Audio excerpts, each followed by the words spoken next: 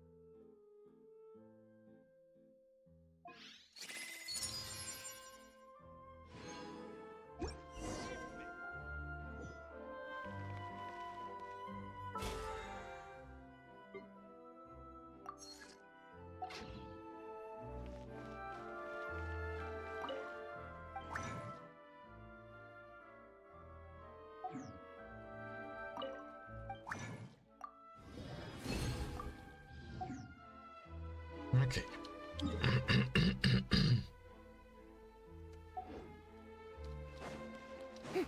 Add as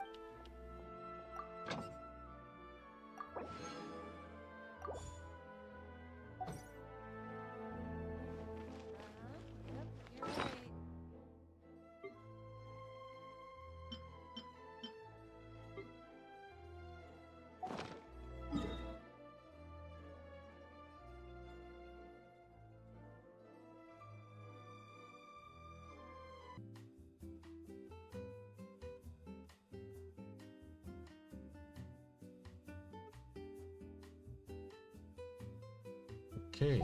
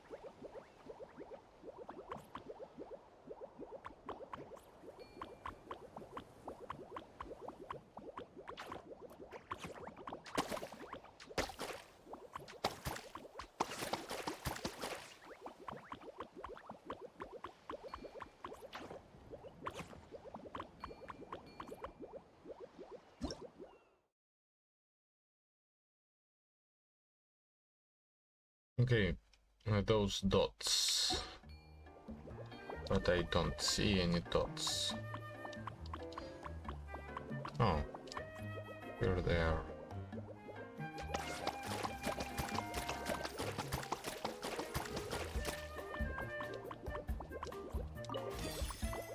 Okay, that's that thing.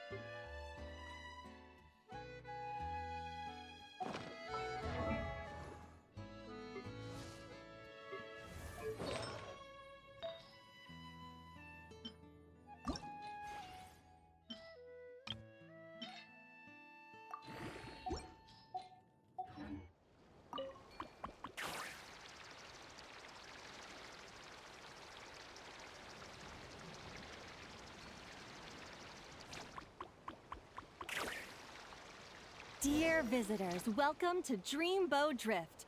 Kick back, relax, and take in the stunning views of the canyon from our hot air balloon. Whenever you're ready, just let me know, and we'll have you aboard in no time.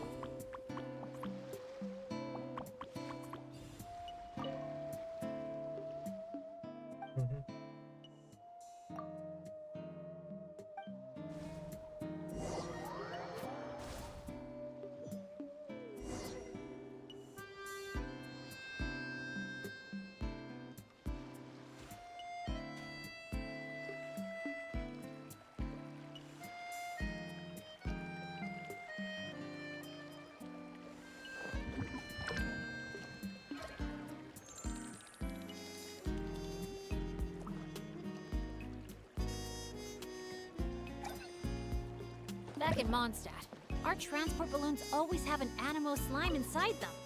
Or at least something that looks just like one. I used to love picking up this one commission from Catherine called Safe Conduct. All the monsters would just rush straight for me, totally ignoring the balloon.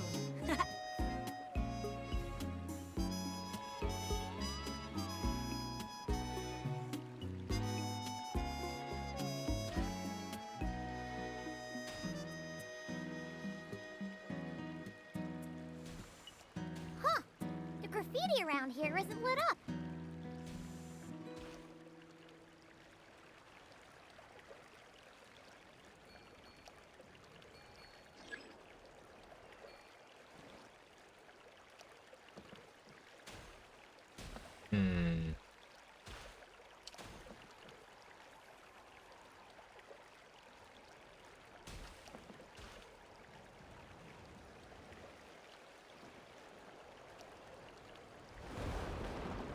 No, I can't.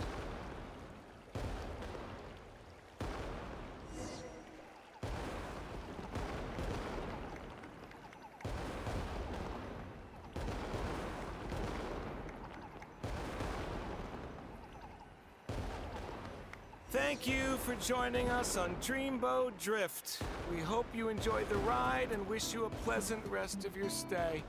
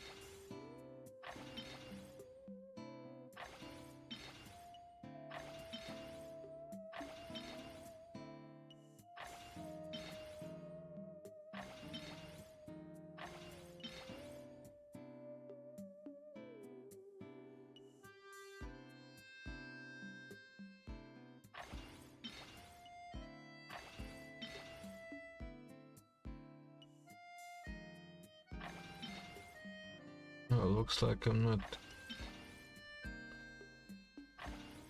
building Evelyn either way.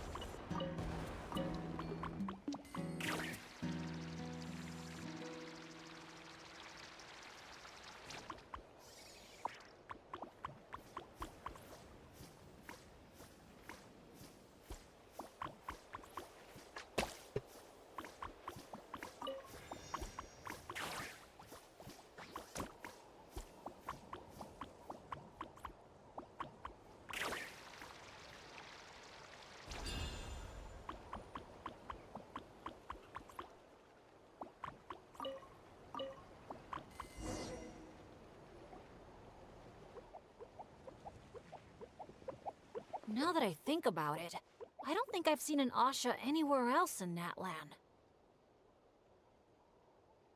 That's right. You won't find them outside of Tenochtitlan. They're amazing artists, too. You should see their chromolime graffiti. It's really incredible. Sounds like something out of a fairy tale, doesn't it? I'm not sure my dads will even believe me if I tell them all this. Oh, that's not all. According to Granny Seatlali, Tenochtitlan's full of spiritual energy. I guess it follows that the Asha must be some kind of mysterious spiritual phenomenon. Did she mention anything else about the Asha? Nope. Granny's such a recluse, I doubt she's even seen one for herself. This one time, I knocked on her door, and when she answered, she had these huge dark circles, and all she said was, evening. Except it was noon! The cloud cover confused her, I guess.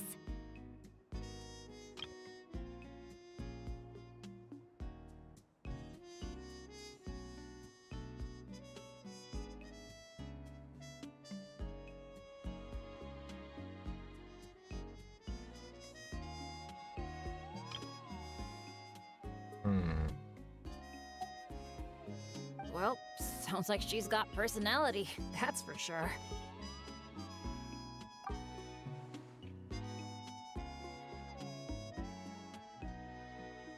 Oh, do you think he wants us to follow? Let's go take a look.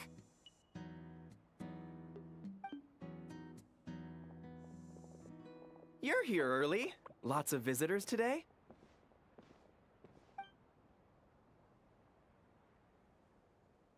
Over there. Oh, hello. Could I see your invitation, please? I'll get you all checked into your accommodations. Oh, hello. Is this what you mean? That's what Mr. Cyrus gave me.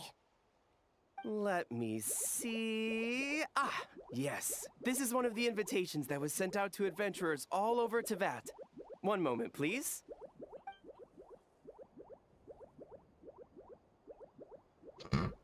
Let's not trouble our guests now, Asha. Oh no, he's been no trouble at all. He's been super helpful. Let us right where we needed to go. Yeah, and he seems to have taken a special liking to Bennett. Won't even leave his side. Ah, I see what's going on here. Wanted to show off that new friend you made, didn't you?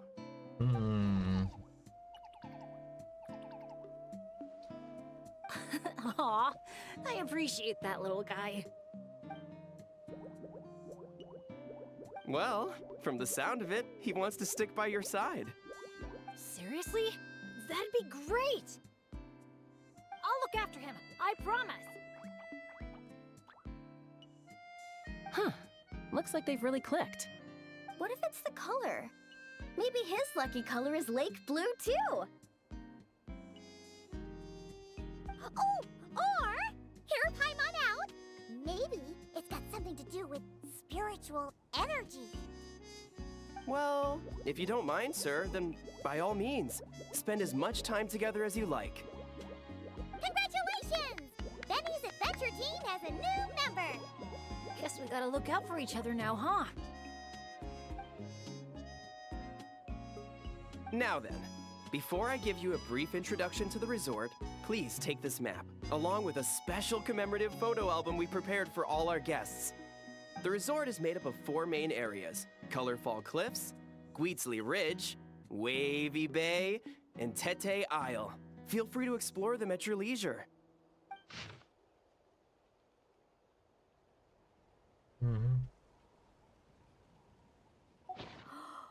Wavy Bay! If you're interested in trying out our most popular attractions, we highly recommend checking out the main challenge in each area. If you complete it, make sure to take a photo by the attraction and place it into the matching slot in your album. Once you've collected all 4 photos, come back here to claim your final prize.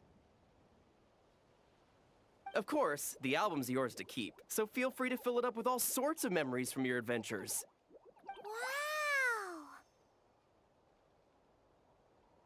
Wow! Whoa! Paimon's psyched out about this photo album.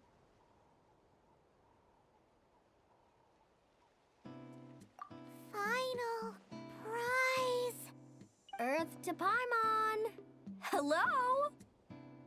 On second thought, I don't think it's the album she's focused on. Oh man, a prize? What could it be? I gotta know. Uh-oh, we're losing another one. Lastly, allow me to apologize in advance for a few things. Due to ongoing construction, Tete Isle is temporarily closed. We kindly ask for your patience as we wrap that up and recommend saving it for last. Also, we're still in the trial phase of operation, so you may encounter instances of understaffing in some areas. Don't sweat it. We're a big group. We're more than happy to lend a hand. That's great to hear. Well, your accommodations are in that direction. Feel free to head there if you need some rest. And if you're looking to do some shopping, the Easy Breeze Market, our busiest attraction, is right over here. Let me just double check. Yes, if you head over right now, you might just be in time to catch the Asha Celebration Parade. Sounds great! Thanks for such a thorough rundown. Not much even a guide like me could add. Oops! Paimon's supposed to be a guide too, isn't she? Oh, sorry. She got distracted by the prize for a second. Longest second I've ever seen. To the Easy Breeze Market, and then straight to our rooms, of course. Who's ready to kick things off with a bonfire party? Not me. Count me in. Wait a second. Bennett, weren't we on the same wavelength just now? Obviously, we should start with the challenges so we can nab the prize. Hey, there's no rush. It's not like the prize is suddenly gonna grow a pair of wings and fly off. And even if it did, we'd just chase it back down again. Besides, our vacation's just getting started. Enjoying ourselves is way more important than chasing after the prize.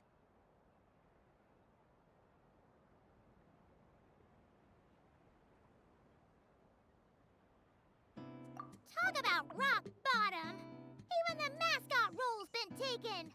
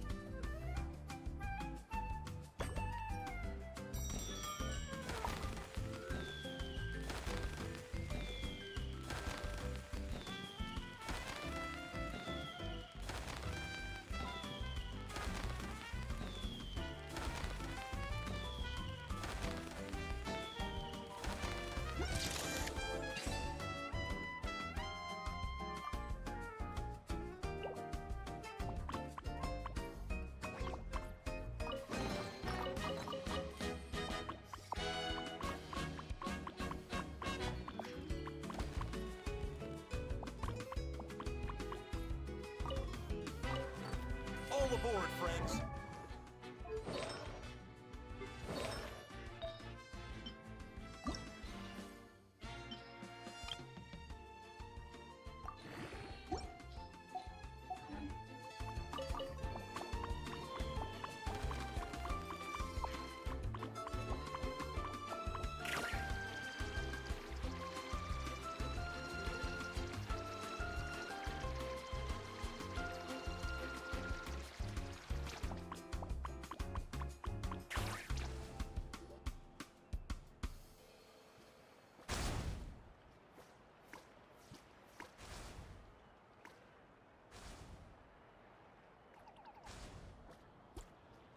Yo, what the fuck?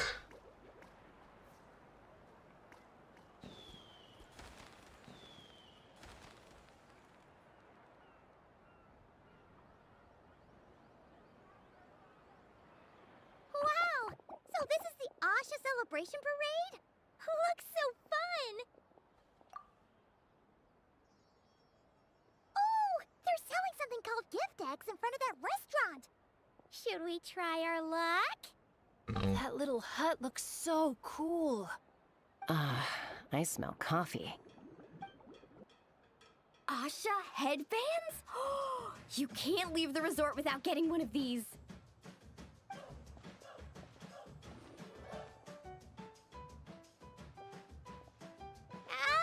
We're all getting way too distracted! Just focus straight ahead and keep moving. Must resist temptation! Hey there, little visitor. Could I interest you in buying a sun? Seriously? You're selling the sign? Cacahuatos, canapa berries, brilliant chrysanthemums. Oh, Paimon gets it now. It's like a fancy fruit basket. We'll take one. This happens to be the kindest and most generous traveler in all the land. So, she's got the bill.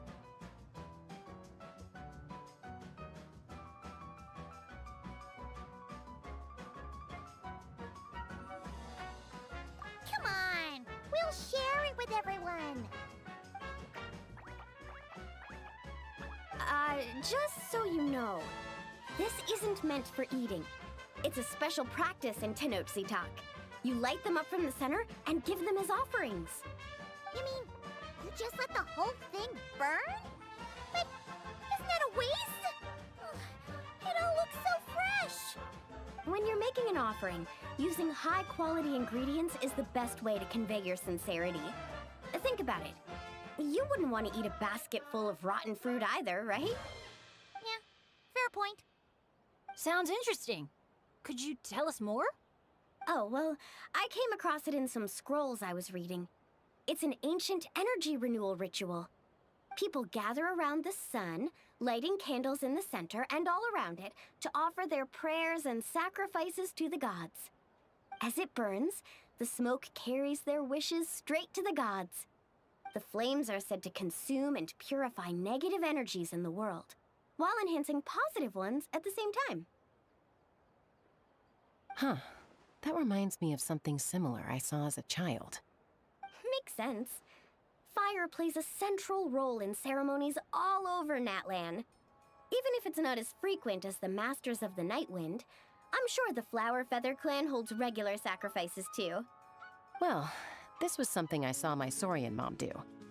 It was after I managed to take down a group of abyssal monsters solo one night. She breathed fire onto some fruit my sister had brought home to celebrate. And you're sure she wasn't actually really mad at you?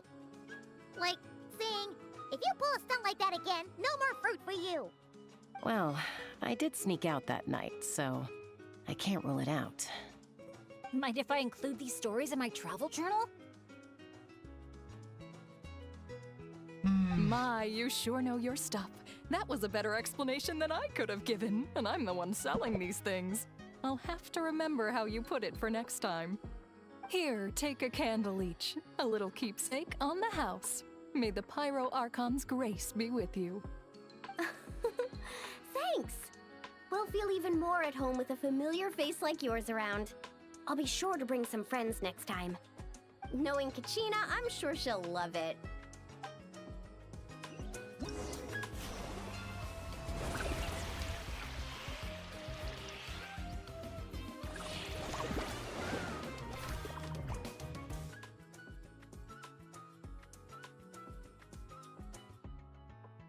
Oh, finally.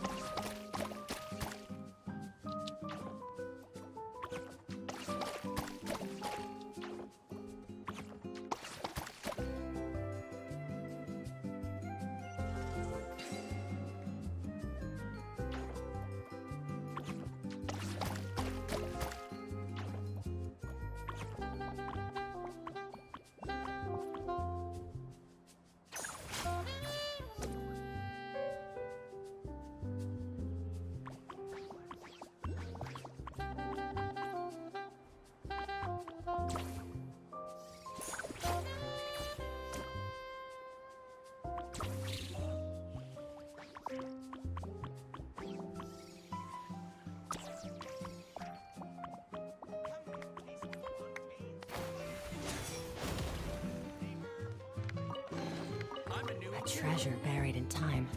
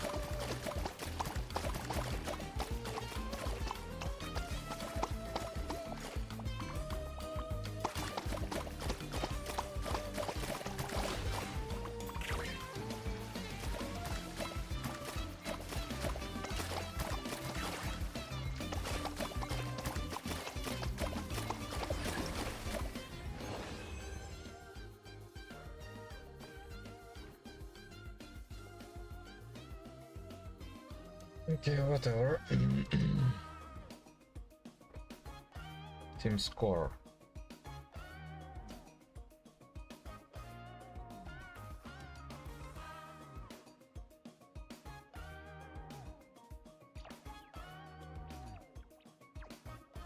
So it's team score. So it's not PvP.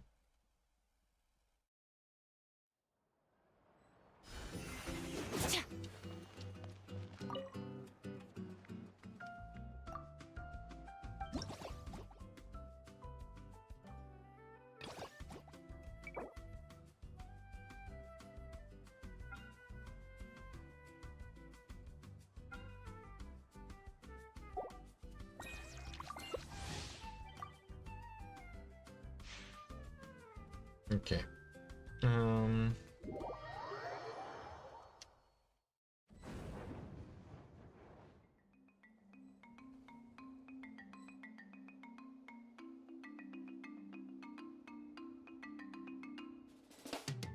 Black Ops 2 was set in 2025.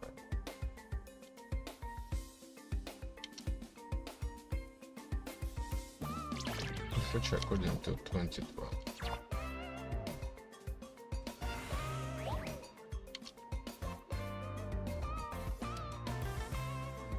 Black Ops 2 was set in 2025, so I wanted to go back and see how much they got right. It's always great going back to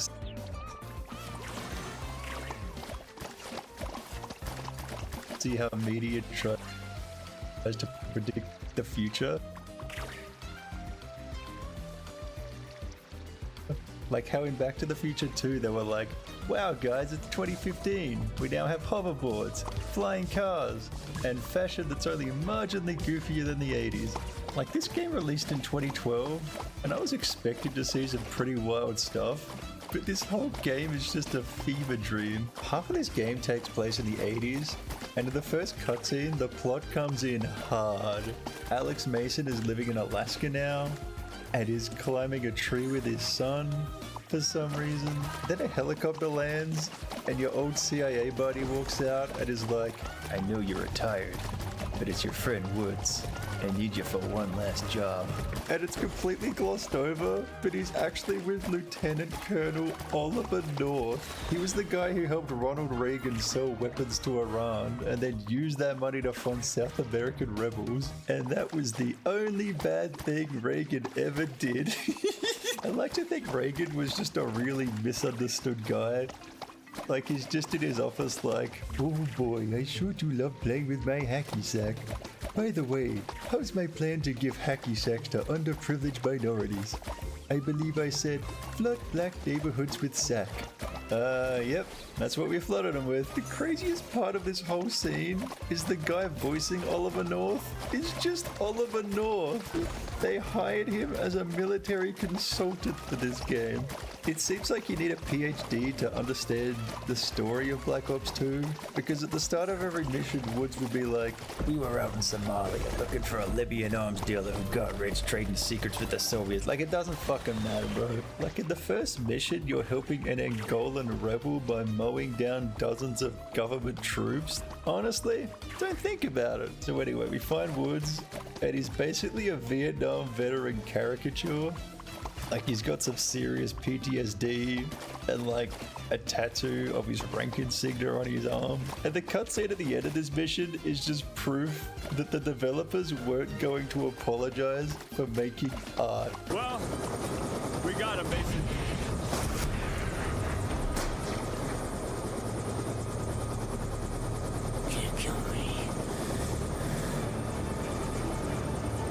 Before we get there, we also have to meet the game's bad guy, Raul Menendez. This guy is like a drug kingpin and an arms dealer, and he also does terrorism on the side. And he's obviously fucking crazy because he sets off a grenade 10 seconds after you meet him. But like, the other guys just jump on it. Like, there's a window right there. Like, you came through a window. It was so wide. It just throw it out. Later we find out that Menendez actually got screwed by the Americans pretty hard.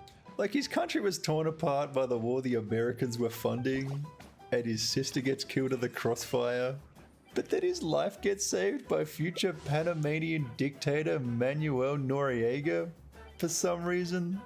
At a later mission, you actually participate in the US invasion of Panama, and it's just peak Black Ops. Like in Modern Warfare, it'll be like, so the ship is about to blow, let's move. But Black Ops is like, Mason, the CIA wants to implicate a dictator in a sex scandal. Go get the bra. and that's not just me talking shit either, that is a fucking mission in this game. And at one point, Mason is like, the brass want me to give you a gun, but they didn't say anything about bullets. And then like 10 minutes later, he just shoots a guy point blank. How did you get that? Silly Noriega. But it wouldn't be a COD game without a section in the Middle East. Ooh. You roll up in Afghanistan and Woods is like, good old Mujahideen. What cool and trustworthy fellows. And you spend the mission like riding around in the desert like it's fucking Red Dead Redemption. Oh, damn it, Dutch. Why you got us killing the damn Russians? It's all part of the plan, Arthur. Now go blow up that T-62. Anyway, the 80s stuff is just there to explain why Menendez hates America. The real plot picks up in 2025, the future. And you know it's the future because the first mission has you use nano gloves. We later find out that jetpacks are pretty readily available, so why we had to risk our lives fucking around trying to climb up a slippery cliff face is beyond my meager understanding. A big theme you'll see in this game is although the tech is futuristic, it's also quintessentially a 2012 brand of future. Like wingsuits were all over the 2010, so it's no surprise you're using one 5 minutes into the first mission. Anyway, you get to the base and you immediately find out that the soldiers have cloaking tech. And you can see that the developers were pretty ambitious when it came to their 13-year crystal ball. At this point, I figured that after spending so much time sneaking in, that this would be a cool all gillied up style mission. But no, we didn't even bring silencers. We just start blasting and hoping for the best. That'll actually be a pretty strange theme in this game, because from start to finish, you only kill one guy with a silent weapon. It's also a good time to mention that the first mission is set in Myanmar. And if you're keeping up with the news, you'll know that it was taken over by Fuckhead McGee in 2021, like fucking Funny Hat Man. Like there's that famous clip of a woman doing her workout routine while the coup convoy is driving past in the background. If Ubisoft had any balls, they'd put this in their next Just Dance game. But anyway, the government of Myanmar working with the bad guys aged surprisingly well. A lot better than the fucking Razer keyboards anyway. We also see other tech like weapon optics that can see through walls, which still don't exist. We also see wrist-fired grenades, but they have a range of like 5 meters in game. A big thing we see throughout Black Ops 2 is the use of drones, which is probably the best prediction the game had. The quadcopter drones are super similar to what we see in Ukraine, but instead of a super advanced machine gun platform we see in game, it's usually just Dimitro, I tape C4 to Amazon drone. Let's go blow up T-72. We also see a Roomba drone with guns, as well as an enormous cat-like death machine. And crazy enough, there is actually shit like this being developed in Ukraine. It's like a gun platform on wheels, but it can shoot autonomously. I was actually able to talk to a guy who met someone in Ukraine who worked on one of these, and apparently they would just roll them out to the battlefield, and this super accurate AI-assisted turret would just shoot anything it saw. And I said to him, wow, that's terrifying, but how can it recognize a soldier from a civilian? And he just said, that's the neat part. It can't. Like, that's the real difference. It isn't Lockheed Martin making these things. It's just Ukrainian bad scientists cobbling this shit together in their garage. At the end of the Myanmar mission, you see the designated science nerd that the bad guys have held captive, and he says a sentence that perfectly sums up the 2025 plotline. My name is Eric Reiner. I'm a magnetometrist. Yeah? And what is, Menendez's interest in you, buddy? They brought me here to process the Solarium. It's a new rare earth element that will render all existing microchip technologies obsolete. Again, none of this fucking matters. The next mission has you infiltrate a base, and you're being super sneaky, and for some fucking reason neither of you bought a fucking silencer. And the whole mission is just to eavesdrop on Menendez but for some reason he's walking super slowly out in the rain, and he's wearing a fucking tan suit. And this isn't just a little bit of rain. You were wading through floodwater 10 minutes ago. So the whole meeting is just, we will show these imperialist Americans the error of their ways. What? And holy shit, this fucking game just collects tropes like it's going for a high score. At the end of the mission, a fucking goon is like, "Sir, we have intruders." And Menendez just says, "Of course, I planned this all along." Like this smug bitch. It's so funny because you go on to wipe out like 100 soldiers to get out, and I like to think you're still there like, yep, all part of the plan. The next mission is in the Cayman Islands at this super fancy resort, and you kind of forget that they were trying to predict the future. You walk past a bunch of billboards and it's like, yeah, that's just Singapore Airport. At one point, one of your teammates makes a comment on wealth inequality, and yeah. The streak of good predictions does not last though. You have to find files from this server room, and you're just out there waving your arms like you're fucking Tony Stark. Why does the future suck, bro? Instead of, Jarvis, cancel all my appointments. It's just, Brock, is this real? Anyway, you make your way into a nightclub, and Skrillex is blasting through the speakers at 900 decibels. And it just reminds us that this is a quintessential 2012 version of the future. Anyway, the bad guys come in, and they shoot a bunch of people, and you've got to fight your way out with the help of all the mall cops they've got on staff. And at one point they do the whole thing of like, "Dave, we really need your help, man. We need you to unlock the security room for us." And then we just go in and break into his fucking gun cupboard anyway. Like, bro, he had the keys. You could have just asked. That man works on fucking Bezos Island. That is definitely coming out of his paycheck. One thing you do get though is these like electric brass knuckles. And they're so unnecessary because your knife already one-shots people. Like, the only difference is that you make them throw up when you hit them. And I couldn't find anything like this online, and I'm pretty sure it's just down to practicality. Like, it's just fucking overkill. Like, they already used that fucking fear gun on Serbian protesters. Why would they need this? This would be a good time to talk about the game's B plot, or C plot, I guess. New York, DC, the Pentagon, Shanghai, Beijing, Hong Kong. Menendez is gonna attack America and China, taking out both superpowers at the same time. That's right. The developers also guessed that Hong Kong would be taken over by China. God, why does the future fucking suck? A big plot point in game is that China has serious internal divisions and starts tearing itself apart from the inside. Which, I mean, right event, wrong superpower.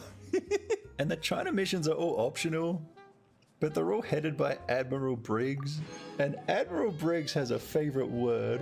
Cocksucker plays hardball. If that cocksucker gets a beat on you, you can run, but you'll die tired.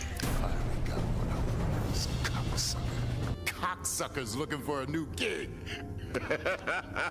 Also, I don't know why, but the directing and sound mixing in this game is all over the place.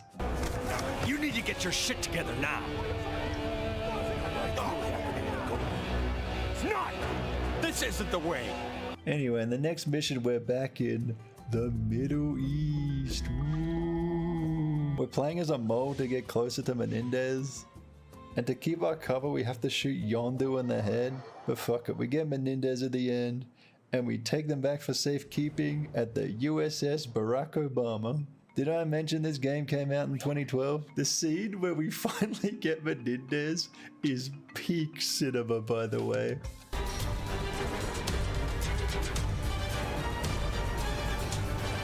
Get this cocksucker off my fight deck.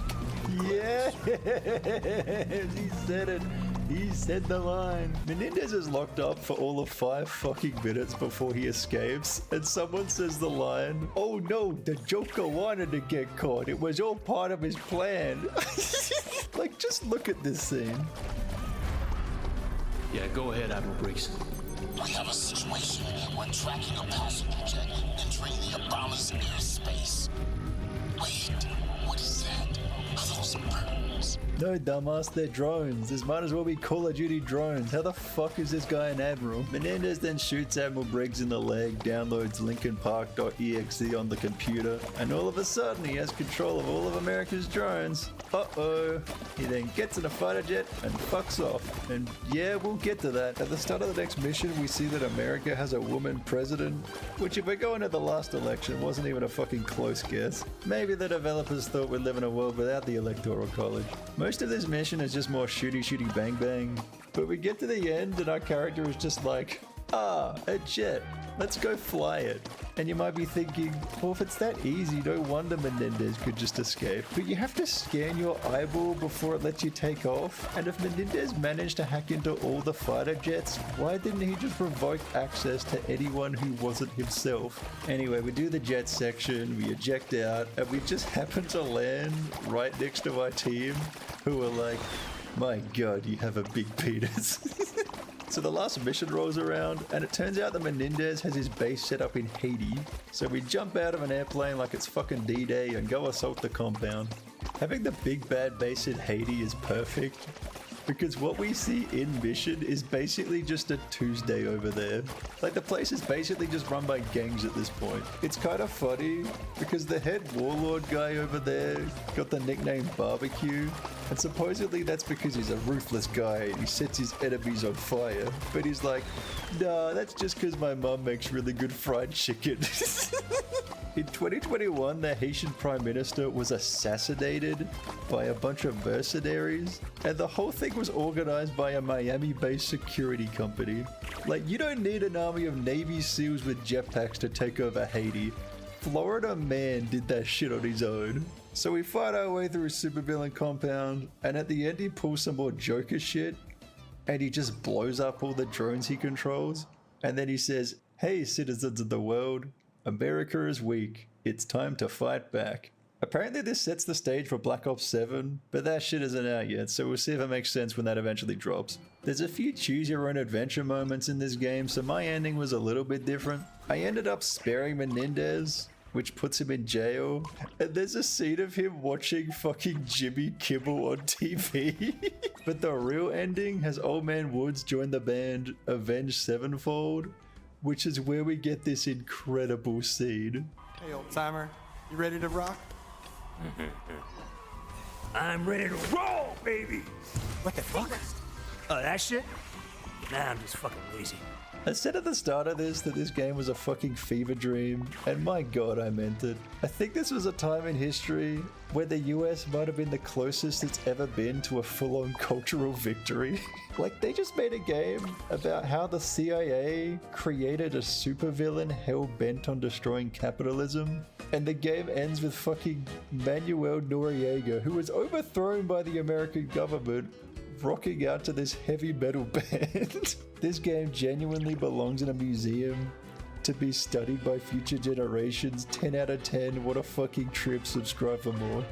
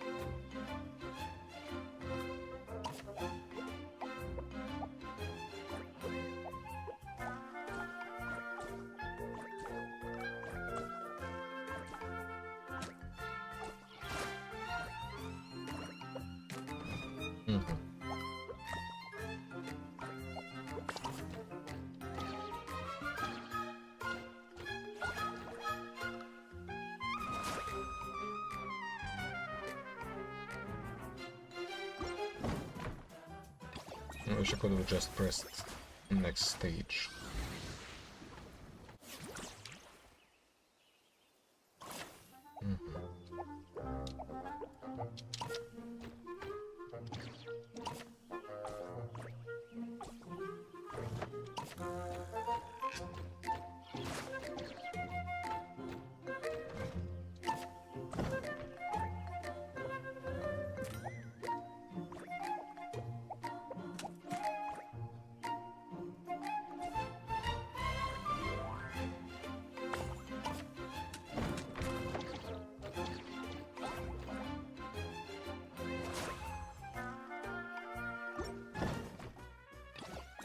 Anas.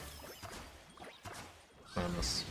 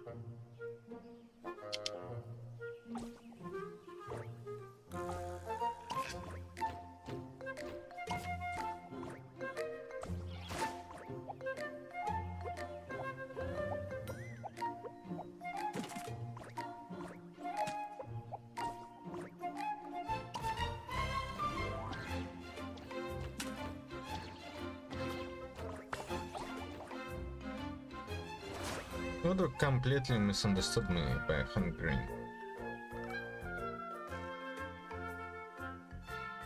Americans get what Europe. I got a phone call from Ludwig from video games, and I want to go through how I would have handled that if I'd had a little bit more time to prepare. So let's watch the video. I did a fast food challenge where I had to eat a lot of fast food, and I had gained weight. And she said it doesn't work like that. Anyway, I posed a hypothetical. I said, if I eat a 1 pound burger, right after eating the burger, I'm 1 pound heavier. So this has been sort of litigated by the internet in the form of, if I eat 1% of my body weight in nachos, so I'm 220, if I eat 2.2 pounds of nachos, which is not hard. I could easily pull that off. Am I 1% nacho? Which eventually led to a set of discussions that has lodged my answer that I'm about to give Ludwig into my head. So let's watch that. And she said, no. Some of it is lost and in the air. Okay. I don't know where some of it is lost and in the air might have come from. Oh my gosh. This is Hank from the future. And I figured it out. Cutie, Ludwig's girlfriend, is right. What she was talking about, I think, is that when you cook a 1 pound burger, you do not end up with 1 pound of burger. Because some of that did get lost and is in the air. So there's water that's in there that evaporates. There's chemical reactions that happen. Some of that gets into the air. Some of it's left on the surface of the cooktop. So depending on the kind of burger, you could have 15 to 30% of that weight lost. So if you're eating a 1 pound burger that was 1 pound of meat, then that could be as little as like 70% of a pound.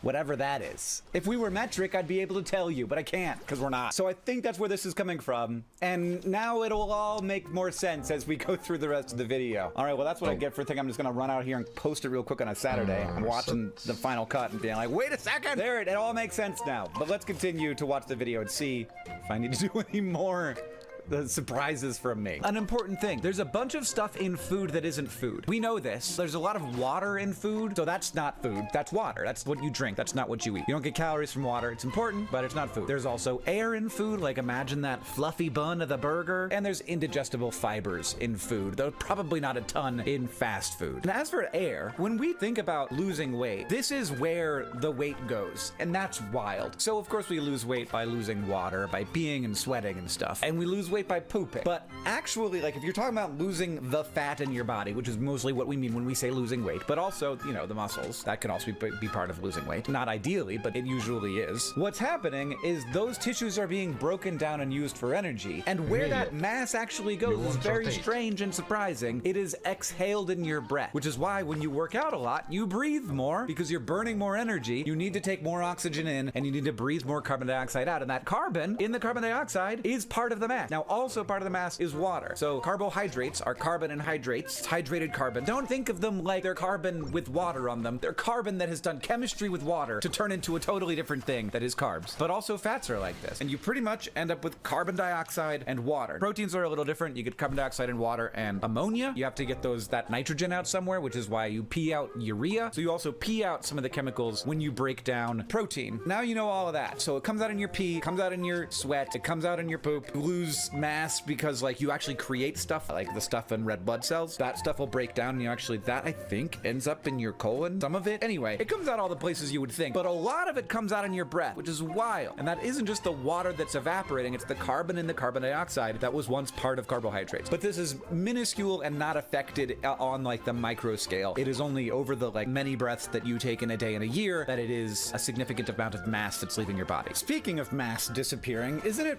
freaking annoying how sometimes your soap just disappears super fast? Well, you don't have to live that life. At Good Dot Store, we have a brand called Sun Basin Soap. It's a lovely, moisturizing, luxurious experience. I know as a person who lives in one of the dry places of America, winter is coming and mild soaps are important, but you don't want your soap to disappear. You want to use it on your skin, not have it sliming up the inside of your shower, which is why you gotta get one of these things. We also sell these things. We have tons of different amazing soaps now. They have different levels of exfoliation. They last a long time as long as you use one of these things. You want them to last because they're nice. It's not like Dial or Irish Spring. This is the good stuff, you guys. It's made right here in Missoula, Montana by people who know what soap should be like, and they're so good at it. I'm so glad to finally have a go-to soap that I really love. So you can check out Sun Basin Soap. There's also a number of other products like shampoo bars. We also have household cleaning products. You can check that out at Good Dot Store as well. There's a link in the description. The best way to get the soaps, in my opinion, this product has over 1,200 reviews. It's just the Sun Basin Soap bundle. You can bundle up all your soaps. You get a discount if you get a certain amount. You get a further discount if you subscribe. And you can buy a bunch. And you can also buy a soap saver. Some of it is lost in the air right after you eat it? Yes. And I'm saying I'm 1 pound heavier. And if I were to weigh myself on a scale, it'd be 1 more pound because we have to keep the pound. Yeah. I mean, you're always losing a little tiny bit of mass every time you take a breath. So that's what I mean when I say that you always lose a little bit of mass every time you take a breath, which is wild. It's true. It's both water that comes out and carbon dioxide. So there is that, but that happens whether or not you've eaten a burger. And then the real question is whether that burger is part of you if it's just inside of your stomach or if the stomach is the outside of you. Now, this is where people had some debates with me. And look, I'm fine to have the debate. There are basically two versions of this. So say that there's a pot and you put water in the pot. The water is in the pot. You wouldn't say that the water isn't in the pot. It's not like sitting on top of the pot. It's in the pot. And so if there's a burger inside of me, then it's inside of me. It's not like sitting on my cells. It's encapsulated by the unit of the body that I imagine is me. And this makes sense. But also, there is a tunnel through a mountain. And if you are in the tunnel, you're kind of in the mountain, but you're kind of in the tunnel. And that's how I imagine the body. And so it makes total sense to me that you could imagine this either way. And it doesn't matter which way you imagine it. But I will say that the cells of our skin are called epithelial cells. And the entire digestive tract is lined with epithelial cells. Embryonically, the same layer when you're developing in a womb, the same layer of like the germline cells that becomes your skin also becomes the tube. The very first thing that an embryo does, like a human embryo, is it forms a little donut, forms a little hole. The blastocyst has a little hole in it, and that hole is the digestive system. That's the thing that it becomes. And so it's easy to argue that there is a tube of outside that runs through your inside, and that is your digestive system. It is also selectively permeable. Not everything you put in your mouth gets absorbed into the body. And like the skin is also selectively permeable. The tube is also filled with stuff that isn't me, definitely genetically. Like all of the microbiome of the gut is not me. It's other organisms living inside of me, and they're not in my body. Now there are also microorganisms that live in my body, but these ones don't, and that's the vast majority of the cells of the microbiome are inside of the digestive system, and they're outside of the body. Like they're not in me. They're not in my blood. They're they're not pumping around. They affect that stuff, but they're not inside of it. It's selectively permeable. It is not allowing them to cross into the body. If that happened, it would be a problem. Wait, But you will weigh it when you weigh it. Ludwig wasn't immediately excited about this idea, which I love. I always maintain that the entire digestive system is just a tube of outside that runs through the inside. And you don't get to count that until it gets absorbed by the body. It's a tube on the outside. So you're saying it's the equivalent of holding the burger in my hands? I love its equivalent of holding the burger in my hands. This is why you're not 2% nacho, because you're 0% nacho. What you are is the cells of your body working together to make you happen. And the food in your stomach is not yet that. It's going to be turned into that. It's going to be turned into the stuff that actually constructs those cells and powers them. But if it's not that, then it's not. I'm not nachos. I'm never any percent nacho. I am only ever the cells that are using the nachos for parts and for energy. If I were to weigh myself with a burger in my hand, I'd be a pound heavier. Yeah. But that doesn't count because it's in the process of being digested, and until it's digested, it's not part of my body. That's a good way of putting it. Oh my god. So she's right? So then Ludwig said, oh my god, so she's right. And I did have to hit them with this. No. So I slept on the couch for nothing? You're both wrong. Or they're both right. You know, this isn't science. This is semantics. And I love semantics because it gives you a chance to talk about science. And that's what I just did. But importantly, again, it is true that the mass of the burger itself, some of it is a significant amount is lost during cooking. So if you eat a quarter-pound burger, you're not eating a quarter pound of burger, but then you're also eating like the cheese and tomatoes and bun and stuff on top of that, which is probably going to bring it back up to over a pound of food. So I think if Cutie's talking about the fact that burgers lose mass as they get cooked, in that case, yes, it is lost and in the air or on the cooktop. And in that case, she is correct. I used semantics, like a silly semantic conversation to talk about anatomy and physiology, which I think is cool, and otherwise you probably wouldn't have listened to. So after Ludwig hangs up, this is what he says. The digestive system is a tube that is inside the body that lives outside the body. What did he fucking say? I said, it's a tube of outside that runs through the inside. You're a donut. A weird donut. Did I get gaslit? You did not get gaslit. You just got taught. That's different. It's just a hole? So you're telling me I called Hank Green and he said you're nothing but a hole? That's not what I said. You're everything but the hole, Ludwig. This is what you took from that? I'm nothing but a hole? No, you're all of the parts except the hole. You just have a hole that's a hole of outside. It's epithelial cells and it's selectively permeable and it formed from the same germ cells as the skin, embryonically. And I have a meeting I have to go to. That's what that noise was for. Thanks for watching.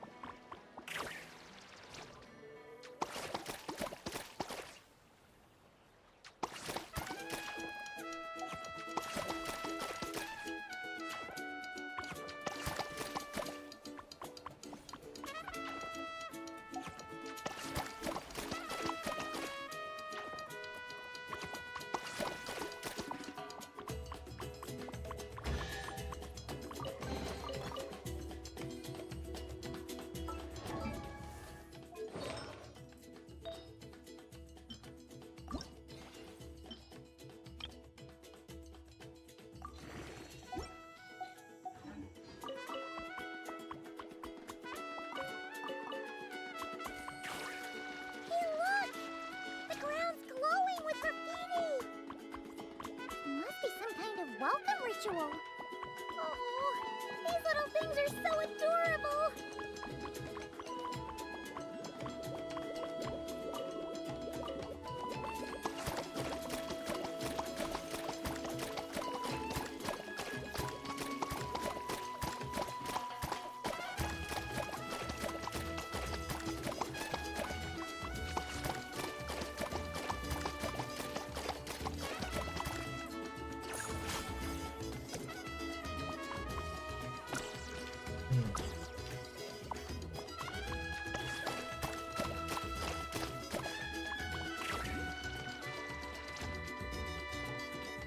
Oh, so this is the dining area. Give me a sec. I'll go find a staff member, see what they recommend. Need a hand with that? No need. You all sit tight. I'll be right back. Are you sure? I can... That's Mualani for you. Extrovert to the core. Always making friends and taking care of people. Stick her in a corner by herself and tell her not to talk. And she wouldn't know what to do with herself. Oh, really? You must have been friends for ages to know her so well. Yeah, it's been a while. She talks, I listen. Sometimes we spar. That's our friendship in a nutshell. How about you, Bennett? This your first time in Natlan? Anyone make the trip with you? Oh, yeah, funny you ask. I do have a travel buddy. His name's Venti, and he's the best bard in all of Mondstadt. Tone-deaf bard? Oh, it's been ages since we last saw him. Why haven't we seen him yet? He said he was planning on visiting a friend somewhere else in Natlan first, so he'll be a few days late. He told me to just go ahead and have fun in the meantime. A friend in Natlan? Huh. Who could that be? Sorry, I didn't think to ask. But considering how amazing he is, I wouldn't be surprised if he knew just about anyone. Okay, everyone. Hope you're feeling hungry. Come grab a seat. I picked out all the best dishes.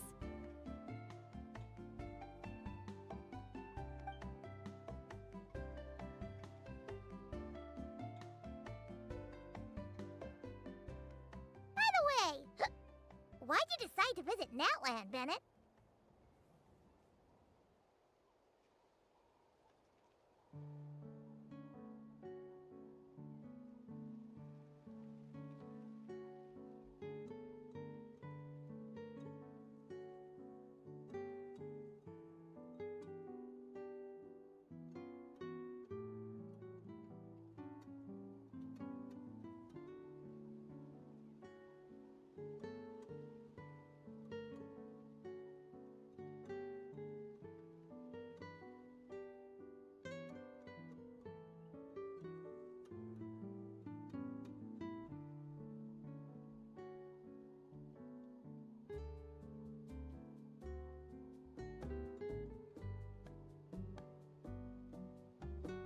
Yeah, exactly.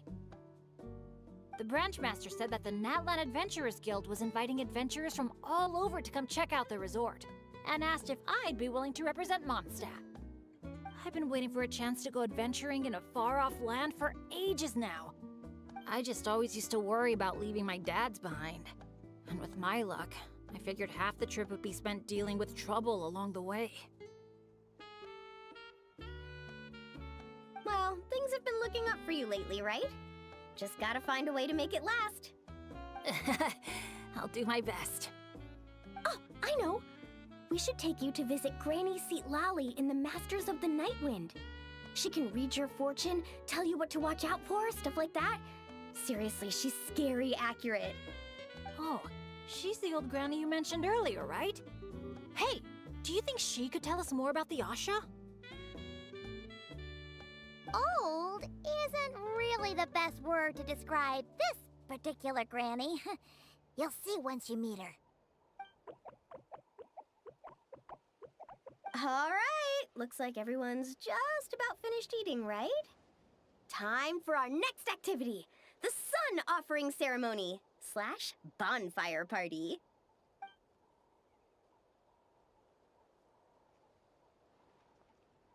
Any volunteers to light the flame?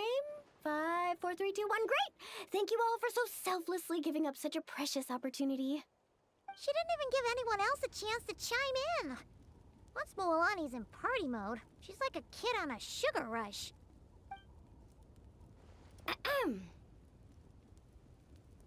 As the sun sinks beneath the western shroud, let the sparks of flame guide us home, and a blazing light burn anew to cleanse impurities of old.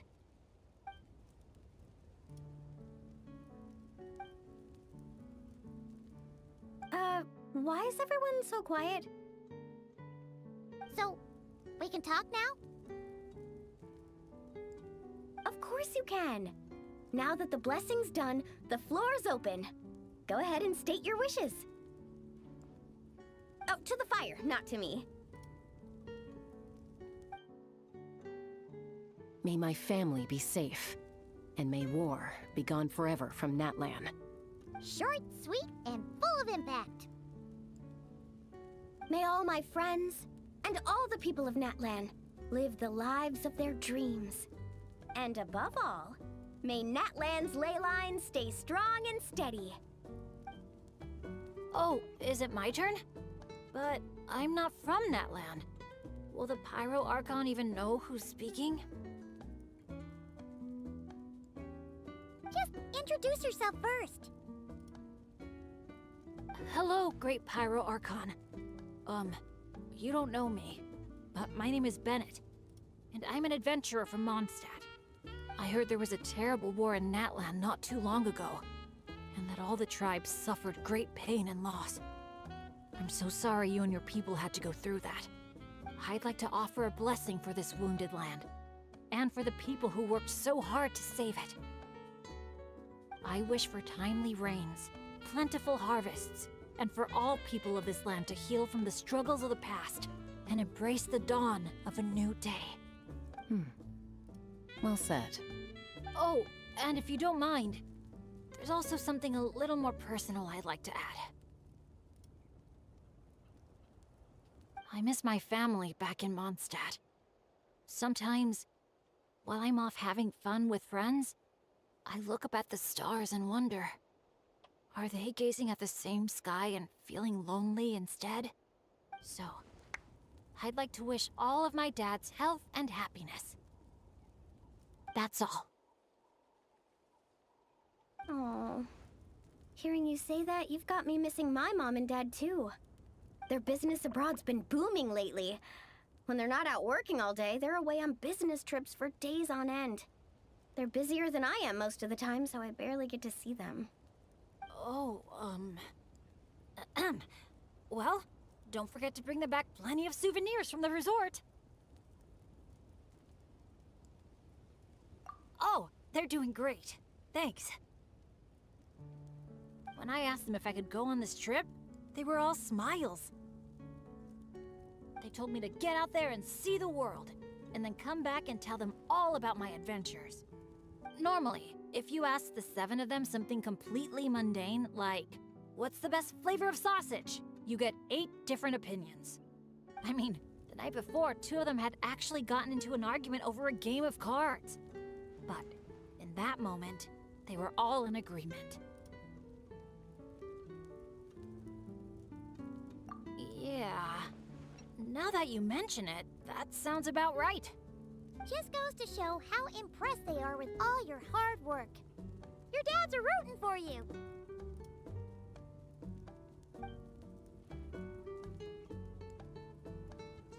Just to double check, when you say dads, are you referring to the people who take care of Bennett? Well, my dads are getting up there in age, so they don't have the energy for some stuff, you know? I just lend them a hand when I can. Sounds pretty impressive to me. Ah, it's nothing. That's what family's for. So does that mean... Yep, I'm an orphan. I've been with the Adventurers Guild for as long as I can remember. When you think about it, maybe I really was born to be an adventurer. Even though my luck's always been terrible, my dads never gave up on me. With their help, I made it to where I am now. Bumps along the road and all. Growing up, I received so much kindness from people I didn't even know. And that's made me all the more determined to pay it forward, you know? Kinda like a relay race. Yeah, that's a good way to put it. Just like a relay race. Sounds like we've got a lot in common. You know, relays are a team sport. So by your own metaphor, you're not a solo adventurer at all. Yeah, but don't forget, I'm super unlucky. In the past, bad luck has followed me wherever I've been. Most people wouldn't even dare team up with me. Well, what kind of adventure doesn't have a few bumps in the road? Just ask me or Mualani. You can't fly without a little turbulence. Or surf without making waves.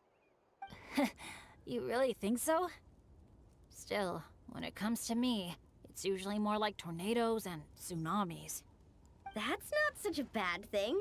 Sounds thrilling. Next time you go adventuring, I'm coming with. I've got mad surfing skills. You'll see.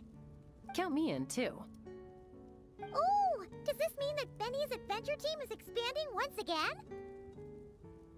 Aren't you kind of overqualified for that? Fine. Guess I'll be team cheerleader then. When fighting's off the table, I can always step in as an interpreter?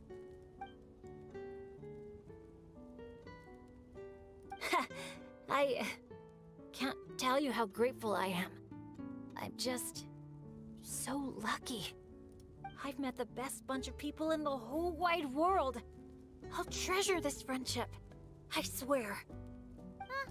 Something get in your eyes? It's the sparks. I mean, the smoke. Just a little strong. Well, that just leaves the two of you. Anything you want to say to the Pyro Archon?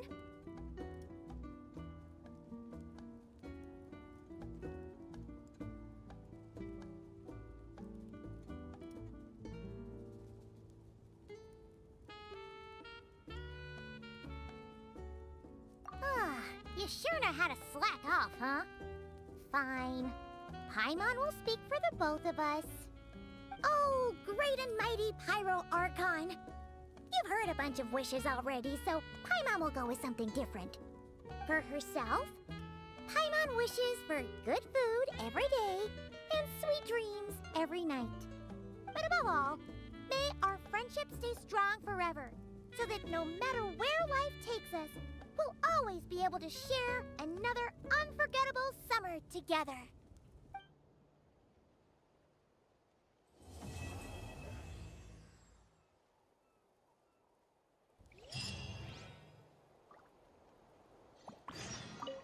I'll buy some jerky for Razor, a box of Saurus crackers for Klee, and some sweet bread for Fischl.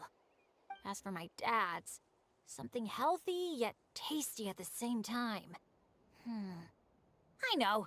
I'll get them each a cup of grain fruit. The way things have been looking lately, I'm sure I'll manage to get my hands on some fantastic local specialties and snacks. My bag's gonna be fit to burst.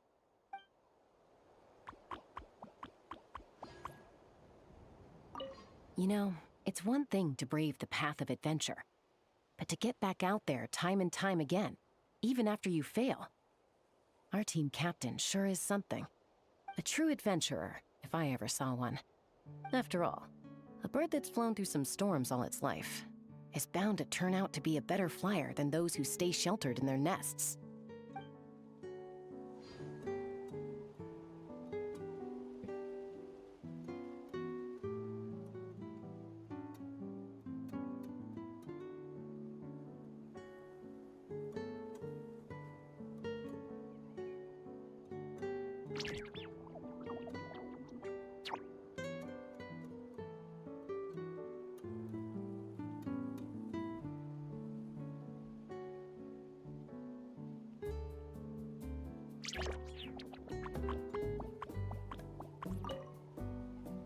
See, I recommend wearing Lake Blue, and now all his troubles are gone. I knew I had a knack for lucky colors. Maybe I should make some Lake Blue floaters, or even open a little shop at Easy Breeze Market. Gotta give it some thought.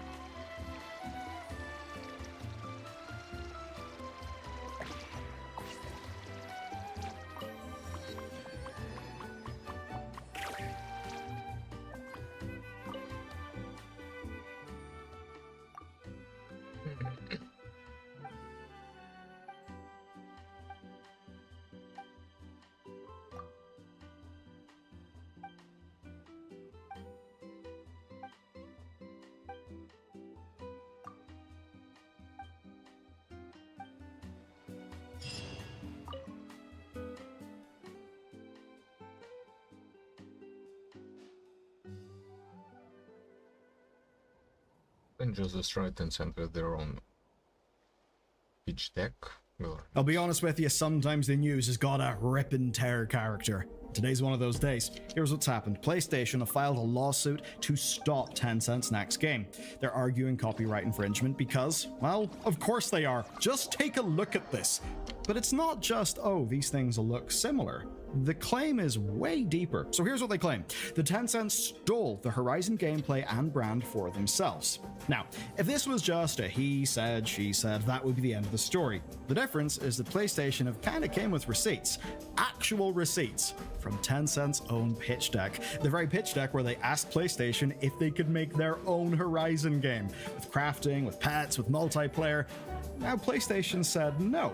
So what did Tencent do? Well, very much seems like they just decided, screw it, we're gonna make this game and release it. We don't really care about you guys and your IP. Let's be real, IP not really being respected, you know?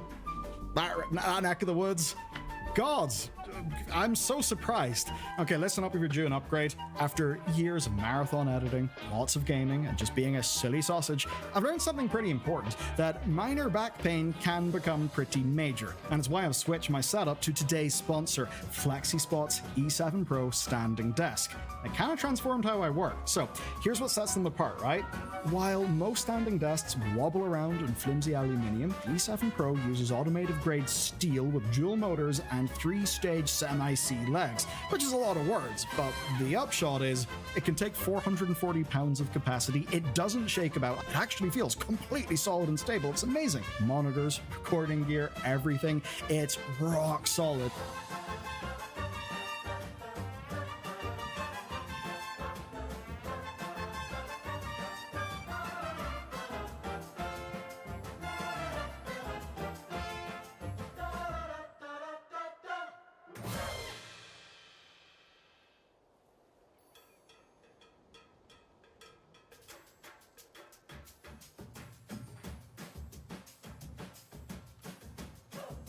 Why does Gen X hate Bolsheviks by mid?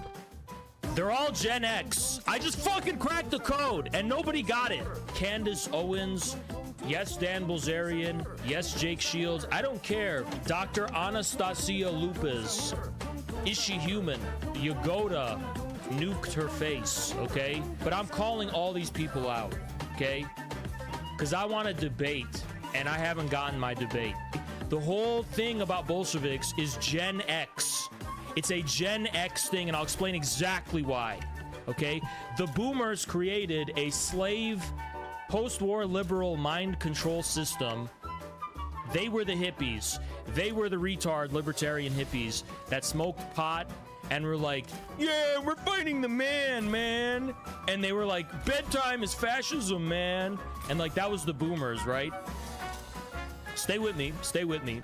Gen X were the same. They still had these ingrained liberal values, anti-authoritarian values. Let's not even call it libertarian. Let's call it anti-authoritarian, right? But Gen X is like the band Trapped. Back off, I'll take you on. I know I'll take on anyone. So Gen X likes BMX. They like extreme sports.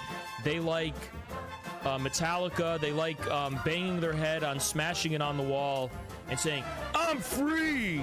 And they smash their head against the wall to defy the authorities. So that's Gen X, all right? And they love the word X. That's why Elon Musk. And Gen X are people who still believe that they're going to be in a band and tour the country and get a lot of women. Even though they're 65 years old, they still think that this dream is going to pan out. So that's Gen X is this extremely cringe 1990s MTV, Joe Rogan Fear Factor, extreme sports, EA Sports. It's in the game. So they have this like anti-authoritarian bent and libertarian bent that they've inherited from the boomers that is rooted in post-war liberalism. So that's are you following me? That's Gen X. It's this new edgy twist on their boomer parents. It's the same foundation of the Matrix mind control slave system liberalism. It's the same fucking thing, but they put a fucking edgy twist on it, but they're still rooted in that, right? So I'll tell you what Gen X has done. The reason Gen X is obsessed with the Bolsheviks in a negative way, like Dan Bilzerian and all these people, because they're basically like, they were raised with like Hitler as the boogeyman, like boomers, right? But they're like, oh my God, I learned the truth. The real Hitler was like a Jewish guy named Yagoda, and they had like leather. They were authoritarians and they banned creatine and Monster Energy. And Hitler was like a cool guy who like skateboarded and he gave everyone unlimited Monster Energy. EA Sports. And Hitler was like BMX dirt biking and stuff. And you know, I'm Dan Bilzerian. Hitler was like fun. He would be like playing poker with me. And like this Jewish Hitler guy with a Hitler mustache named Yagoda was like banning all of my poker casinos in Vegas. And like, come on.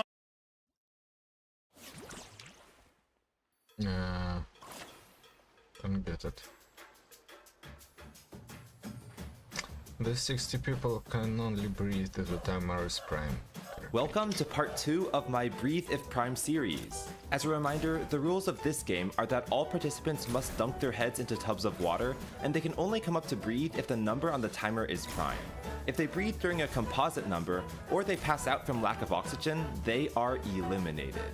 Why play this game? To learn math, of course. I mean, Aurora Borealis pointed out it's just a way to trick people into learning about prime numbers with a dash of Squid Game-esque danger. Now, in part 1, I estimated the average player could hold their breath for 60 seconds, and the first gap over 60 appears at 31,000 8 hours in. But that assumes players' lungs reset after each breath, and that isn't true. Would you be able to survive a 58 gap and then another 58 gap? Probably not. So as another approach, I considered depicting lungs like fuel tanks that get a dosage of more oxygen at each prime number, but don't entirely refill. But I also cut that portion out of the video due to length. In response, Priultimus commented, I don't care if it doubled the video length, put it back in. So let's do that. Here we see an array of eager Breathe If Prime athletes. The x-axis shows their lung capacity, L, from 1 second on the left to 10 seconds on the right. The green squares represent how much air is left in their lungs, and if it hits 0, they're dead.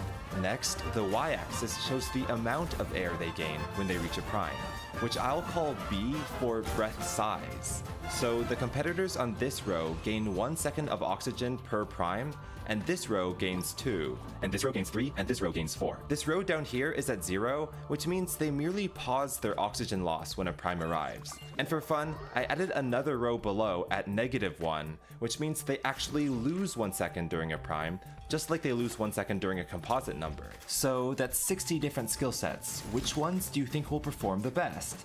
Let's start the clock. 1 is not a prime number, so nobody can breathe. All lung capacity 1 athletes instantly drown. 2 is a prime number though, so everyone can breathe. So the only death happens on the bottom row of athletes who actually lose oxygen on primes. Weirdos. Notice that the +0 breath size row is all missing 1 oxygen at this point, since they never replenish. But everyone above them has fully refilled their lungs. Moving on. At every second, regardless of its primeness, another bottom row athlete will die, since their outcome is the same either way. At 4 seconds, athlete 2,1 drowns. Along the way, they lost oxygen at the 2 non-primes so far, 1 and 4, and they had no way of gaining oxygen, so they're out. What's the math lesson here? The number of fatalities on the +0 breath size row tells us how many composite numbers we've endured, including 1 and excluding 0.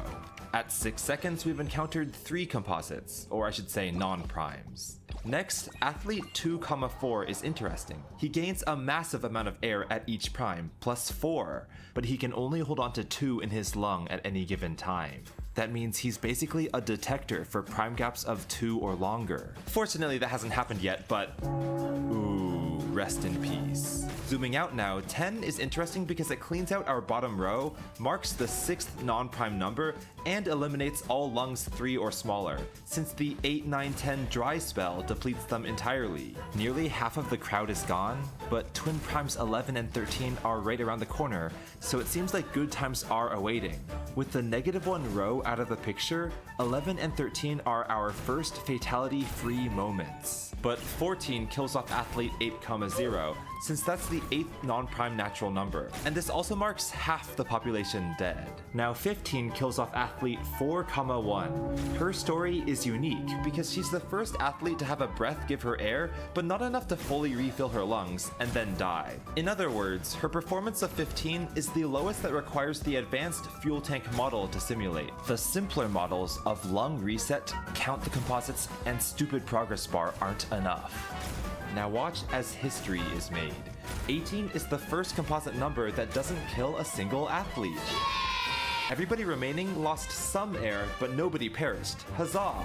The gang celebrates by not having a single death in 4 seconds. Hey yo, look like I'm going for a swim. Look like I'm going for a swim.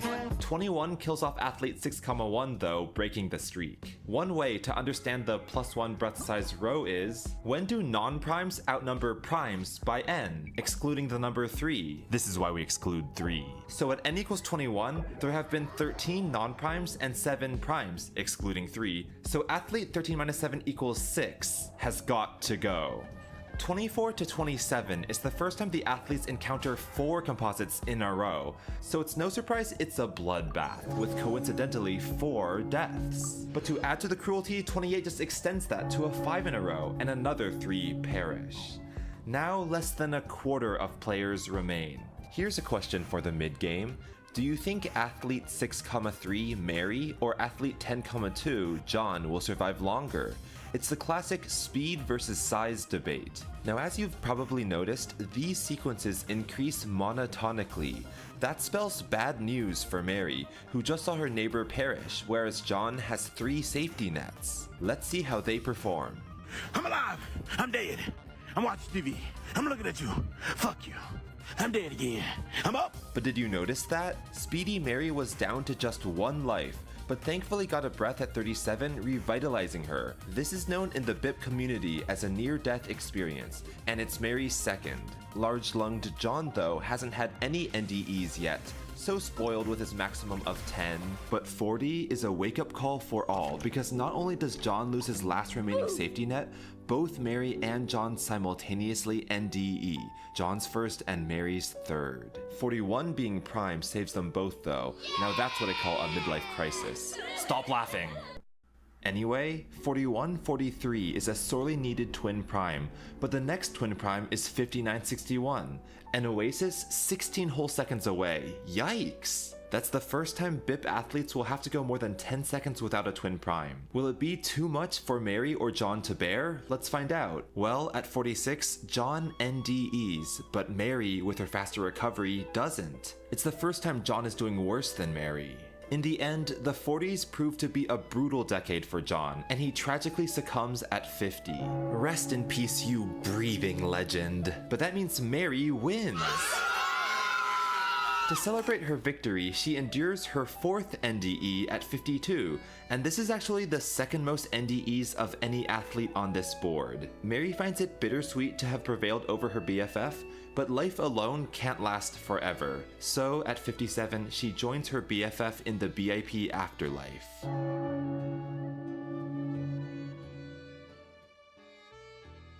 Here's the final line graph of John and Mary's performance, and here's some of my observations about this game. Returning to the crowd, 2 of Mary's neighbors die the very next second, but the remaining 7 players make it to 5961, that elusive oasis, that fountain of youth that seemed so distant decades ago. If they can make it through that, they can make it through anything, so there are no deaths for the next 20 seconds. It takes the notoriously dry 80s and 90s to kill off a few more athletes, and then there were 2. From the start, we all knew this guy was going to be the strongest athlete, but it's interesting to see the patterns of how the others succumbed. An extra second of breath size tends to be more valuable than an extra second of lung capacity. And also, we don't even have to watch. to know that the upcoming 113 to 127 prime gap is gonna be brutal. You'll need a minimum lung capacity of 14 seconds to cross it, and the range of this board is only 1 to 10. So even though our last two soldiers stock up on a full oxygen tank before heading into the composite's lair, they inevitably collapse at 122 and 123. It was a valiant effort indeed, but the primes were just too sparse and the composites just too unrelenting. So there we go. That's a Breathe If Prime game from start to finish. See these times of death of all 60 contestants? Let's turn them into a heat map.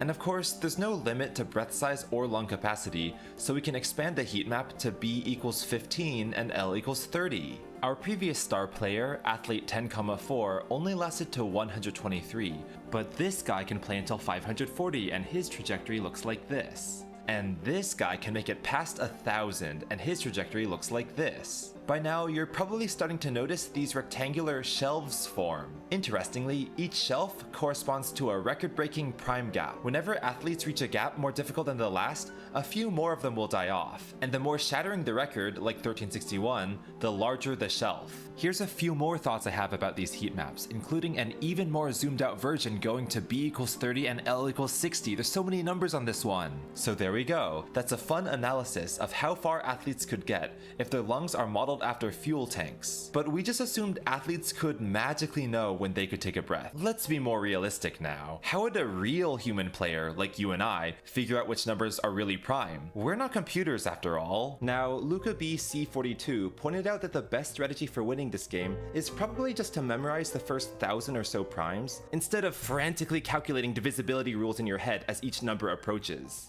Is that a viable method? Well, given that people have actually memorized 100,000 digits of pi recreationally, it most definitely is. Akira Haraguchi, you are crazy, but I want whatever's wrong with you. Assuming 111,700 is our limit, and naively stitching all prime digits together, we'd exhaust our brain memory space at the final prime of 230,189, or nearly 3 days in. But that's pretty brute force. What if we took a smarter approach? Instead of encoding the primes in full, let's just encode the gaps, which means the twin primes of 31,391 and 31,393 shorten to just 4 and 2. With this approach, we nearly quadruple our performance to 913,687, which is 10.5 days in. But the downside is now you have to do addition in your head as you play, and if you make an off by 1 error at any point, you'll be off by 1 for the rest of the game.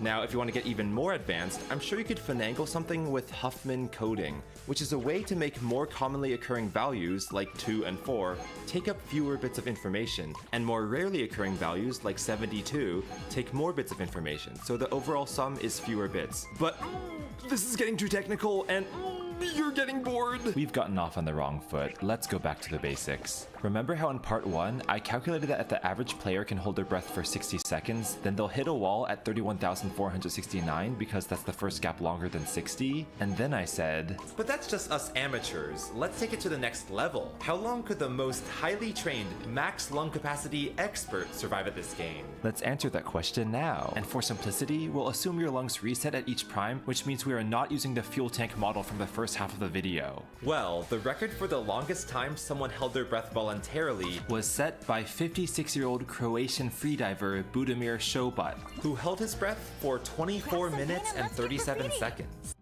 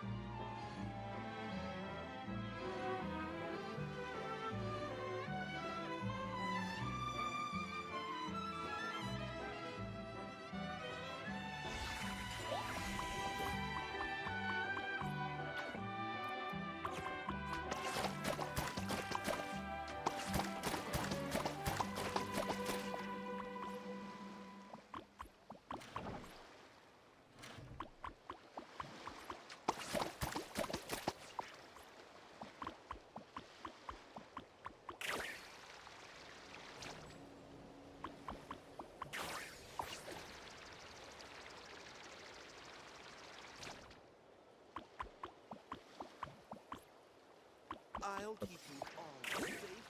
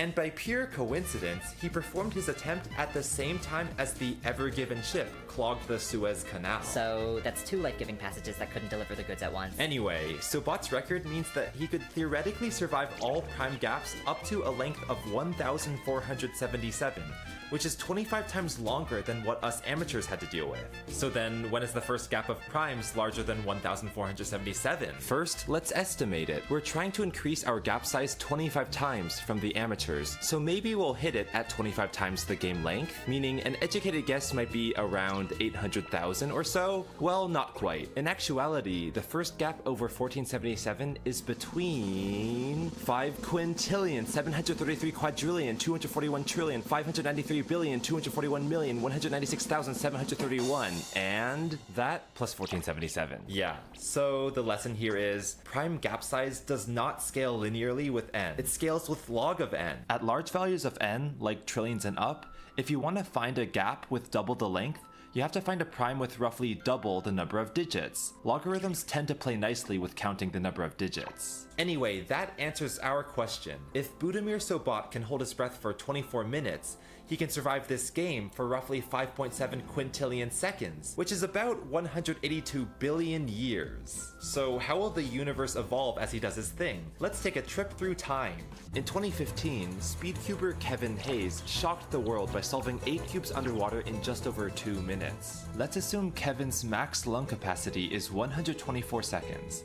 I know it's probably higher because the brainpower needed to solve these cubes and turn them drains energy, but for the sake of simplicity, 124 it is. So now I've put Budimir Sobot on the left and Kevin Hayes on the right to play a friendly game of Breathe If Prime. I wanted to go for realism, so you can see the stick figures even have each of their faces on them. Let's zoom out and watch these 2 athletes go. How far do you think Kevin can survive? Well, at roughly 500,000 seconds in, which is 5 days, a gap of length 114 appears. That exhausts 92% of Kevin's air supply, but he makes it through. We have to wait for nearly triple the time to pass, to roughly 1.3 million seconds, to see a gap of length 132 appear. Now that surpasses Kevin's limit of 124, so he has to come up for air early, eliminating him from the game. 15 days have passed, meaning the moon has gone from new to full. Mike Boyd is a YouTuber known for learning niche skills, like drawing dotted lines in 2017, or holding his breath for over 4 minutes in 2018. That's about twice the length of Kevin Hayes' cubing attempt. So how well can Boyd fare against Sobot? Well, the first time a gap longer than 242, Boyd's lung capacity, appears, is 191 million seconds in, or about 6 years. 6 years from today, the year will be 2031, which means the first Gen Alpha kids will become adults, and the last MasterCard credit cards with magnetic stripes will leave the factory, as those are being phased out. Next, actress Kate Winslet reportedly held her breath for over 7 minutes while filming Avatar: The Way of Water. A gap of longer than that, 435, is first required at the 25 billion mark, or about 800 years in. Thus, Winslet is eliminated from the game at around the time Earth's precession allows Gamma Cephei to replace Polaris as our North Star. Now, Sobat and Winslet used pure oxygen in their attempts, but French freediver Stéphane Mifsud did not. His non-oxygenated record of 11 minutes, 695 seconds, will first be surpassed at the 14 trillion mark. That's 440,000 years, at which point Sobat will see a new Hawaiian island form, the Badlands pinnacles fully erode away, and other monuments, like Meteor Crater, fast on the decline as well. About 1% the way through his attempt, which is about 2.6 billion years in, a historic gap of length 1220 appears, forcing Sobat to endure the first of many 20-minute breath holds. After that, as he heroically hoists his head from the water, the final organism on Earth dies from the sun's increasingly sweltering heat. It takes another 4 billion years, or another 3% of progress, for the next largest gap to appear at 1224, during which the rapidly expanding sun engulfs the Earth. At about a quarter the way through his attempt, a staggering 45 billion years in, Sobat will reach the nail-biting critical juncture, where he'll have to hold his breath for 1,476 seconds. That's just 1 second below his limit, which means this is Sobat's first near-death experience. But luckily, prime number 1,425,824,172,824,437,700,887 arrives, with the beloved gift of air, saving him from defeat. And the reward for all that is another 86-second breath hold. Yippee. Sobat takes it like a champ though, as he's warmed by the glow of our galactic supercluster coalescing into Milkdromeda, Milky Way plus Andromeda, as the expansion of the universe causes all galaxies outside our cluster to exit our cosmic light horizon, making them invisible. But eventually, all giants fall to their knees, and even Sobat reaches a string of primes he truly can't endure. A gap whose finish line is just 11 seconds beyond what he can muster, so he must resort to breathing, even as the buzzer beeps, eliminating him. We're 182 billion years in, and no, that does not take us to the heat death of the universe, so don't start exaggerating. But it is 13 times longer than the universe has existed up until now. And as a silver lining, as Sobat lifts his head that final time, he will, surprisingly, be able to gaze upon some of the last generations of new stars being born. After all the eons of head dunks he's been through, these tried and true celestial births won't stop for another order of magnitude or so. Phew. Okay viewers, heads up. Blue CB64, Ultimate Cerberus, William Taylor YT, and many others already commented on my previous video with calculations for how long the maximum human could survive at Breathe If Prime. We all got roughly the same answer, which is a good sanity check. So credit to all of you for being so speedy. Next, are you, the viewer, interested in STEM subjects like this and want to meet content creators like me in a vacation-like setting? Then sign up for Zero Ping, where we're organizing these weekly retreats for 10 to 20 people, usually on the west coast of the US, around once a month. Think of it as a midway point between, say, OpenSauce and Creator Camp. The link is in the description. Hope to see some of you there! Also, hey Carrie, you're the YouTuber, right? Don't you want to film yourself actually trying this game to see how far you get? Let me think about that. No.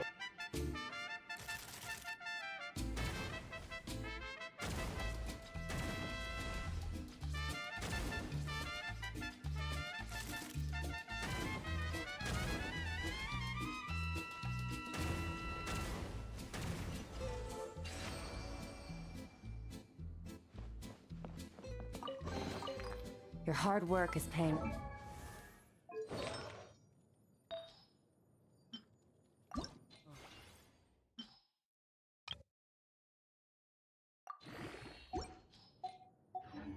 As it should.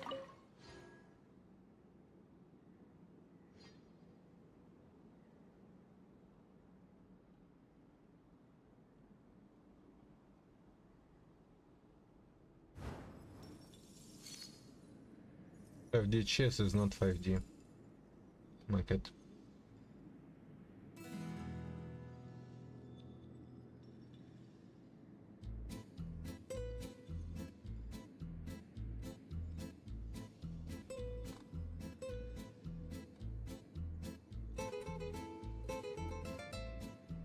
Let me just start by saying that I like the premise of the game 5D Chess. I think it's creative, I think it's fun, I think it's implemented really well. Having said that, however, I think it's done a great disservice to the concept of dimensions and a major harm to any explanation of the topic. And considering how much time I've spent trying to explain in the past, I'm a tad bit offended. So today we'll go over dimensions again, explaining what they are, what they can be, how they can be used, and what they aren't. But first, we need to start with the point of the game. Well, the point of the game is that it is just chess with more dimensions. Like, you have your X like this, your Y like this, and each time you make a move, a new board gets created on the time dimension. Now, unlike in normal chess, the passed boards matter, and that's because you can actually move to them. The way it works is simple. Imagine our boards stacked on top of one another. Now, if you just move downwards through the boards, then there you go. You've moved through time. This means playing chess in 3 dimensions, but 5D chess adds one more dimension, and that is the parallelization, as I chose to call it. Basically, each time you move on the time axis back in time, you create a new board parallel to the current move. Now, parallel boards matter because you can move between them, and this is the 4th dimension. Now, yeah, 5D chess has 4 dimensions. I'm not honestly too upset about that. I get it, it's a funny name. In order to understand what I am upset about, however, we'll need to first discuss dimensions in a vacuum. When it comes to dimensions in a vacuum, let's start by imagining a 2D universe with time. In this case, we can represent the 2 spatial dimensions as a grid, and the temporal one with height like this. Now, if we have a ball just moving in a circle, then this is what it would look like in our representation. Simple as it could be. The reason why this would be the rotation is because if we look at it from the top down, and if we start going through it layer by layer, we get a rotating ball. Here's the same exact animation from the side. And here it is again, but this time visualized a bit better. Now let's leave it for a second and let's simplify it even further by talking about the universe with 1 dimension and no time. What would that look like? Well, it could look like this, with a point on the line. The whole point of a dimension is that we have a number we can change for that point, like 2 right now. As we change the number, its position changes. That is 1 dimension. In 2 dimensions, we'd have 2 axes and 2 numbers, and we can change these numbers and there we go, our point moves. The same way we can add a 3rd dimension, and so there we go, we've reached 3 dimensions, but what if we wanted 4? Well, I can't really show you that, can I? Blender animates in 3 dimensions, not 4, so that is impossible, right? Well, not quite. That's because what if we have our point, and instead of representing these values with position, I represent them with color. The first one describes the red, the second the green, third the blue. Now this is what our point looks like. And to that you may have the instinct to say, make it. These aren't real dimensions, these are colors. And I understand that gun instinct, but what I want you to realize is that dimensions are a mathematical concept, and you can choose to represent them however you'd like. Just like you can represent the number 3 with a digit, a size, or even apples, you can represent dimensions with whatever you want. So for example, look at this 7-dimensional animation. In this case we have 3 dimensions I represent with space, 1 dimension with time, and 3 dimensions with color. Now if I just create a point in this 7-dimensional space, this is what it would look like. And so in this case it may seem just like a cheap trick. I mean, I'm effectively just moving a point in a circle and shifting its color and size. But the crucial thing I really want you to understand is that the dimensions are not connected to the way we represent them. And as such, I can just go into geometry nodes and plug in RGB into XYZ and XYZ into RGB. So now I'm representing the color with position and position with color. But we can mix them up differently if you want. And more. And more. And so on and so forth, and there we go. So there, the underlying movement in the 7-dimensional space didn't change. It's just that now I'm representing color with position and position with color. The point being that the way we choose to represent dimensions is completely irrelevant, and I really want you to remember that. The point being that the way we choose to represent dimensions is completely irrelevant, and I really want you to remember that. But if you do, we can move on to the second point, which is why do we always leave time out? So, if we have a point moving in 3 dimensions, why do we always represent time with time and space with space? Okay, I know the question may seem idiotic, but bear with me, I'm going somewhere here. Can we represent time with space and space with time? Well, yes, the first animation was it in fact. That's because I've used this spatial dimension to represent time, and the time to represent space on the z-axis. There is no change on the z-axis, hence why nothing is moving here. We're representing an empty dimension with time, hence why nothing is changing. We're representing the time dimension with space, hence why the ball has to repeat.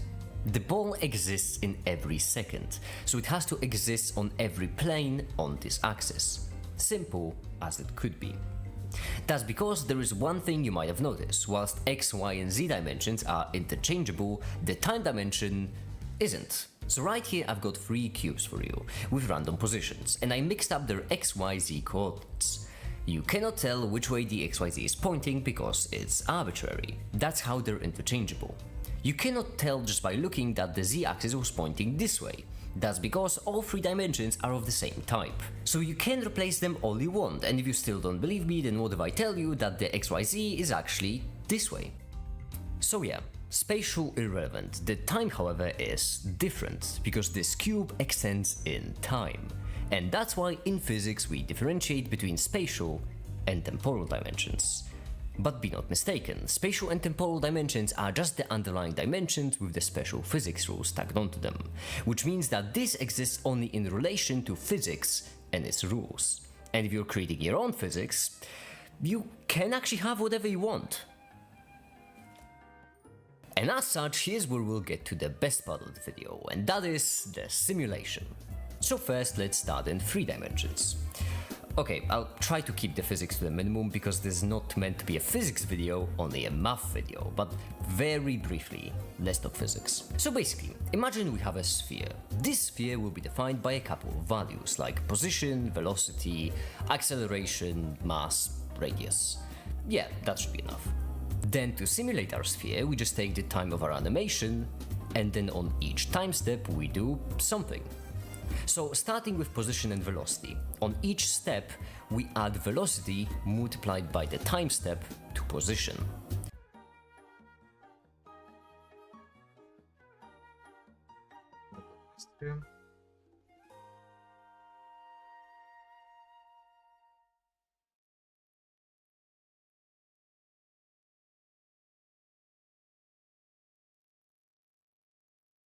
Electrocharged. Uncharged or bloom.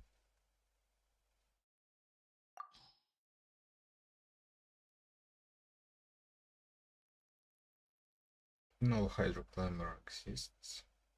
Bloom.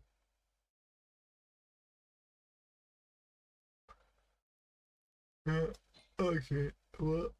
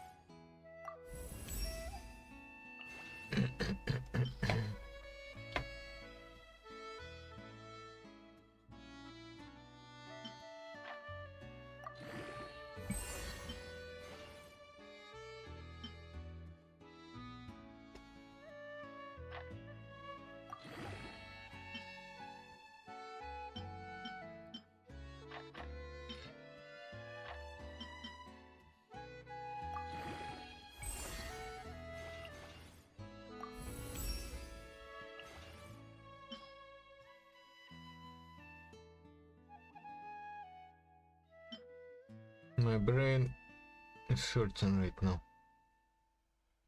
when it comes to 5D chess video. Okay, why Americans eat what Europe bans? It's Velveeta versus cheddar. Our Velveeta melts much better. This looks like cheese, right? Cheddar. But it isn't. This syrup, no maple tree involved. And this was literally held together with wood pulp and sold to the consumer as Parmesan cheese. In the United States, you are likely eating food that's banned or tightly regulated in much of Europe. And no one's telling you, because technically, they don't have to. In comparison to much of the European Union, there are far fewer protections on food labeling, and the ones that are there are only subject to what a reasonable consumer would believe. This was, in fact, the basis for a US district judge's dismissal of a Pop-Tart lawsuit in Chicago. No reasonable consumer would believe that the filling in a Pop-Tart contained a certain amount of strawberries based on the image on the package and its use of the term strawberry. But fake foods aren't just misleading, they're also becoming incredibly common. According to a new analysis led by researchers at Johns Hopkins, they found that more than half of the calories consumed at home by adults in the United States come from ultra-processed foods. So what is fake food exactly? And how did America become the imitation nation while Europe said no? Well, let's take a look.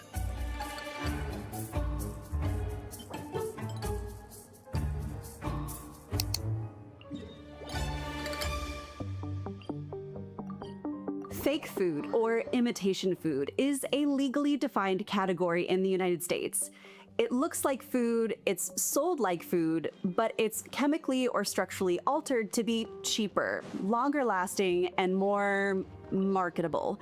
Some examples: pasteurized processed cheese product, non-dairy whipped topping, bacon bits with no bacon, wasabi from chemicals, vanilla without the bean, and truffle oil that's really just canola oil with a chemical flavorant. Same with this 100% cranberry juice.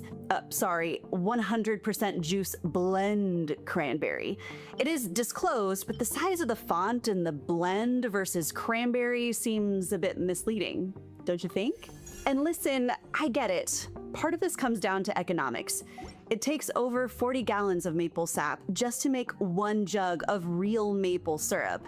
That's why a single bottle costs over $10, and your local grocery store is flooded with a plethora of imitation syrups that don't have any maple sap at all.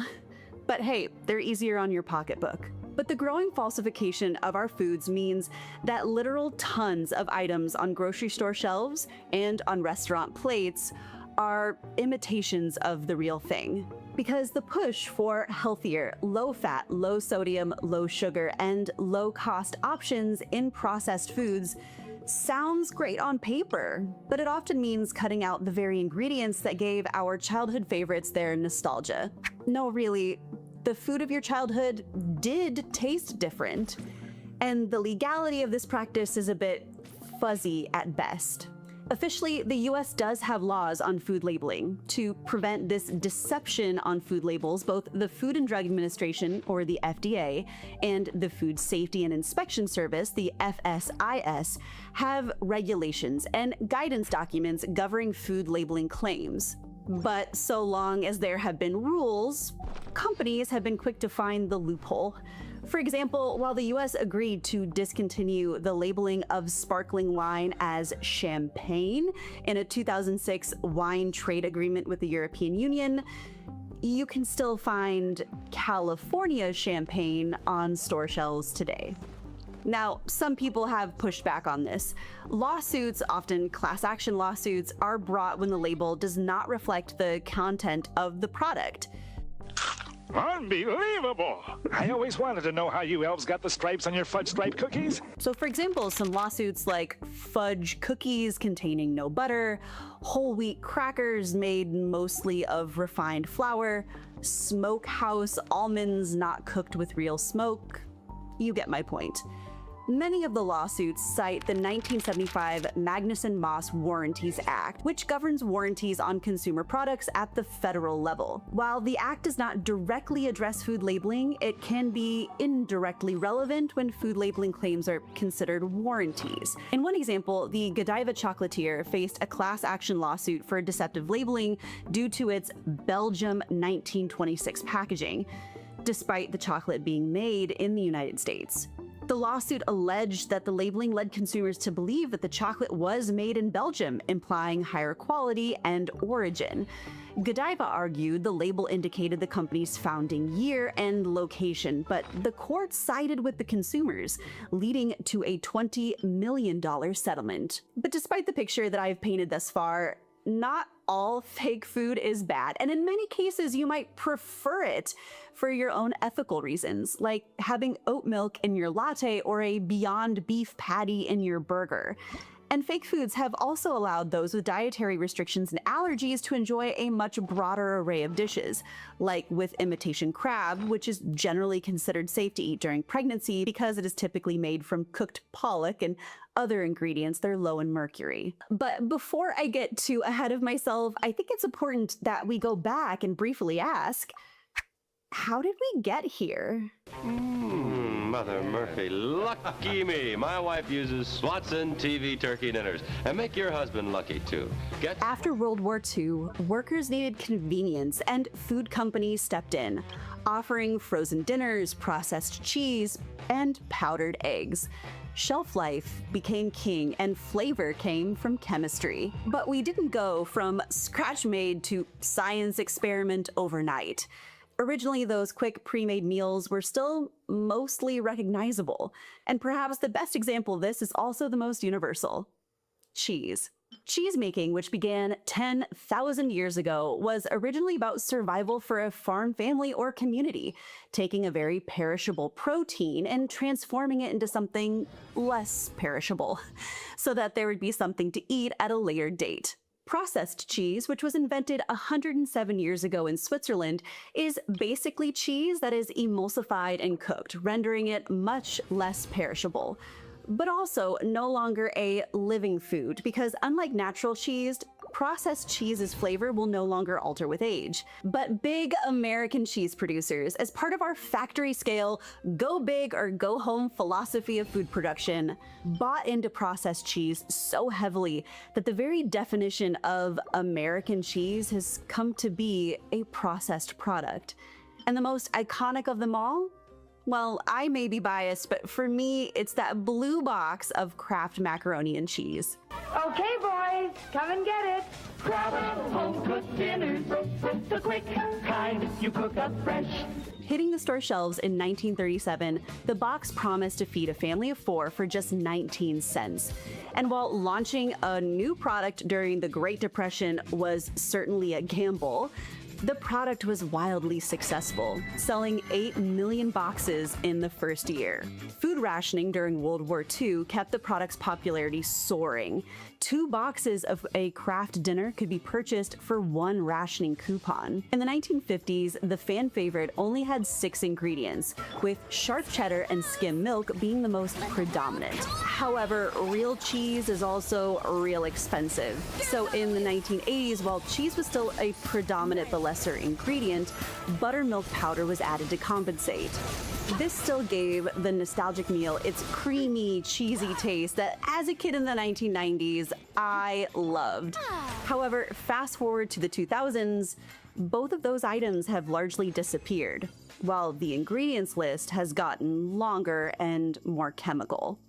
But I don't want to single out Kraft too much here, because today our grocery store shelves are stocked with all kinds of near cheese items, from easy cheese to Velveeta, again that type of processed cheese when it was invented in 1918, now a dairy-based processed food with 22 ingredients, now a dairy-based processed food with 22 ingredients that is no longer regulated as cheese, but rather a pasteurized prepared cheese product. To their credit, the FDA has established SOIs, or Standards of Identity, for over 250 foods, defining their characteristics, ingredients, and sometimes production methods. For example, you can't just market yourself as a fruit jam if you don't include at least 45% fruit. And similarly, whole wheat bread must be made with 100% whole wheat flour. This again is why Velveeta was asked to not call themselves cheese any longer in the early 2000s. The homogeneous orange slime, which admittedly makes for a great queso, just really isn't cheese by the FDA's definition anymore. But while SOIs do help to thwart food fraud, they're not about preserving quality, heritage, or freshness, but rather consistency with consumer expectations. And that's where I think a trip across the pond is needed to explain this difference. In a few other videos, I've explored and explained the EU's adoption of the precautionary principle, meaning prove it safe first. And I'll drop links to both my video on beef and chicken in the description of this video if you would like to watch more. And to a significant degree, the precautionary principle has kept many of the food additives, chemicals, and preservatives out of the food that we consume here in Europe. There's a higher burden to bear on behalf of the manufacturers that the chemicals that they're using in foods are safe before entering the market, rather than discovering afterwards and removing it from the store shelves. However, the presence and power of protected foods and labels is something that I don't think gets enough attention. These labels not only protect a heritage of food culture, but help consumers to more easily recognize and prefer the real deal over imitation foods. According to the European Commission, a protected designation of origin is a legal label that establishes certain requirements for labeling traditional foods and wines.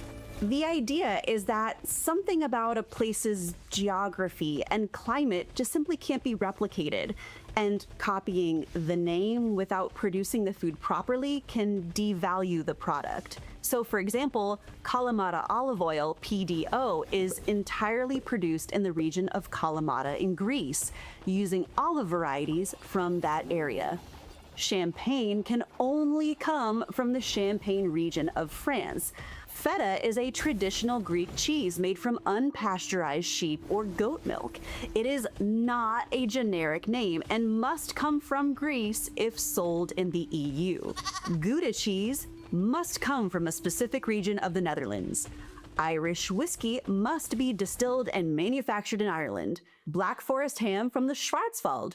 Roquefort blue cheese from France. Bordeaux wine, Gorgonzola, Chianti. You get what I'm saying. But sadly, it is very difficult to protect these foods and their reputation from copycats once you leave the EU. And here again, cheese is a great example. In the European Union, Parmigiano Reggiano is a PDO cheese, meaning it can only be made in a specific region of Italy using traditional methods and ingredients. The cows that produce the milk can only eat grass and hay from pure pastures and cannot receive antibiotics or supplements. The cheese-making process must begin within 18 hours of milking, and the cheese can only include milk, rennet, which is a naturally occurring complex of enzymes used to make cheese, and salt. A standard size wheel of cheese is produced, one that hasn't changed for hundreds of years, and it must be cared for and aged for at least 1 year before it's sold. Meanwhile, in the United States, all kinds of cheeses are passed off as Parmesan. Whether you're in a restaurant or buying a pre-graded package, it could be Pecorino Romano or Gran Padano. In the worst cases, they may not even be cheese, as a particularly bad scandal revealed. Some of those canisters of cheese contained cellulose or wood pulp. Seriously. But even if you consider foods that don't directly have a protected geographical or designation, there is still a much greater degree of emphasis and legal protection on the sourcing and quality of foods consumed. The EU has a comprehensive farm-to-fork strategy that aims to create fair, healthy, and environmentally friendly food systems. This strategy includes measures to combat food fraud, with a focus on transparency and traceability throughout the food supply chain, including origin disclosure and labeling, requiring information about where food products come from. Every single item in the produce section of my chain grocery store lists where it comes from, and the local or regional products are highlighted. The flour for my cake, I can see which mill it was produced from. And all of these things taken together, the protection of foods that carry geographic and cultural heritage, as well as a food system which mandates transparency and traceability, means that when consumers head to their grocery store, they're not only better informed consumers, but they reinforce a system that benefits local businesses by fostering trust, enhancing product value, and enabling those businesses to meet increasing consumer demand for sustainable and ethical food sources without increasing the cost. So while Europe protected real food with real laws, the United States protected corporate innovation. At least for now. Every year, it seems like there is an ever-growing awareness of the link between diet and health, including obesity, allergies, and chronic diseases, prompting consumers to scrutinize food ingredients and nutritional value. Consumers are seeking foods with fewer artificial additives and preservatives, leading to the rise of clean label products and grocery stores that cater to whole, healthy foods. But sadly, this trend is one that comes at a cost that many people just simply cannot afford. Processed foods tend to have a lot more calories at a lower price. That's more bang for your buck than fresh food if you're on a budget. One piece of British research in 2023, the Broken Plate Report by the Food Foundation, found that healthy food is usually twice as expensive as less healthy food on a per calorie basis. However, buying cheaper, less healthy food can prove to be a false economy, leading to health conditions, income losses, increased living costs, and medical expenses. One Harvard study found that unhealthy diets result in $50 billion in additional healthcare costs every year, with co-pays and rising insurance premiums inflating American household bills. There are some heritage foods which have been legally protected in the United States, but the few examples that do exist are contained to state-level laws. For example, in Tennessee, whiskey is a protected name. In Tennessee, the state law, House Bill 1084, defines Tennessee whiskey and mandates that it must be produced in Tennessee, meet the definition of bourbon, including a grain mixture with at least 51% corn, and undergo the Lincoln County process, a charcoal mellowing. It is also protected under agreements like NAFTA, now the USMCA, and in the EU, recognizing it as a distinctive product of the United States, specifically produced in Tennessee. Vidalia onions are another of these rare examples where an American crop is considered unique enough to deserve protected labeling. The Vidalia Onion Act of 1986 codified into state law that only onions grown in 20 specific counties in Georgia can legally use the name. And while I think that these are a great start, they remain specialties and not standards. The real tragedy, in my opinion, for Americans is that many just don't know what they're missing when they get a low-quality imitation of a truly good food. Now, in most cases, these legal imitations won't harm anyone physically, but they do affect the reputation and livelihood of the people who dedicate their lives to making these foods. Most can't compete with the cheap commercialized imitations, and those that do often have to sell at a price that makes them unattainable for the standard American family diet. And that's relevant for foods like Parmesan cheese and olive oil, but also something as simple as a tomato. Food for thought. But I would love to know what you think. Have you discovered a product that you thought was real, but wasn't? Let me know down in the comments below. And as always, if you enjoyed what you saw today, be sure to hit that thumbs up button And for more content from Type Ashton, hit that subscribe button. So, I'll see you in the next video. Cheers!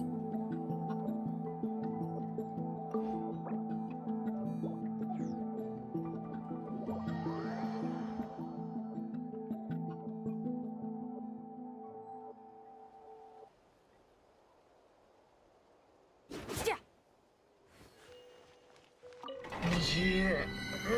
Well, I'm really pissed off about what's happening in the European Union.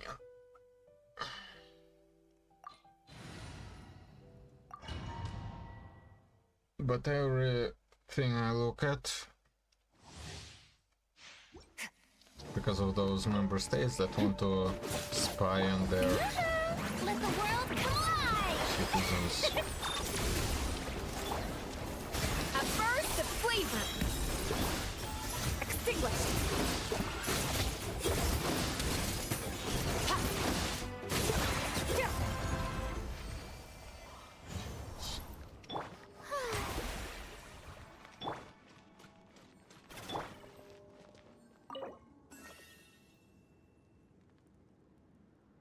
Let's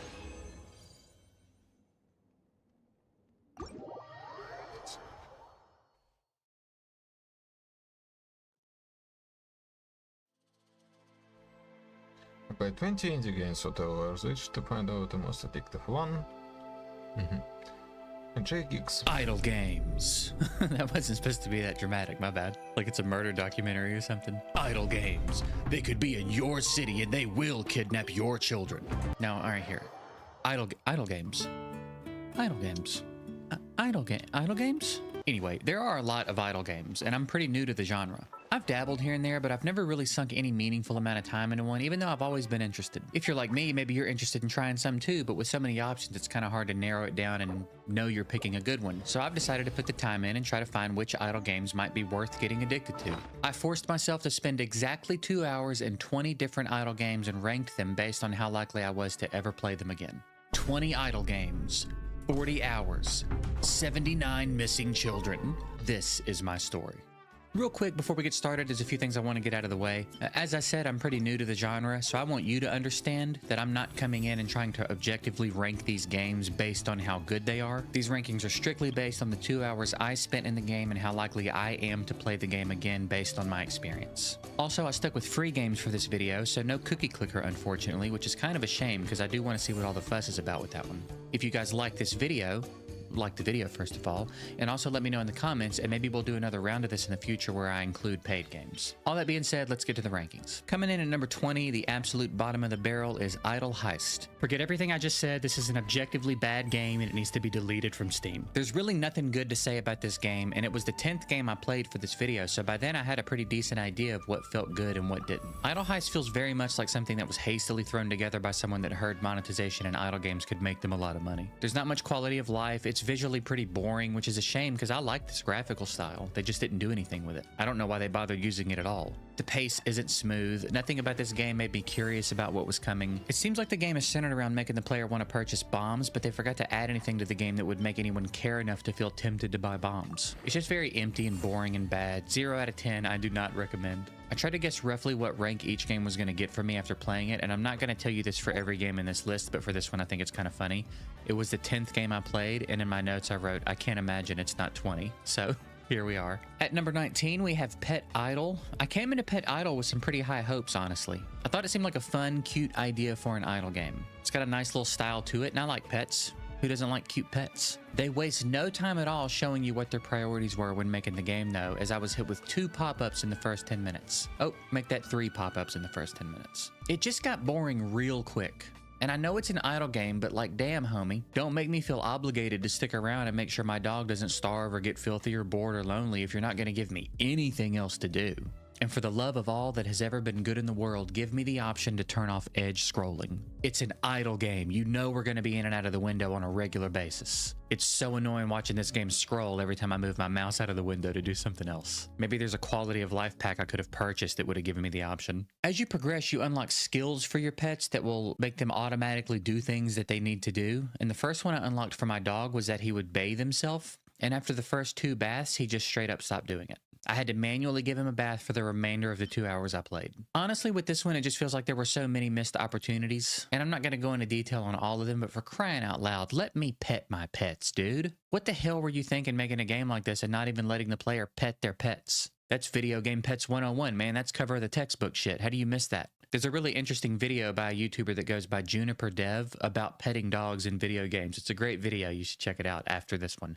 After this one. It just really needs a lot of quality of life. There's no hub to manage your pets or items that I saw, so you have to click each individual pet or item to do anything with it, which was difficult enough with the little bit I had going on. I only had a few animals and a few food bowls and stuff, and there were times where I really struggled to click on what I needed to click on. I can't imagine having 30 pets and trying to give my goddamn dog that's supposed to bathe himself a bath because he won't do it. Also, I tried to name my cat Teddy Fuck because I thought that was a pretty good cat name, and the game wouldn't let me. It's an what do you mean it can't be used? It's an offline game. It's my damn game. It's my offline game. How you gonna police my language in my own home? What do you care what I name my pets? Pet Idol just feels very much like it was made from an opportunistic place and less of a love for the genre or game place. Conceptually, it could have been really good, but they seem to have spent all their energy constantly trying to get the player to spend money. So unfortunately for Pet Idol, I will not be loading this one back up. Number 18 is Idle Fishing, and this one, man, just didn't do it for me. It has all the things, I guess. It just kind of felt similar to Idle Heist. Maybe a little less soulless than Idle Heist, but still just really seemed to lack any substance. The shop tab is at the top of the menu, which for some reason here feels pretty deliberate. Seems to be very heavily monetized. It almost feels like a mobile game. I like the graphics. The pet idea is cute. I like that your pets and crew show up on the boat when you unlock them. There are a couple little mini games. There's some stuff going on in this game. It just really feels like it lacks any kind of soul. Upgrades don't really feel like they scale appropriately or unlock at the right times, and they're just boring. You know what it feels like, actually? It feels like someone downloaded Unity or something and there was a template for an idle game in the market, so someone just bought it and filled it full of pre-bought assets and then monetized it. It's a shame because I think fishing could be such an amazing vessel for an idle game. Hell, fishing is borderline an IRL idle game. There's massive potential in a fishing idle game. Maybe I'll look into that, but this one ain't it, so let's move on. Idle Clans comes in at number 17, and it's definitely an idle game. I think it's kind of akin to old school RuneScape minus the gameplay, if that makes sense. I don't have a ton of experience in old school RuneScape, but that's sort of the impression I get. Like, it's just the numbers go up part, which conceptually is not bad. I think that's kind of the heart of an idle game, right? It's a bit of a slow start, but it's very approachable. You just set a skill to start leveling up and come back after a while and set another one to level up. Some of them piggyback on each other, like you have to do mining before you can do smithing and before you can do crafting, so it's kind of cool in that regard.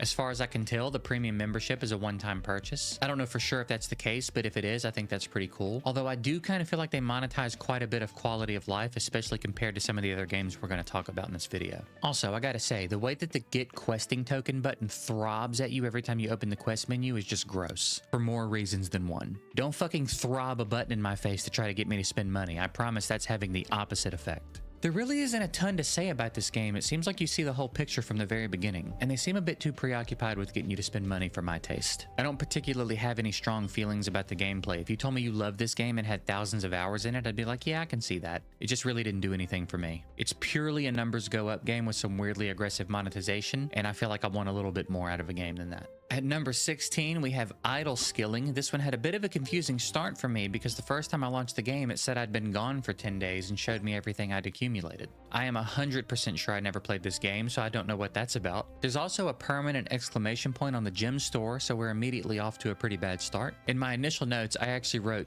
10 minutes in, I hate this one a lot. I can tell you, if it's not evident from the ranking, not much changed in the next 110 minutes. I just really didn't like this game. You don't get the stuff that each area generates until you reload that area, which I guess isn't a big deal, but it's also just annoying and feels unnecessary. I think that's kind of the big thing for this one with me. So much of it just felt annoying. Like, for example, in the crafting tab, you have to use the forge to make a fish sandwich, and that just pisses me off. I don't like the UI. There's so much room to give me more information in an efficient way, and you just didn't do it. For example, the levels of value and speed.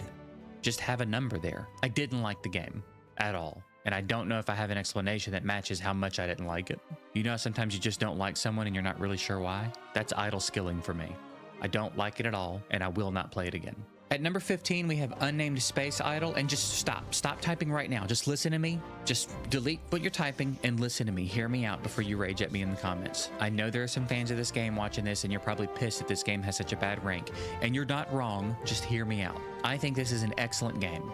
I think it's one of the best games that I played. I I really don't even have any criticism for the game. I think it's really, really good. I like the concept, I like the style, I like the layout. I think they did a fantastic job making this game. It's a very deep game, easily the most robust game I played for this video, and it just requires more of my brain power and attention than I think I want to give it. If you're someone who really likes to min-max in games, or calculus, or science, or maybe you have thick-rimmed black glasses that you've repaired with white tape because they broke in the middle, a nerd. I'm saying if you're a nerd, you'll probably like this game. And if you're a nerd, that's great. You're not in enemy territory here. I'm a nerd about some stuff. I love nerds. You're safe here. No one's going to stuff you in a locker on my watch. If this video was about idle games I'd recommend, this would be way higher on the list. But it's about which games I'm most likely to play again after 2 hours of playing, and I probably will not be loading this game back up. Again, at no fault of its own. You can really see the passion that went into making this a good game.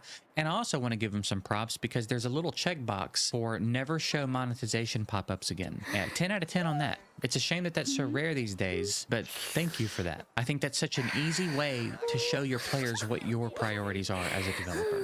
And clearly here it was making a good game. So yeah, I would highly recommend that you go check this game out. It's just not something I'm going to play again.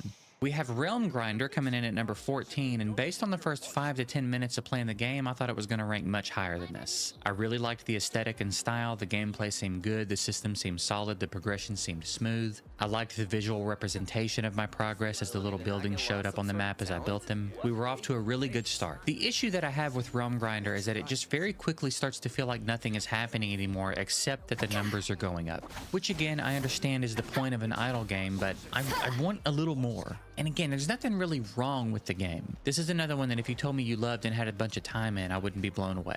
It's fine. I just pretty quickly found myself totally uninterested in progressing anymore. Nothing happens. You fill your little map up and then nothing else ever changes until you abdicate and fill your map back up the exact same way, but a little bit quicker. Again, I personally just like some sort of visual representation of progress being made. Let the map live a little, you know? Let the water or the lava flow. Put little angels or demons or whatever on the map depending on which side you chose, doing their little jobs and stuff. Give me somewhere to expand to. It's all preference stuff. I don't think it's a bad game at all. It's fine. It's easy. It's just kind of boring for me, and I found myself uninterested in progressing. So I probably won't be loading this one back up either. At number 13, we have Smashing Idol Simulator, aka RSI Speedrun Simulator. And I can tell you after 2 hours of playing, it didn't feel like as much of an idle game as the rest of the games on this list. Some of the familiar mechanics are certainly present, and it has a lot of the same systems, but it really seems to require your attention. Like, you literally won't make any progress at all if you don't actively play long enough to unlock the Auto Smasher. And then there's a new Auto Smasher for each new smashable item you unlock as you progress that won't get smashed without its own specific Auto Smasher. So I highly recommend that you get an auto clicker if you're going to play this game. Overall, it was kind of fun, and I did see myself interested to see where it was going. I don't really have a ton of things to say about it.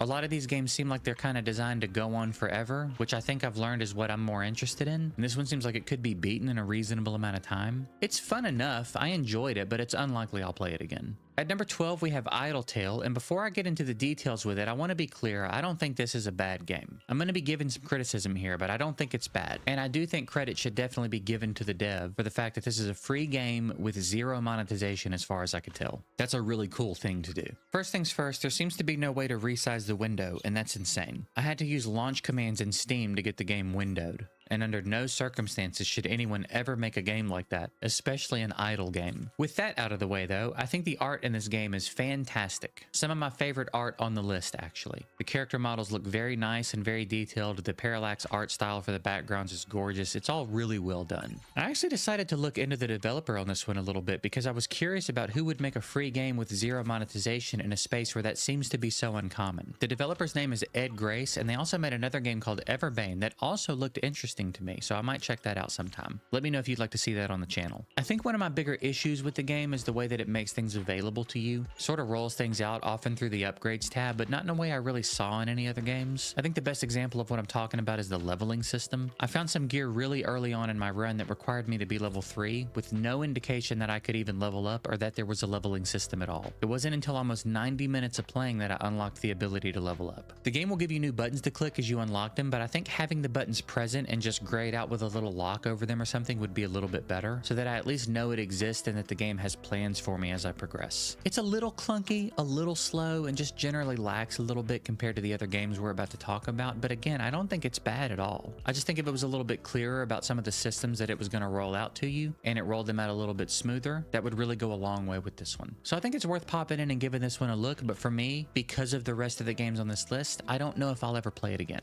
At number 11, we have Eidolon. This was the first game that I played actually in the making of this video, and at the end of playing it, I guessed it would be around number 15. So it did a little better than I thought it was going to do. I really just wasn't feeling it for the first 20 or 30 minutes, and it's not even because I thought it was bad. I just wasn't really vibing with it. As time went on though, I started to get a little more interested. There's some solid quality of life the way the game works. Having multiple characters is like a staple part of the game, and swapping between them is very easy. The dialogue's kind of fun, sort of that self-aware, sarcastic type vibe. I didn't hate it. The visual style's pretty dope. There's a little bit of monetization, but it didn't feel like it was going to be necessary, and they're not super aggressive with it. $5 for a little pack that permanently gives you auto-looting seems reasonable if you're going to be playing the game for more than 2 hours. This is another one that's just like fine. I don't really have anything bad to say about it. I just don't really feel compelled to continue playing it. There is a part of me that's a little curious about how another couple of hours would go though, so who knows? There is a chance I will hop back in this one day. We are entering the top 10, and to kick things off here, we have Idle Monster Tower Defense. This one was a bit of a roller coaster for me early on. I went in pretty interested because I generally like tower defense games, but I found myself not really digging this one initially. Over the course of the first hour, however, it won me over. I will say, before I start getting into the details with this one, I can see a path to an eventual paywall down the line. It's very mobile game-esque.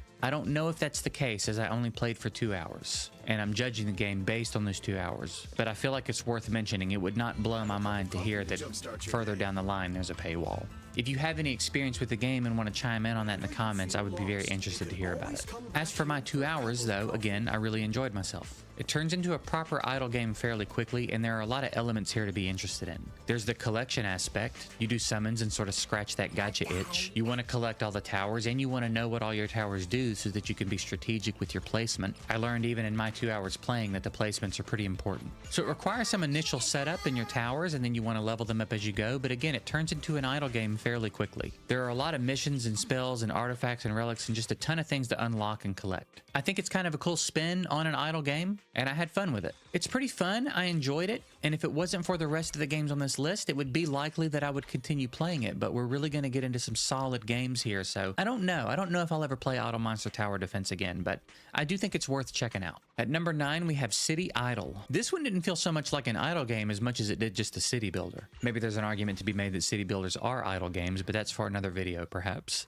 I came into this one with pretty high hopes, as I'm a big fan of city builders, and I was very interested to see how they adapted one into an idle game. This one definitely stands out among the other games for a few reasons. For starters, it doesn't seem like it's designed to hook you as fast as possible like some of the other ones seem to do. I mean, it's a really slow burn. It's also pretty difficult, at least it was for me. They basically even tell you in the tutorial that if you're dumb, you're going to struggle, and I guess by their standard I'm dumb, because it really took me a minute to get my bearings. By the end of the first 30 minutes, I'd even sort of checked out and kind of felt like I was just going to have to serve the rest of my time and move on to the next game. But something happened between 30 and 60 minutes, and I got a bit of a second wind. I decided to wipe my entire map clean and rebuild. I really wanted to see if I could set something up that brought me a little more success, so I gave a lot more thought to my building placements and the overall design of my city, and before I knew it, I was pretty invested. The gameplay's kind of slow once you start to progress, which I guess is when the idle game aspect really kicks in, so I don't even think that's a bad thing. It seems like it was designed to be a slow burn. I will definitely play this game again at some point, and it's number 9 on the list, so strap in, because we're about to get to some bangers. At number 8, we have Revolution Idle. This was a slightly slow start for me because I didn't fully understand what was going on at first. This was the third game I played for the video, and again, I'm fairly new to the genre, so I just didn't really get it at first. It's a proper idle game though. I realized about 25 minutes in that the hotkey to upgrade whatever was available to be upgraded was B, so I just kind of held that sucker down for a while. It's incredibly simplistic as far as the function and what is happening and what is required of you, but I also found myself really wrapped up in progressing.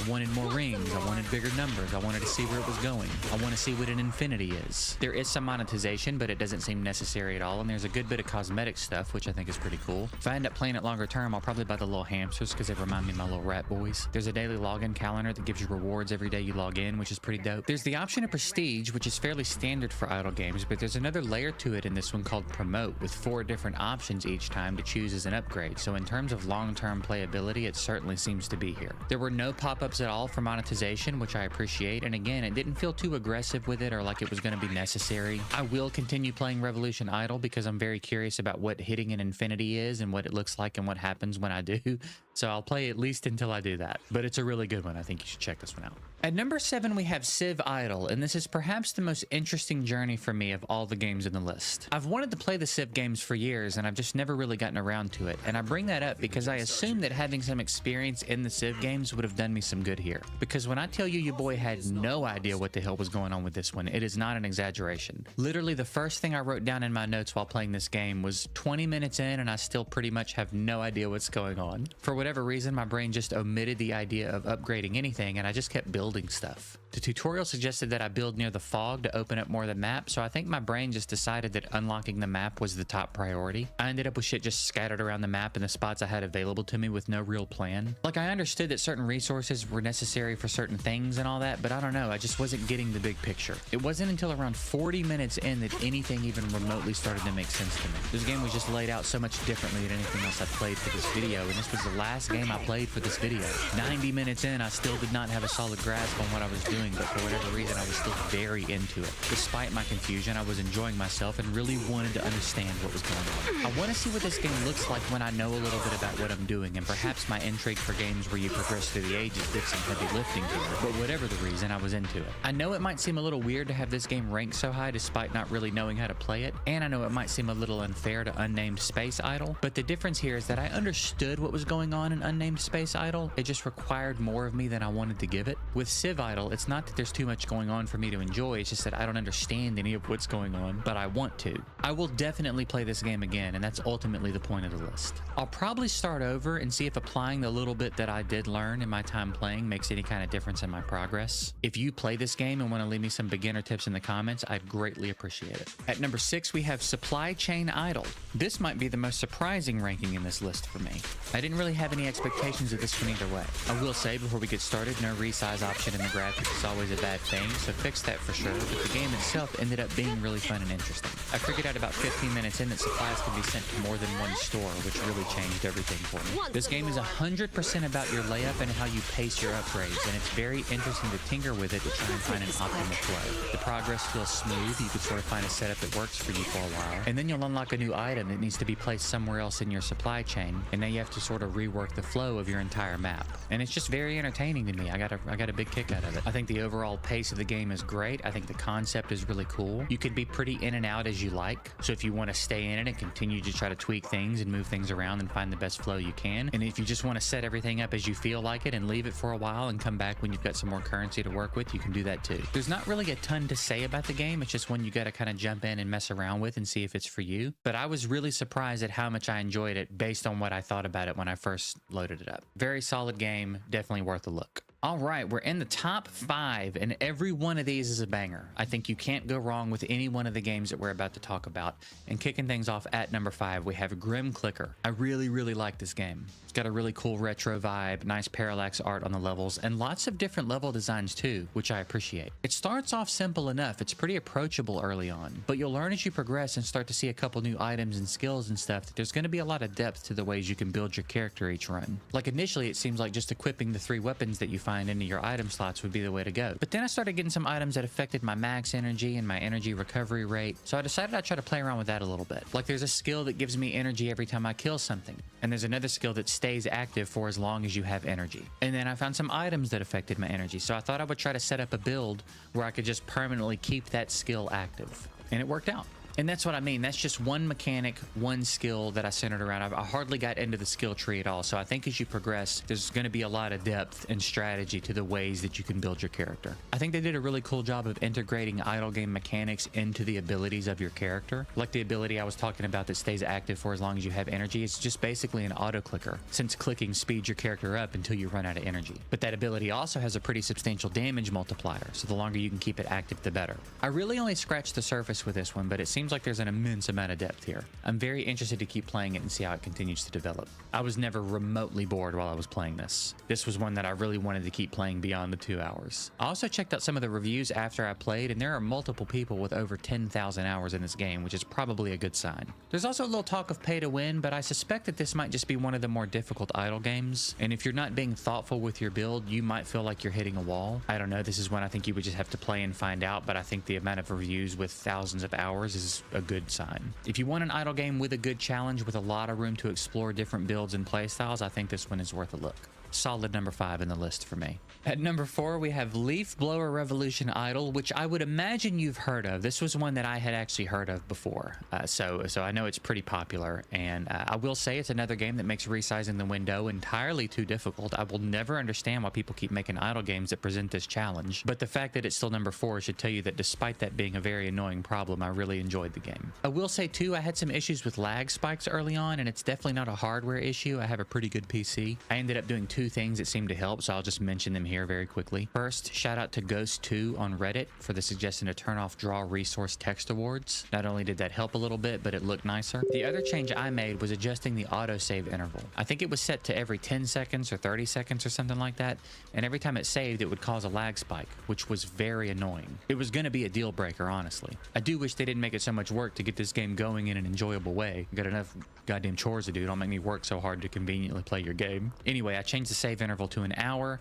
and then just changed it back to the lowest setting whenever I was ready to be done so that it would save and I could close the game. With all that out of the way though, let's get to the actual game. It's pretty much what you think it's going to be. You run around cleaning up leaves. You start with just your hands, then you unlock a couple of rakes, and then you start getting leaf blowers. And it's pretty silly what the leaf blowers start turning into as you continue to unlock them. There are a lot of cosmetics and I really dig that. Lots of skins for your characters as well as your leaf blowers and stuff. They also seem to pretty regularly do in-game events. There's a Halloween event starting soon as of recording this, and I always really appreciate it when developers do things like this. I think this is a great way to show that you love your game and you appreciate the people who play it. It's not always how it plays out, but I think conceptually it's a great thing. There's a lot going on with this game despite it being a game about blowing leaves. Lots of collectibles and things to unlock, different maps, and over time as you play you can build up how efficient your automation is. I think this is a very well put together, thoughtful, fun idle game with a lot of charm and long-term playability. You can play it as passively or actively as you prefer, and it's popular for a reason. It's really, really good. So whether you've heard of it or not, I think it's worth checking out. I think it's a pretty fun one. Number 3 is NGU Idle, and I adore this game. It really speaks volumes about how good the number 1 and number 2 games on this list are, because I love this game. This was the second game I played for the video, and even with such limited information, I guessed this was going to land in the top 3, and it did. It's another one where I was actually bummed out to hit the 2-hour mark. I was having a blast with this one. The pace is great, the UI is great, the tutorials are solid. It's just so good at every turn. It's very obvious that whoever made this game is a fan of the genre and just really loves this game and wants it to be the best game it can be. There's a little bit of monetization, but you can earn the premium currency just playing the game, so you don't even have to spend money at all to get everything if you put the time in. I like the tone of the humor, the gameplay loop is super fun. I genuinely don't have anything negative to say about this game. I think everybody watching this needs to go download this game and give it a shot. I will without a doubt play it again, and I'll probably even spend a little money in it to support the developer because I just always appreciate it when you can feel the passion in a game like this. I'm not even going to go into a lot of details about what the gameplay loop is. I think you should jump in and check this one out. It's sort of RPG-ish to give you an idea. It does have a story, and it's just very well written. I just think it's so fun. I think it's so cool. Again, I will absolutely play it. 10 out of 10.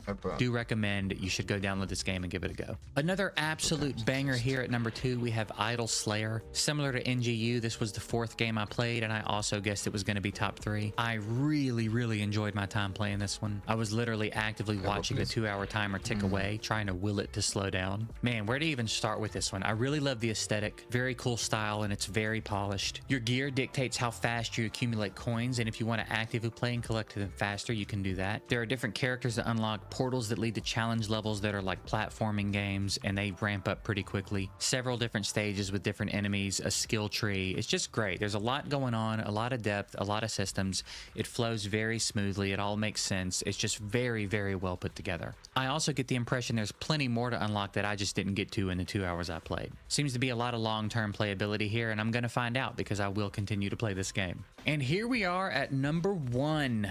This game is just incredible. It's called World of Tellsworth Idle MMO Simulator. This was the 11th game I played and the only game of the 20 that I guessed could get the #1 spot. I am such a fan of this one. It's a pretty clear-cut #1 for me, which is saying something because honestly, everything in the top 5 is killer. World of Tellsworth just feels very much handcrafted and there was clearly so much thought put into everything. The details in this game are just phenomenal. I think this might be the most creative idle game I played. The way they've implemented all the systems you're familiar with if you play MMOs into an idle game is just so creative and cool. There was clearly so much work and thought put into this one, and I really appreciate that they didn't even show me the real money shop until 90 minutes of playing. And this is another game where you can earn the premium currency, which is tacos, just by playing the game. To give you an idea, I unlocked tacos with about 45 minutes left on my timer, and I earned 20 tacos in that time. And the most expensive things in the taco shop were 2,000 tacos. So if you're going to end up putting some time in, you can absolutely get it all for free. There's even a try before you buy option on a lot of the perks, so you can see what it feels like to have them active if you want to try them out before you buy them. It's very obvious here that the top priority was to make a good game, and man, did they nail it. I very much dig the art style in this one, and there's plenty of it. There's several different scenes and maps, and you have a few character customization options even, as you would expect in an MMO. I really don't want to spoil anything here, but I also want to say enough to sell it. They were so creative in the way that they roll out the new systems and mechanics as you play, the pace of which is excellent, by the way. I imagine there's a lot I didn't see in my 2 hours, but I will find out because I 100% will keep playing this game.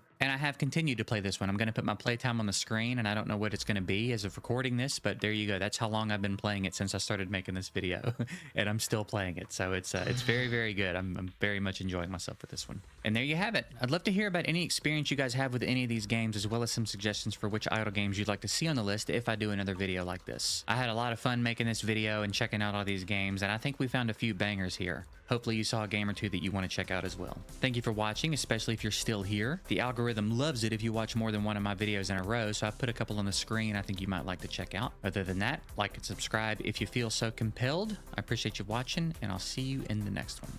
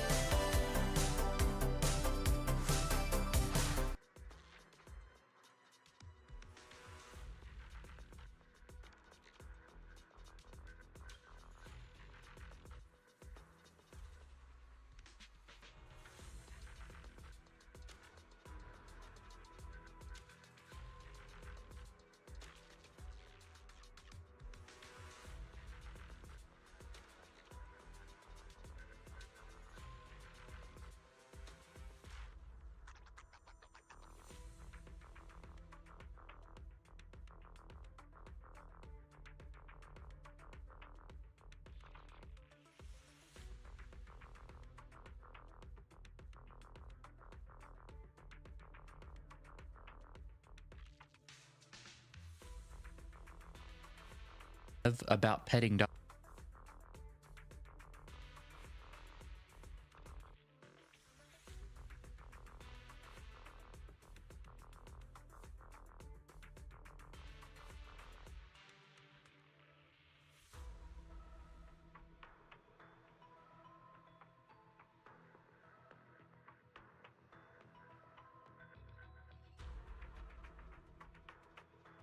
The Science of Petting Dogs in Video Games by Juniper Dev. This is not a real dog. I hate to break your heart, but this is just an arrangement of pixels on this little screen. And yet 96% of you guys that I surveyed said you choose to pet the dogs in video games. But why? Well, 38% of people said that they just like dogs, and then 10% of people said they do it for the potential reward or the achievement of it, and then 36% said that they do it because it's the correct thing to do. That's interesting that only 10% seem to have a selfish, personal reason here, because that to me is the most practical explanation. I will probably go up to a dog once, I'll pet it, see what it gets me, and then I probably won't do it again unless there's a valid reason to. So I'm surprised that it's only 10% who look for something similar, because here's the kicker. I also asked you guys whether you would pet the dog in a game even if you knew you got nothing from it. No achievement, no animation, no feedback, no response. And 75% of you said yes.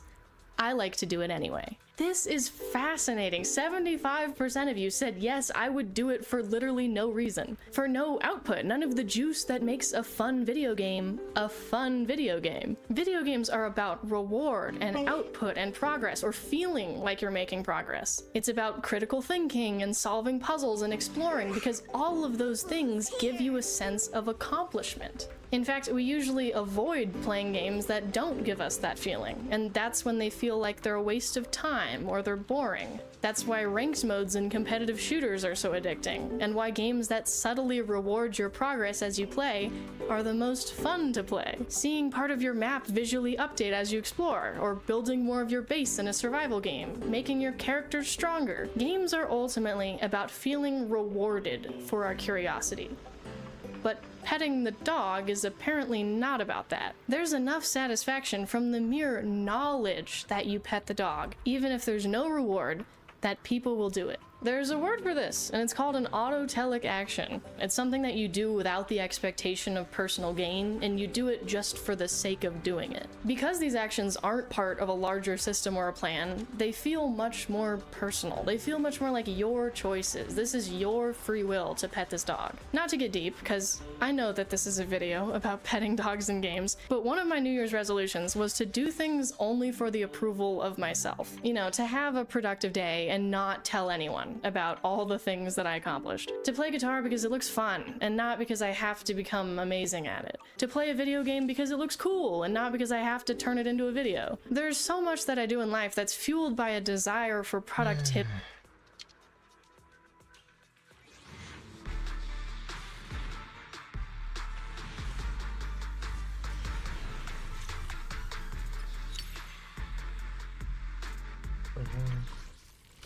Triple.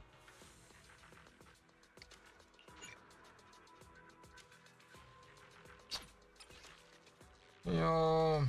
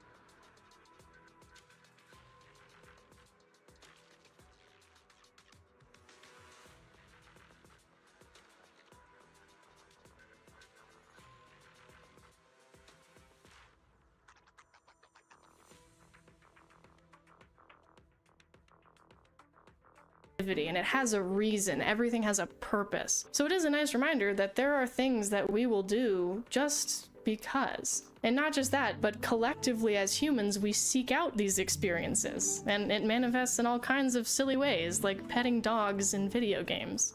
But here's where things get even more interesting. Most of us are happy with petting the dog for no reason, for the heck of it. Heck yeah. But for those who don't pet the dog, 30% of them won't do it because there's no reason to, because it's not necessary to complete the game. So we end up with two polar opposite ends of the spectrum here. You have the autotelic player who will pet the dog just for the heck of it because they want to, and then the more objective driven player who won't pet the dog because there's no reason to. The theory I'm cooking up here is that this is the same difference between the type of player who will decorate their base in Minecraft versus the one who wants to speedrun to the end of the game and beat the dragon. The same difference between the player who's going to read through all the dialogue or the lore that a game has because they want to know versus the player who's not going to unless they have to progress the story. It comes down to what you value more as a player, those autotelic experiences that you set for yourself or the more concrete objectives that are set by a game. Neither of those are right or wrong, it's just about what makes a video game worth your time. It always seems to be pretty 50-50 whether someone enjoys a game that lacks concrete objectives.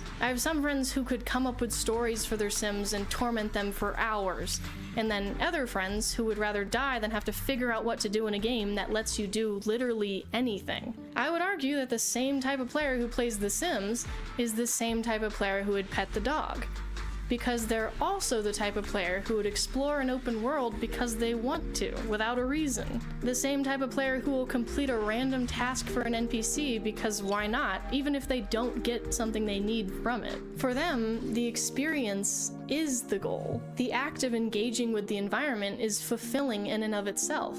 My roommate is like this, and it's truly fascinating watching her get to level 15 Ark doing nothing but taming dinosaurs, running around, having the time of her life. All of that I just described is the opposite of the more objective-driven player who's going to need a reason to do things and who won't pet the dog because they will sit there and ask, okay, but why? They focus on the goals and the objectives, and they're driven by the structure of a game. They're not going to marry the most attractive, sexiest, warmest, nicest, kindest NPC in the entire game in Stardew Valley. They're going to marry the most practical marriage candidate who has the best rewards. And when they play that game as a whole, their goal probably isn't to make a cute farm, but to make the most money and to complete the game, and how efficient, how fast can that be done? The difference can be summed up like this. One player enjoys the experience, and the other enjoys the accomplishment. This is exactly why one player chooses to pet the dog, and the other does not. Do we follow? I cooked with that. I hope you paid attention. I'm sure that most people are a combination of the two. Obviously, these are not mutually exclusive things, but it is really interesting to look at these patterns of behaviors and why people do the things they do, and why we pet the dog, or why we don't. Regardless of the player though, these are still just pixels on a screen, but someone programmed those pixels there. Some incredibly logical, smart 36% of people said that they pet a dog in a game because they believe it's the correct thing to do. That's kind of interesting. Why does petting a non-existent dog feel like the morally correct thing to do? For the sake of understanding, we're going to compare this to one of society's most classic litmus tests: returning the shopping cart. To return the shopping cart when you're done shopping is an easy, convenient task that everyone recognizes is the correct thing to do. There's no situation other than an emergency in which you're not able to return this cart, but at the same time, it's not illegal to not return your cart. Do you deserve to get yelled at and punished for making the employees' lives miserable? Absolutely. But logistically, there's nothing practically stopping you. So therefore, the shopping cart exists as a perfect example of whether or not people are capable of self-governing, but also, more importantly, whether or not people will do the right thing even if they don't have to. I would argue that the same principle applies to dogs in video games. If you come across a dog in a video game and you see the option to pet it, you see the button prompt cross your screen, it is nothing beyond what would usually be expected of a video game to push the button and pet the dog. But at the same time, just like the shopping cart, you don't have to pet it. So why does it feel like the correct thing? Well, we gotta remember that the presence of literally anything in a video game is something that's hand-picked to make your experience better. You are the center of the universe. Everything is rendered around you for the purpose of you and you only. This dog only exists for you. Therefore, we feel morally like the correct thing to do is to accept that gift and to interact with this thing whose only purpose is to be interacted with by you. There is so much that we could dive into there, but for the record, out of everyone else who said that they don't pet dogs, 25% said that they don't do it because they don't like dogs, and then the remaining percent was kind of just a miscellaneous combination of people who don't want to go out of their way to pet a dog or will only pet it once or something like that. What I do want to look at is the answer to this question, which is, do you expect to be able to pet the dogs in games where you encounter them? The majority of you guys said yes, and that you're more likely to be surprised when you can't pet a dog versus when you can. This is interesting because the whole idea of petting dogs in video games is a pretty recent development. The first time that we saw a pettable dog in a video game was, to my knowledge, Zork 2, which came out in 1981. It's this text-based narrative game, so if you put in that you want to pet the dog, it'll tell you, oh, the dog is now insanely happy, slobbering all over the place and whining with uncontained doggish joy. There's also King's Quest 3 that came out in 1986, where you can pet this little dog named Kenny. Even with that though, it doesn't feel like we saw regularly pettable games and dogs until what feels like the MMO era. You know, World of Warcraft, Ultima Online, those games where you have mounts and pets and you kind of build up a bond with them and level them up as you play. I'd argue that that really solidified the mesh of animals and players and games in the same way that Pokemon did. It's really hard to pinpoint when exactly it became so much of a trend to expect it, but there is this Twitter account that came out in 2019 that has a pretty big role in it. The account is called Can You Pet the Dog, and it basically documents every game under the sun that you can pet a dog in. It's one of those COVID relics that has all the energy of COVID encapsulated inside of it. But it's a cool account. There are hundreds of games, so much so that developers have actually started putting dogs in games just with the hope of being posted on this account and getting that publicity. For that reason, I can definitely understand why some people are kind of fed up with the trend. I think it's kind of sad that, you know, we have this very fruitless action that so many people will do just because they want to do it, but that's not necessarily a two-way street on the development side. But obviously, basic economics, nothing is free. It makes sense, I get it. Some people genuinely hate this trend though, and I am not throwing around that word lightly. The dog industry is insidious and makes parasitic agreements with other industries. In this case, the gaming industry. I get so mad about dog companions. I stopped playing Potion Permit because they force you to have a companion dog, and of course you have to feed it and care for it. At least you don't have to smell the dogs. How far is this stupid culture going to stoop? Dang guys. Maybe I'm misrepresenting how passionate the 5% of non-dog petters are in our pie chart here. Maybe the 25% who don't pet dogs because they don't like them is a much more passionate 25% than I've given them credit for. I mean, 8% here did say that they maliciously avoid petting the dogs. So, do with that what you want. But what's interesting is that even among the people who will always pet a dog in a game, only like half of them say that they actually pet dogs in real life when it's reasonable. So there isn't necessarily a correlation between loving the physical action and wanting to participate in it virtually, whether that means abstaining or petting. Petting dogs in real life has a number of psychological benefits. There's a reason why therapy dogs come to the engineering center at my college every couple weeks, because they are literal balls of stress relief, especially for engineers.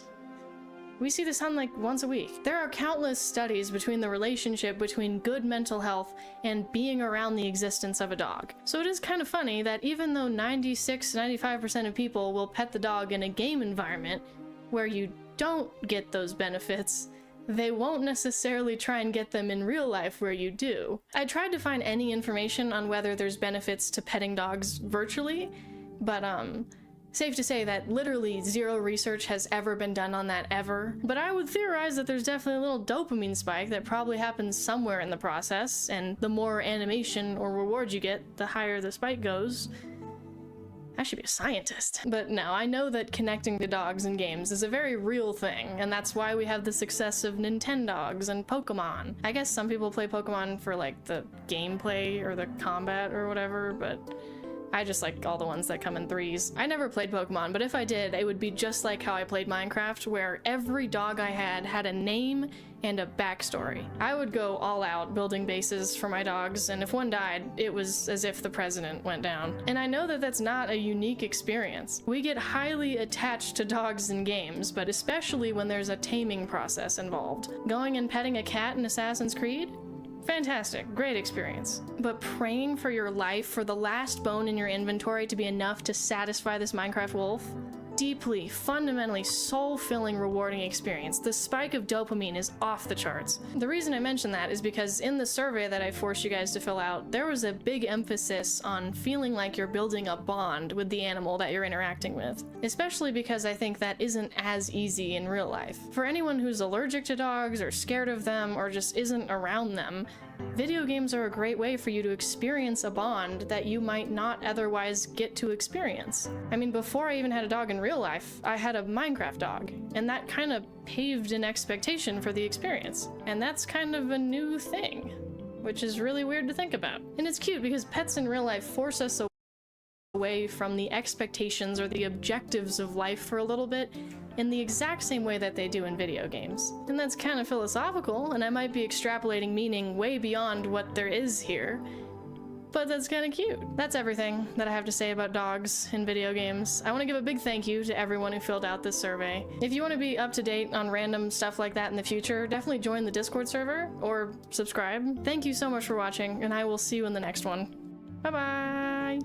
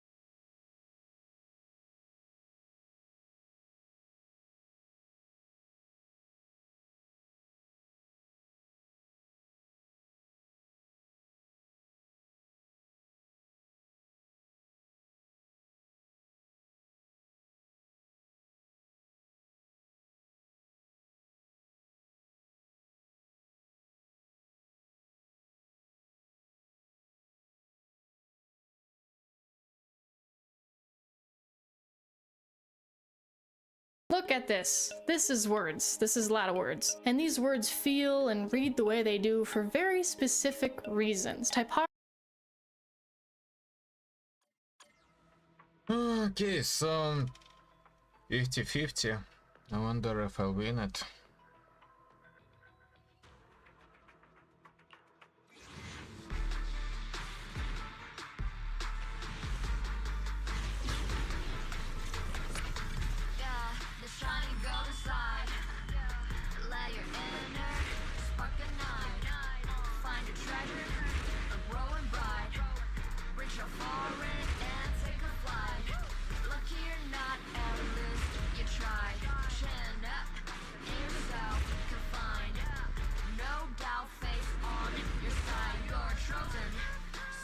Heading out? Yay! Let me handle it. Come on. What's that, mister? I'm always ready to draw my blade. Okay. Whew.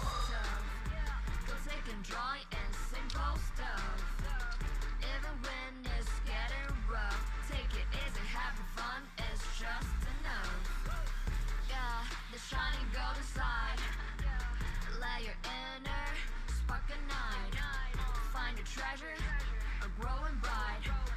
Reach out for it and take a flight. Lucky you're not at least you tried.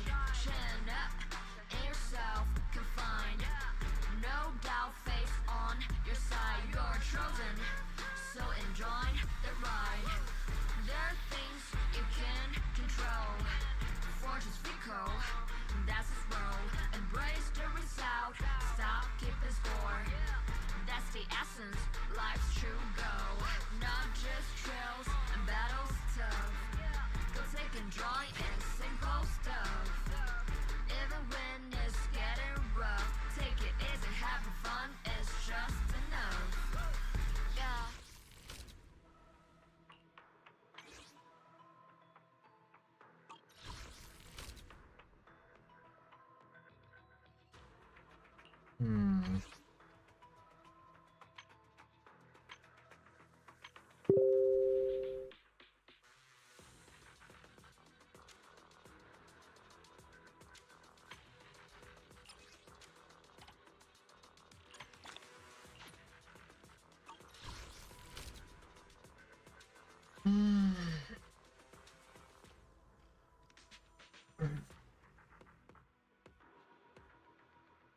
Photography is a very intentional thing, and there is a lot more to it than you would ever think about. Let's take a look at Stray. You're a cute little cat in this game, and the whole world is very cyber, it's very colorful, lots of neon lights. You're in an abandoned and overgrown society that's now lived in by robots. When these robots talk to you, it looks like this. Pause. Okay, what are we looking at? Doesn't this font feel techie and modern? Like, it fits the world.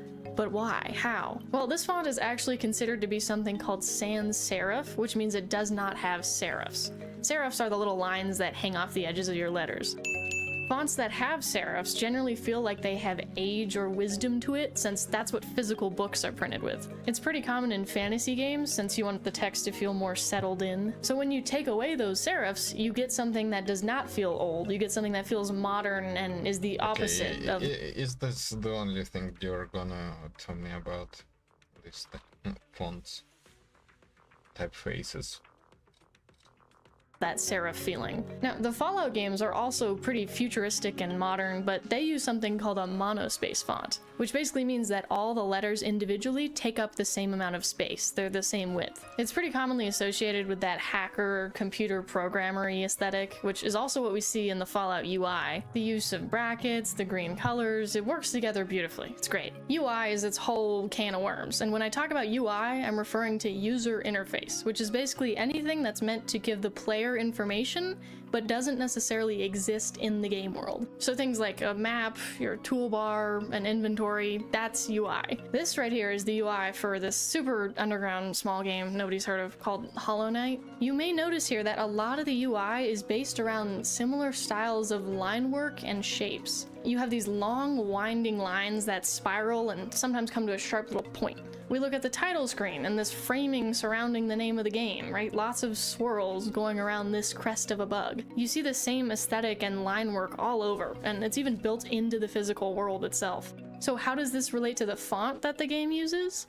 Well, notice two things here. First off, notice how the font is very sharp and it has these blunt serifs on the edge of the letters. And then secondly, look at the line work and how it's kind of the opposite of that. It's a lot of curvature and winding lines, and it's very fluid. Because of that contrast, your eyes are drawn to the sharp things, but it has this beautiful UI to soften it and complement it. Cult of the Lamb also does something like Hollow Knight, where you have these more curved, stylistic lineworks surrounding a sharper serifed font. There's a reason why games do this, and it's because that contrast is giving your eyes a buffer. It's introducing the text on screen, it's framing it. And it's not framing it in a way that's competing for your attention, it's framing it in a way that genuinely complements it, and it feels good to read, and it feels nice. Look at the font in Stardew Valley. Boom! This time it's the text box that has these angles to it and very sharp corners, and then the font is what's quirky and kind of has more shape to it. Beautiful, your eyes know what to look at here. Let's look again at the dialogue boxes in Stray, right? This is a complete square of a text box, and look at the letters, what are they?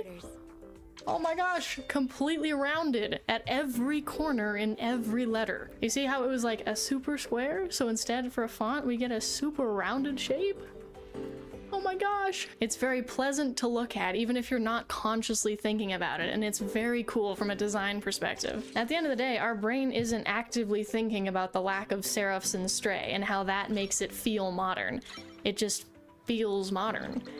In the same way that this feels friendly, and this feels loud, and this feels southern, and this one feels cute and dainty. You see what I mean? It's just a vibes thing. Like, the technical choices behind a font absolutely matter, but at the end of the day, especially with games, you just have to ask yourself, does this font belong in this game world? Games usually have to answer this question with varying degrees of accuracy, because a title screen that's read once is going to be more exaggerated and stylistic than UI or dialogue text that needs to be readable and fast. Look at the dialogue here in Hades. The name of the gods is this very stylistic, Greek-aged font. It's very majestic, but then the text itself in the dialogue is much more subtle. It still reads as, oh, this is aged, this is important, this is mythology, but it's not the exact same typeface because it needs to be readable. You could also think about Skyrim, right? You probably think of that title screen font or this very runic, iconic one, but neither of those are actually that common in the game. You see, this is the title screen for Skyrim, and then this is the inventory for Skyrim. You see the difference in the font here? Skyrim's UI design as a whole is truly iconic at this point, mostly for bad reasons. Is it all text, no visuals? Do I just have to brute force my way through this inventory? Yep, you do. Yeah, that's rough. Thanks for coming to my TED Talk. I'm not done complaining now. I want to look at an example where the font does not belong in the game world, and that example is Celeste. Okay, before you have my head on a plate, I love Celeste. Celeste is fantastic. Streamed it, 10 out of 10. Some of the most refined and fluid platforming physics I've ever seen. It's great. But I've always had a little bit of beef with the dialogue. The font feels so flat and basic, which is kind of sad for a game as multi-dimensional and beautiful as Celeste. It immediately stood out to me when I played it. I thought maybe it's because it's kind of a more generic looking font, so maybe it's recognizable, but we have had pretty successful games out there that use basic fonts. So why does it feel so out of place? Is it because it's a pixel art game with a non-pixel art font? Well, no, because look at Terraria. Terraria is a pixel art game with a handwritten font. You can't get more of a disjunction than that. Except with Terraria, the font is integrated into the world. You pick up an item, you see the font. You open your inventory, you see the font. You kill something, you see the font. You are always seeing the pixel art at the same time on screen as the font, so it doesn't feel as jarring and foreign as it does in Celeste when you go from this fully immersive, beautiful pixel art to all of a sudden flat looking words on the screen. You have to let the player's eyes warm up to two very different styles when it's something very smooth and then something very pixelated. Even with that though, I think that a different typeface just would have been better. Maybe a little bit smaller, and can we fix the margins? Because what's happening with the margins, dude? See, you have a dialogue box here that has a little middle marker with this little icon, but then the font isn't relative to that. It's going based off of where the dialogue like portrait is. So you end up with text that's in the middle of nowhere and to a different margin every time you try and read it. That's a problem. It's a big problem. Anyway, love the game, hate the font, does not belong in the game world. I could say the same thing about the subtitle font in Metal Gear Solid or this iconic sign from Silent Hill 2. This is Comic Sans in a horror game, by the way. That's supposed to be scary. The remake of Silent Hill 2 actually makes fun of this though, and you can find the Comic Sans font in the trash can in game. So that's kind of funny. There's even this 2D version, which... Wait a second. What's this? Oh, this is actually made in Game Maker, today's sponsor.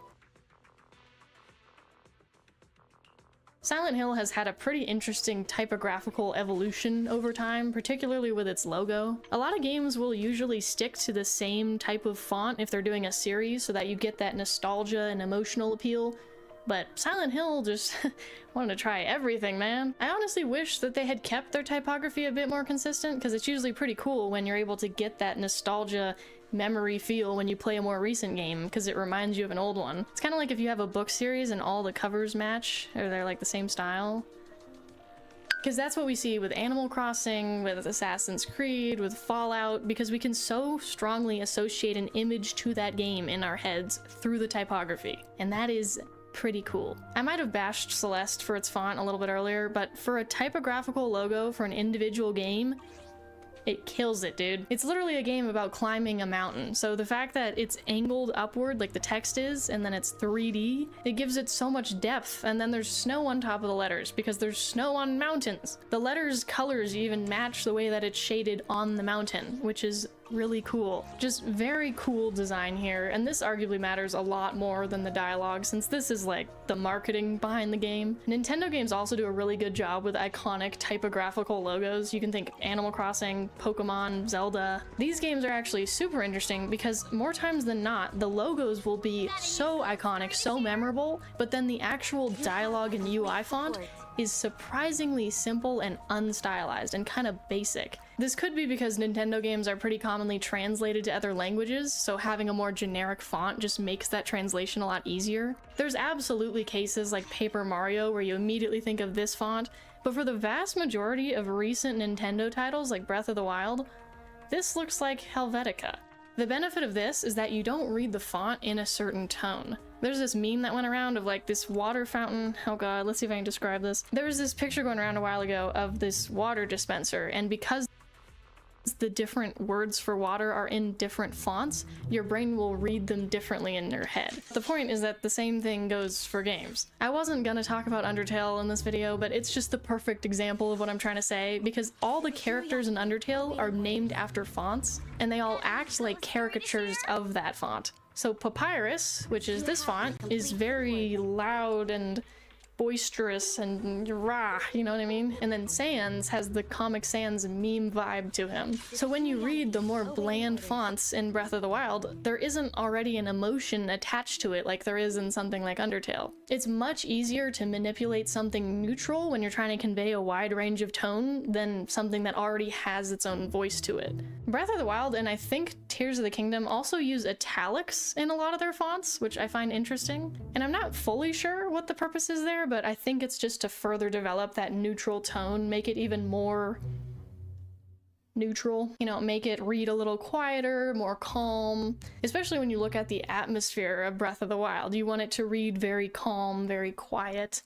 Obviously not the entire game, but most of it. The UI also lends itself to that vision, you know, it's usually transparent backgrounds, it's very quiet, it's not the point of focus by any means. This amount of rounding is the opposite of what like a pixel art font can do, and we're going to talk about pixel art fonts because that's a whole cool thing. You'd think that dealing with a very constrained space with pixel art when you're making a font would make all the words read the same way or all the fonts feel the same. But when you see the variety of pixel art fonts that are out there, oh my gosh, could not be more false. Look at Eastward. This feels clean, real sexy. Look at Stardew Valley. Look at Kinseed and Fields of Mystria, right? This feels friendly, this feels welcoming. And if you look close enough, they even use these little gray pixels behind the font, which is called anti-aliasing. And that actually makes it look less pixelated from afar because it's making it look rounded and shadowed. A lot of pixel art games do that, and you probably don't think about it. Like if you look at the main menu on Minecraft, if you were to get rid of the anti-aliasing pixels,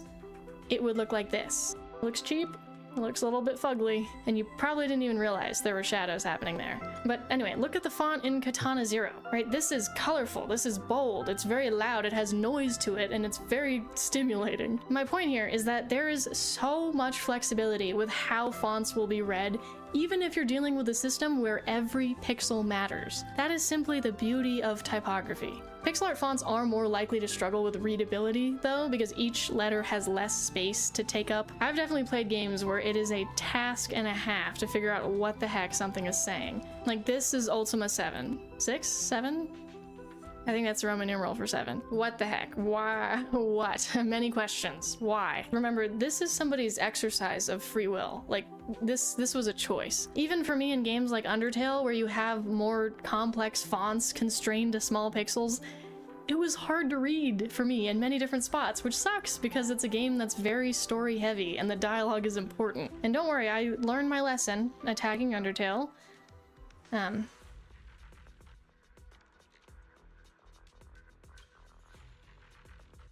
I'm making another video on it. What? Link's Awakening is another pixel art font that I don't really know how to feel about. It is italicized, because like we talked about, Nintendo really likes to do that. But because the letters are so far apart, my brain reads it kind of slowly and stupidly in my head. It is very pretty though, I don't know. You know, maybe you like that font a lot, I don't know. Remember, font is a very relative thing because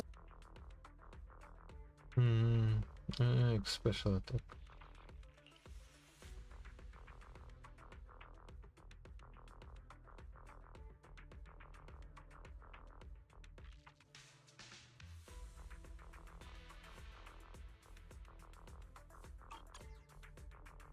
Is it actually a good option?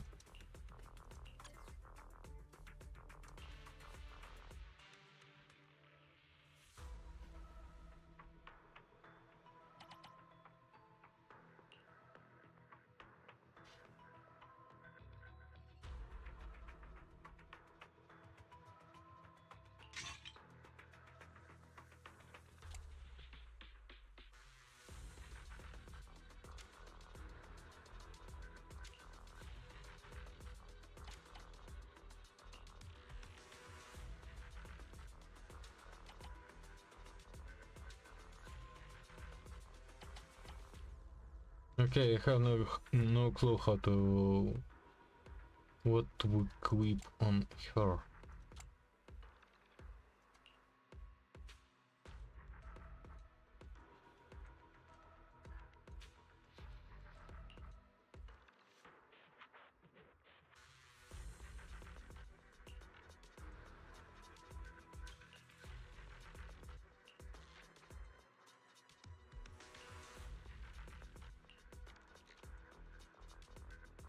Our metric is vibes.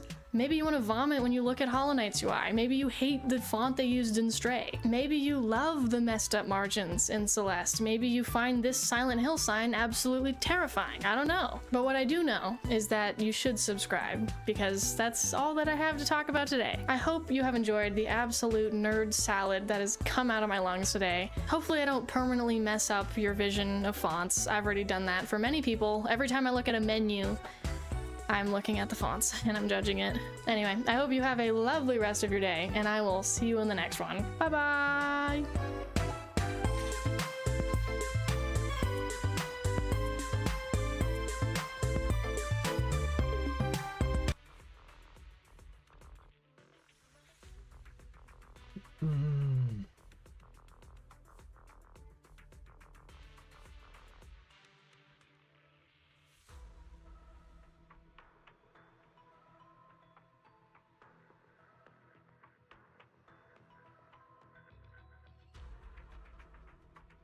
What if I told you there was a fighting game so good that you would never want to go back to any other fighter game in the genre? The greatest fighting game you've never heard of. Bailau no V. A game so easy to pick up and so in-depth in techniques to learn. A game with modding support so dense, you could have damn near any character in fiction facing off against anyone. Don't believe me? Well, today I'd like to share one with you. A game so criminally underrated that it deserves widespread recognition. This is a video about Yomi Hustle.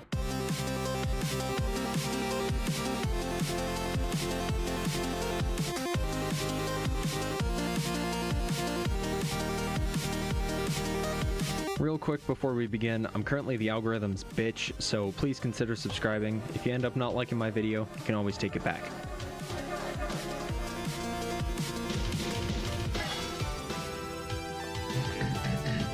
Around a year ago, a friend of mine sent me a link to a website to a beta build of a game called Your Only Move is Hustle, or Yomi Hustle as I'll be calling it for the rest of the video. At a first glance, I didn't think much of it. A fighting game with unique characters, each with their own specialty, each character has their own moves, some hit low, some hit high, some are projectiles, and each take a certain amount of frames to execute. Wait, frames? That was the exact moment I realized just how incredible this game was. You remember those old stick fight animations that were really popular here on YouTube? You've probably seen a couple more recently, as there's still a prevalent animation theme. Well, imagine if you turned those animations into a turn-based fighting game. Both players make their moves at the exact same time. Each move has a certain amount of frames required to fully execute, and if you hit your opponent, you start a combo that ends with either the combo being interrupted or your opponent dying. When the fight ends, the game replays the entire fight at full speed, 60 frames per second. Now, this on its own is already a cool-ass concept for any game. However, whenever I talk to my friends about Yomi, I always describe it as having the aspects of a chess game. I know that sounds kind of weird, so here's my reasoning. In chess, it's a constant battle of thinking multiple moves ahead, but also keeping in mind that your opponent is doing the same and playing accordingly.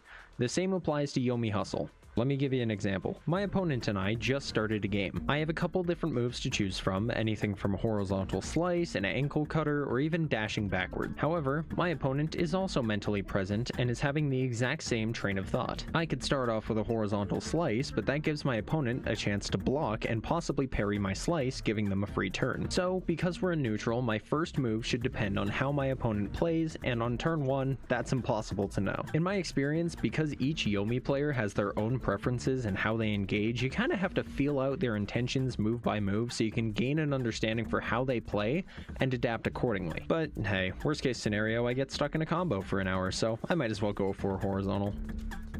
Shit, he jumped. What do I do? That's the basic fundamental of Yomi Hustle. It's a push and pull battle of adapting to your opponent and playing how you feel comfortable. But each character has their own niche and works in their own special way, so I'm gonna go over each of them for just a quick minute. Ninja is the first listed character on the roster, and if I had to rank him in difficulty, he sits at around 4th place. Not the easiest, but definitely far from the hardest. Most of his kit is centered around speed, hitting things quick with a firm amount of power. His main gimmicks include sharp rock, spiky rocks, kunai throwing rock, rock teleportation, nunchucks, and a grappling hook. He's a threat at close or medium range and has acceptable zoning capabilities and can close in quick if you don't keep an eye on him. Cowboy's up next, and god, I love this guy. Any character whose gimmick is just guy with gun is an instant love in my heart. As far as complexity goes, I'd call him the easiest of the bunch, 5th place. Although with a certain beverage, I have a feeling competitive players might disagree. Cowboy's tech amounts to gun, gun with time powers, gun with rope, teleportation, delayed teleportation, or horse if you have a certain mod installed, and last but not least,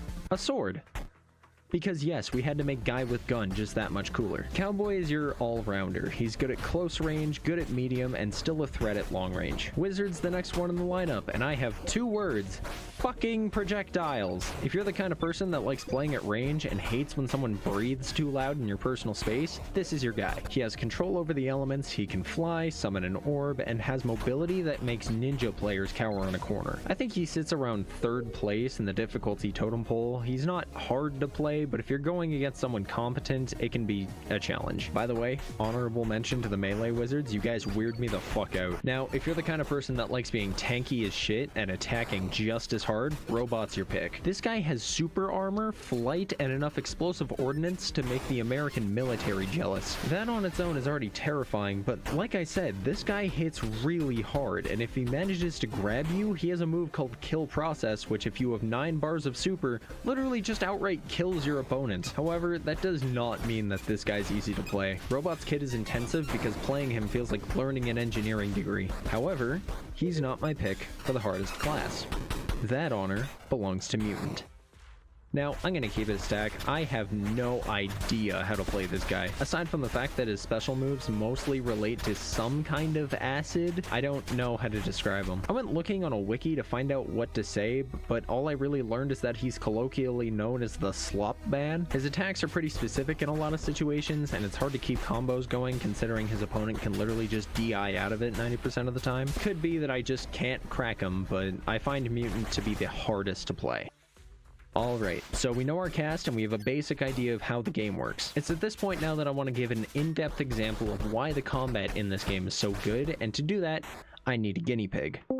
I've been summoned. Alright, 2 weeks ago, Blue decided that he wanted to play Cowboy in this encounter, and I wish to do the same. I'll be popping in here and there to explain my thought process so you can see firsthand how this game runs. Here we go. This is gonna be a great game, I can tell. So you said this game was something about predicting moves or whatever? You don't have to pretend like it's your first time playing. You know, I'm not. What do all these buttons do? We've been playing this game for a year. Don't give me that. Oh no, let's do that. I guess maybe that'll do something. Ah, fuck. Uh-oh. Uh-oh. That's bad news, Bears. Hope Wheel doesn't save you. Pommel here. Yeah, there's the lightning slice, yup. And then the good Oh my god, you can teleport. Oh no. I was gonna say the impel doesn't work as well. No, I'm gonna start employing a tactic you're gonna hate. You're not gonna like this one, Chief. Listen, I sincerely disagree personally. There's no getting out of this. I have nothing. I have nothing. I'm tired of this blocking, old man. Just block and parry until I can get out. Like, I can't get out. This is stupid. I give you one move. Yes! There you go. Oh, thank God. There you go. There's your one move. I was gonna say, even if you grabbed, like, it would have split us apart just a little bit. I would have had some time. I'm gonna go for it. We'll see what happens. Okay, so right now I'm stuck in a corner, and it's more than likely that I'm gonna fail a prediction and end up getting hit, so I'd rather force Blue to make the prediction instead of me. On the turn just before this, I managed to get my foresight just behind him, and I'm stuck holding a gun because of my quick draw. So instead of shooting a bullet in front of him that he could deflect, I'd rather teleport behind him and shoot him in the back. Huge! Yes, come in closer. Get hit by your bullet. Nah, I'm good. No, fuck, I was really hoping you wouldn't. I didn't think you would. Come on. Dumbass. Yeah, no, stop that. You don't know how to manipulate the cope wheel as good as I. I'm gonna keep this combo going for as long as I can. Damn, I understand now. I just figured something out. Huh. I mean, I'm not gonna tell you, but I figured something out. Ah, come on. Don't you want to be cool? Get the fuck down. That's a problem. Damn. You got too close into pommeling distance. You made a grave mistake. Clearly. You're staying with me. Am I? So, with me being stuck in a combo right now, I think it's a good time to explain the DI wheel. The directional input wheel is a way to manipulate your character's momentum when moving or getting hit by something, and when you're in a combo, it's ludicrously useful to get out of range. In this instance, I was moving it in random directions in the hope of confusing him and getting out of his way, which led to me going straight upwards. Bye. Bye. To the moon. Not yet. Come with me. Oh, what? This is why I need to look at the moves instead of moving within 3 seconds. Yeah, there's the lightning slice. Oof. I think this might be game. You've got a friend in me. Uh-oh. Not the Azuna drop, no. You've got a friend in me. Oh, God. Be my friend. No. So I can smell, I can smell an ankle cut, but you see, I'm just gonna shoot at the ground. Don't tell me what I'm gonna do. I was literally looking at it. You're like, I smell an ankle cut. Shut up. Alright, so you're gonna try to block. I mean, I don't really have a choice. And then you're gonna try to get closer, so I'm gonna shoot again. Oh God, you didn't holster. Oh no. And you see, since you're so low on health, I'm just gonna keep shooting you till you die. Of course, if you used horizontal slash, you could have gotten me out of my shooting stance. I tried, I couldn't. It had too low of a frame count. You would have hit me. All right, last interjection. As you can see, Blue and I are a decent distance away from each other. No melee attack is going to land right now. Most of Cowboy's ranged tech is limited to throwables, which means if I teleport right in front of his face, that projectile is likely going to be behind me by the time I get there. Unfortunately, as mentioned, Blue and I have been playing this game for a year now, and at this point, he knows that I'm likely gonna go in for a hug. In hindsight, I need to stop doing this as often, but with proper frame timing, it allows Blue to go in for the kill. No! God! Nice combo there. Nice combo there, though. Oh, it was going great. I thought I had, like, I thought I lost you several times there, but...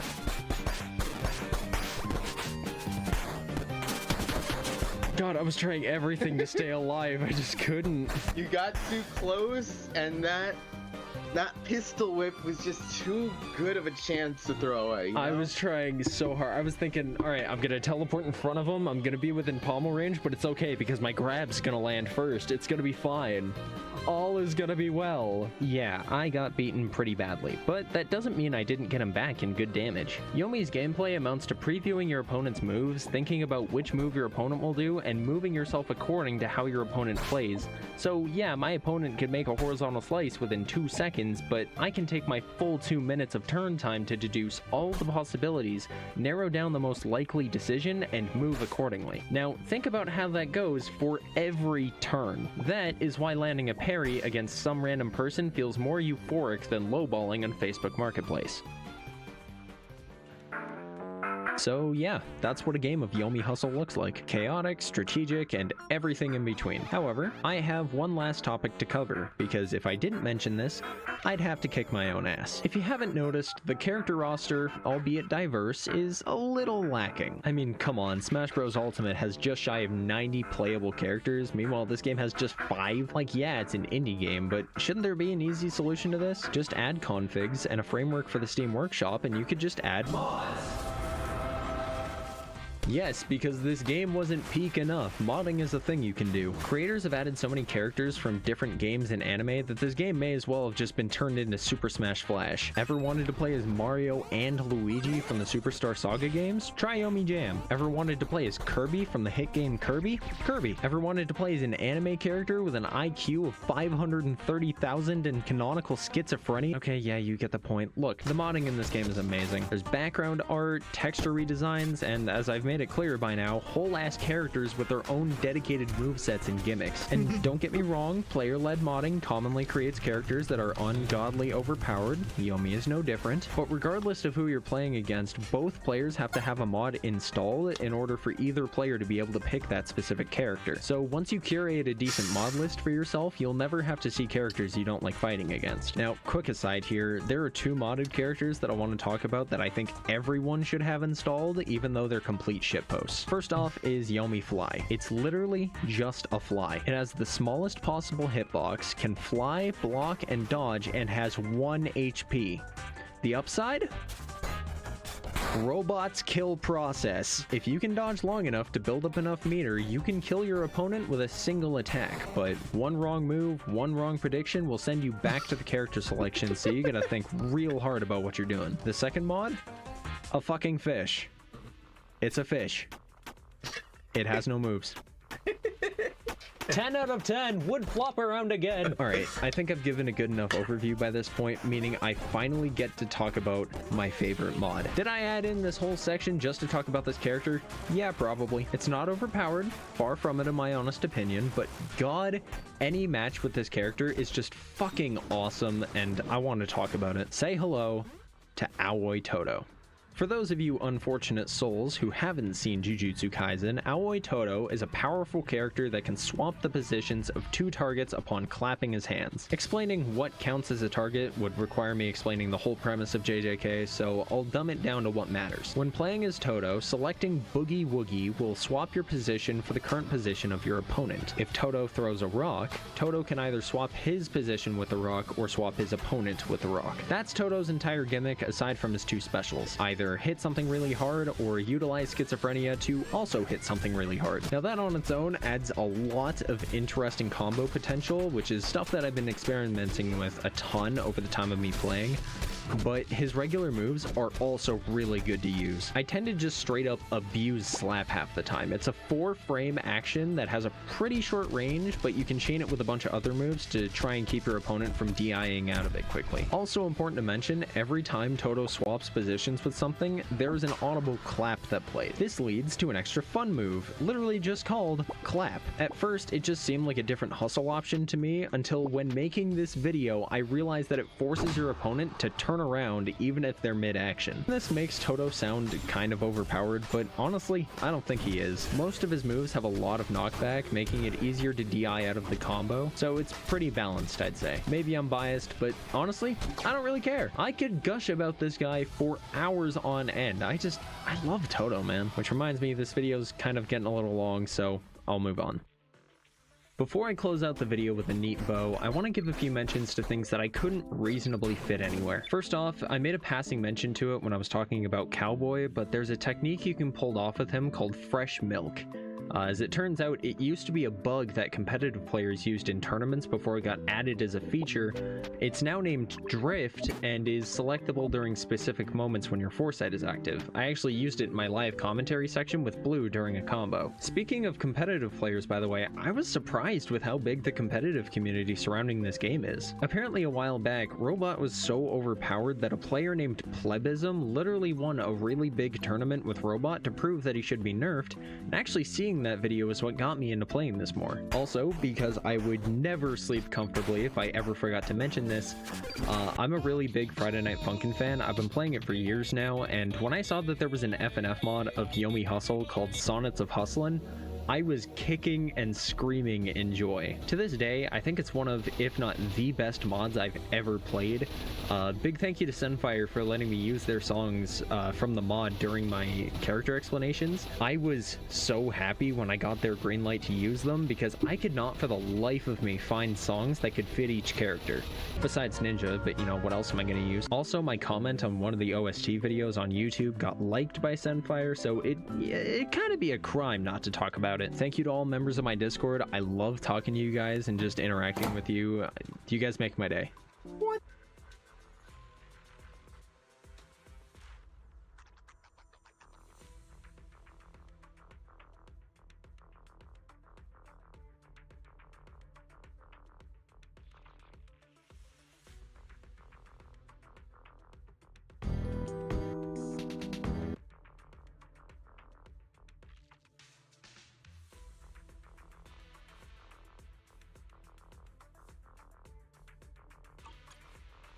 Yukashiro Yanagi, awaiting orders.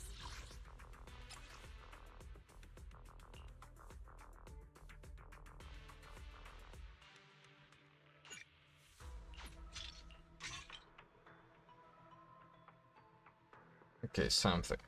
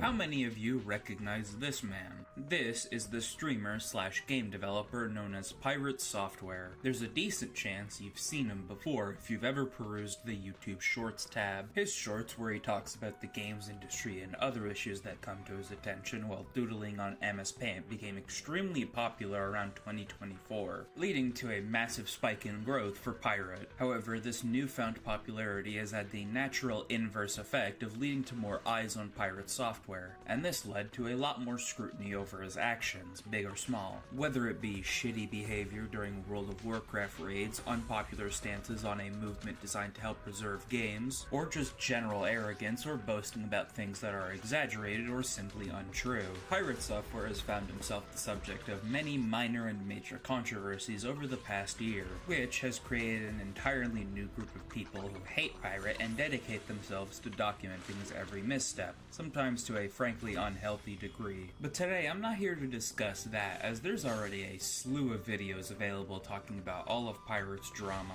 Instead, I'm here to discuss the actual video games created by Pirate Software and his team. In late 2016, Pirate Software would leave the mainstream video game industry after 10 years in various roles at Blizzard and Amazon Games to create his own indie game studio, also known as Pirate Software. However, these games have found themselves the subject of their own controversies after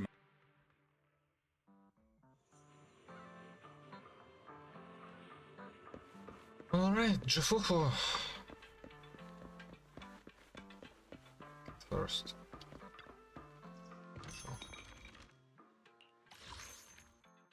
Hey, look at that. I got one.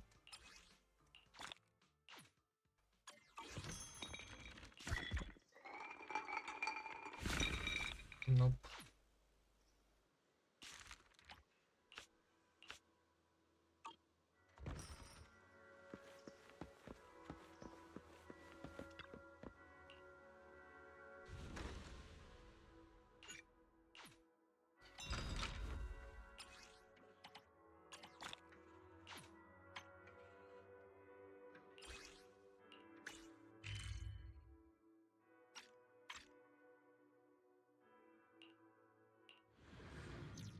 much of Pirate's baggage came to light, so for this video, I want to find out if this criticism is justified or is simply the result of Pirate's newfound infamy, starting with his first ever release known as Champions of Breakfast. Released on June 23, 2016 for a mere $3, Champions of Breakfast is an arcade shooter twin-stick inspired by classics such as Asteroids. As the title implies, the game is heavily themed after breakfast, with your ship being various kitchen appliances like toasters, blenders, and egg beaters, and the power-ups are foods such as orange juice, coffee, or jalapenos. Enemies include sausage links and bottle openers. Before I say anything about the game itself, I will acknowledge that this isn't exactly what I would call a fully fledged indie game. As according to Pirate Software himself, the game only took 24 days from concept to release. And for a price as low as $3, it might seem really needless to criticize a title like this. However, there is something very important that I feel we need to acknowledge before we look at this and every other game featured within this video. And that's the fact that, as of the making of this video, Champions of Breakfast is the only fully released game created by Pirate Software. It is nearly 10 years as a game developer. The other titles we'll be looking at are in various stages of development, but all of them are not fully completed. As for my thoughts on the game itself, I would genuinely struggle to call it average, as there are many small things in the game that add up to being a confusing title that somehow feels below the standards of most actual arcade shooters. What does the basic gameplay loop of Champions of Breakfast look like? Before you start any run, you must pick a ship, with each one having a different set of of stats and firing types. Once you pick your vehicle of choice, you're immediately thrown into a small tutorial where you must shoot the targets on each side of the screen. This tutorial happens every single time, regardless of how many runs you've done. A very minor complaint to start, but I'm not sure why this is the case considering how simple the game's controls are. Only utilizing the twin sticks, a button to shoot, and one to use special moves. Regardless, once the game actually begins, you'll be met with various enemies coming at you from different sides of the screen. By defeating them, more will spawn, and after clearing out a certain amount of waves, a boss will appear. Defeat the boss and a new special weapon will drop, followed by more enemies until yet another boss appears. Defeat that, and you'll get the choice between 3 different sub-weapons. After picking one, you'll be sent to the next board. And that's pretty much the entire gameplay loop of Champions of Breakfast. Fight enemy waves, defeat a boss, get a power-up, rinse, repeat. With only 5 unique boards to speak of, you will very quickly exhaust most of the content in this game, likely within 30 minutes of playing. There are some other pieces of content, such as unlocking ships, although how I was actually unlocking them was very unclear to me, and a selection of difficulty modifiers, but the core game doesn't really change too drastically. These modifiers do sort of bring up probably my biggest core issue with the game, and that's that it's just really easy. All of the enemies' bullet patterns are extremely simple and easy to dodge, with even most bosses not really offering much of a challenge. This comes in part due to one of the game's ships. The Egg Beater I mentioned earlier is the clear best ship in the game, as its firepower is honest to god comical. Look at how quickly I defeated this boss and how easy it was for me to dodge each of its attacks during the process, partially due to the ship's slim hurt box. Not only does it hit the hardest and is the hardest to hit, it also has the ability to regain all of its health back with the orange juice, and there aren't that many special weapons in the game, so the chance of getting it early is very high. I think the weakness of the Egg Beater is supposed to be that it has low health, but you still get 5 hits before you die, and with near infinite healing, it's nearly impossible to get much of a challenge here. Even with all of the difficulty modifiers on, the game doesn't get much more engaging. In fact, on my final run for this recording, I ended up just letting myself die because I figured it would happen sooner than something within the game actually testing me. Side note related to those modifiers, every single time you turn the game on, you have to reapply whatever modifiers you had on previously. I have never played a game before that has difficulty modifiers as a prominent feature, not save them when you come back. Very strange.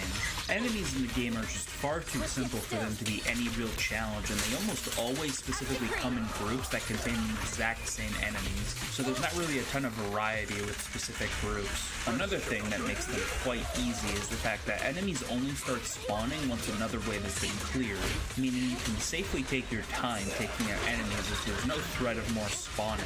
This removes a pretty massive part of arcade-style games like this, as there's no pressure to take out enemies quickly in fear of more spawning and getting overwhelmed. Even with enemies on screen, there's often very little threat, especially with melee-based weapons, as they just mindlessly move towards you. And since no other enemies spawn to make this a threat, I can safely move around in a circle. Boss fights are even less threatening, having somehow more predictable and easy patterns compared to enemies. Some bosses have shields, which confused me at first, until I figured out that you have to kill the ads the boss spawns. Why even have a boss if all it's gonna do is sit there and do nothing? At least some of the other armored bosses move a little, but this gazebo literally just sits there and does nothing but spawn enemies. Not exactly an engaging boss fight. While we're on the topic, what's up with the game's theming here?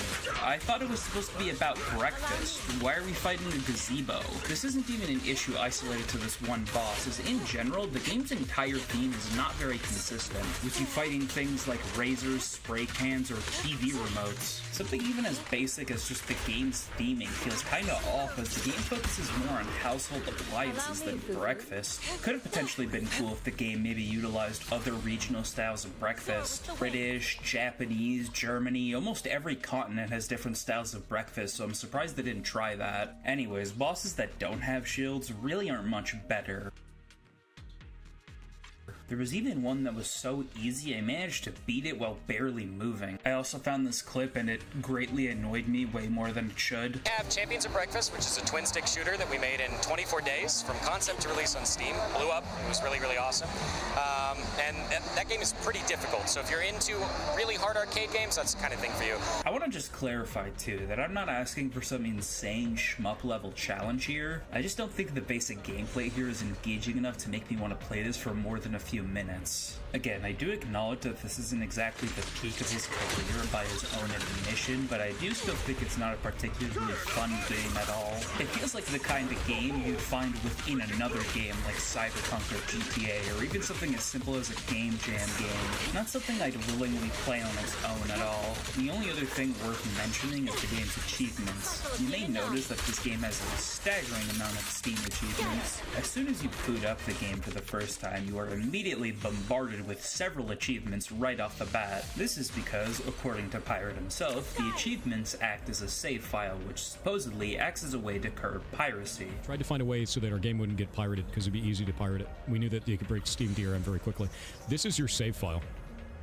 When you first start the game up, it actually checks what achievements you have, and it unlocks powers based on your achievements. This is actually the save file for the characters. So you can't pirate it because you can never use the achievements. I'm not sure why you would fear piracy for a game that makes a profit of $2.10 on average, but either way, this claim is completely untrue. I was curious how long it took for the game with the unpiratable DRM to be cracked after it was released, and this is what I found. 1 day and 17 hours after the game was released on Steam, there was already a home rip floating around. If you don't consider home rips to be valid, I also checked to see if any known where scene groups had a crack for the game. The scene group Simplex has also had a crack for the game floating around for years at this point, so that unpiratable DRM has been soundly defeated multiple times just after launch. I guess I can also mention some glitches I had while playing, including this one where the enemy went off screen, preventing me from making progress for a bit, and this one that happened while I was just trying to get some extra footage.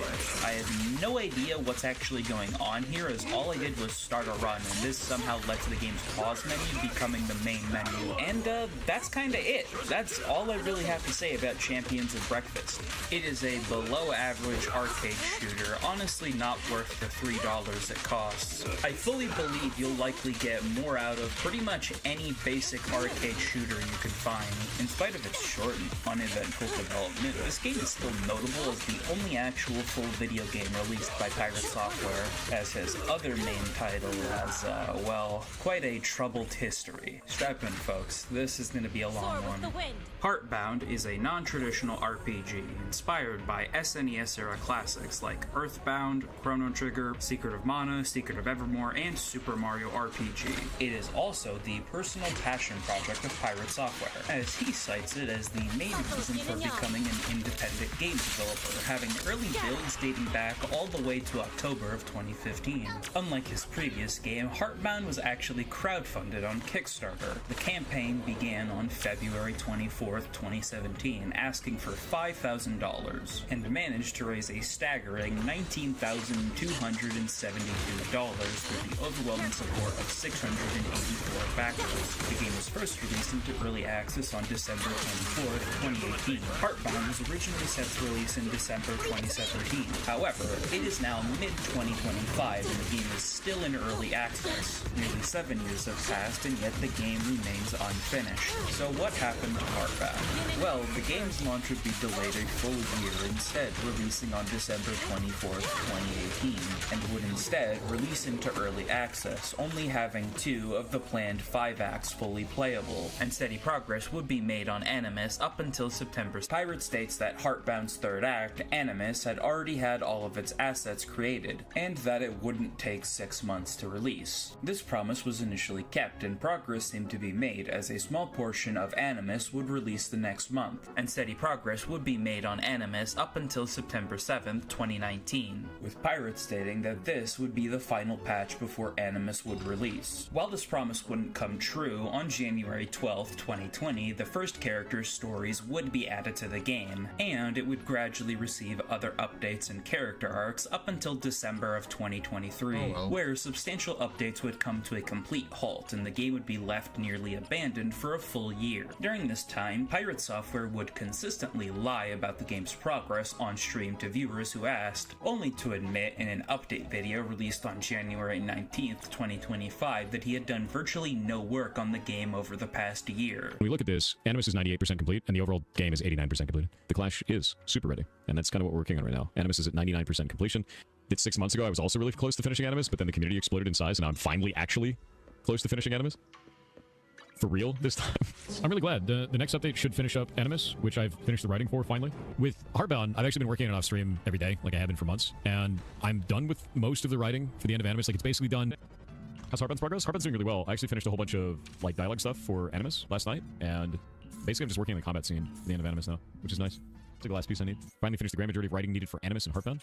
Yeah, Animus is basically finished. I'm pretty happy with it. This was my whole last year, and navigating all of that stuff took an immense amount of time. And because of that, I stopped working on games. I am a fairly patient person when it comes to waiting for games to release, and I fully understand that making a fully fledged video game is a massive, expensive, and time-consuming process even for some of the industry's biggest companies, let alone one person. So I am perfectly understanding of the fact that Heartbound has taken a long time, but has all of it been spent on a worthwhile product? To start, let's take a brief look at Heartbound's website to get a better idea of what the game is supposed to be like. Here, Pirate talks about some of the unique mechanics featured within the game, such as items and consumables. Consumables have been replaced with what I feel are more interesting mechanics. Powers that can trigger in combat under certain conditions or from investigating objects in the world, exploration, and player choice. Every time you interact with an object, talk to an NPC, forget to turn off a light switch, or disregard a sparkly bush, the game remembers this and will change subtly for all further interactions.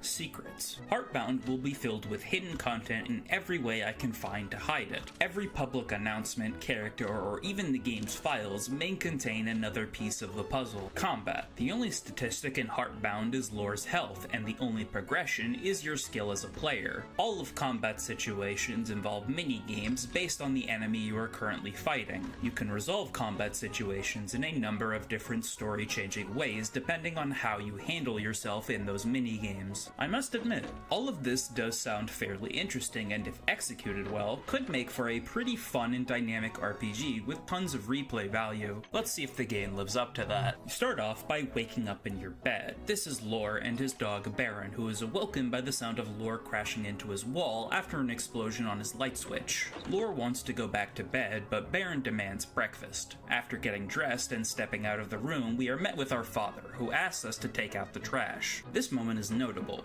Not really for the scene itself, as not much happens, more so for how Pirate describes the scene in one of his YouTube shorts. In the beginning of the game, you'll see a light on coming out of your parents' room. This light will be purple. As you get closer and closer, Lore slows down. His heartbeat starts to beat faster. The music dies down. The volume of the storm dies down. His heartbeat becomes the only sound. And when you get closer and closer to this, you expect a jump scare. You expect a loud noise. What happens is, the door closes, there's no sound, the heartbeat stops, and the thunderstorm slowly rises back into place. Now, let's look at the actual scene within Heartbound.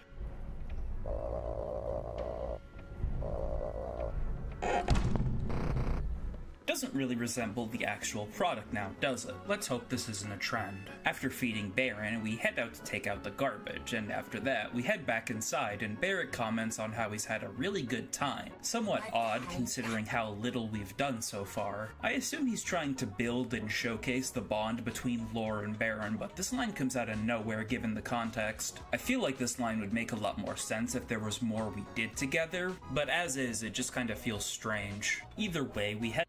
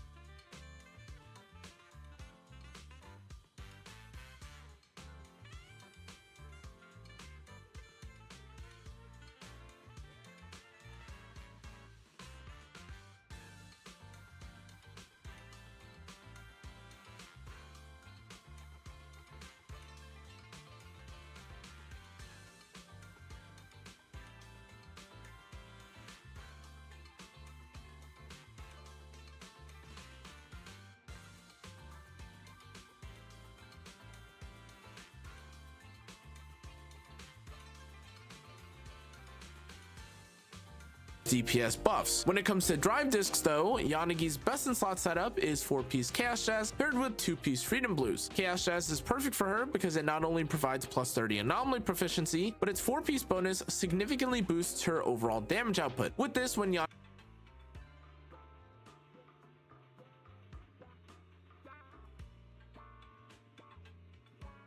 is off field, it increases the damage of EX special attacks / assist attacks by 20%, and once she swaps back in later, the buff lingers for 5 seconds, giving her stronger swap onto field combos. This of course pairs perfectly with how Yanagi plays, as most do swap in and out of combat with her depending on the team. Freedom Blues 30 anomaly proficiency is always appreciated given the free stat, but Thunder Metal can also work depending on the substats of the discs used. For main stats, you'll want to prioritize anomaly proficiency on slot 4, electric damage bonus on slot 5, and attack percent on anomaly mastery 6, but the actual choice of which main stat to use here is once again mostly dependent on the substat roles of each disk drive. That said, some choices like her 5th slot or 6th slot main stat will also be influenced by the characters you choose pair with her. If running an electric only team composition, for instance, attack percent will see greater value given how much electric anomaly buildup is already on the team. Now let's talk about Yanagi's Mindscapes. Starting off with her first Mindscape, Yanagi gains both an offensive and technically defensive edge too. Once this Mindscape is active though, whenever an ally applies an anomaly to an enemy, Yanagi gains 1 stack of clarity for 15 seconds, stacking up to 3 times. Each new stack refreshes the duration, and if Yanagi DPS buffs. When it comes to drive discs though, Yanagi's best in slot setup is 4-piece Chaos is Yanagi's clear best in slot option.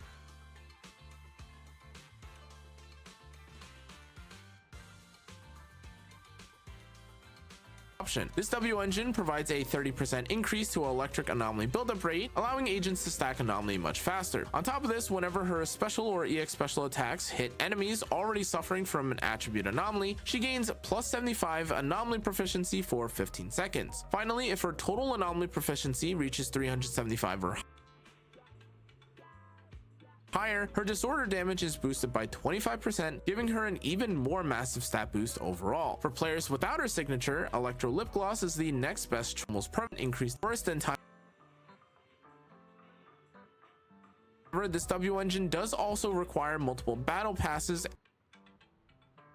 Now, another decent option is Fusion Compiler, which does synergize pretty well with Yanagi's frequent stance swapping gameplay, but since she naturally uses special and EX special attacks often, this W engine's passive remains pretty much active or maintained throughout most encounters. However, this does end up performing roughly 8% below her signature in terms of performance, making it a step down compared to the signature, and also technically more expensive than something like Electro Lip Gloss. Meanwhile, Weeping Gemini and Rainforest Gourmet fall into the budget category, and while both are more accessible for free-to-play players, they do end up being around 12 to 16% less damage than Time Weaver. Now, as a final note, though it does end up performing worse than a rank 5 Electro Lip Gloss, Weeping Gemini is generally the go-to for free-to-play choices on anomaly agents, and as a result, I'd recommend using this if you don't have any S-rank alternative. Now, in regards to whether her signature is worth pulling for, it is worth noting that this W engine formerly had a bug where its electric anomaly buildup rate actually affected all attributes instead of its original intended purpose. And because this was left in the game for months, it was actually a decent W engine option for essentially any character who could make use of the stats or appreciate the disorder value that it provided. However, since this W engine's passive has been fixed in more recent patches, the more general value it had before is now much lower. Regardless of this fix, however, the W engine is still impactful for most anomaly agents, as the anomaly proficiency and disorder damage increases are huge DPS buffs. When it comes to drive discs though, Yanagi's best in slot setup is 4-piece Chaos Jazz paired with 2-piece Freedom Blues. Chaos Jazz is perfect for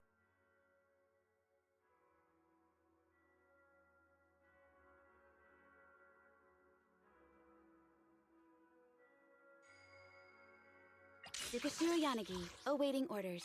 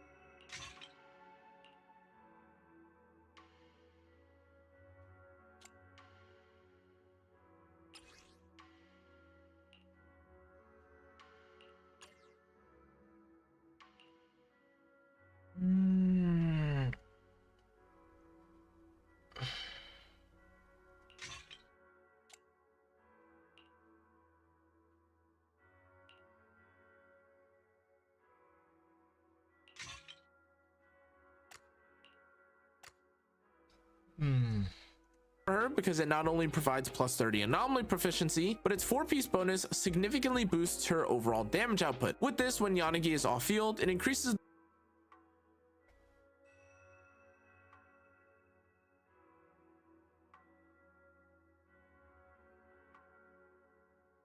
verification doesn't work by licensing. Since the rollout of age verification took place on YouTube, it would seem to have provided mixed results.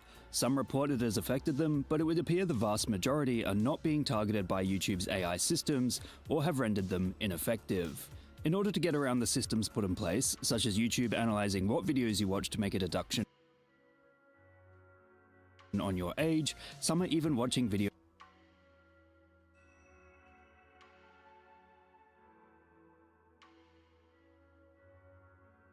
on tax returns in order to appear older than they really are. Or they'll use images from video games to trick any social media platform that requires visual identification. Consequently, it seems these AI verification methods aren't particularly effective, as if 3 kids in a trench coat are actually able to fool a cashier at a cinema showing R-rated movies. At any rate, the outcry against this verification process mainly comes from concerns that companies like Google are justifying the need to use AI to collect user data by claiming it's for the safety of children. And look, social media is a place that will irrevocably change your brain chemistry due to the sheer number of resources these companies utilize in order to make you watch just one more video, write one more comment, or like one more post. The flood of tiny dopamine hits have led to names like doom scrolling, and the psychology behind it is often likened to that of walking into a casino. Or perhaps you've seen the meme about how silly it is for characters in a fantasy world to pick up a cursed object despite it obviously being bad for them, only for the OP to realize that they're doing exactly the same thing with their phone and receiving psychic damage 23 hours a day.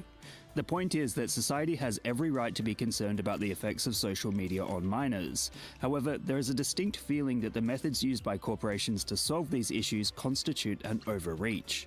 The data collection of ID cards is criticized as a total privacy time bomb, ripe for harvesting by hackers and the like. And so, these widespread criticisms have led to movements across social media from those who feel the overreach is completely unjustified, especially since there will always be ways for people to get around the AI age testing. In short, YouTube and other social media platforms' new age verification policies seem to be alarming the world in terms of privacy overreach. However, underage audiences seem to be relatively unaffected by the rollout as they find creative ways to fool it. What meme would you guys like me to give a lesson in next? Let me know in the comments below. And remember, like and subscribe.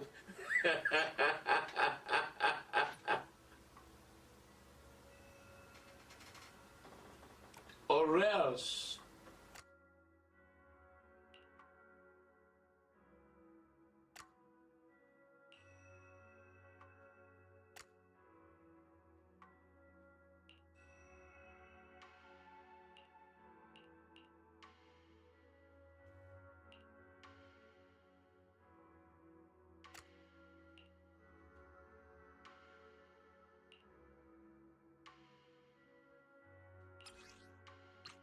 Please.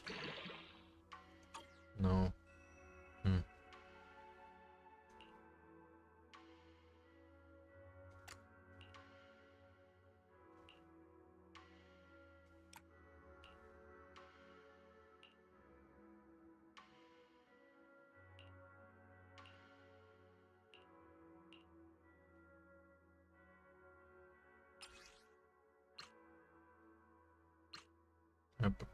Please.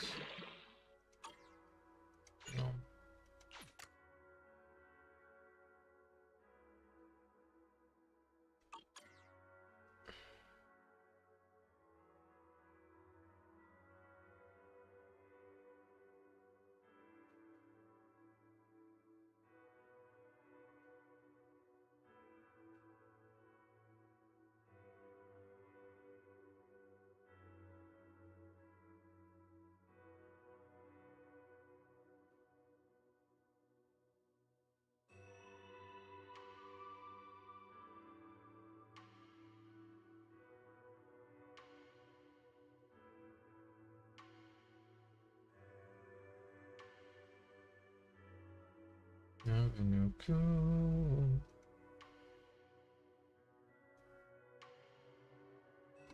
Сегодня мы уже можем поспокойнее, не в экстренном режиме, а рассмотреть все, что случилось на встрече в Анкоридже и вокруг нее.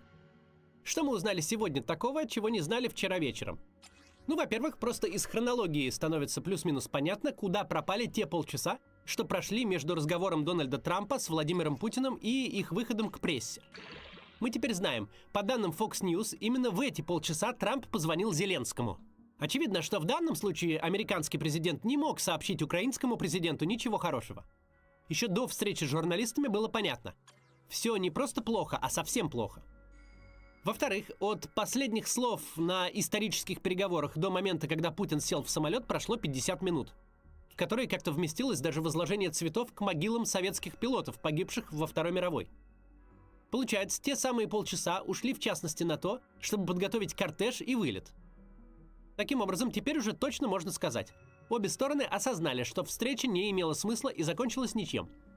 Дальше начинается очень необычный сюжет, на который, как это ни странно с учетом обстоятельств, намного больше внимания обратили американские СМИ, а не российские. Прямо сейчас главную страницу тех же Fox News, к которым мы так часто обращаемся по той простой причине, что это важнейший рупор республиканской партии, так вот, главную их страницу возглавляет новость. Первая леди США Мелания Трамп написала письмо Путину. Тут нужно сказать, что жанр «письмо от первой леди США» очень особенный. Все такие случаи в истории можно по пальцам пересчитать. Это настолько редкое явление, что если вы начнете искать аналогичные примеры, то есть персональные письма первой леди для лидеров других стран, вероятно, ничего ярче письма Жаклин Кеннеди Никите Хрущеву не нагуглите. В нынешнем письме Мелания Трамп, ни разу не упоминая Украину, выступает с общегуманистическим посланием. Иносказательно говорит Владимиру Путину, что ему стоило бы перестать убивать детей. Есть ли в этом письме политический посыл – вопрос отдельный. Но тут важно вот что. Никогда американская политика не была столь персонализированной, как стала при Дональде Трампе. А сам Дональд Трамп редко когда упоминает супругу, за исключением контекста российско-украинской войны. Как мы помним, это к Мелании он возвращается после телефонных бесед с Владимиром Путиным и узнает, что в Киеве опять прилеты. Возможно, мы недооцениваем роль жены американского президента. Возможно, ее позиция может влиять на происходящее как минимум не меньше, а может быть и больше, чем то, что мы видим публично.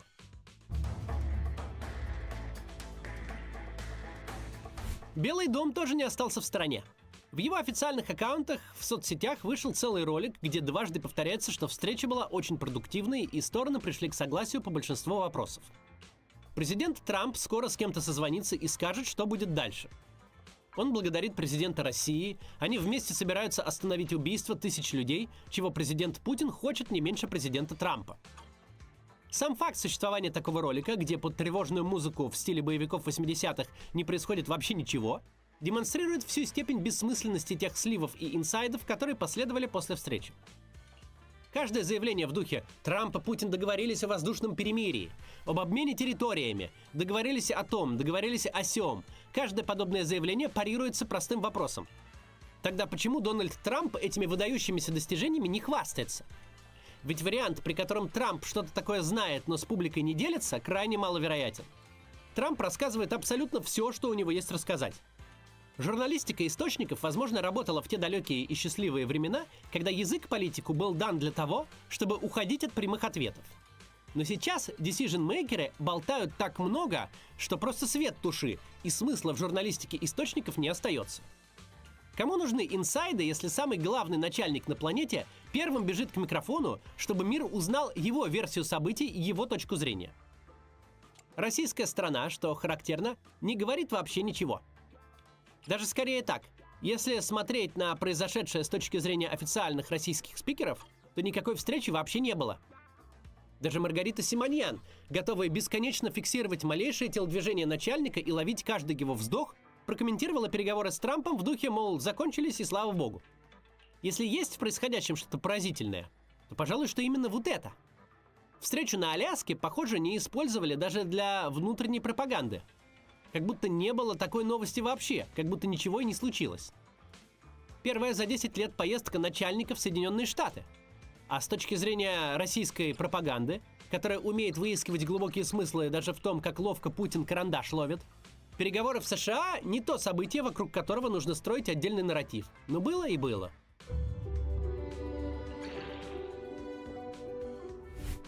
На этом месте можно оценить наивность тех, кто стремится делать выводы на основе слухов.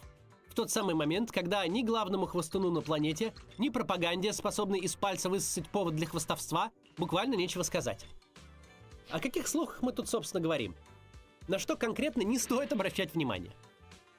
Вот, например, источник издания Axios сообщает: Трамп хочет организовать встречу на троих с Путиным и Зеленским уже 22 августа, то есть уже в следующую пятницу. Строго говоря, тут никого не удастся обвинить во лжи. Нет ведь никаких свидетельств, что Трамп этого не хочет. Подвох в другом. Желание Трампа – это не событие и даже не новость. Он вполне может что-то хотеть, может не хотеть. Но применительно к ситуации это не имеет значения. Ведь не существует ни единого сигнала, что встреча эта готовится. Что самое эпохальное событие за последние 3,5 года случится или может случиться прямо на следующей неделе. Возможно, все, но об этом не говорит решительно ничего сейчас. Следующая версия, существующая в том же пространстве слухов, что и перспектива встречи в грядущую пятницу, звучит так. Путин готов на прекращение огня, если Украина выведет войска с территории Донецкой и Луганской областей. Якобы, по версии источников New York Times, такую версию Трамп передал европейским лидерам в телефонном разговоре по итогам встречи. А в обмен на выход ВСУ из этих двух областей, Путин, дескать, сулит не только перемирие, но и письменное обещание не нападать на Украину или какую-либо европейскую страну. Если представить, что сказанное основано на фактах, то вообще-то это очень страшное предложение. Не потому, что письменное обещание Путина не затрагивает Запорожскую и Херсонскую области, регионы, вписанные в Российскую Конституцию, а значит, такой документ просто не может быть официально оформлен. Не потому, что не существует такой правовой нормы «письменное обещание», а потому, что не вполне понятно, какие такие европейские страны Путин обещает не трогать в обмен на Донецкую и Луганскую области. Кого еще там довеском обсуждали? Ведь если Путин готов подписать письменное обязательство не нападать на Херсонскую и Запорожскую область Украины, а еще на Эстонию, Литву и Латвию, это все звучит не как гарантия мира, а как готовый план действий. Ну их, честно говоря, к лешему такие инсайды о мирных формулах. Пусть лучше все это окажется выдумкой. Ровно в этом заключается проблема инсайдов, которыми нас пытаются накормить. Написанное в них звучит как выдумка, как сильное преувеличение, как выдача желаемого за действительное. Но если задуматься над тем, что имеется в виду за вроде как сказанными словами, то вообще-то, как-то страшновато становится. За каждым поворотом там честное слово не нарушать 20 раз нарушенное честное слово. Теперь расширенное даже на территории, где никаких боевых действий не было, на некие другие европейские страны. Мы находимся в удивительной ситуации, где самый очевидный и обоснованный вывод, что переговоры, на которых предполагалось вроде как войну хотя бы притормозить, закончились вообще ничем. Это вывод самый мирный, ведь в нем не заложено никаких намеков на эскалацию. Потому что если погрузиться в пространство тех версий, которыми нас пытаются накормить, вроде как обещая мир в каком-то виде, то выходит, что мира никакого там нет, зато есть новая война. Плохая новость в том, что и без этих инсайдов есть много опасных сигналов относительно новой войны. Хорошая новость в том, что инсайды эти вообще ни на чем не основаны. А значит, пока на них нельзя строить совсем уж страшные ожидания. Спустя сутки, прочитав все, что было сказано и написано, можно прийти только к одному выводу.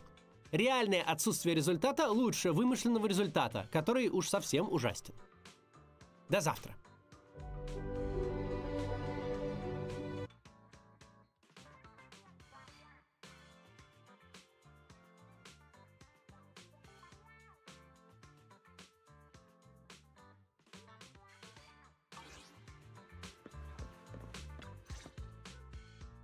Junior Bell, bad news, really bad. Oh, we've got an emergency.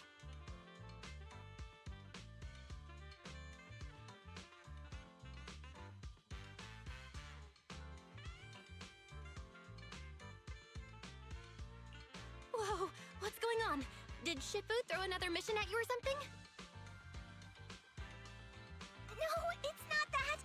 It's Belian. He ran away from home.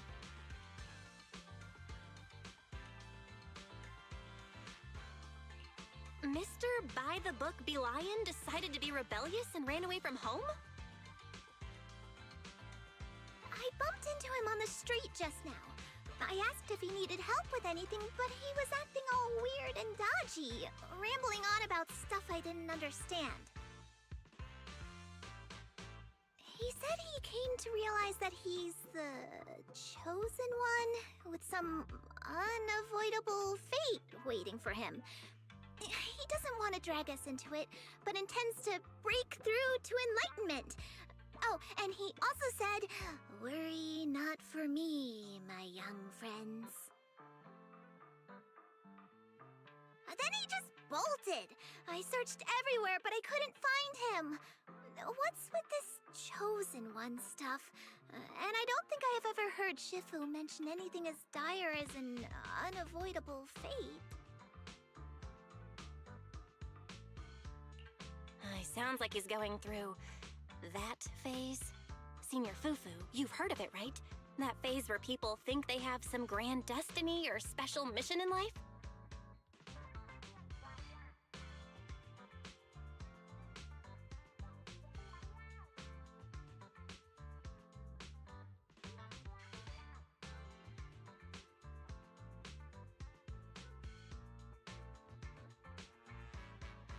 A phase? Grand destiny? He didn't say anything like that when he came to me for training advice. Before he became our messenger at the temple, he spent a long time helping everyone train at Yunquei Summit. He actually started way earlier than most of the other disciples. And after coming to the temple, he's always been diligent, never slacking off, not even a little. It's all my fault. I've been so focused on rebuilding the temple that I haven't taken time to check in on him or his training. I've been a terrible senior.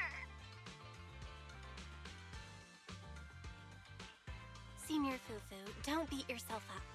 Honestly, it sounds like Belion's just off on some self-training journey. Besides, if you think about it, Bangbu kinda have a natural advantage when it comes to training, right? Natural advantage. How? Well, the average person has to go through a ridiculously complicated process just to live a little longer. But Bangbu, they just slap on some new parts and they're good as new. In that sense, yeah, I guess he kinda is the chosen one. Swapping out parts, huh? Shifu did mention that our Bangbu are naturally suited for physical training. That's probably why they're always so careful with their parts. If that's the case, does that mean Enzo is the #1 physical training master on 6th Street? Enzo? Oh, he's the owner of Turbo Remodeling Shop on 6th Street. Sorry, I digress. Anyway, where exactly did you run into Belion earlier? Near Boo Box. Oh, wait. Boo Box? No way. Could Belion be thinking about leaving us and joining them? With how much Belion cares about Yunquei Summit, that doesn't sound like him. Let's search the area again and get to the bottom of this. Yeah. If some other group tries to poach Belion, then I'll just bring him back again.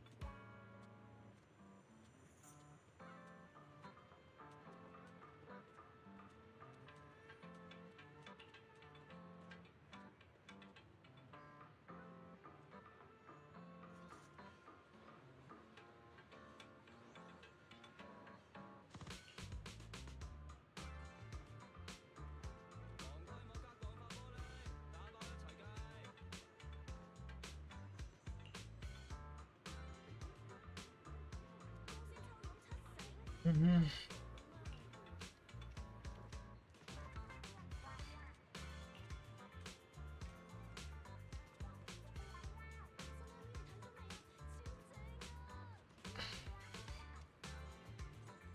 Red Bongo spiritual. Depends. The war has second strength. When a reliant element comes supplement gradual during training probably depends on its but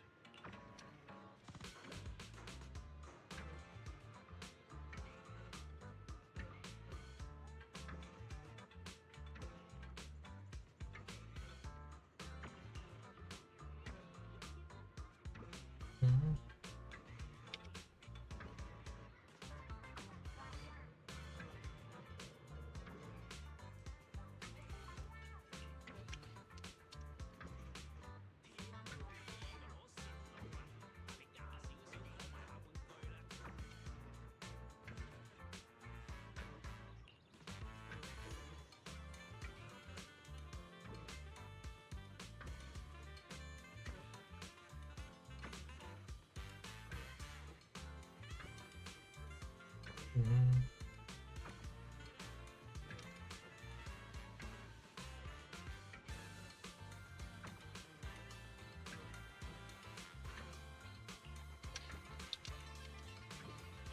Mhm.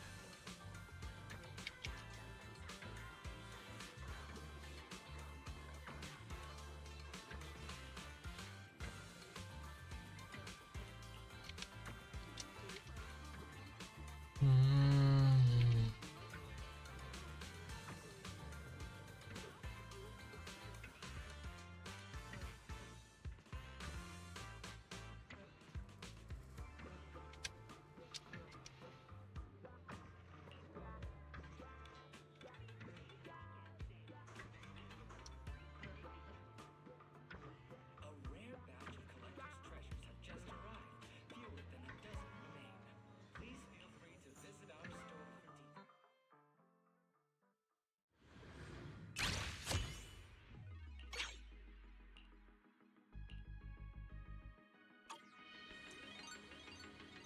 Mhm. Platanina!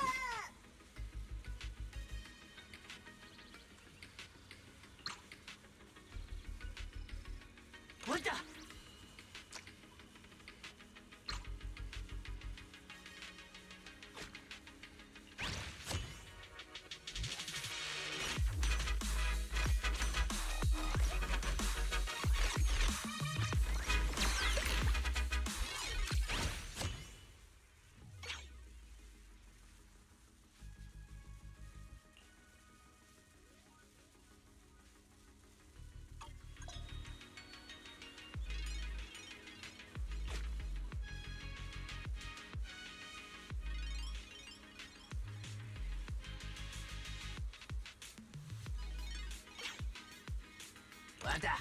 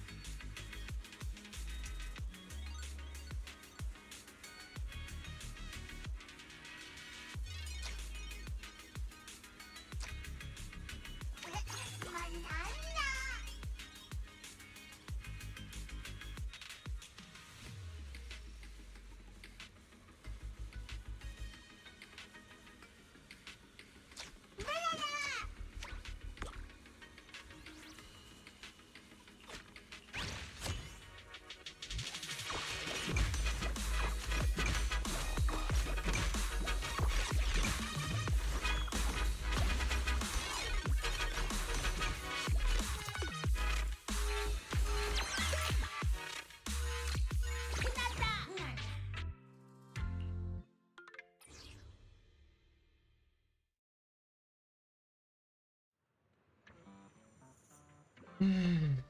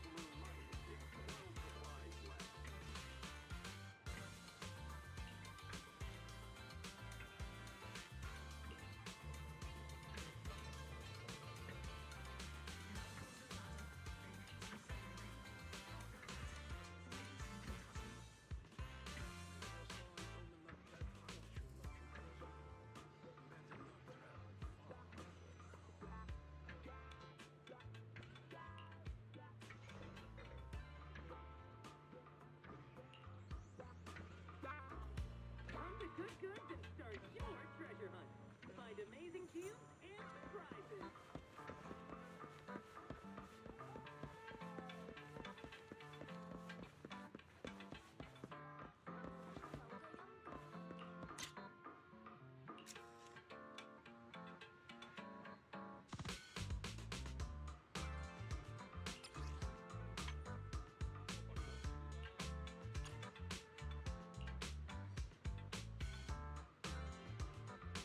As the night gets darker,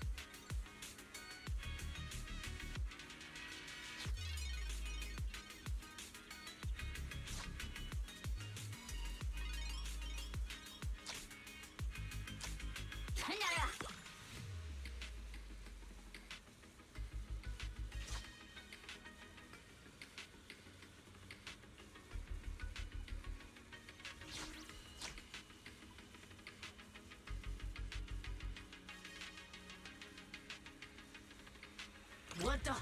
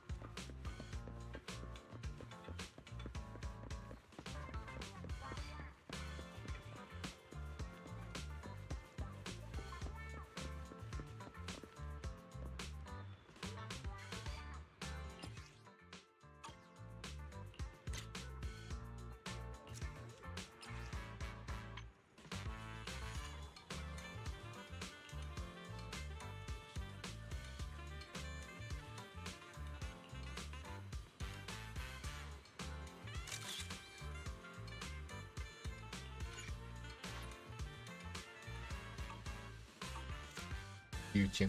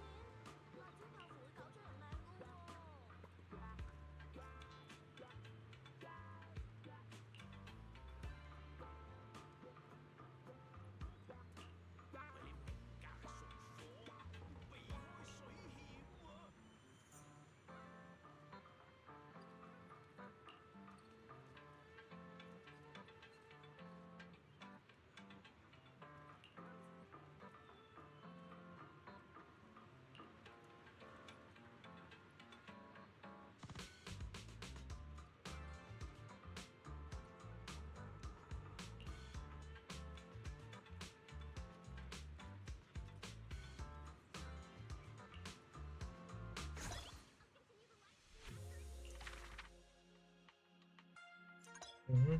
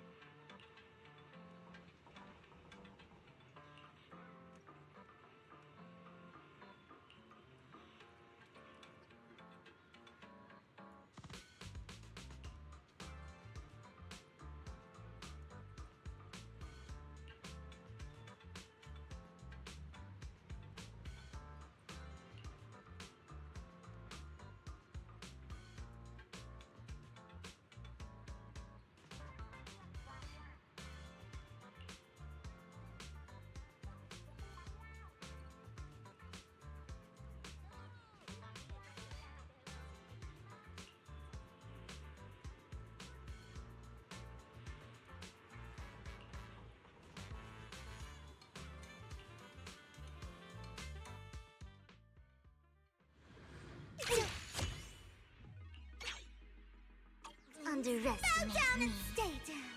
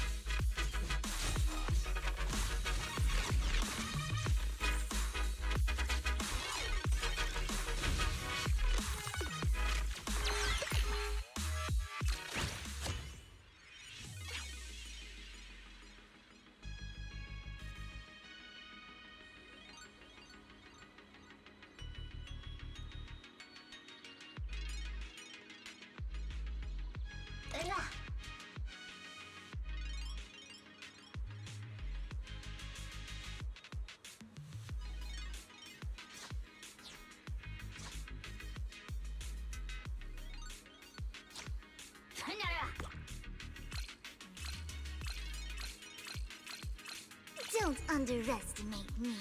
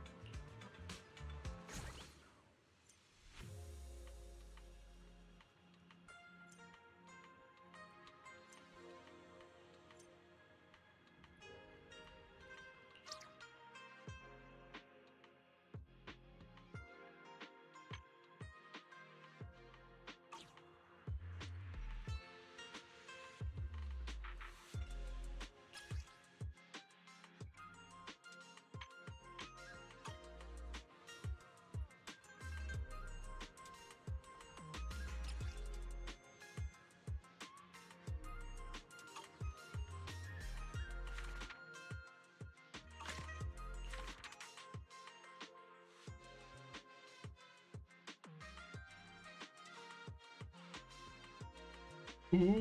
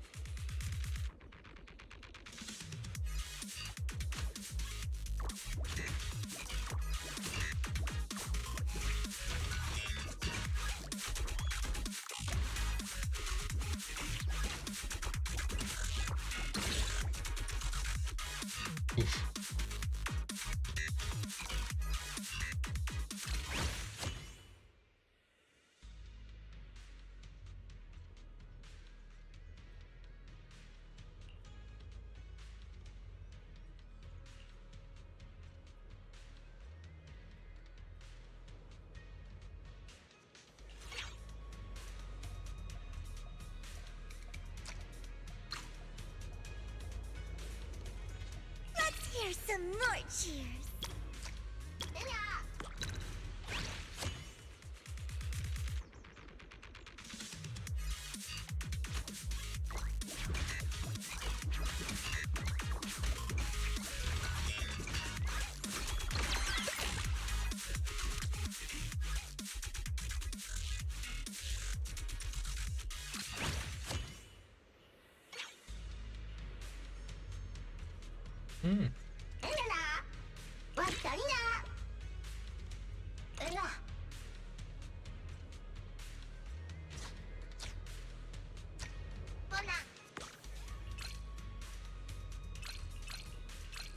Don't underestimate me.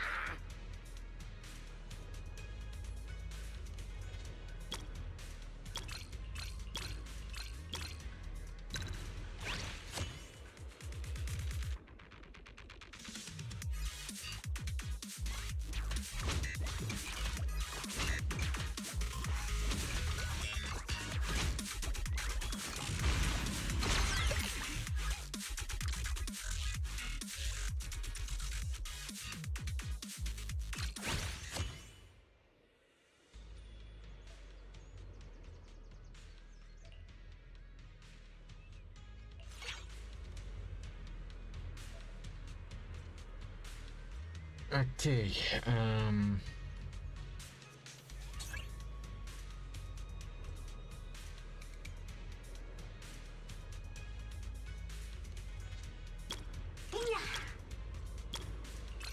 Let's hear some more cheers.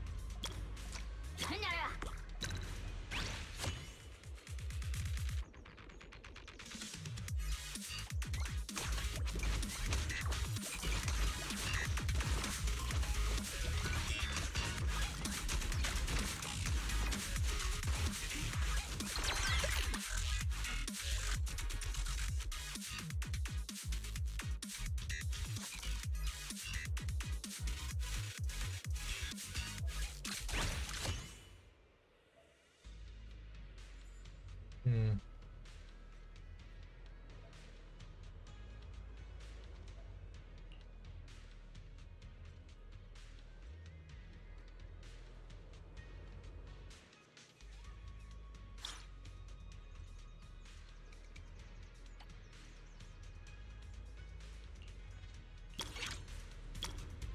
Rosanna!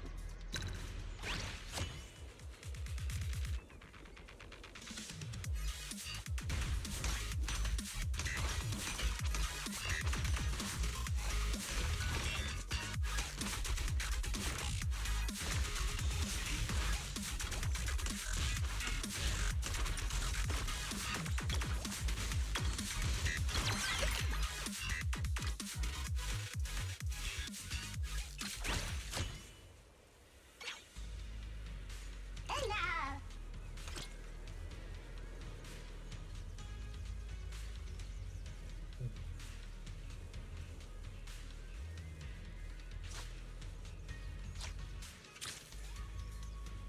Ella!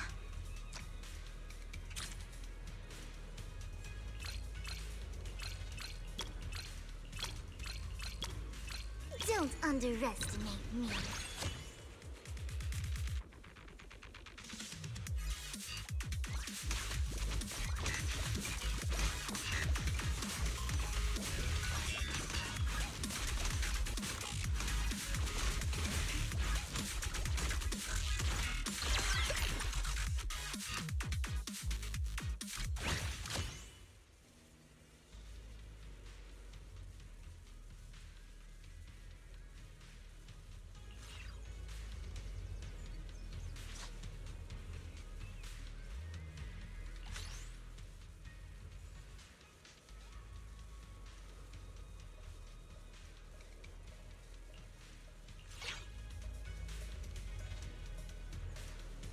Hmm. What the? Hmm.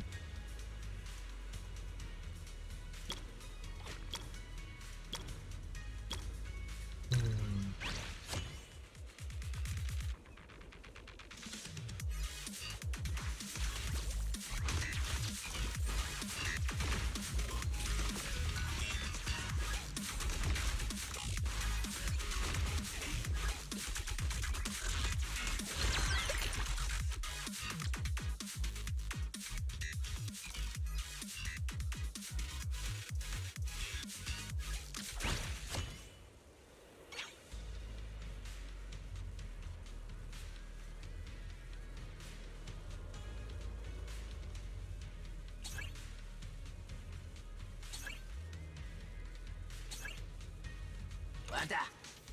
Okay.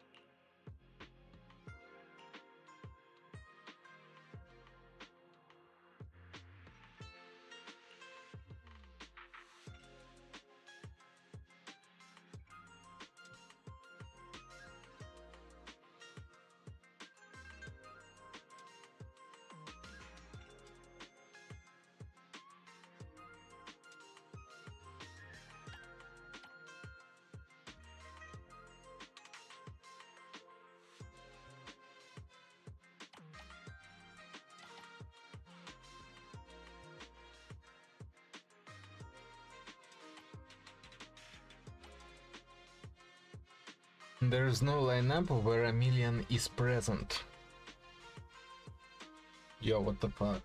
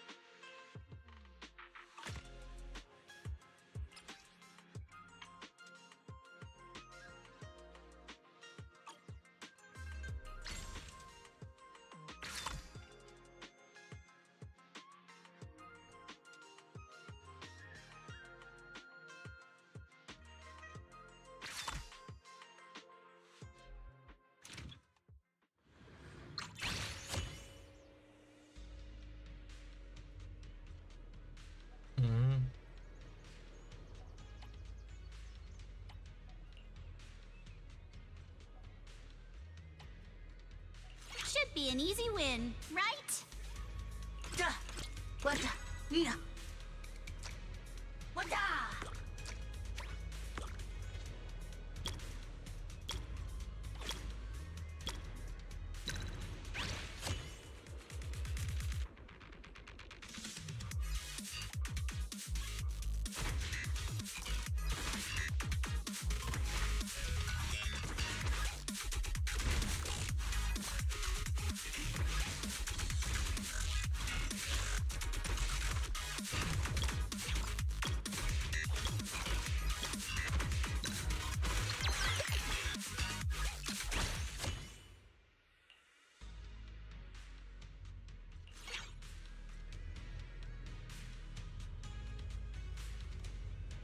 Spook the heck out of them.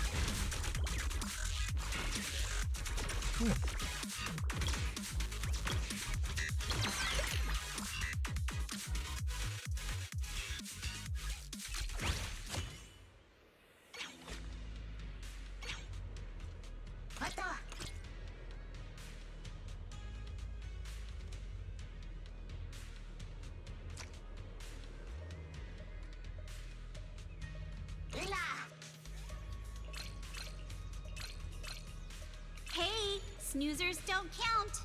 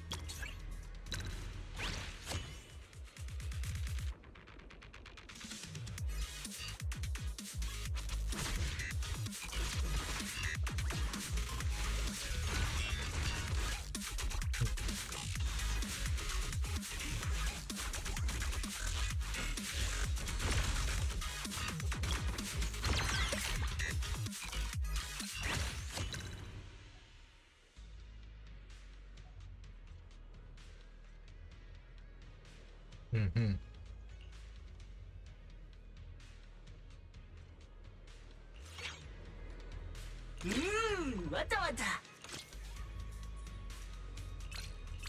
Spook the heck out of them. Oh. Messed up.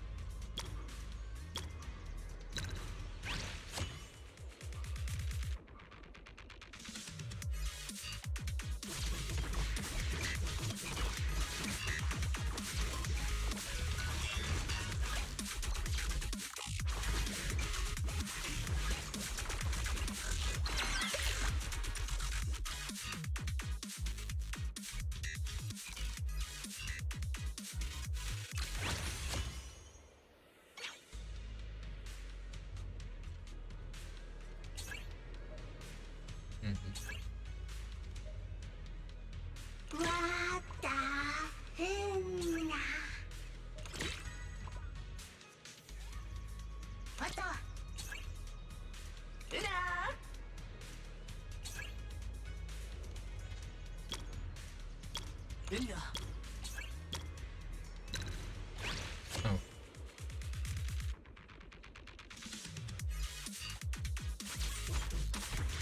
I didn't look at it.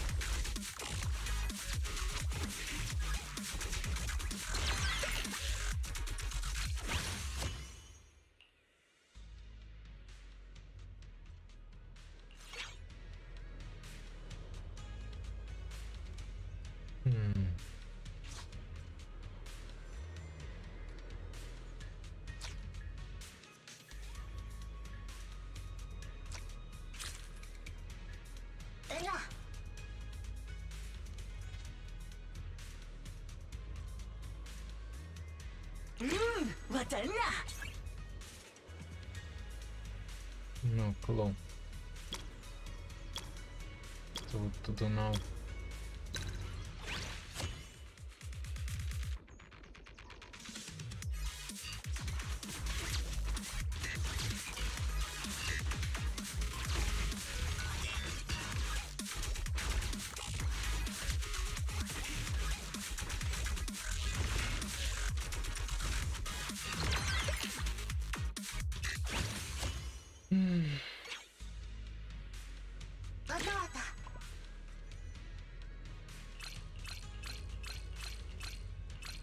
Hey, snoozers don't count.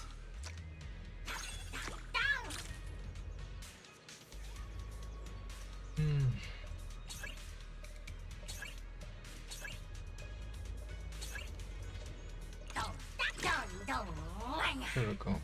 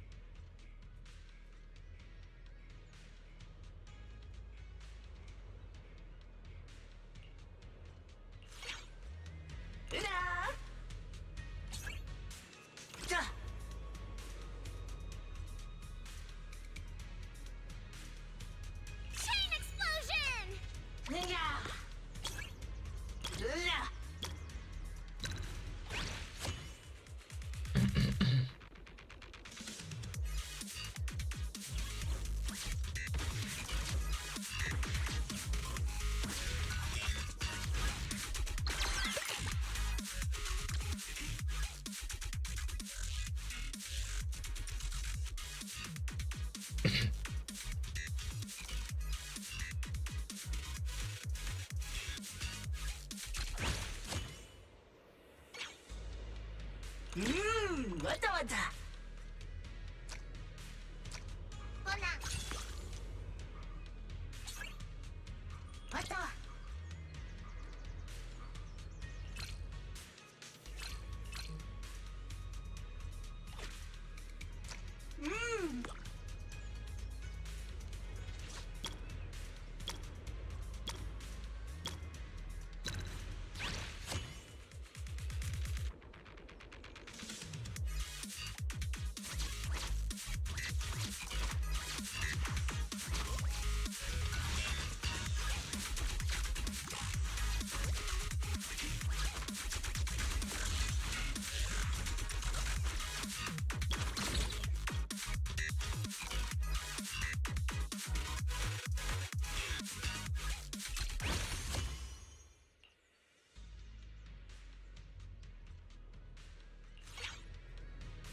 完了。来了。わた。いや。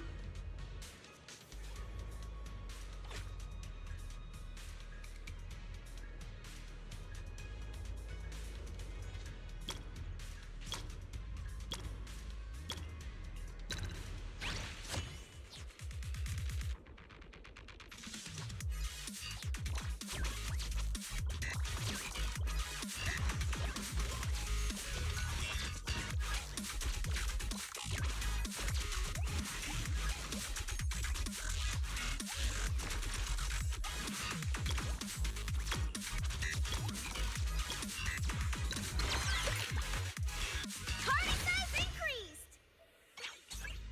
No, fuck.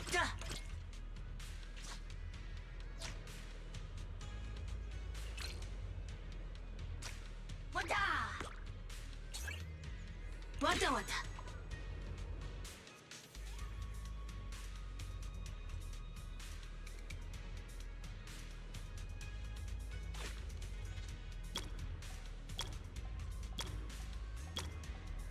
Let's see.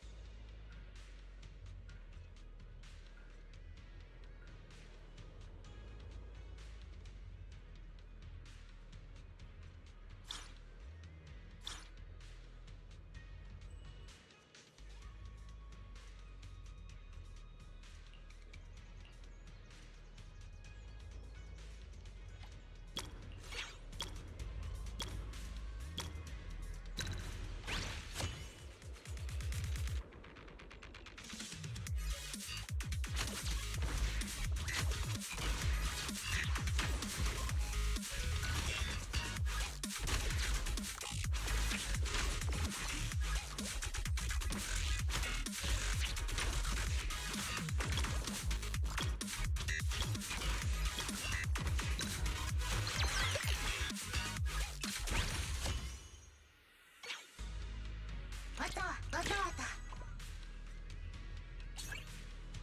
What the?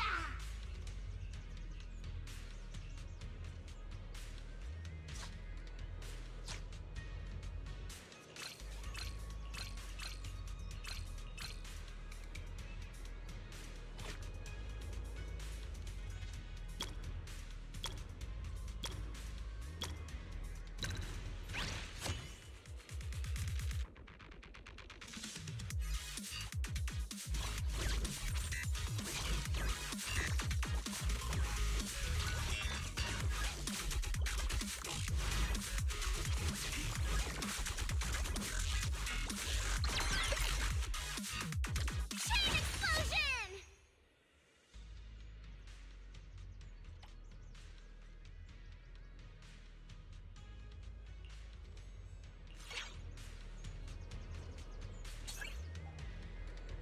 What the?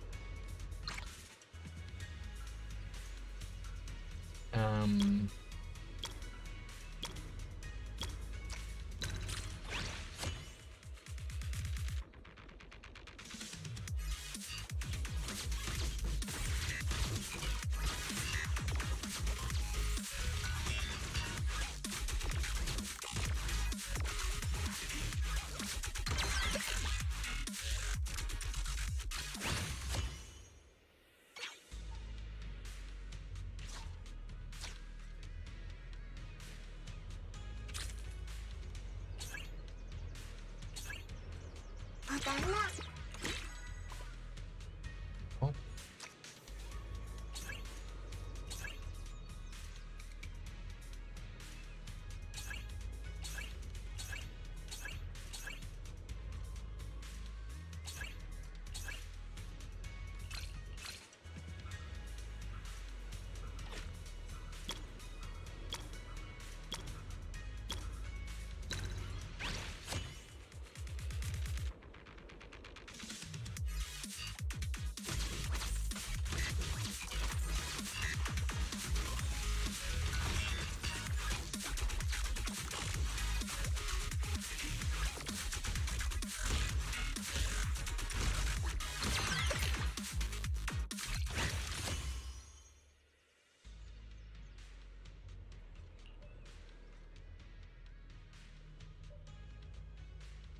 Mm-hmm.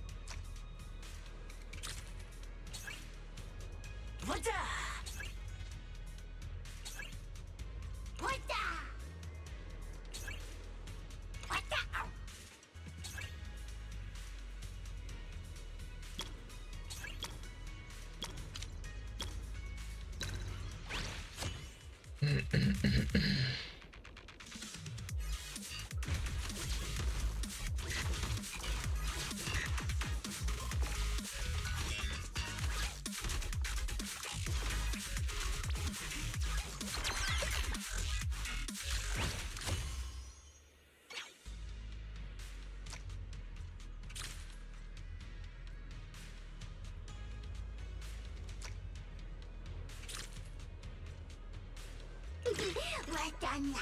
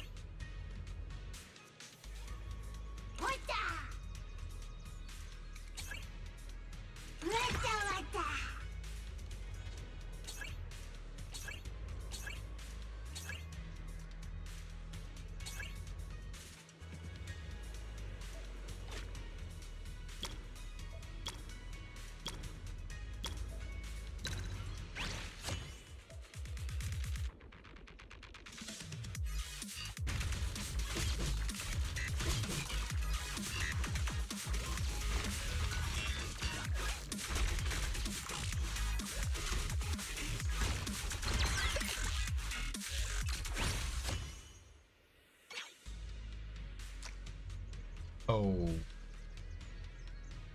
I thought I had every piece him already.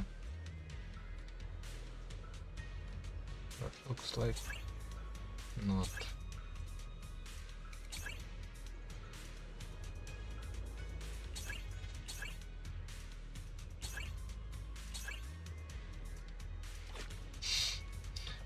So fucking funny.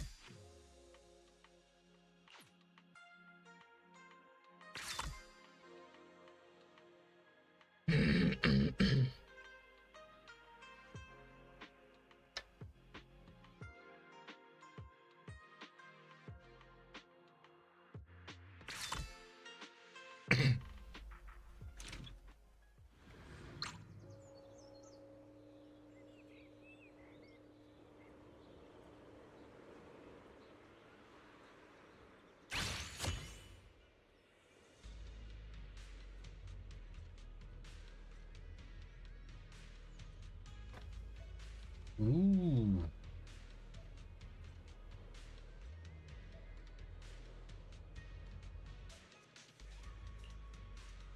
Give it your all for Okay. perfection. Whirlwind. Wada!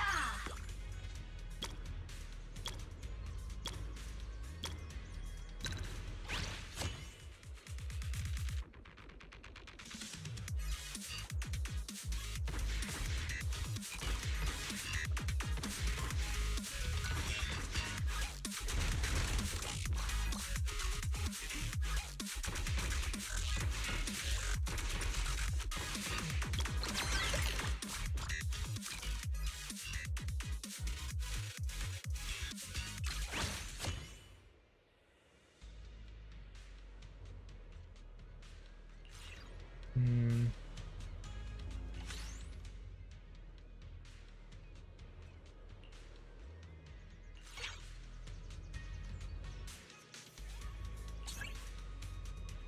Wada! Can the formation be symmetrical? Wada!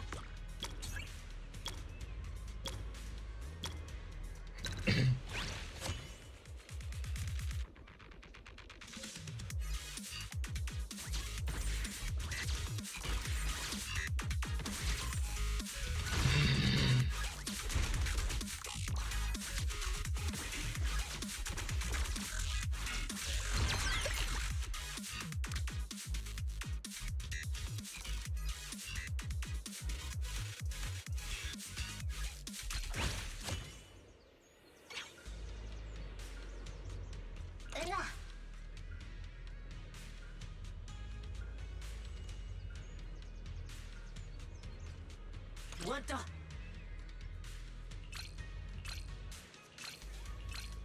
balanced mix of offense and defense. A whirlwind.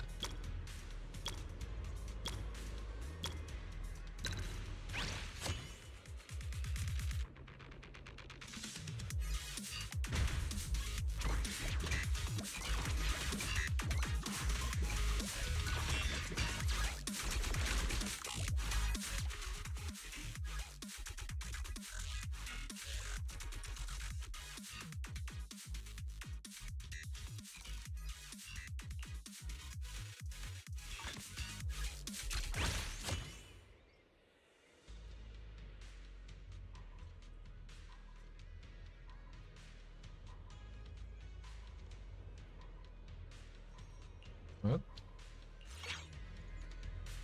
Oh. Okay.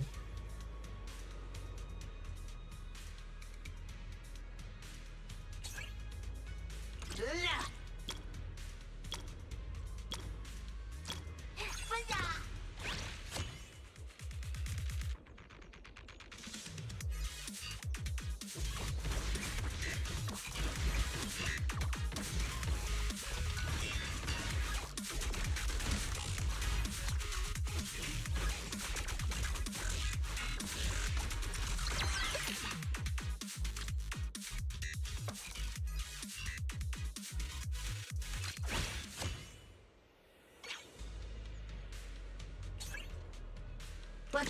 Yeah.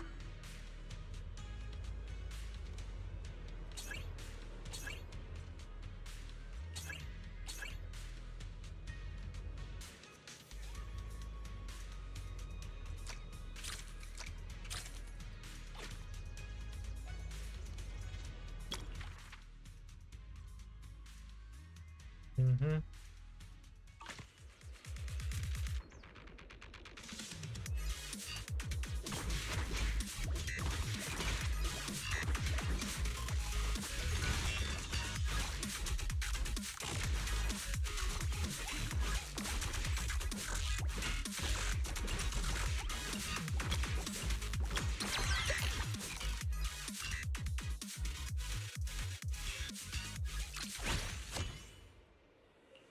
Hmm. Okay. Yeah. We're done now.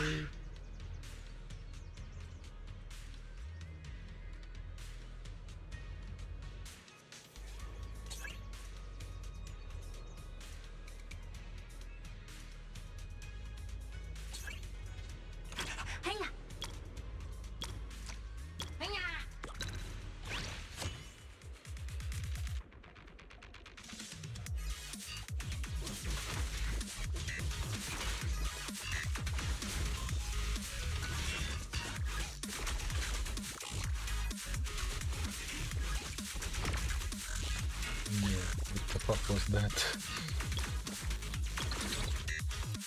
Nice.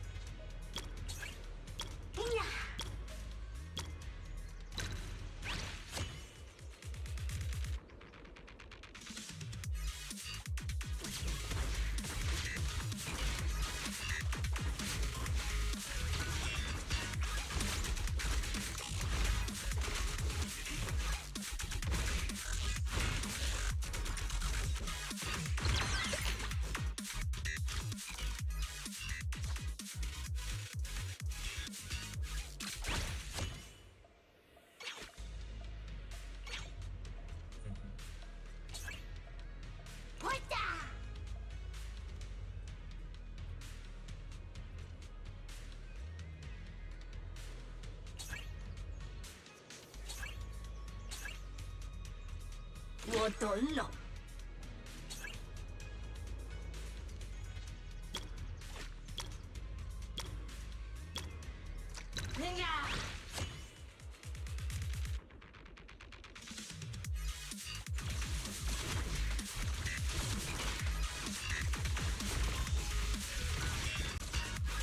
Okay.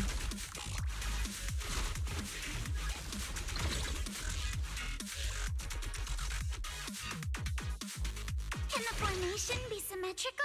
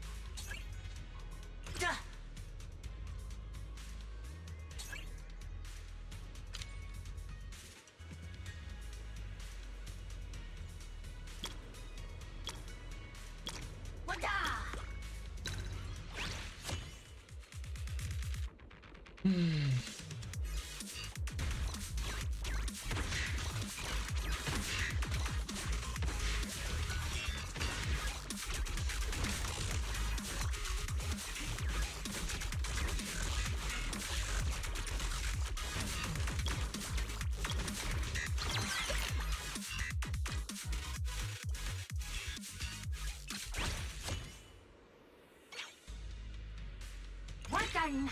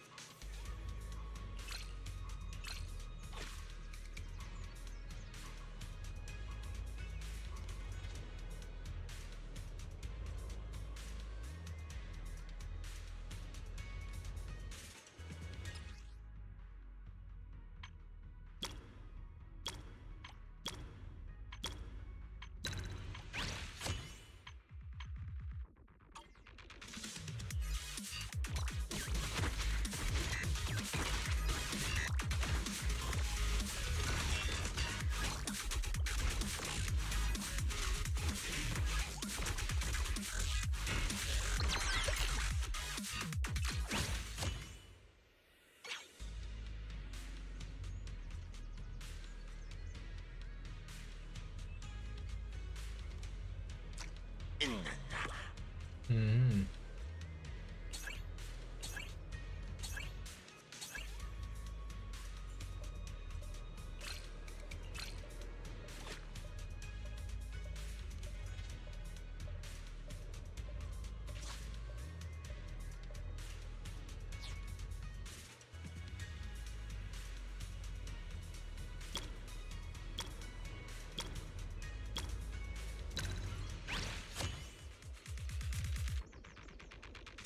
Oh well.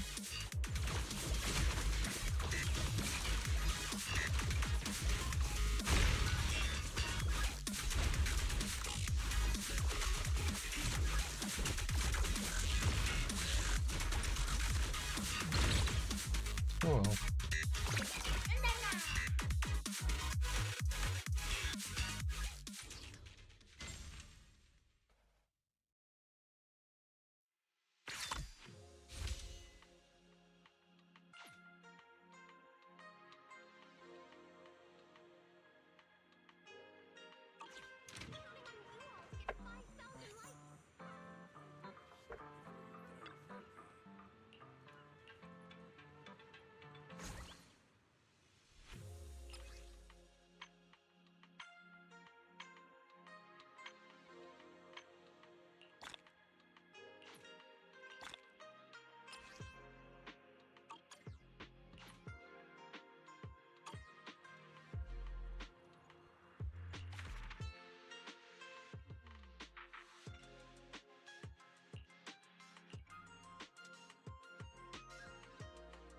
What's up for lineup?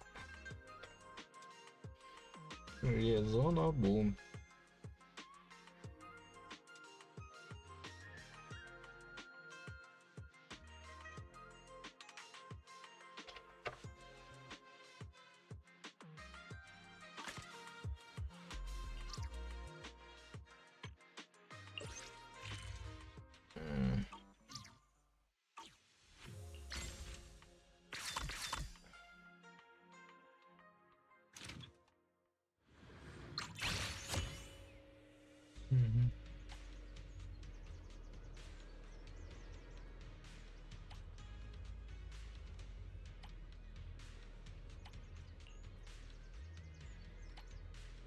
I'll take this one. The flammable targets. Wanda. Brenda.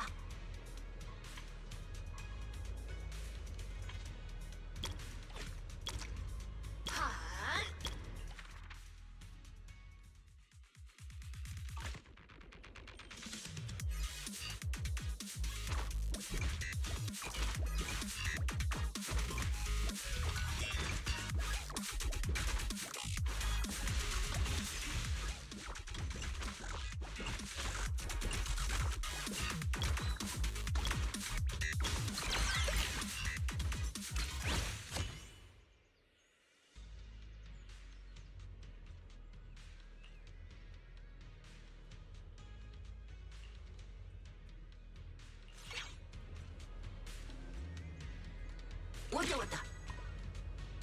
Party size increased. Wanda da.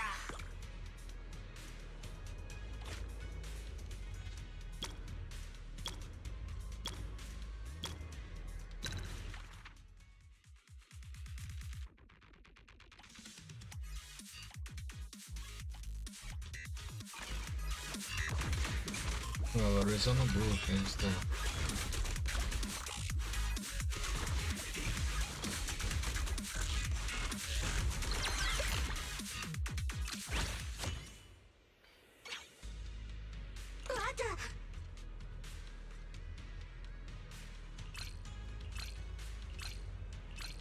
Chain explosion. Wow.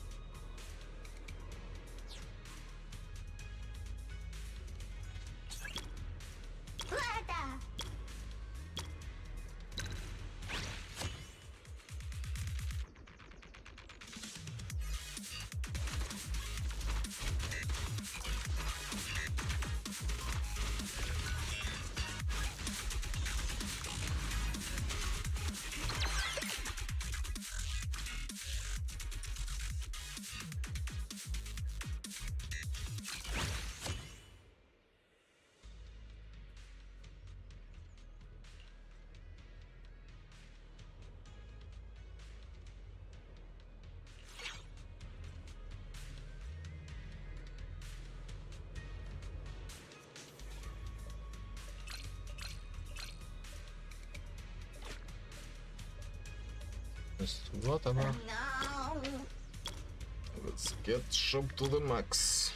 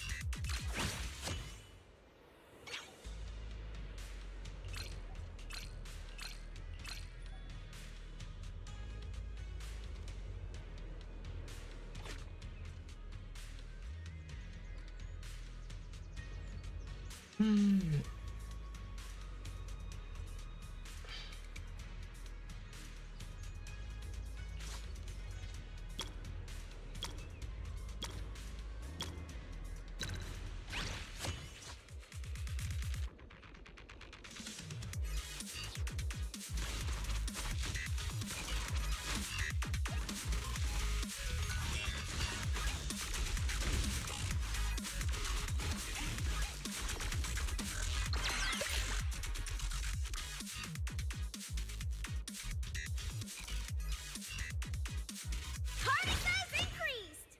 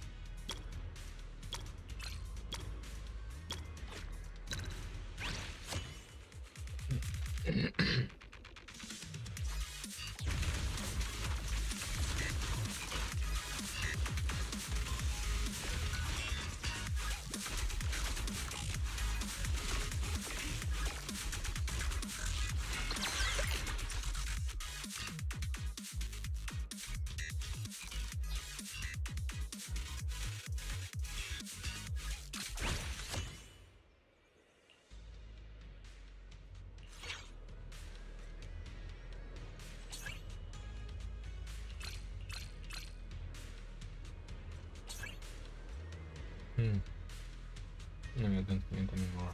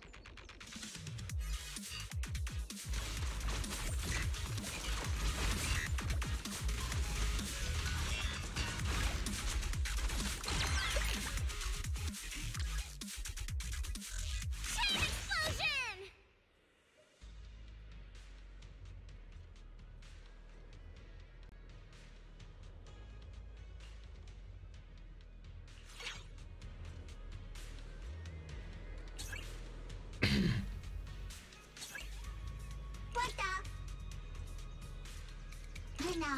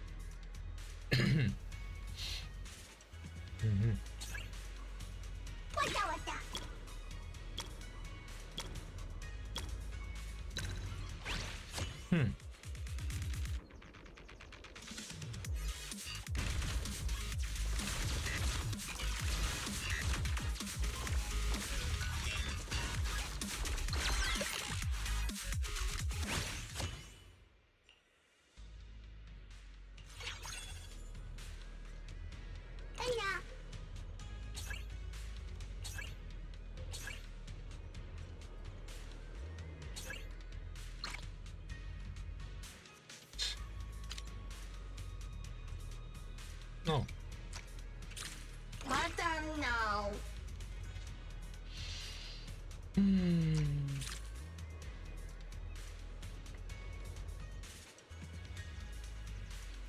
What about this dude?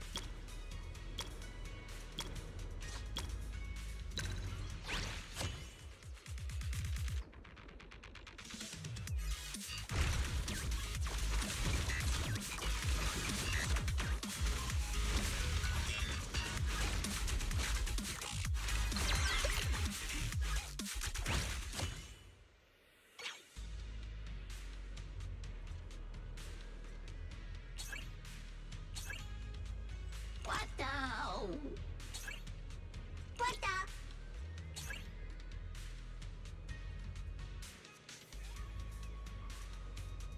What the?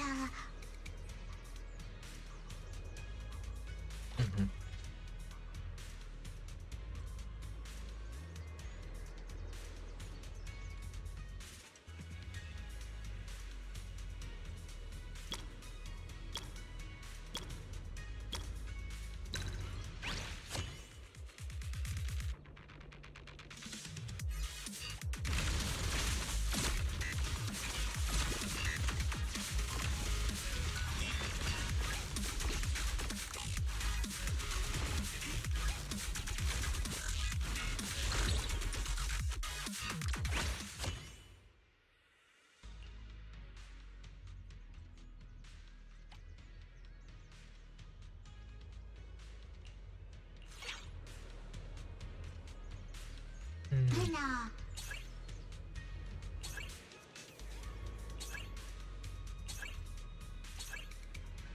No.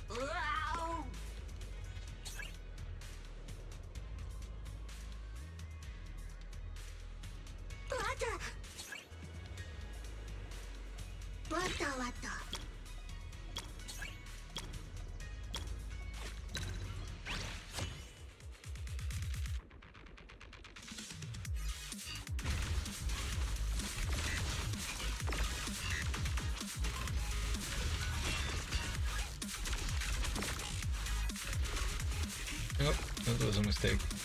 Looks like.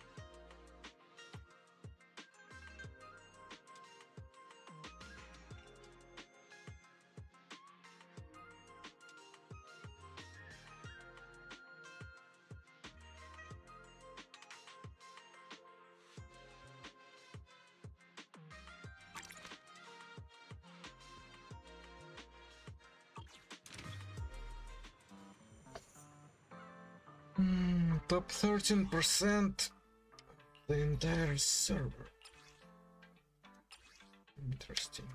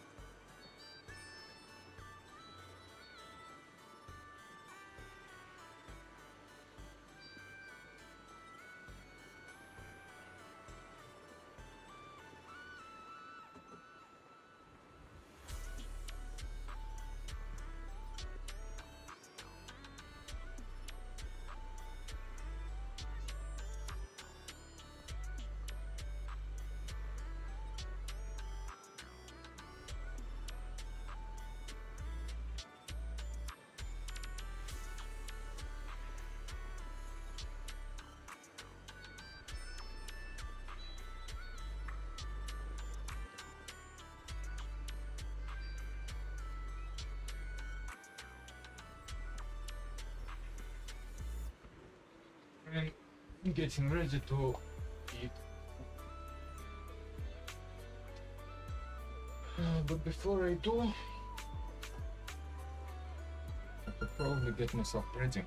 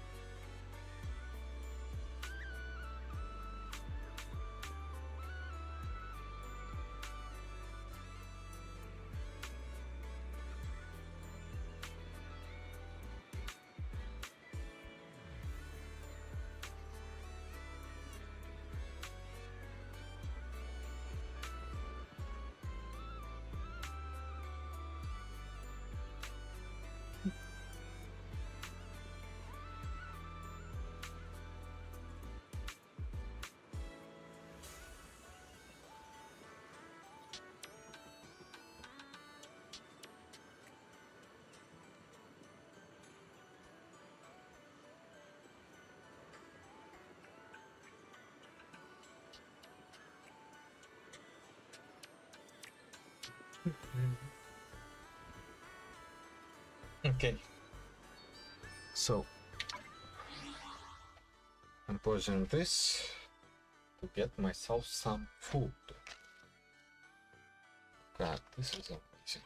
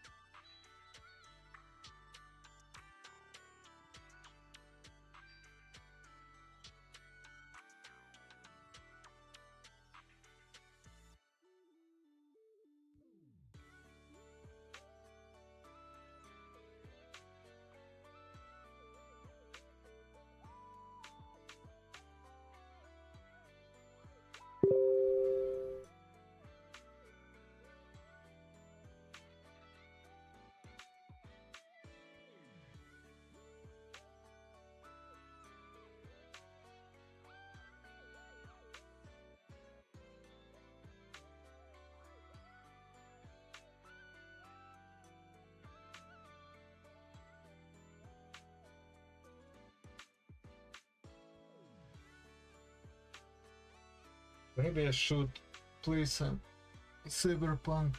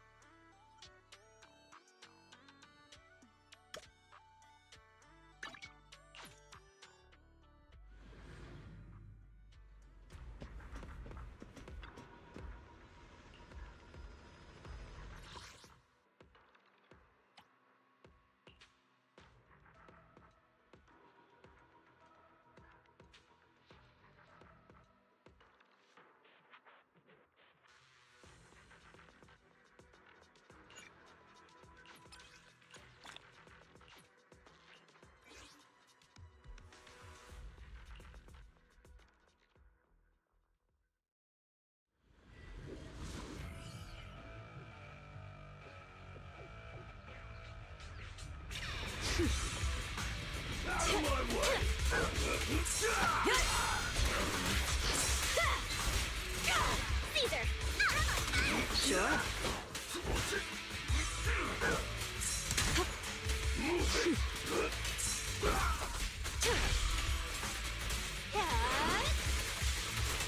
Oops, sorry.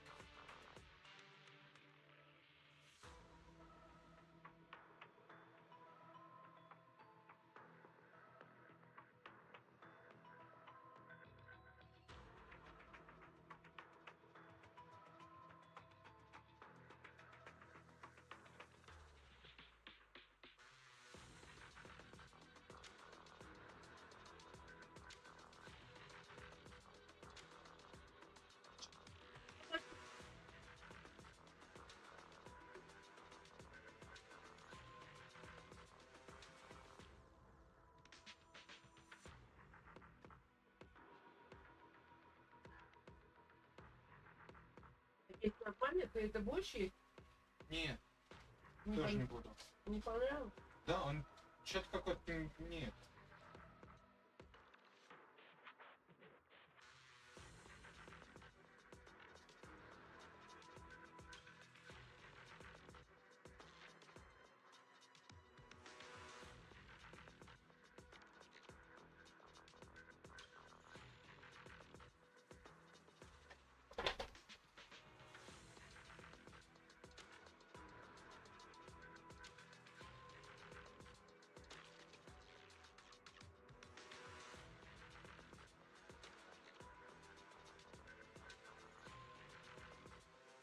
Это картошечки.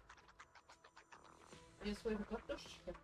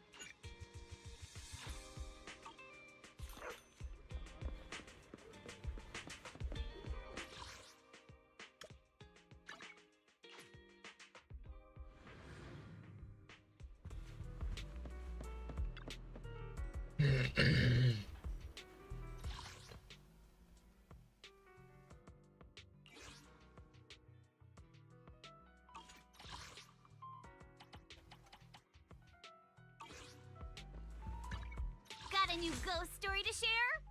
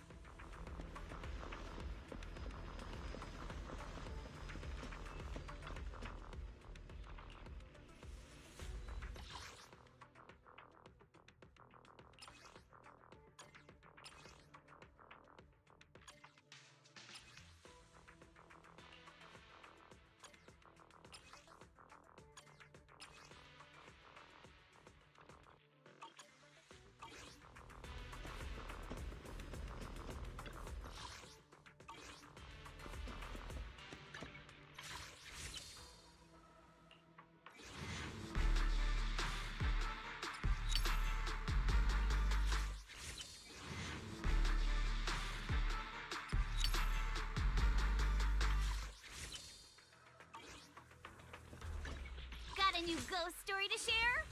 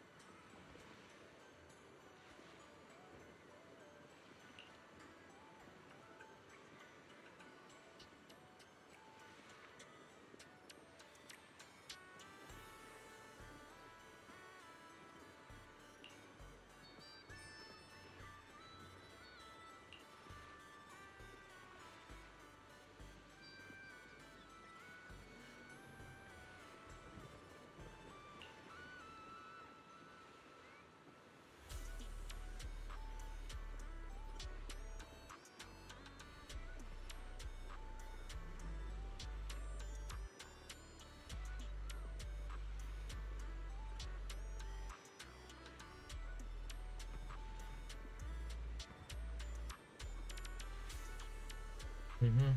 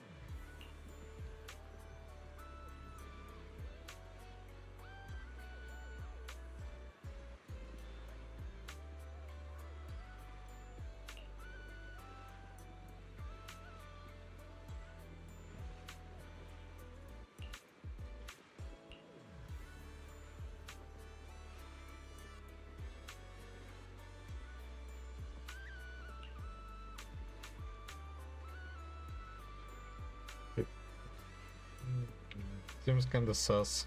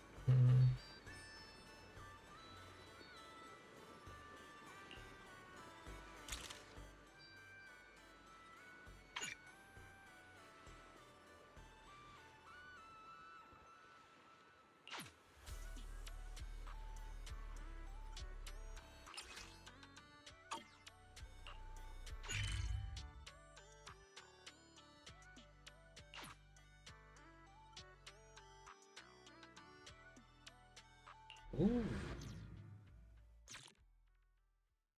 New location.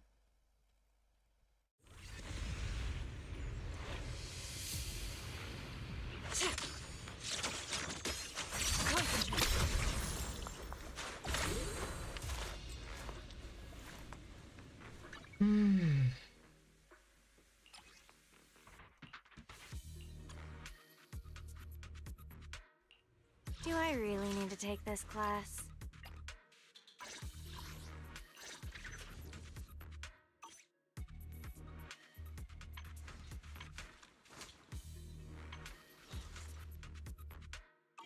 Waking up at 8? I'm so tired.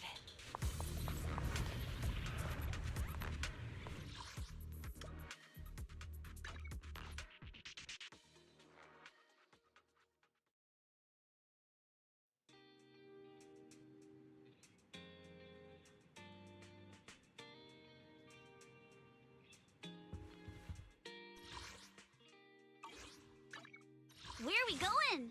There's no class today. Do I really need to take this class? Touch my tail? No. Time for some tail care. Got a new ghost story to share? Your fortunes. Is the concert starting? Ooh, we really harmonize. Ooh, I like this look too. Today's Man is up. foo-foos. I would never. I'll protect. Wanna... A mission? Need something? Sokaku! I am number 0, Ambi. We fighting? Let's. Good day. Looking for intel? Let's. I'm at your Time for some tail. Standing by. Nothing to fear. The cunning hairs are here. Don't just think about it. How's this? I can pull off this style, right? You have my 1, 2. I have 2 guns. It's out. How can I help? Hey, don't look down on me. Don't frighten me like that. Don't frighten me like that. Don't frighten me like that. I wish you were. Officer 148. Want to see the Red Skull? Huh? Is something the matter?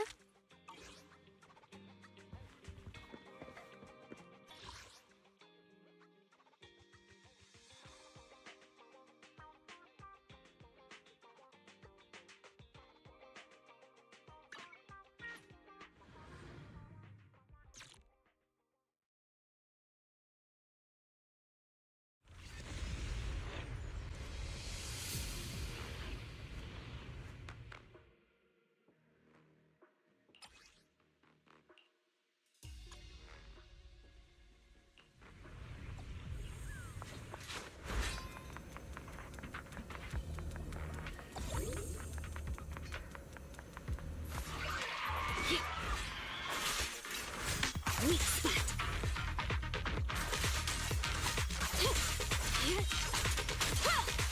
Get lost. Take this.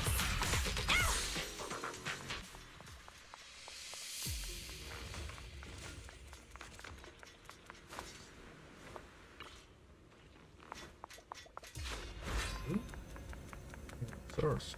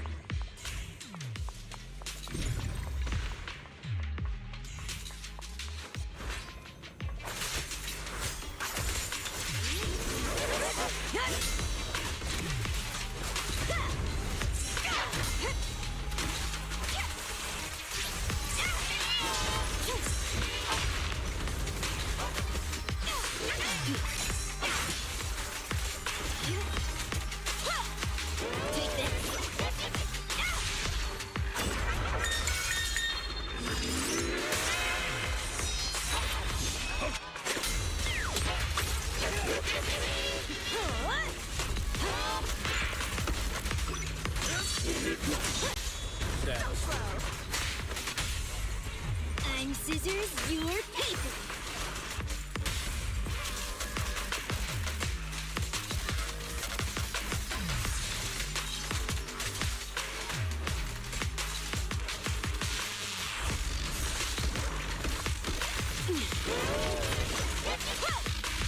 Take this.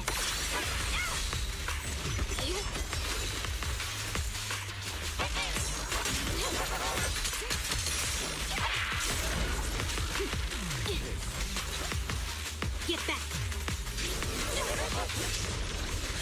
Out of the way.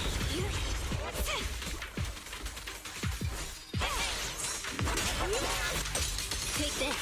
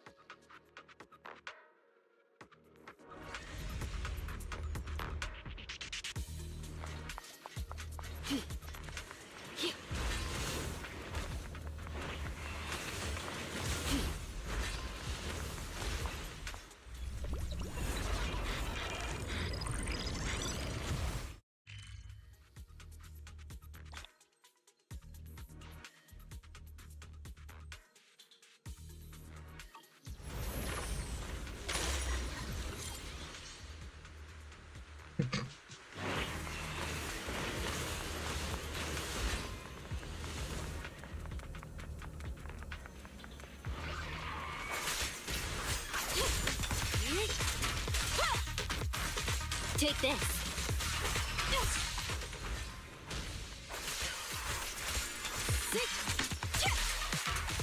Get lost.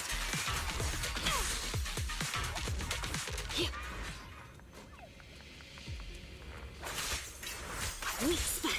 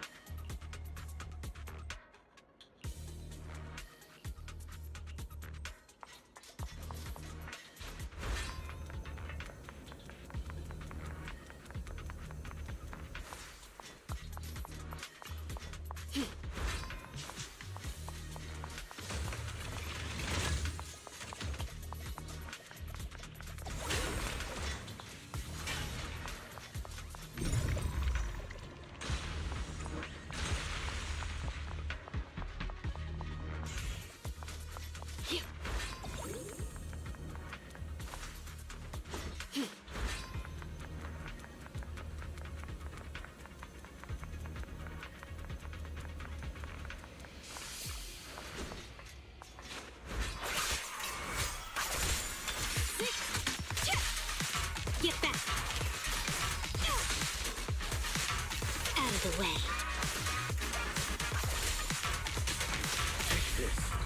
What a pain.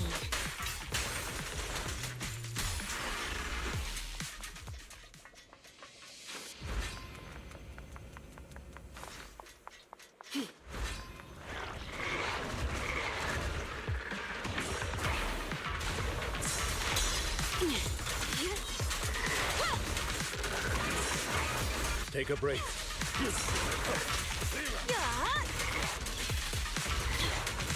Trouble, move.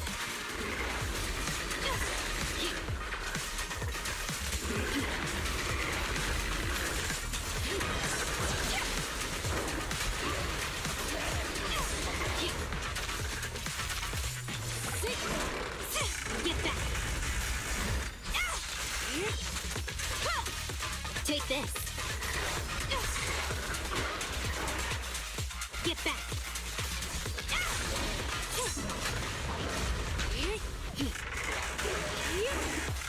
Take this.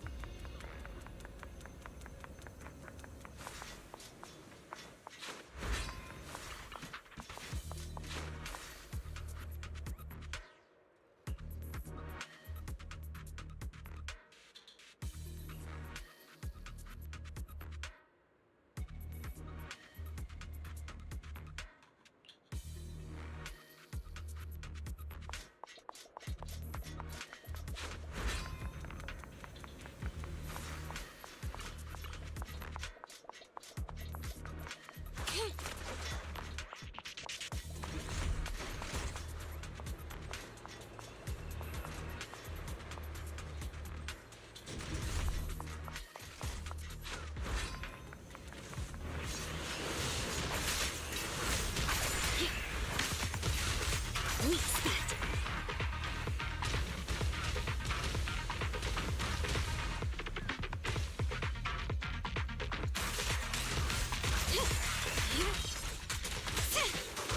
Take this.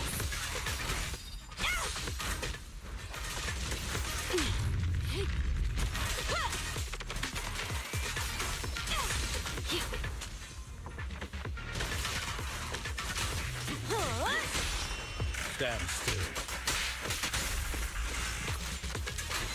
Get lost. Out of the way.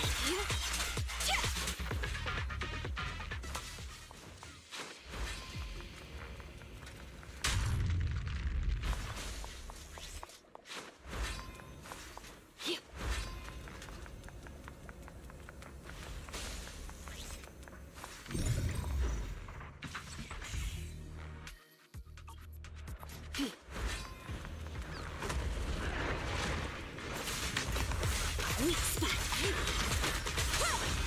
Get lost.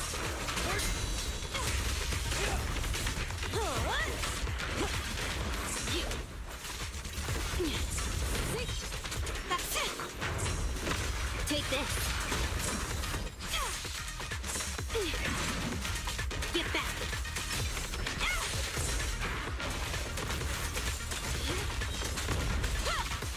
Take this.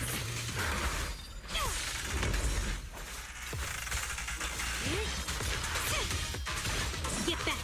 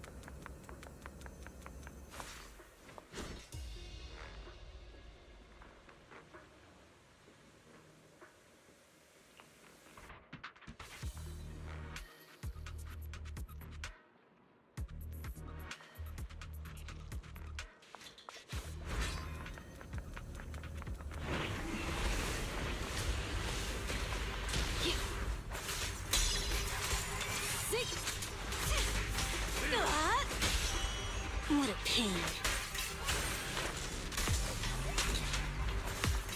Weak spot.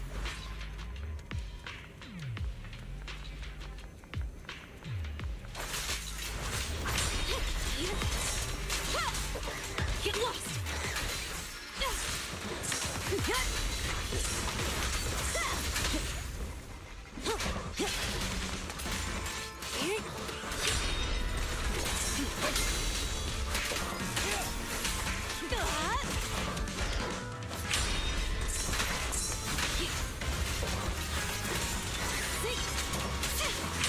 Get back.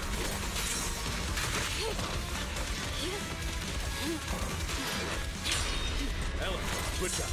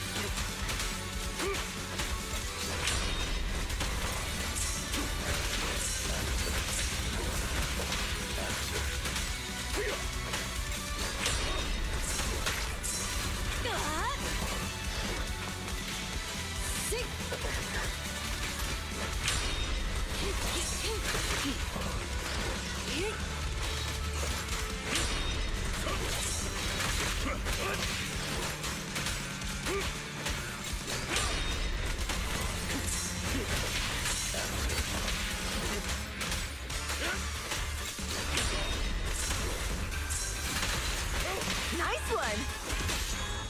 Stand still. No worries,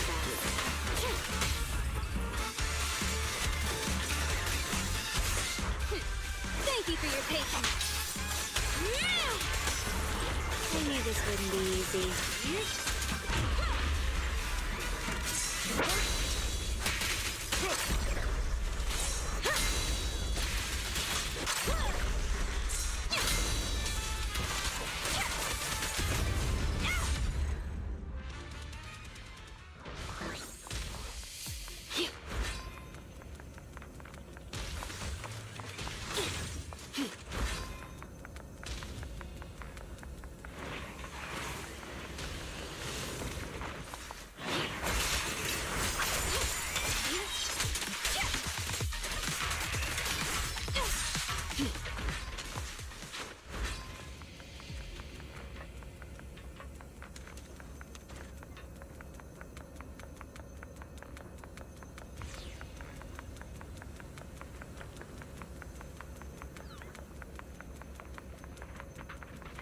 Avoid it.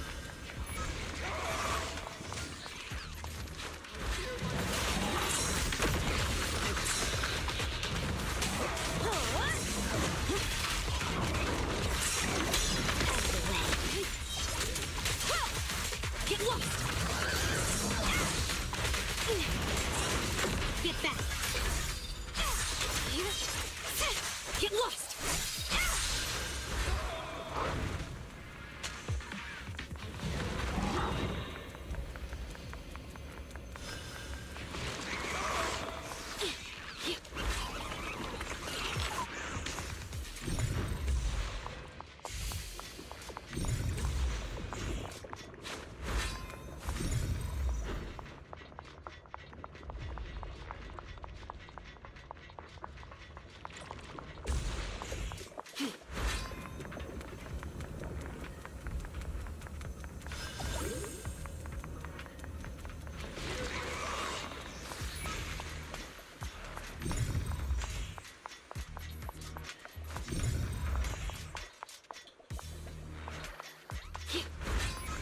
Better dodge.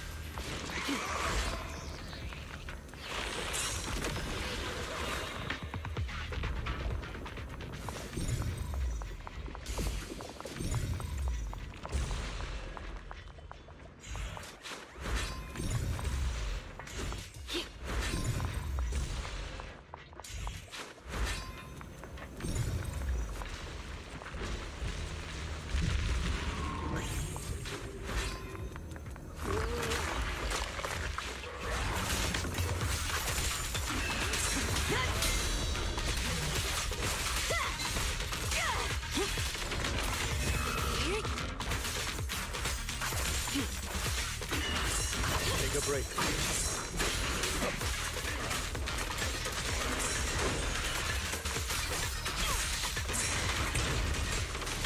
Take this. Get lost.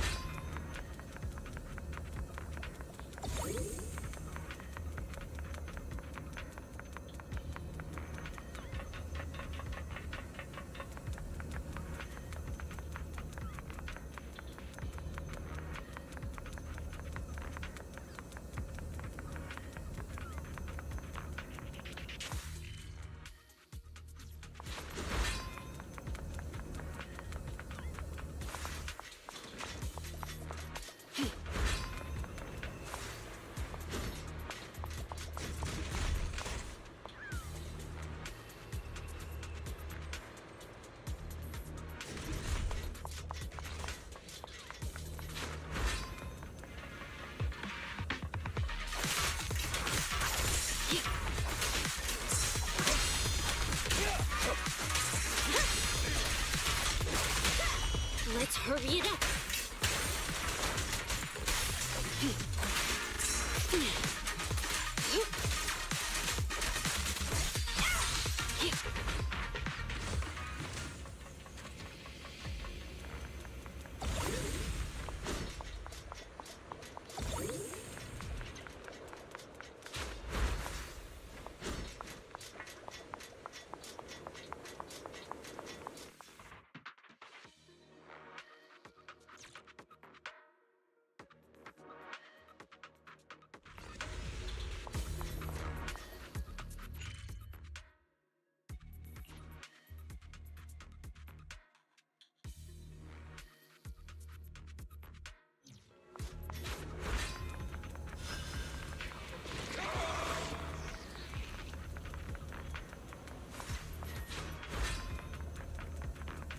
Better dodge.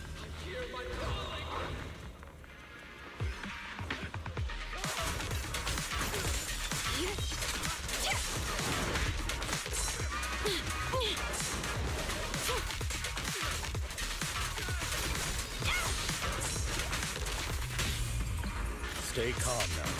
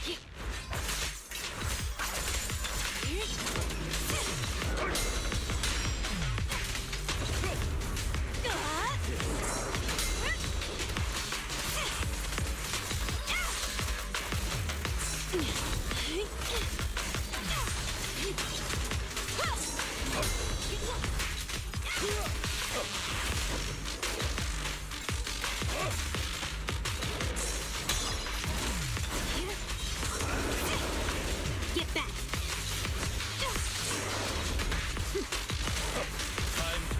Courage is power. Knowledge is I'm scissors, you're paper. Element, switch up.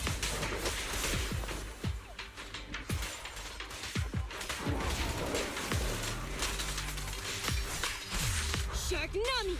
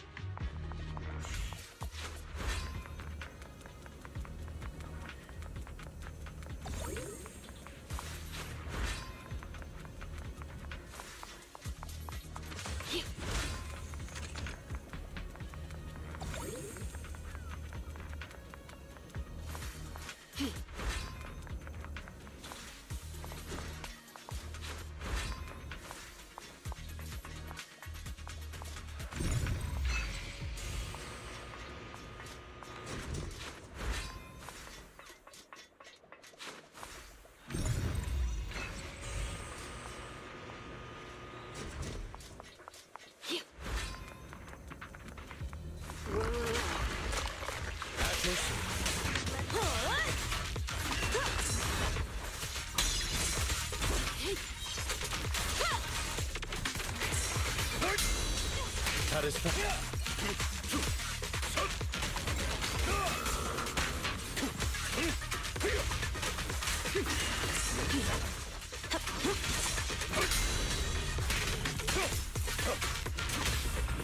a pain.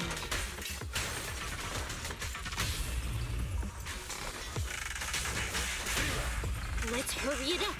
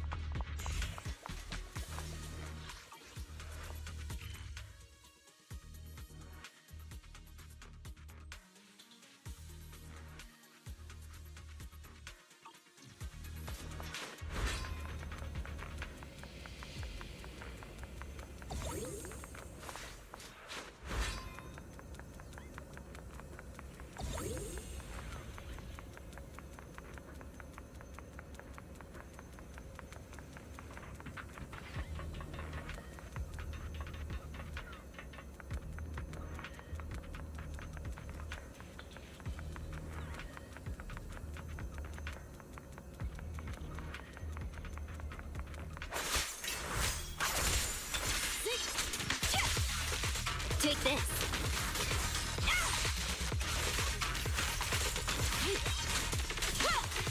Get back.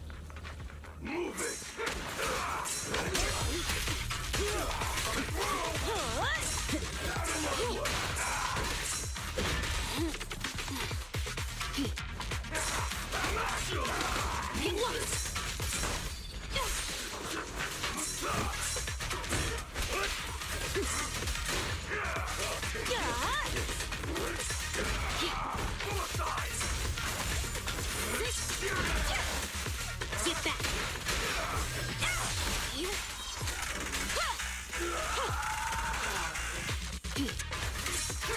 Out of the way.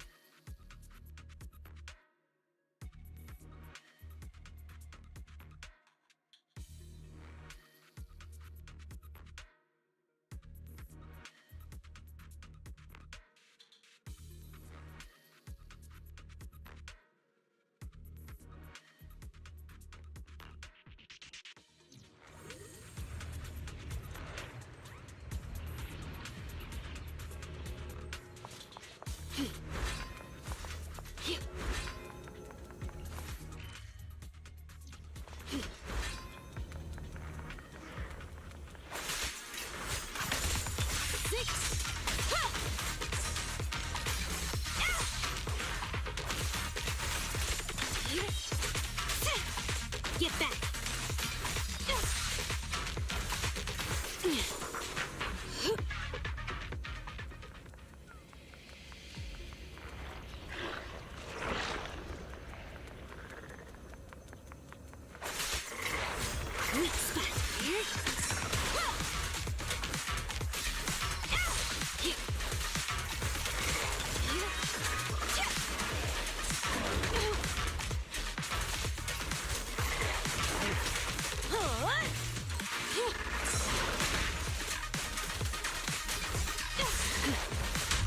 Out of the way. Take this. Get back.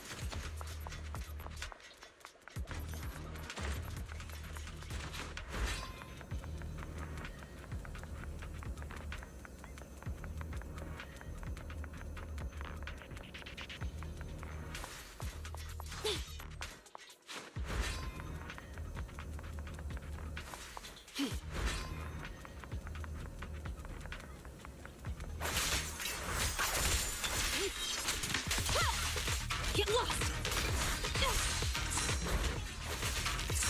Take a break.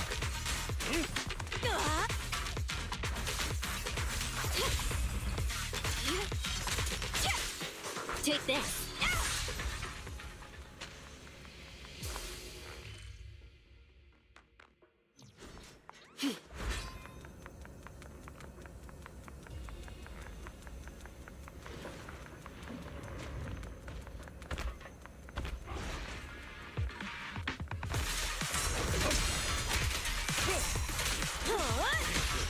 What a pain.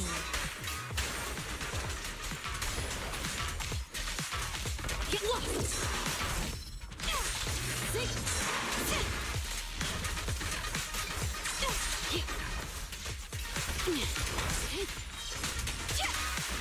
Take this.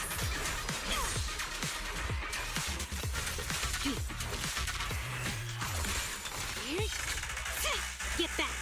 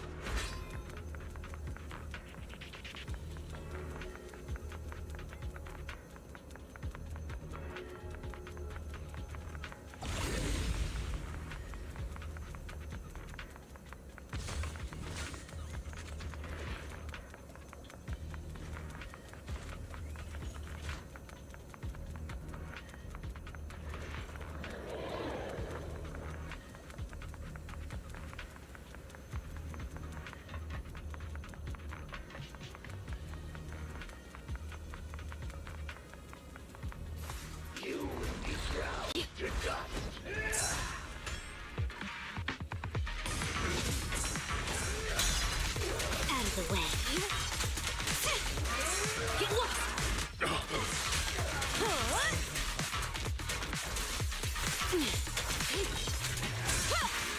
Get back!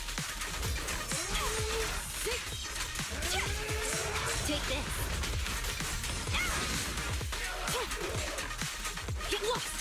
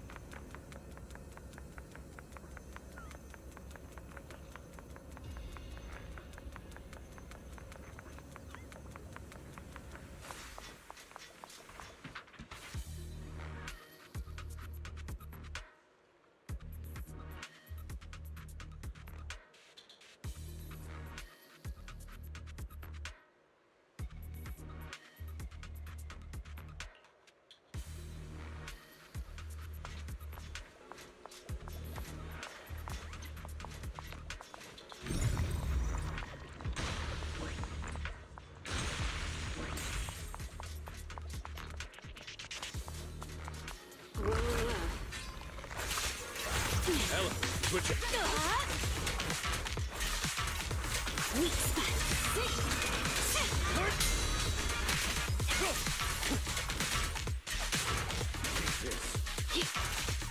Out of the way. Take this.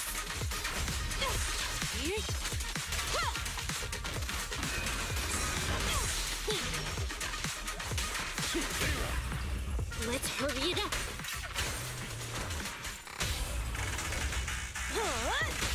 What a pain.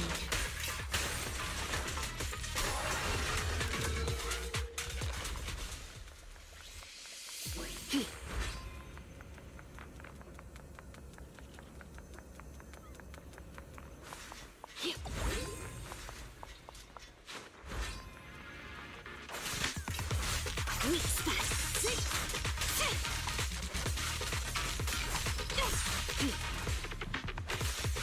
Out of the way.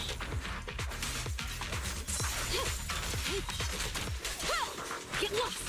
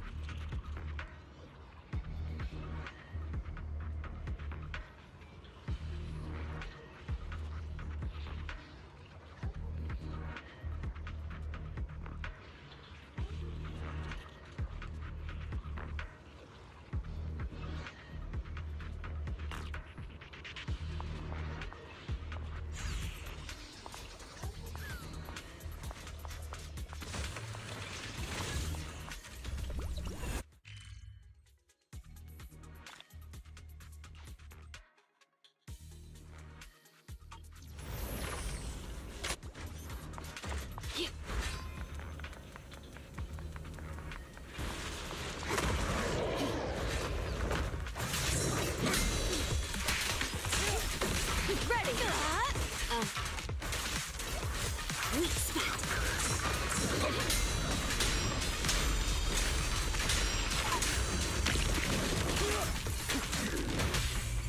What a pain.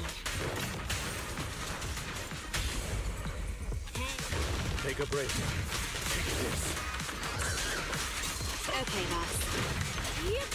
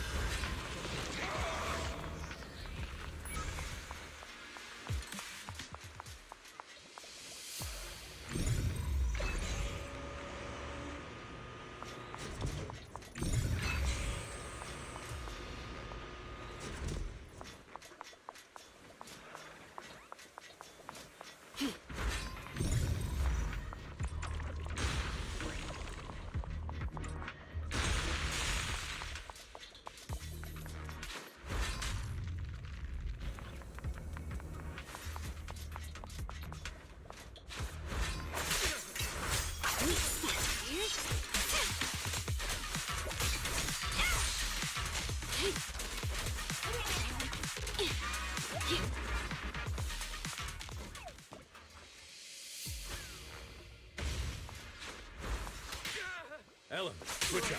Take this. Okay.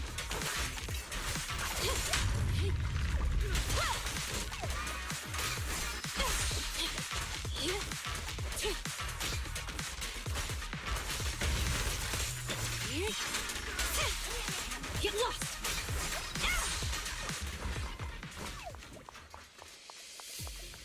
Ellen, switch out.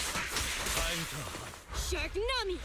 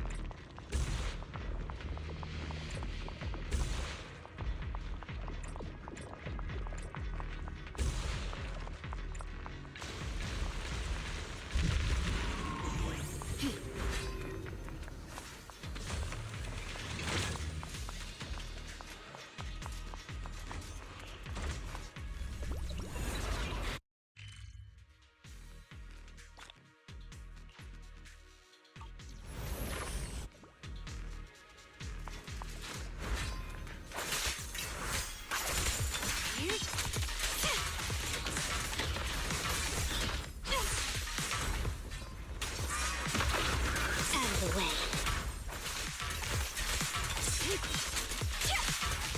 Take this.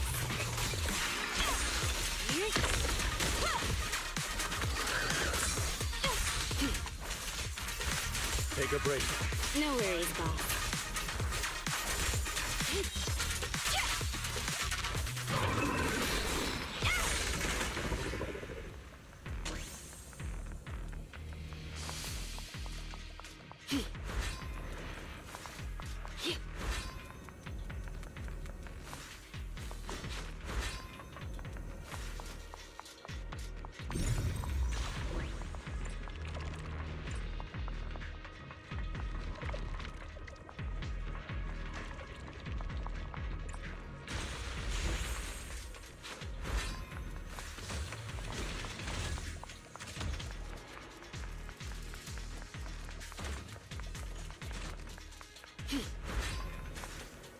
Take a break.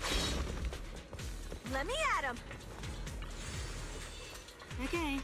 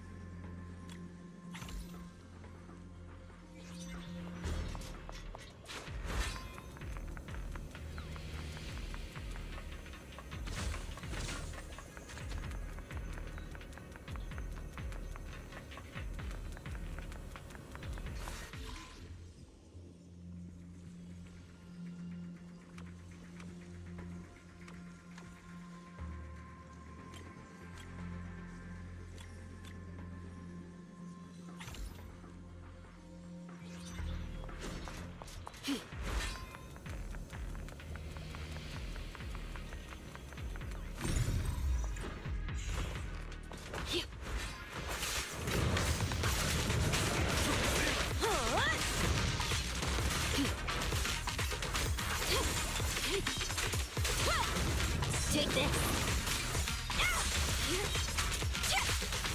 Get lost. Get back.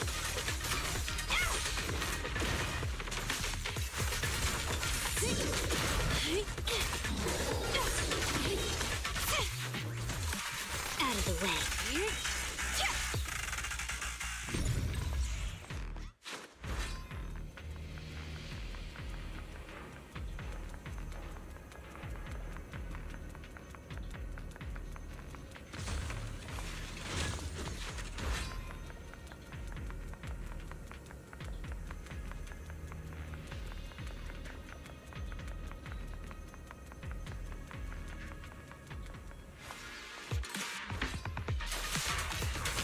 Weak spot. Get back.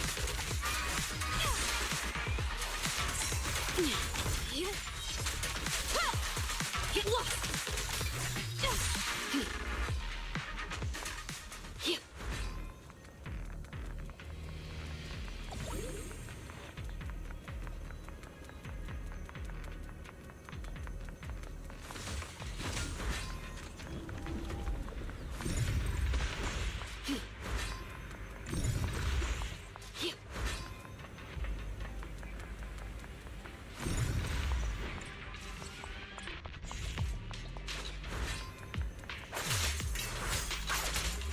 Time to go.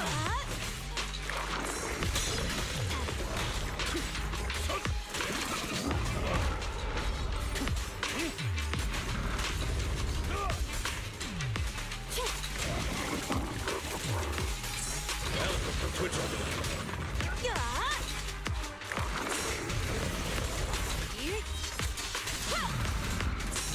Travel center.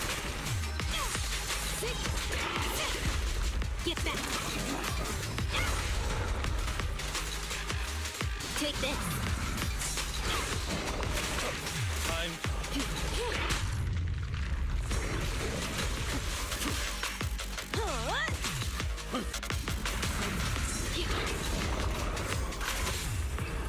You did. Stay calm.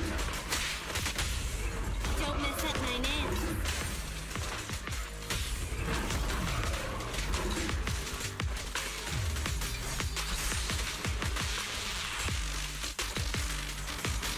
Looks like... How annoying. Get flushed! Whoa. Here's... Take this.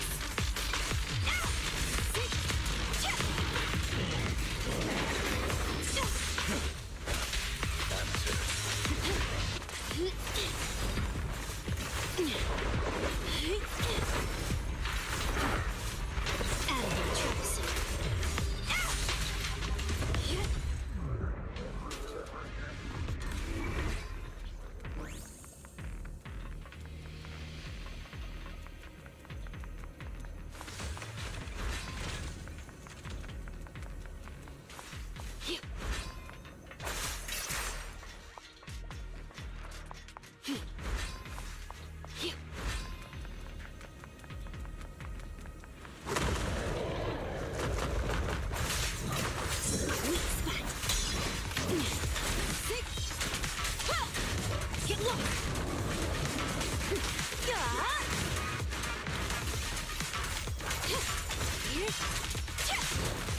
Get back!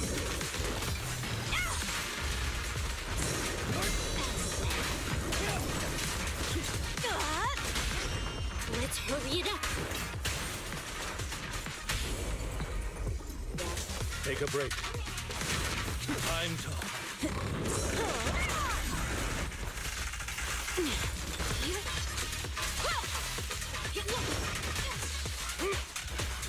Be gone. What a pain.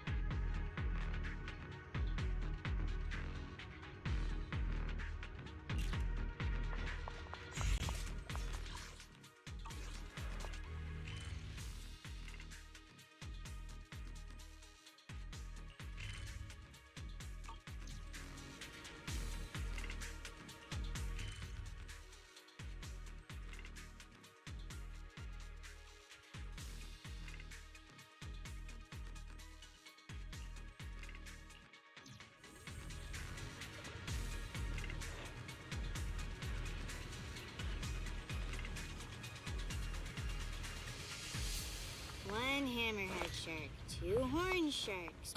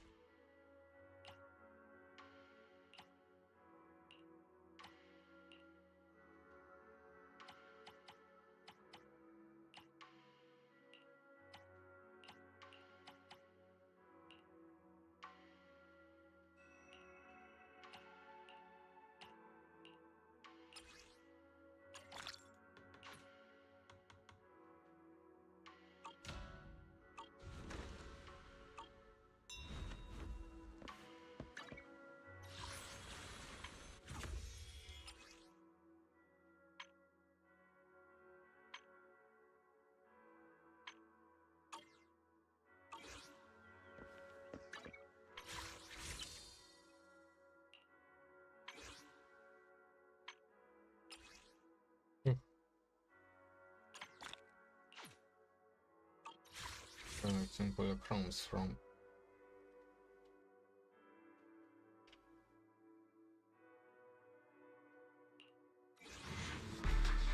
Stop.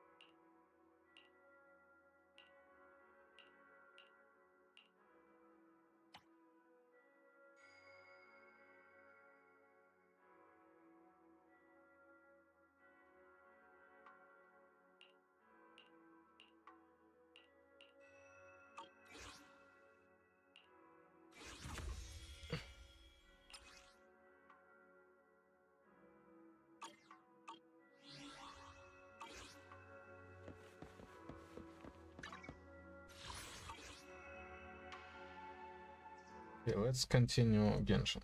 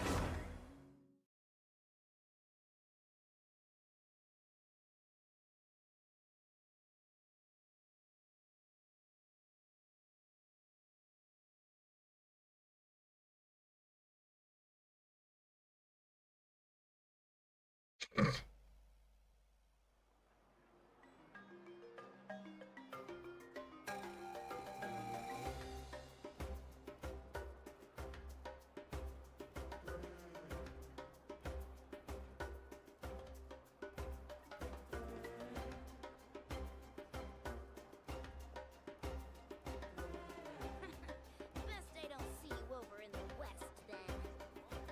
You might want to get the ability to not get lost in certain challenges. With the mixing process, if you don't keep your voice quiet. Even the most unassuming ingredients can produce astounding flavor. But unlocking that potential takes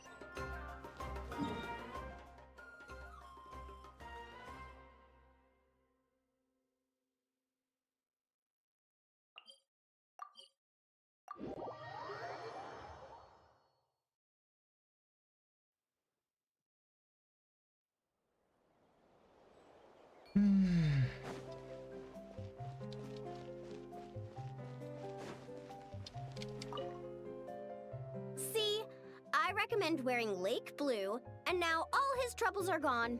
I knew I had a knack for lucky colors. Maybe I should make some Lake Blue floaters, or even open a little shop at Easy Breeze Market. Gotta give it some thought.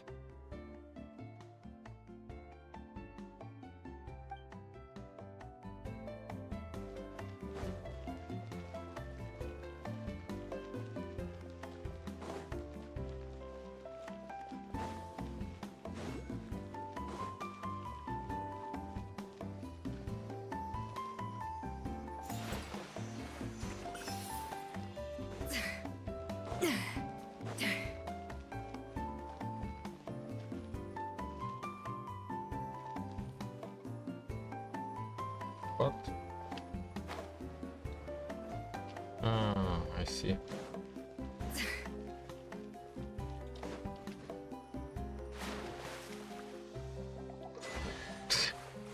Here we go.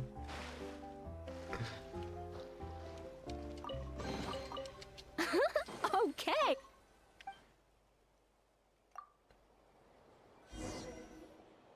Oh, that bed was so comfy. Paimon feels refreshed and ready to go. Which is good, because it's time to get serious about this whole vacation thing.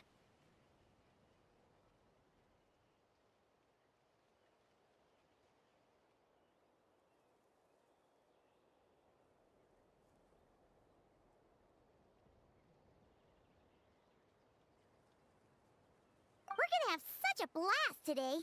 Come on, let's go find the others.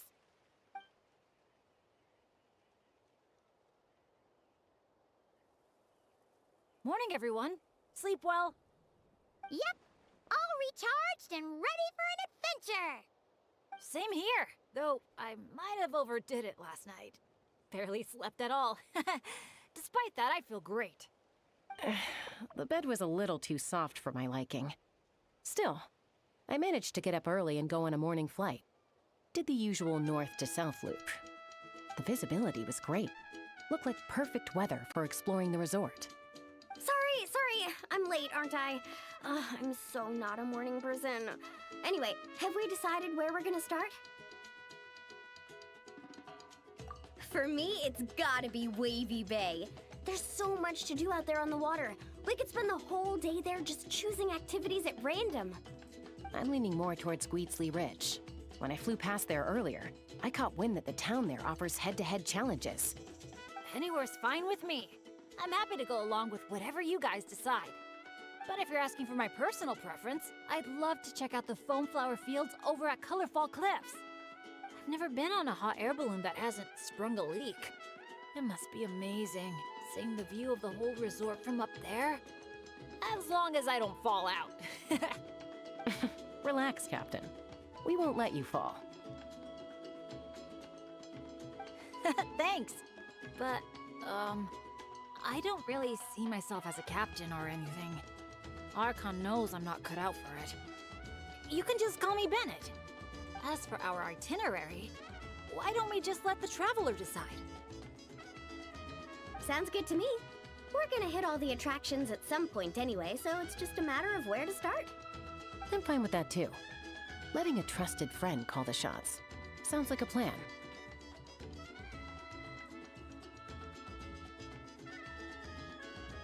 No time to lose. Let's go.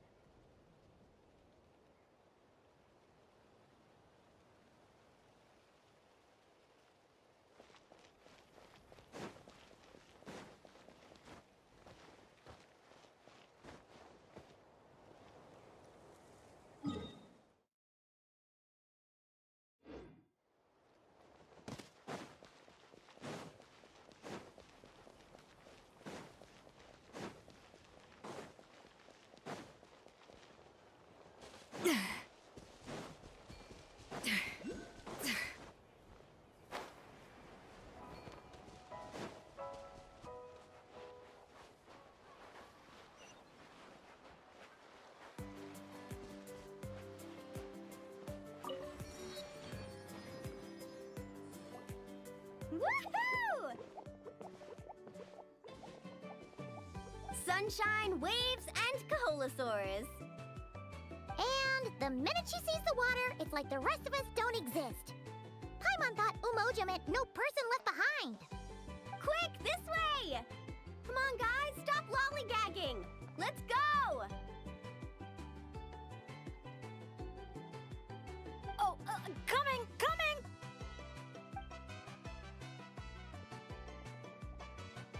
Look! Tell me what you see! A wooden plank? Not just any old wooden plank. Read what it says. Ooh! It's a sightseeing map! Exactly!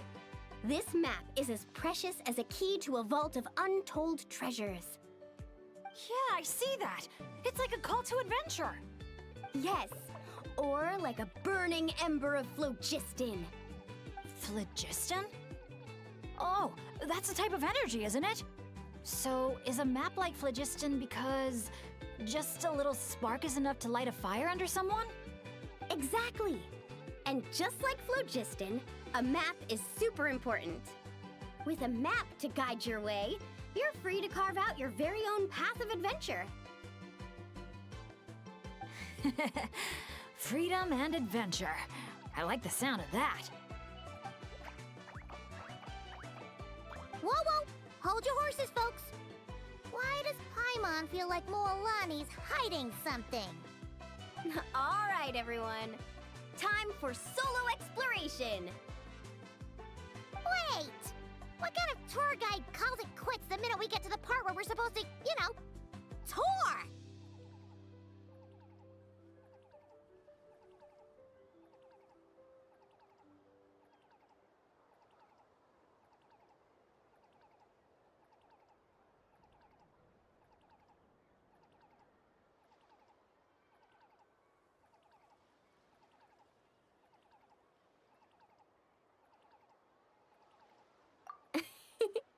Spoken like a true friend. I won't forget that you had my back. Here, just take a look. These two major attractions have been marked under testing. My guess is that they've run into some issues. So, if we split up, we all get to check out the attractions we're interested in. And we can help out with the testing at the same time. Maybe we'll even get Wavy Bay up and running sooner than expected. Oh, so you were looking out for the group the whole time. Sorry. Paimon thought you were just obsessing over water activities. Don't sweat it. Why don't we regroup near that giant Kaholasaur building when we're done? Based on the guiding experience I've racked up over the years, my gut tells me the entrance to the main challenge should be somewhere around there. Sure. All right then, let's split up. Don't forget to keep checking the map.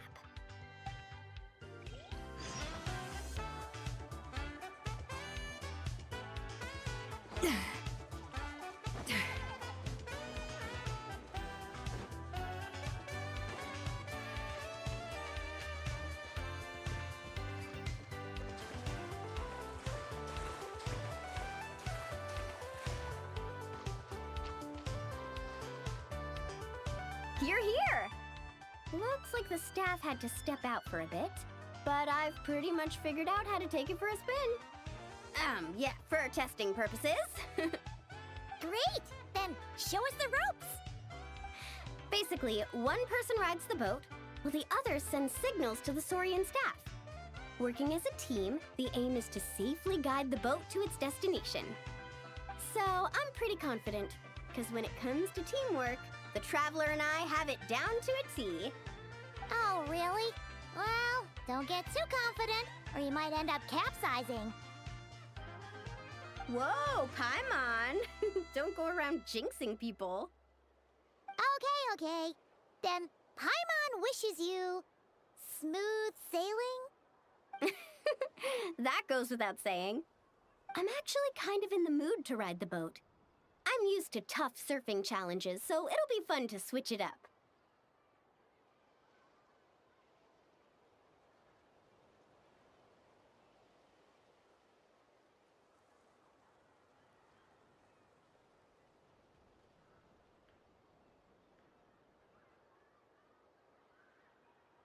See? We're in perfect sync already. That's gotta be proof of our bond, huh? Can't wait to pump up my inflatable swimsuit and bounce right onto the boat.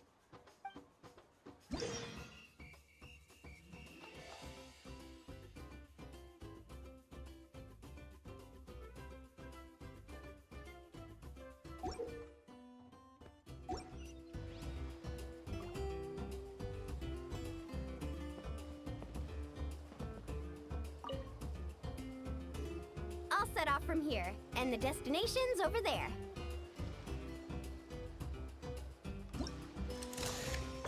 Get the Saurian staff to fire up the wave machine.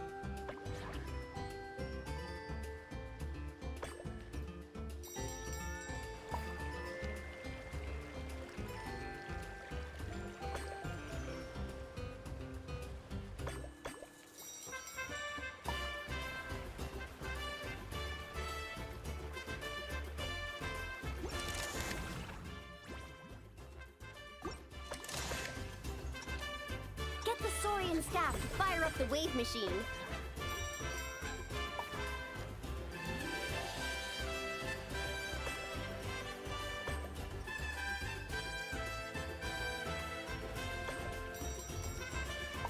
Wow! I'm gonna get eaten by a shark! We nailed it! Now that's what I call teamwork. Let's give ourselves a round of applause.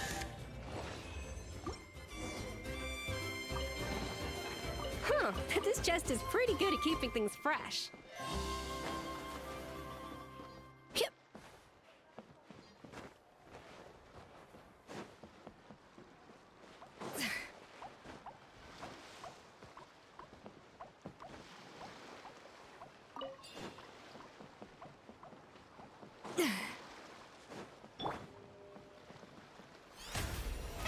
How brilliant!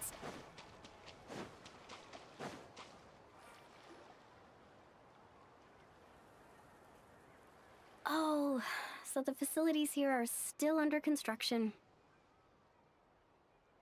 Look! There's an Ectomosaur employee! Should we ask him for help?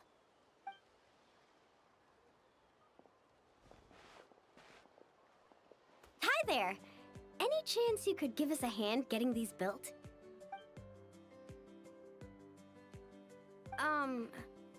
Put here and build. Doesn't look like he understands. Yeah. What should we do now? Oh, hold on! A stroke of genius just came to me.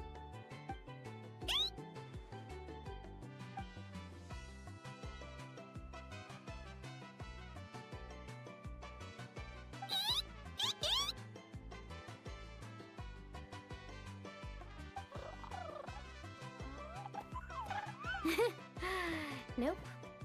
Well, at least we know he doesn't speak Koholosaur.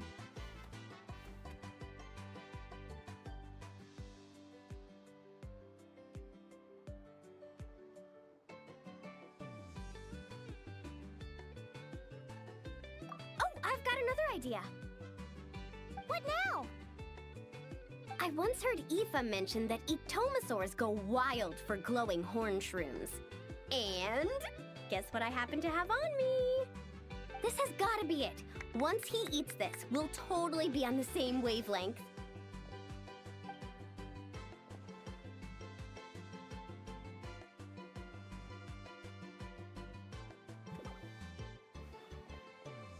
There's no such thing as packing too much when you're heading out on a long trip. Kachina was spot on. Gotta remember to thank her for this.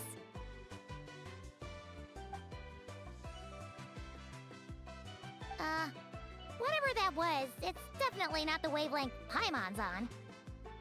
What a disaster! Day 1, and there goes my dream of conquering all the challenges in Wavy Bay.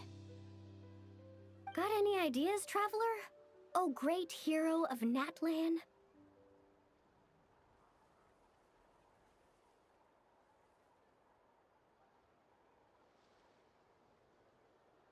Okay, let's try that. Appreciate it, traveler.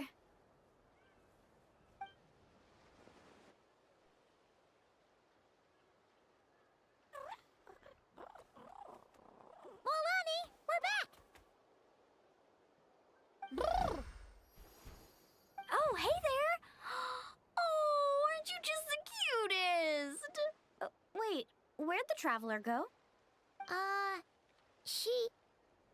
Her stomach started acting up, so she had to run to the bathroom.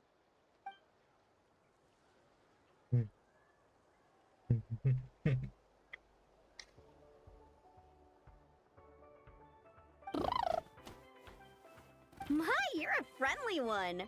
Want to try a glowing horn shroom? Here, have at it.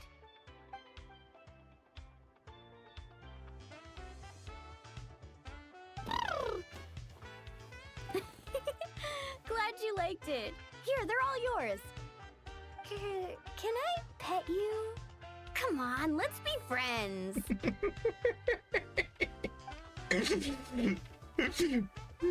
Also, could you do me a favor?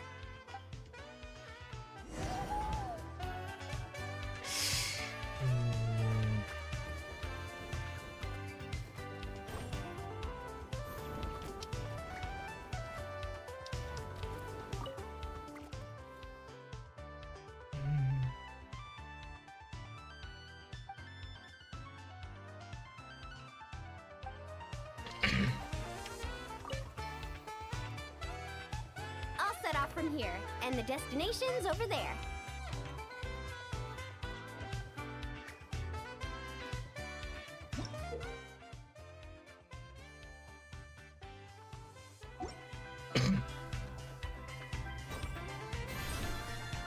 First things first, we need to finish building the facilities. Where we place the wave machine is key.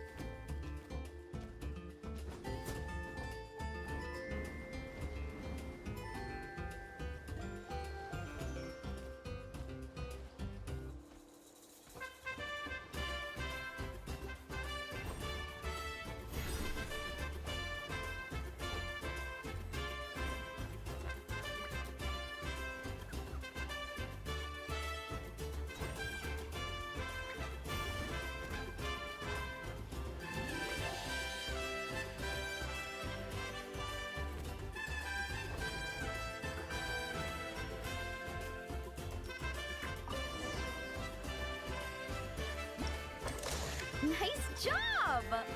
Smart little thing, aren't you? Guess I'll set off right away then.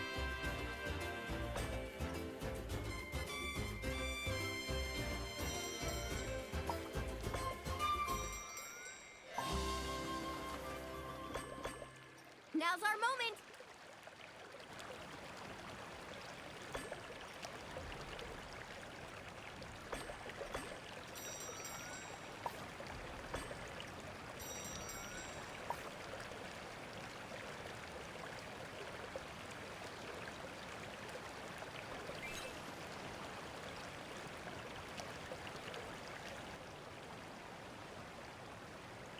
Hey, we make a great team, you and I.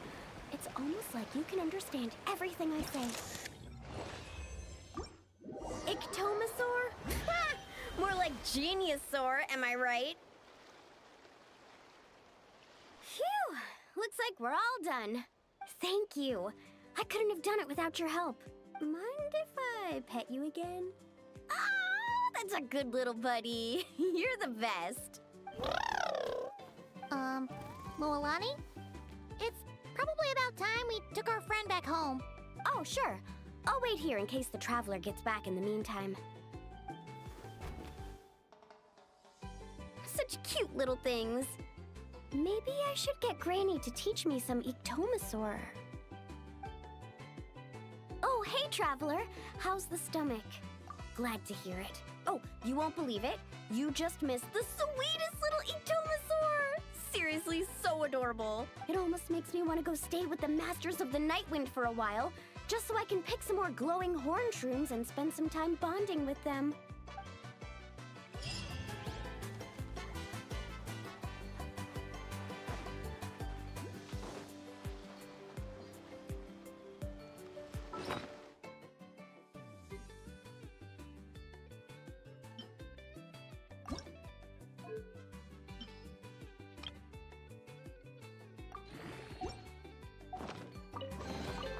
Ticket. Go on. You have my approval. Oh.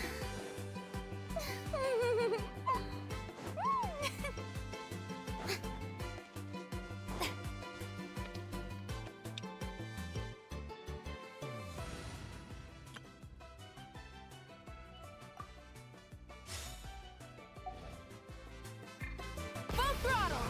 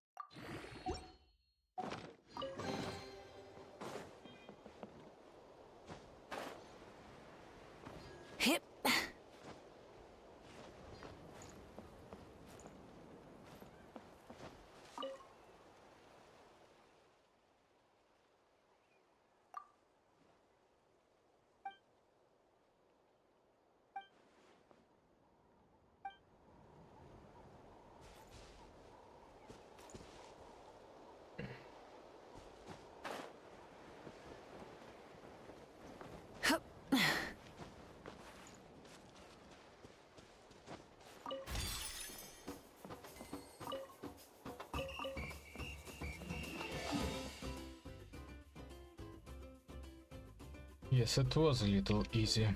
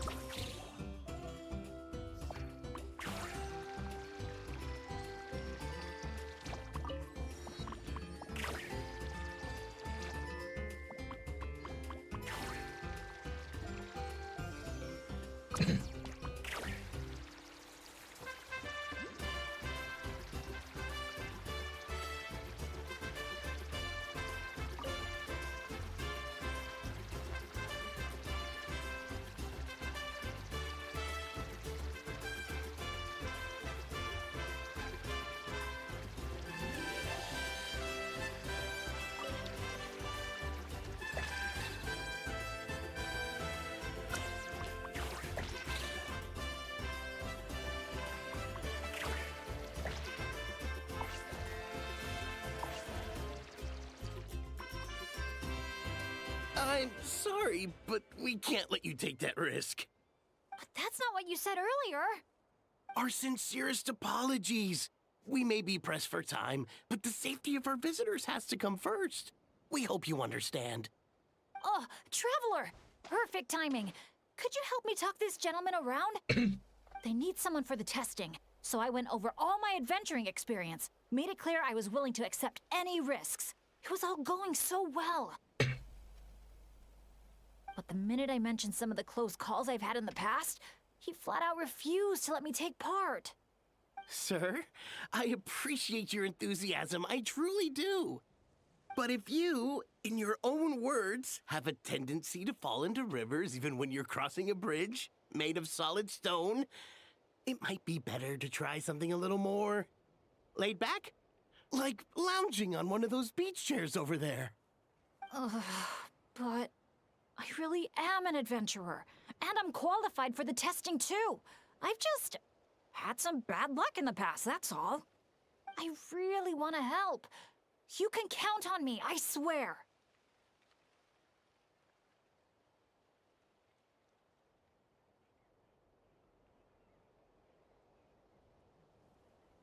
Well, if the savior of Natlan says so, how about this? Would it be all right if your Asha companion completed the first round of testing instead? You can watch from the sidelines, familiarize yourself with the route, and if everything goes smoothly, you can join the second round of testing. Does that sound good to you, buddy? All right then. I'll leave it to you, partner.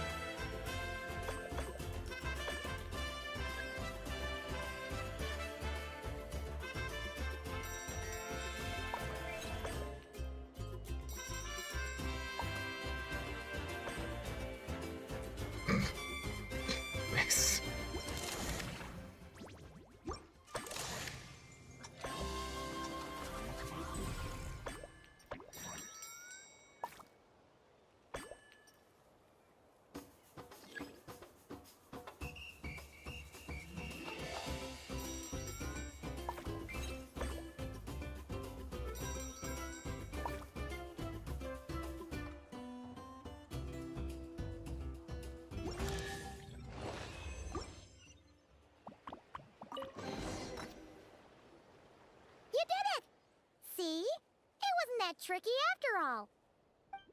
Well done, buddy! You were quite the athlete out there. I was blown away. It's Bennett's turn next, right? Yep. I've done my warm-up, finished my stretches, and I'm ready for action. Trust me, I've got this. Thanks for looking out for me, Traveler. But don't worry, I will be.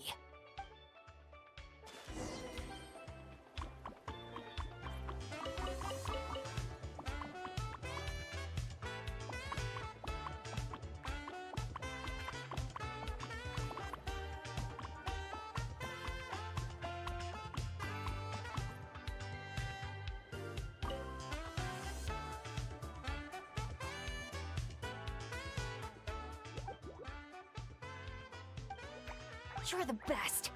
Now, I feel even more confident than before. After you, Coach. Go, Asha! Go, Bennett!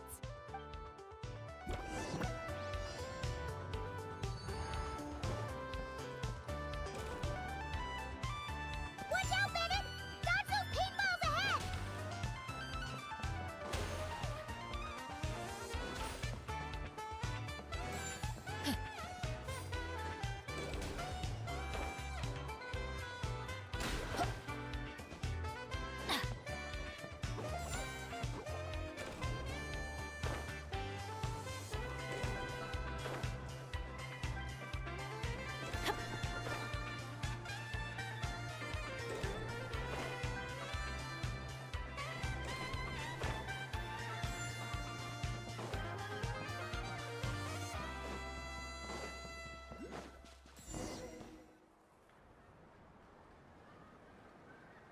Okay, just a little further. Stay calm.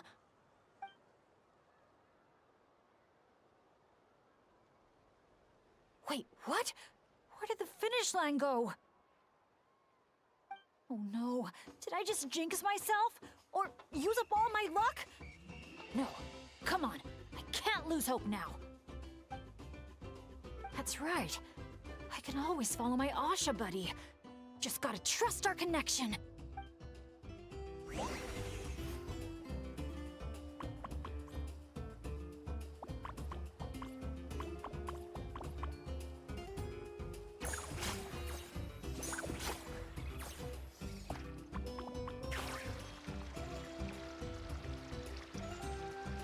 Asha, head right.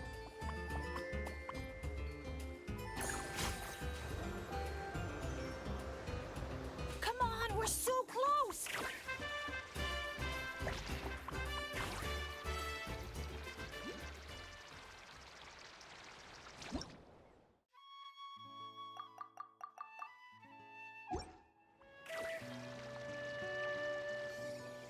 Jump onto the finish line and...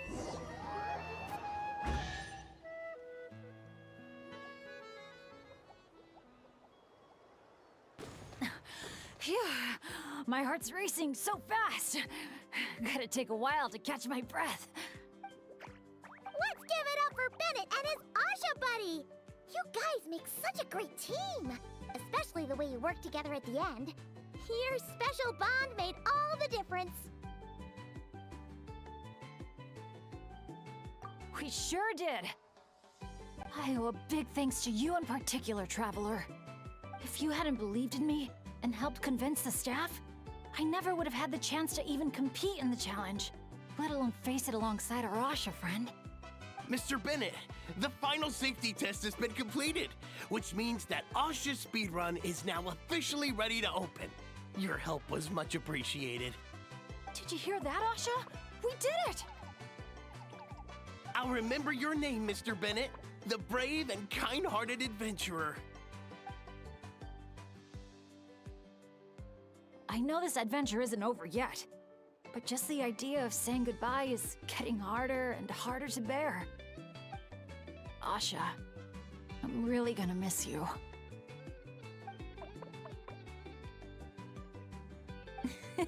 Hey, if anything, I should be the one doing the comforting here. As the leader of this adventure team, it's my job to look after you.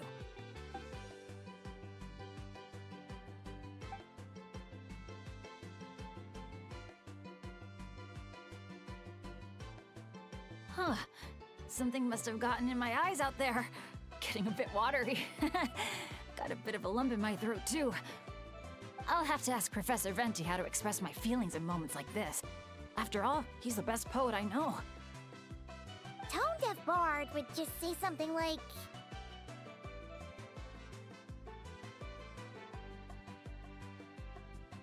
It really means a lot to have you here by my side. Thank you, Asha.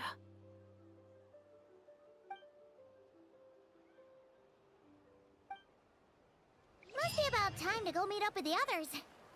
Now, we just need to find that giant Kaholosaur building. Oh! There it is! Many insects have a compulsion to follow the light, and humans are the same. Except we call that light hope.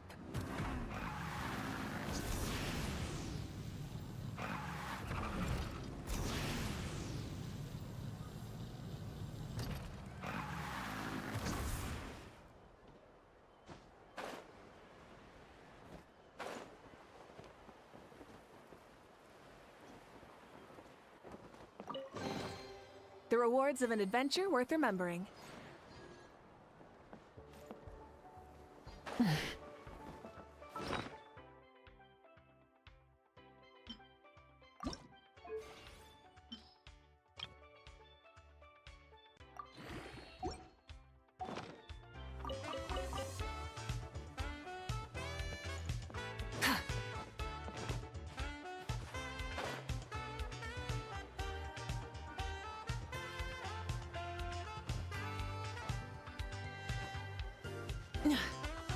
Hip.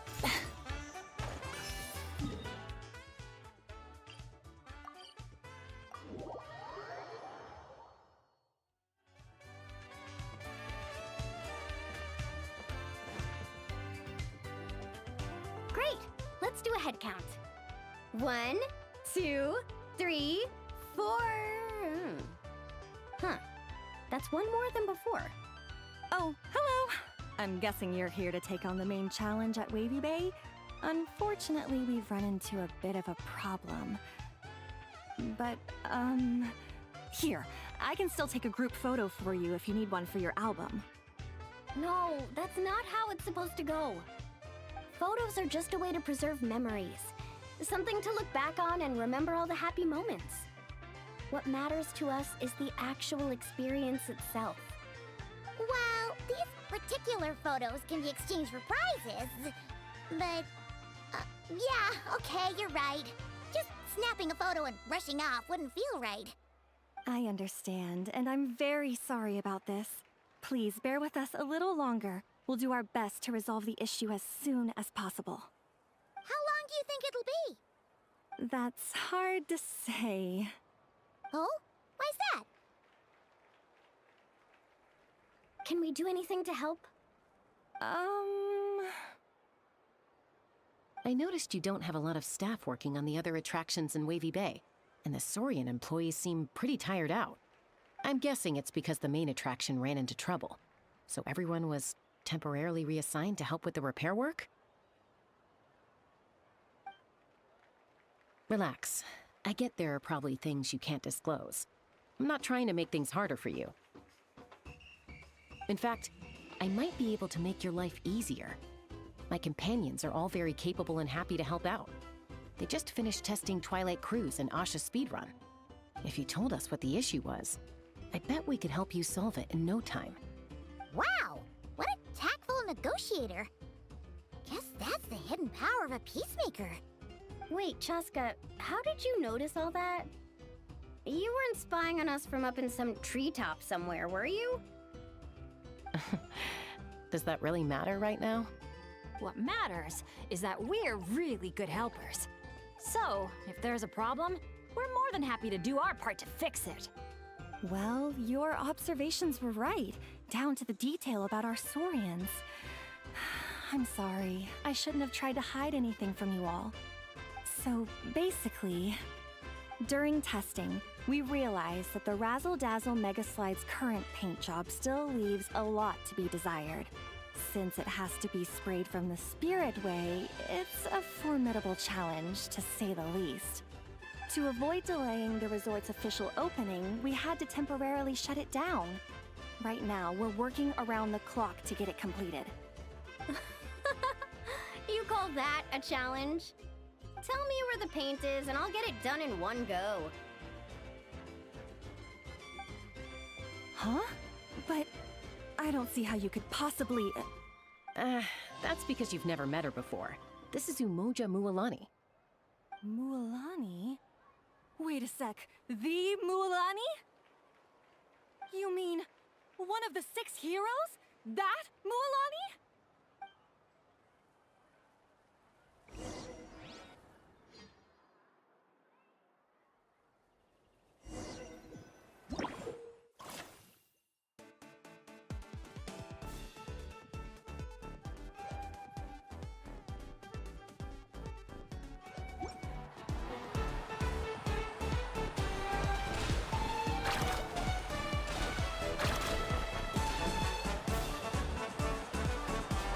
Gentle sky blue. The ideal backdrop for a nice, lazy stretch.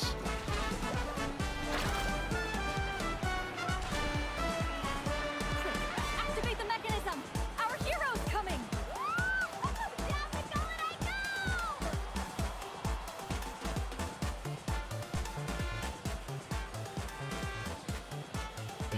Whoa! The inside of this tunnel is stunning!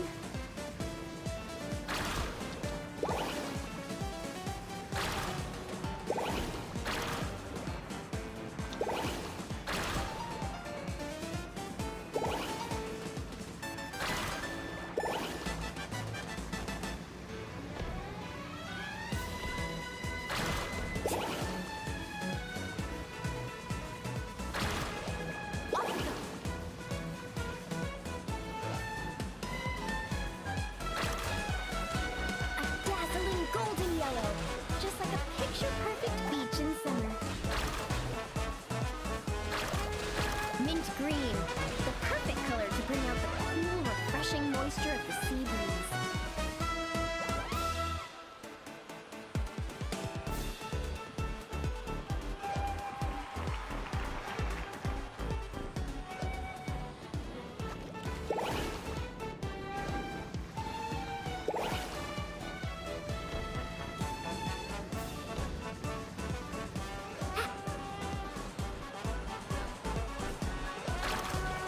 Time to cover it in the lucky color I picked. Spread the luck around.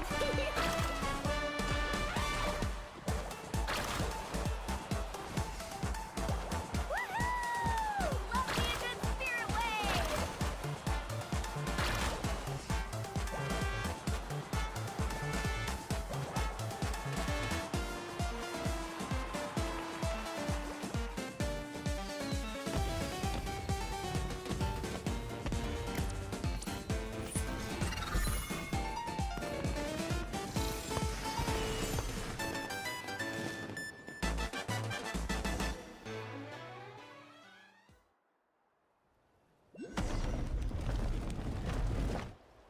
Great job, Mualani! Whew. That was awesome! How was I, guys? It looks incredible! A truly heroic effort, honestly. Paimon told me all about you while you were out there. Everything you managed to accomplish is so amazing. Seriously, I feel all fired up just thinking about it. Oh, thanks! I am so hyped right now. I feel like I could throw a hot spring party right here. Oh, look! The staff from Wavy Bay are here too. After all that hard work, they must be looking forward to finally letting their hair down. I think they've got other ideas, actually. Huh? What do you mean? Mualani, could I get your autograph? Me too, please.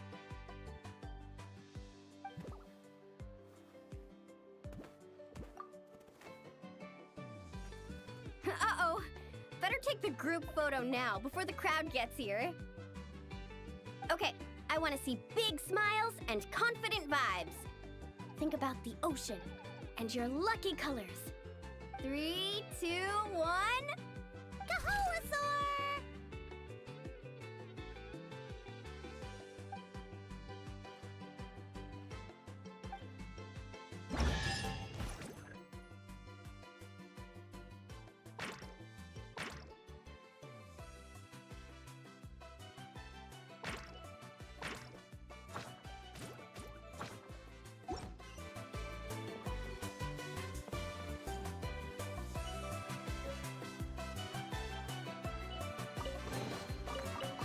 Hey, not a bad haul.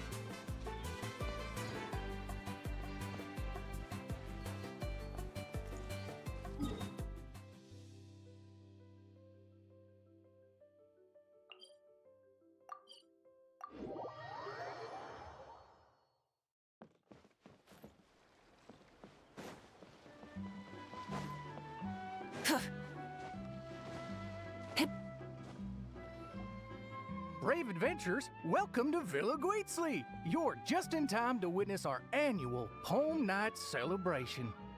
Ooh, Paimon likes the sound of that. This place has a great vibe already. Hello there, Mr. Nanasion. Excuse me, Mr. Nanasion. Could you point us in the direction of the town? Is there anything we should bring? Just from hearing your question, I can tell I'm speaking to an experienced adventurer. Just head downhill from here, and you'll soon arrive at the charming town of Villa Guitzli. As for things to take, you'll need a bold spirit, a heart eager to help others, and a dash of courage to face any challenges that may lie ahead. Ah, I see you brought a little companion along with you. Would you mind keeping him in your bag for now? Just in case something unexpected happens.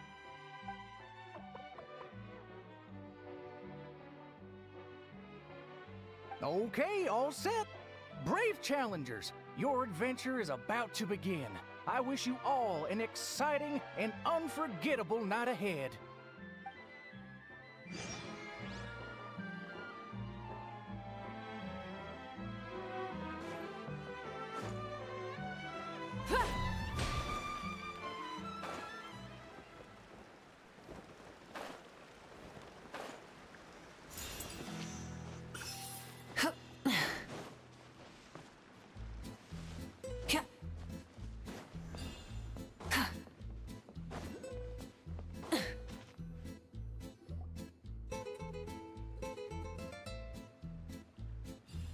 Ooh, this cave's way bigger than Paimon expected.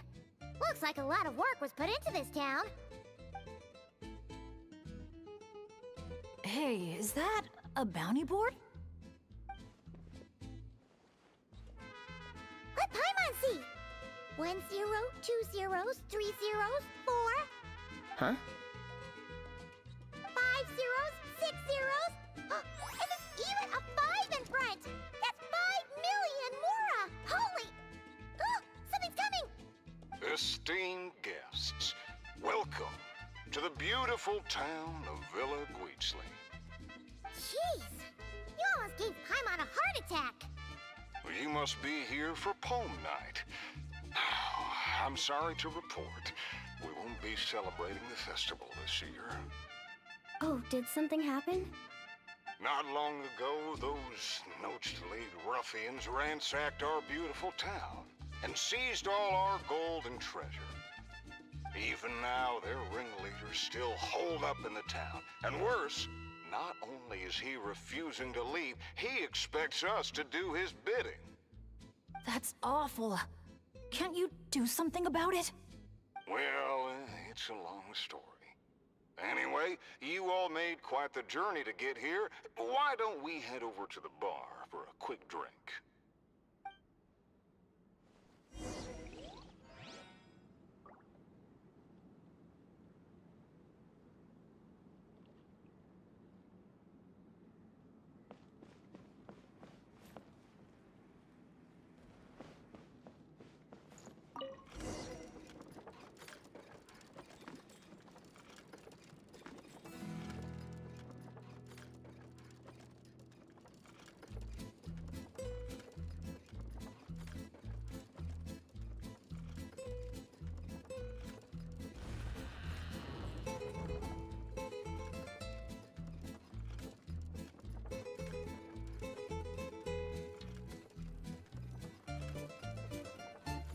Sheriff, you're back at last!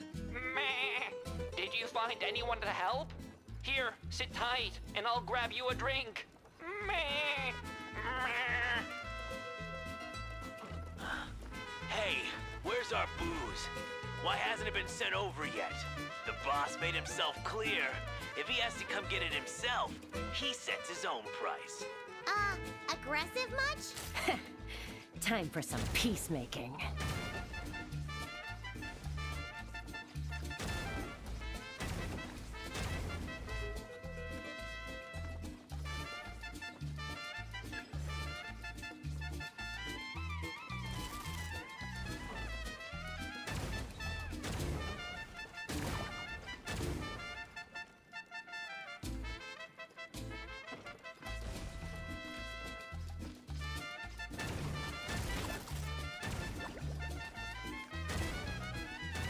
There's more upstairs. Let's move.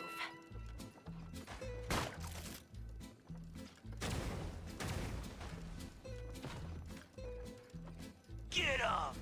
We got the treasure. Time to scram. That help! Help! They're taking hostages? These guys are awful! Ugh, why isn't it moving? Come on, come on!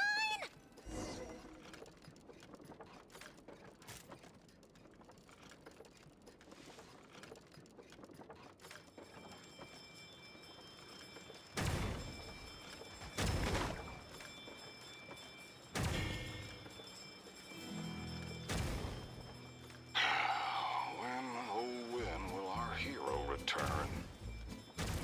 Who is this hero you just mentioned, Sheriff? Years ago, here in this town of ours, there lived a renowned gunslinger who always stood up for what was right. Famed for his unmatched courage and unparalleled sense of justice, he came to our aid countless times. What happened next, Sheriff?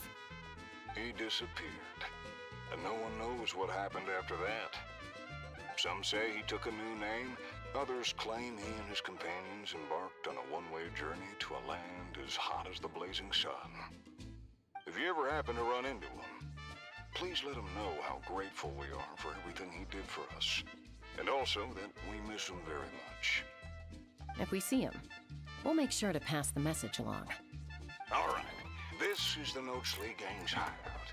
I tailed one of their henchmen once, so I know how to activate the door mechanism, and I can get it open for you. But this place is under heavy watch. I'll be a sitting duck if I go alone. So, I need some backup. What do you need us to do? Knock out anyone who tries to get in my way. Now that's a gutsy request. Leave it to me.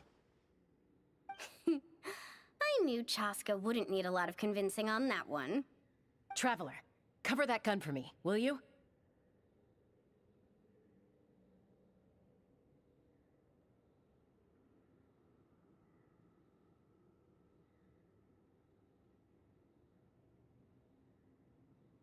Man, wish we had backup like this all those times we had to go sneaking around.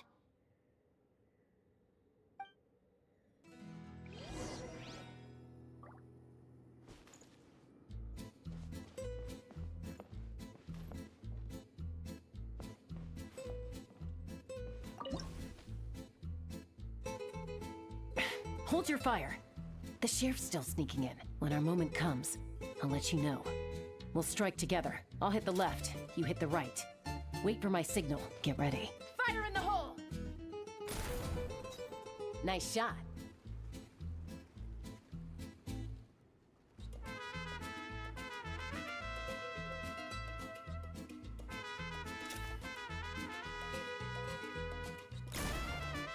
The sheriff stopped.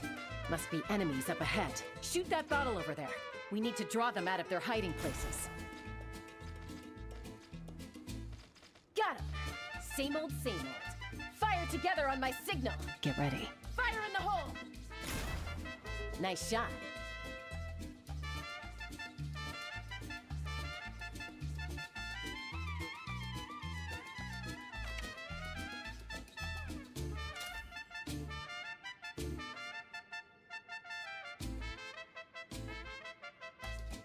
Looks like the sheriff triggered the alarm. A whole bunch of goons showed up. Right on time, if you ask me. Traveler, let's see who can take down the most.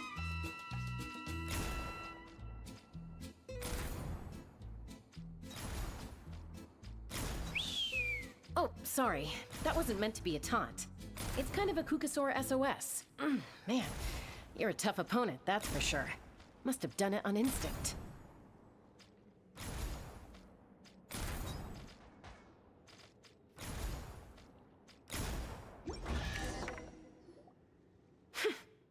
Wow, you won, Traveler.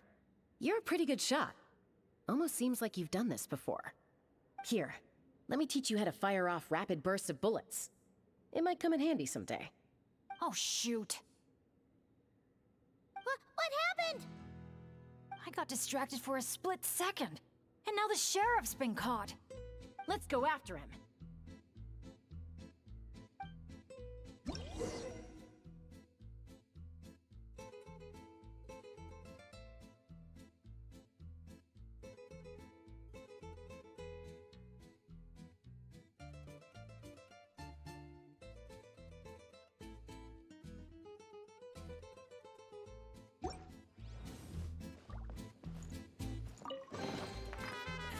Hey, not a bad haul.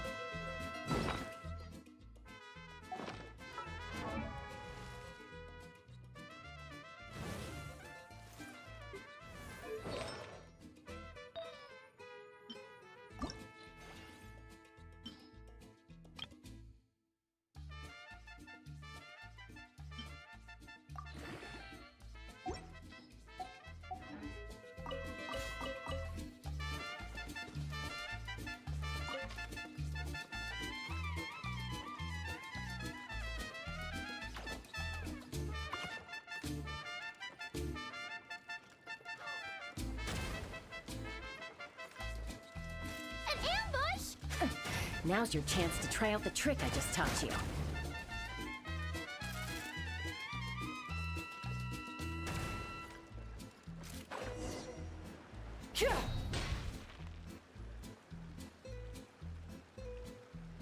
Aha! The meddling outsiders have arrived, I see. Careful, boss! They got a gun! A little firepower's got you spooked? Disappointing. All right then, show-offs. Let's see who's the quicker shot.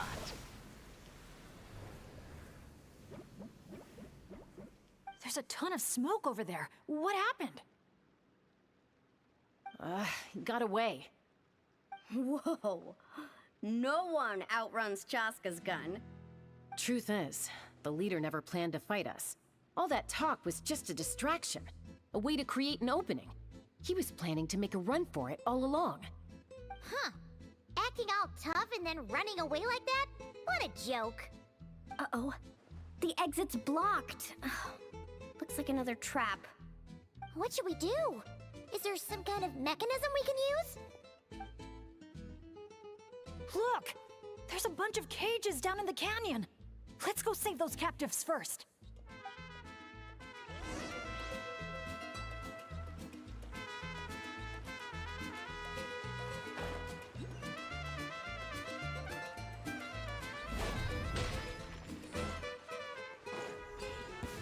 Yeah. Rise with us!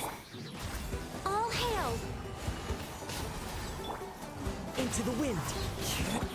Busted. Game's up. Fun's over.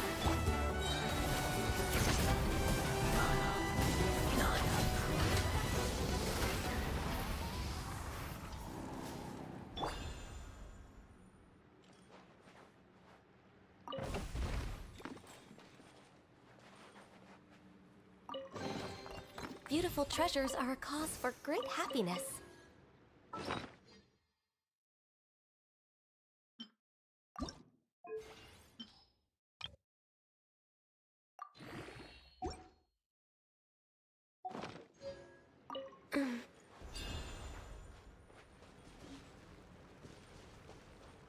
We're way behind schedule.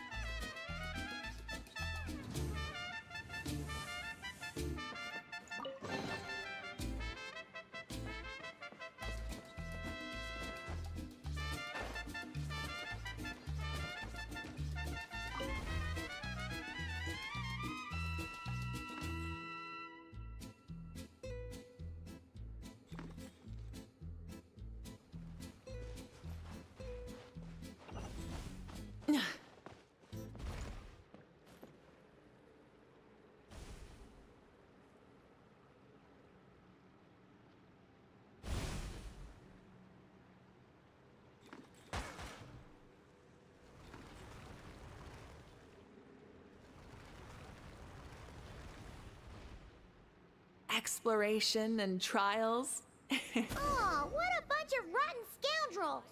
If you're gonna talk the talk, at least have the courage to back it up. Let's check out that cave that got blown open. Maybe we'll find a clue to help us escape.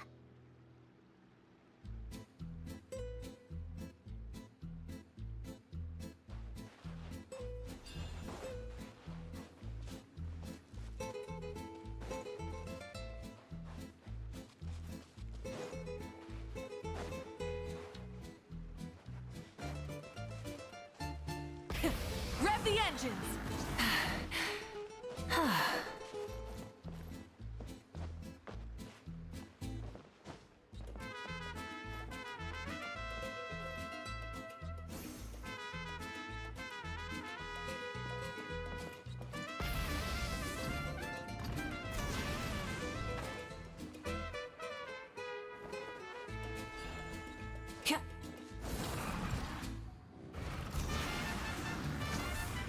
Hit. Phew.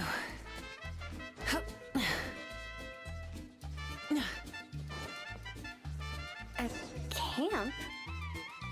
Do you think that legendary gunslinger might have passed through here?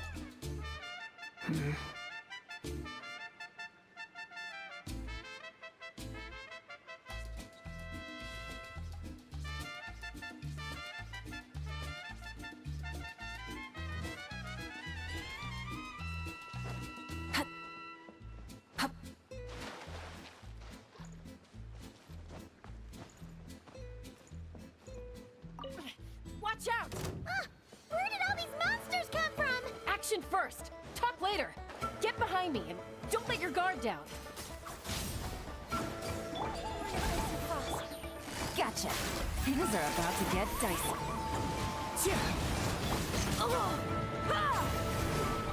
Wrath from the skies!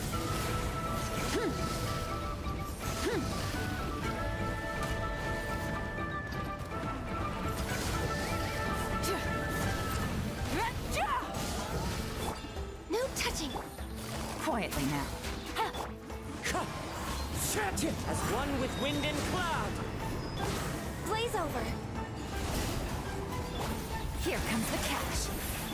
Try and stop me!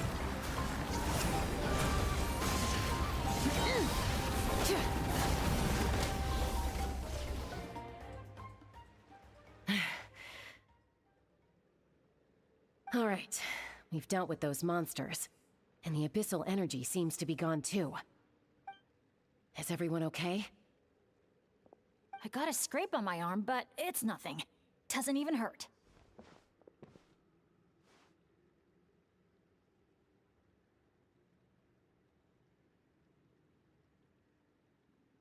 Oh, sure. Sorry for making you worry.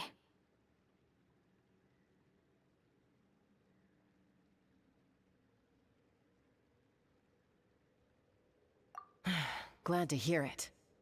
Don't you think something weird's going on? I mean, those hilly troll rogues could be actors in costume, but there shouldn't be any actual abyssal monsters here, right? Yeah, there's no way that's meant to be part of the experience. Plus, the way we came in is blocked now. Everything was fine until the monsters showed up.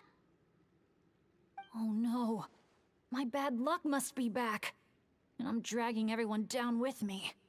Hey, don't think like that. Abyssal monsters can appear for many reasons. Being attracted by someone or something is certainly one possibility. Now isn't the time to blame ourselves. We should focus on identifying any hidden dangers instead. I still don't know what might have happened outside the cave. You're right. Okay. I'll take the lead and scout ahead. Sorry. I'm gonna have to call dibs on that one. We should do this the Natlan way. As the most mobile member of the team, leave the scouting to me. It happens to be a Flower Feather Clan specialty. All right. I'll go check on the situation outside. See you soon. Wait, but the cave's still... Get back! Wait a sec, we're not ready! She sure is a fast flyer. I can't even see her anymore. At least there's a way out now. Wait, what are you looking at?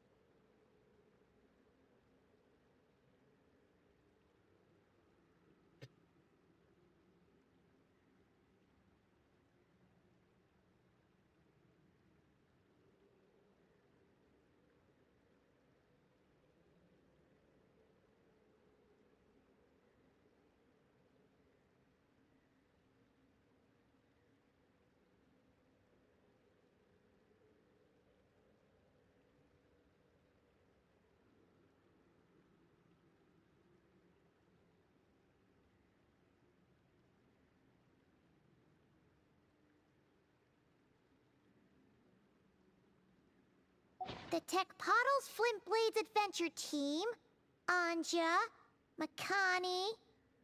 Huh. Paimon doesn't recognize any of those names. Neither do I.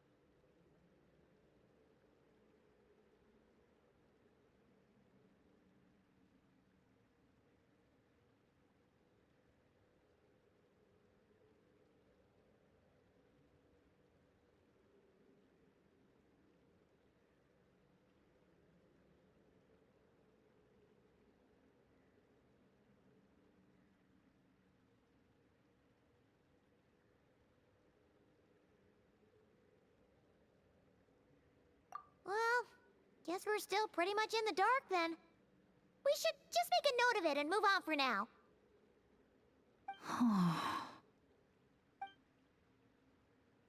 Everything okay, Bennett? Yeah, I'm fine. You guys think it's probably better not to move anything around in the amusement area, right? Yeah, better not. All right then, let's go.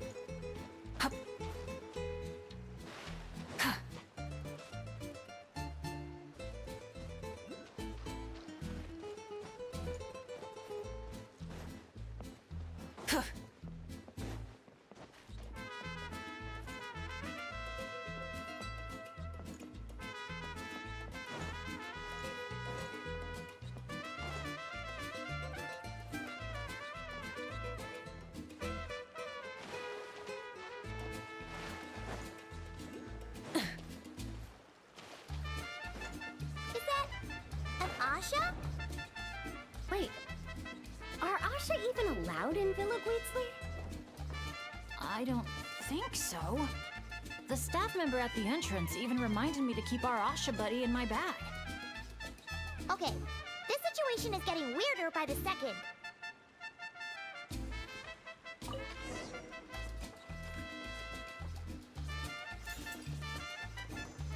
Whoa! Look at all these Nochtly henchmen Chaska knocked out. Better than abyssal monsters.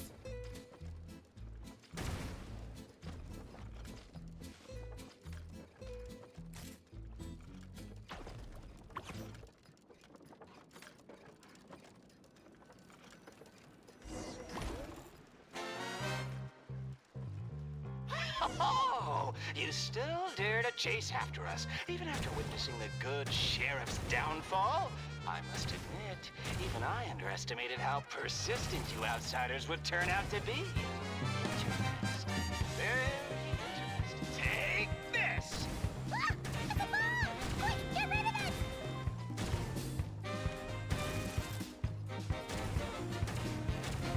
Get to work, boys!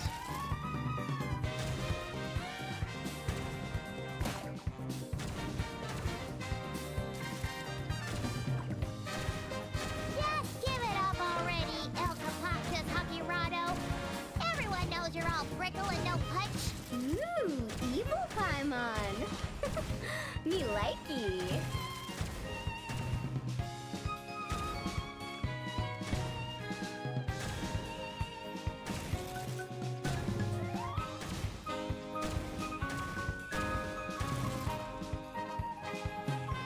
Oh, what the? Fool! Watch where you're throwing that thing! Huh? Oh no! Sorry, boss!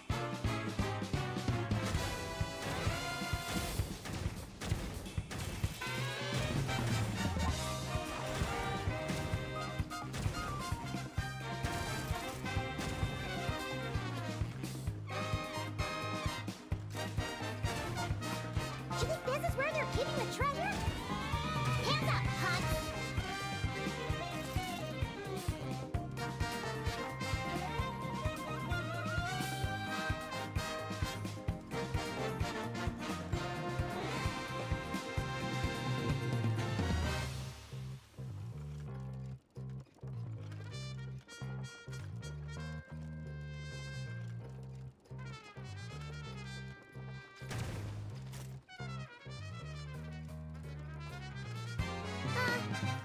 Who turned out the lights? Your beloved son will never rise again!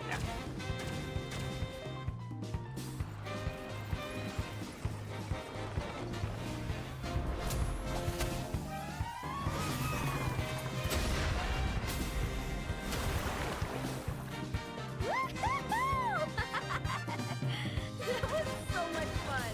You're really laughing at a moment like this? Hey! You splashed Paimon right in the face! Phew, well that was unexpected. In a good way.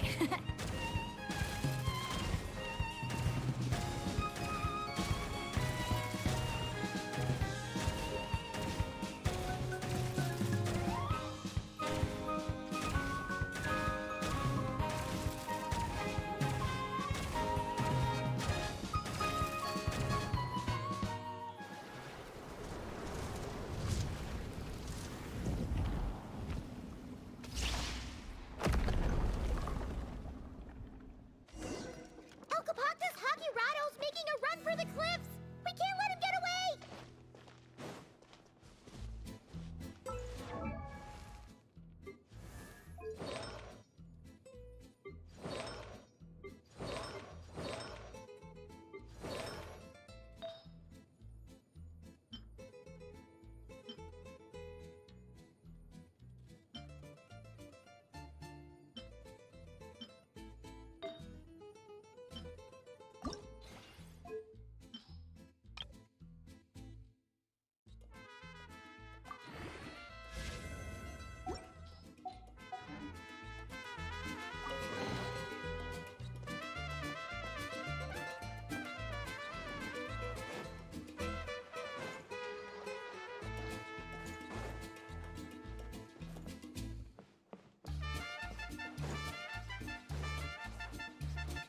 Burn it down!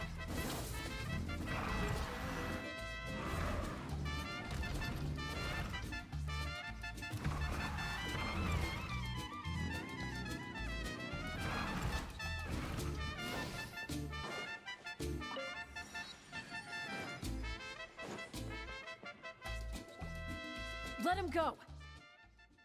Surrender now, and maybe, just maybe, I'll let him live. Phew! That was one big hill. Paimon's hair is dry already. Wait, that's Shaska! And El Capactus Hagirado! And Nana... Paimon forgot the rest. Shush! I'll say it one last time. If you want him to live, drop your weapons and surrender. You shoot or try any other funny business, and I'll throw him right off this cliff. Please, I'm begging you, don't do this. That's weird. What's Chaska waiting for?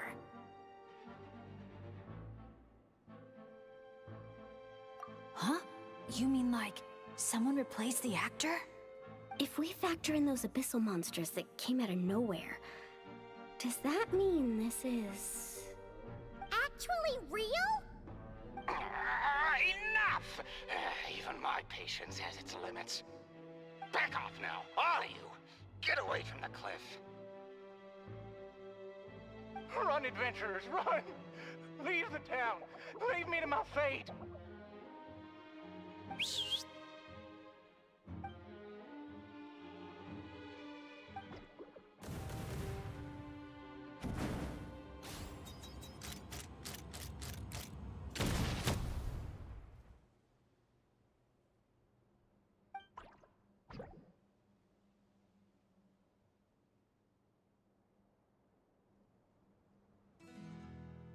Thank you, brave adventurers.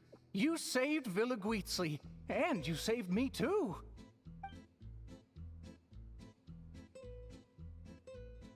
Hey, look over there! Asha? El Capactus Hakirado was played by a bunch of Asha? Congratulations, everyone! You bravely chose the path of justice and vanquished the wicked El Capactus Hakirado. Okay, hold on. So, it wasn't real? We all freaked out for nothing? I mean, there was cause for concern. I was worried too. Even though I didn't see any other abyssal monsters on the way here, I didn't let my guard down. Under normal circumstances, I would have taken the shot without hesitation. With Soul Sniper on my side, I'm confident I could get to the hostage no problem, even if the hostile tried to harm them. But this time, it seemed like our enemy was tainted by the Abyss, so we couldn't afford to take any chances. We had to factor in the worst-case scenario, so the only option was for the Traveler and I to strike at the same time, ensuring we took down the villain and rescued the hostage in one fell swoop. Wow! Good thing you two got a chance to work on your teamwork against those lackeys earlier. In hindsight, it's clear the only place where things went wrong was that cave. So, since we cleared out those monsters already, we're in the clear? We should be. Sorry, I don't follow. By cave? you're not referring to somewhere inside one of our amusement facilities, are you? Yeah, we came across an adventurer camp inside the cave. You know, near the spot where the sheriff snuffs it. Oh, sorry. That came out a little harsh. But there's no cave or camp anywhere near there. You sure it wasn't your eyes playing tricks on you? No, definitely not. First, we were ambushed by monsters. Then, we even read through the adventurer's notes. There's no way it was just an illusion. Oh, we even have evidence. The scratch on my arm is still there. Guess there was a silver lining to getting hurt after all. Huh? But that can't be. Villa Guitzli's meant to be a fully immersive experience. There's no way we'd leave in design flaws that didn't fit the theme. That's actually a good point. So, is something else going on here then? Paimon's getting a bad feeling all of a sudden.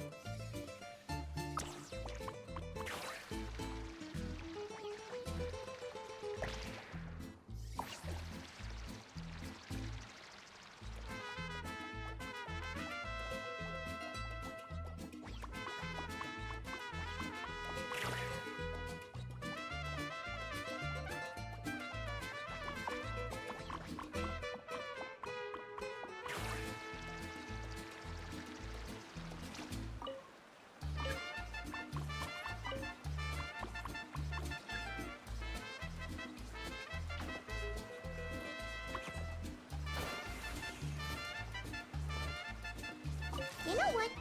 At the end of the day, we still did a good thing. We kept the town safe. So, if any more monsters show up, we'll just clear them out, like we always do.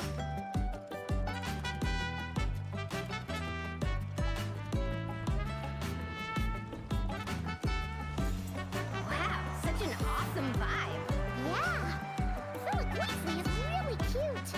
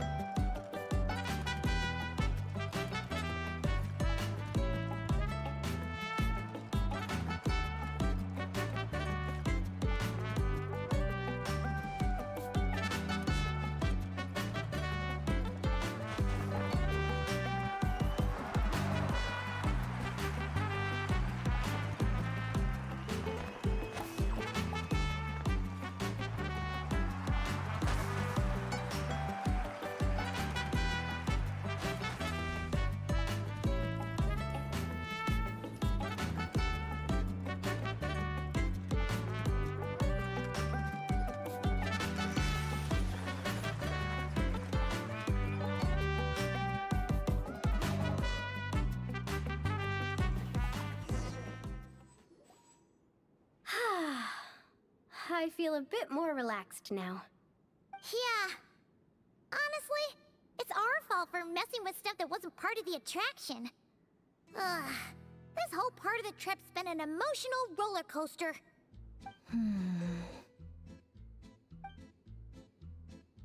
Wait, are you two still thinking about it?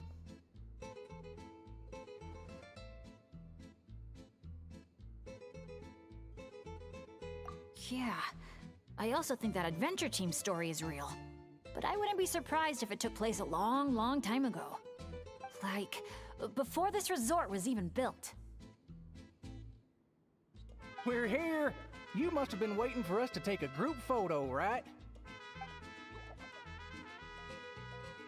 Wait, that reminds Paimon.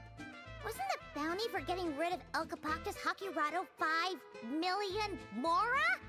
Yeah, I don't think we're gonna see a single coin of that. If they actually had to cough up Mora every time he got captured, Villa Guitzli would have gone under a long time ago. Exactly! The prize isn't real Mora, just a commemorative Mora-shaped chocolate coin stamped with that number. But since the chocolates aren't ready yet, I'll give you some easy breeze badges you can exchange for other items of your choice. Oh, well, Paimon would have preferred the chocolate, but other gifts are fine too.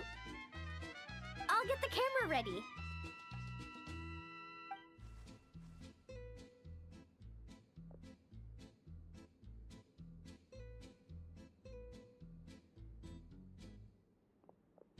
Three, 2, 1. Cactus!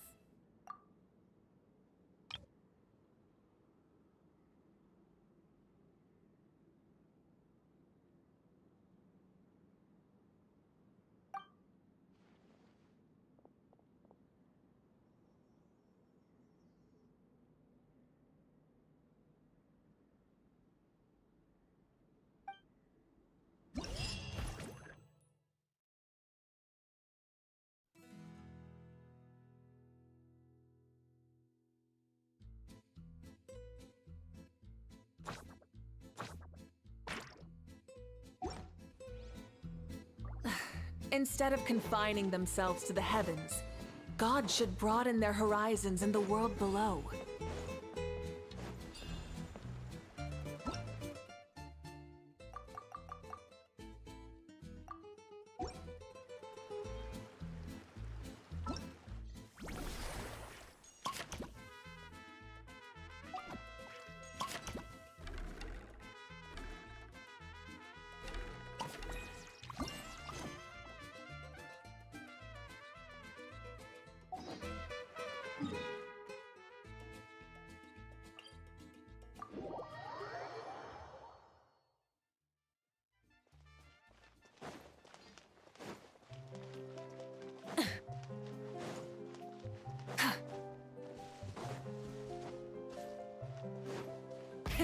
Rev the engines!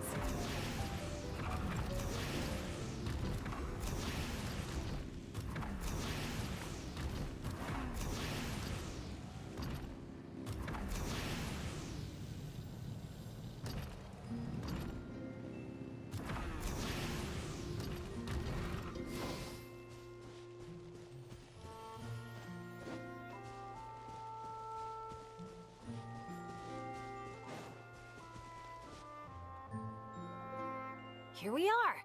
So, these must be the foam flower fields marked on the map. Oh. How come it's all so green? It's not exactly what I imagined either, but that happens a lot. You mean false advertising?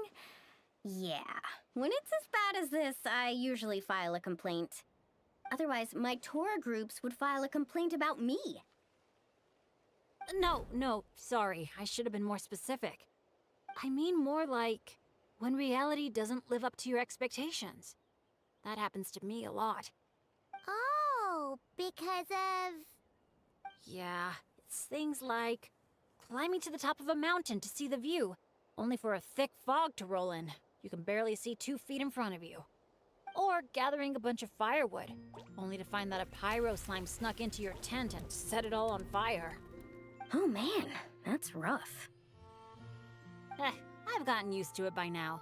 What adventure doesn't have a few bumps in the road? So, when you think about it, being able to enjoy this vast, open scenery, fresh air all around and no monsters in sight, I'd call that some pretty remarkable luck. What's even more remarkable is your ability to stay positive. Oh hey, I think the Asha found something. Pretty sure that's what that sound means. Jeez, you can understand each other already? You two must be on the same wavelength or something.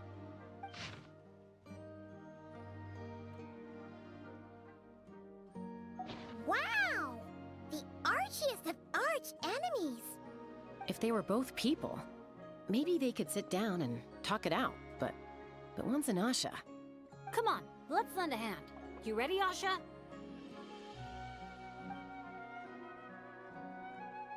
Whoa, wait a second. How do we skip straight to action mode? Paimon doesn't even know what the game plan is. If you think about what the Asha love doing most, it must be dyeing things different colors, right? Yeah, and? And they're simple, pure-hearted beings. So, I doubt that Asha is here to cause trouble on purpose. The little guy probably just can't stand how dull and uninspiring all this plain grass looks. Yeah, and it's not like he could communicate any of that. Right. So if we help dye the meadow in a range of vibrant colors, turn it into an actual flower field. We can make that Asha happy and help out the staff member at the same time. Took the words right out of my mouth. Huh. A little conflict mediation. I like the way you think. You've got peacemaker potential.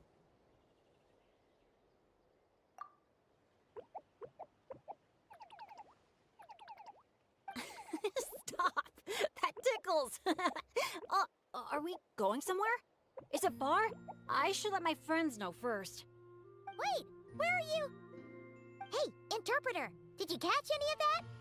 Maybe something needs to be moved, or there's someone else nearby who needs our help even more. Okay, those two things sound completely unrelated. What are you even basing that off of? Well, the longer I watch Asha, the more their body language reminds me of Saurians. You better not be lying to me. No, I'm serious. In Saurian body language, the same movement can often mean unrelated things. When my Saurian mom raised her wings, it either meant, come home early for dinner, or, you're in big trouble, kid. Wait, then how did you tell the difference? When I was little, I couldn't. Let me tell you. I walked straight into a lot of punishments. Wow, super sturdy and fast too! So this is a Natlanese hot air balloon? It's awesome! Up here, everyone! Look! We're back!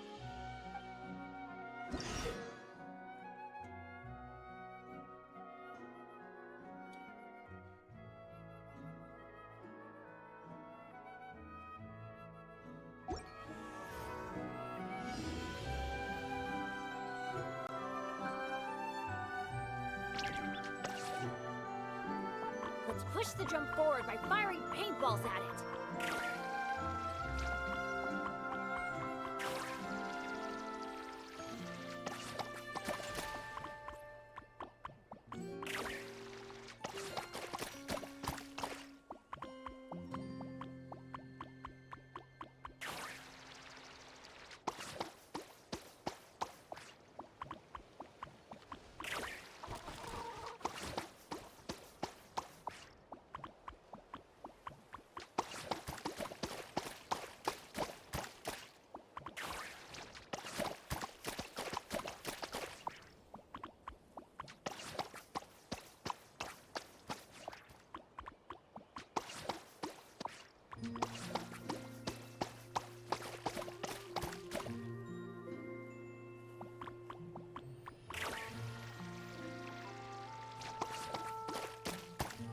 Just like the Asha.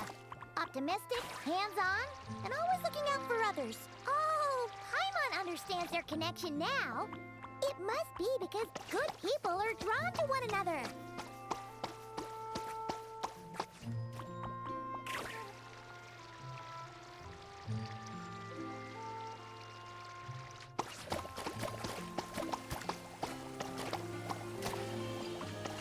Look!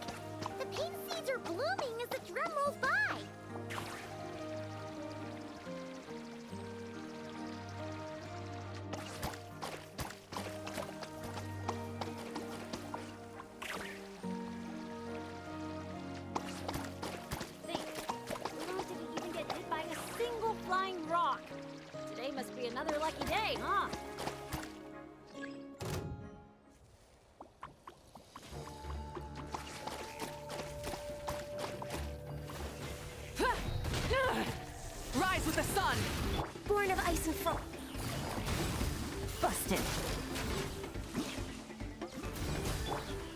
one with nature. Sha!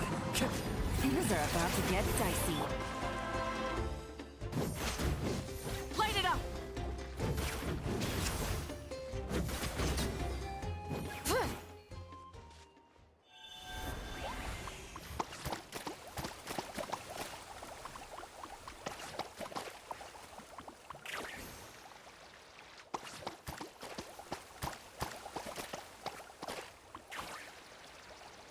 Looks like we're almost done. One final push.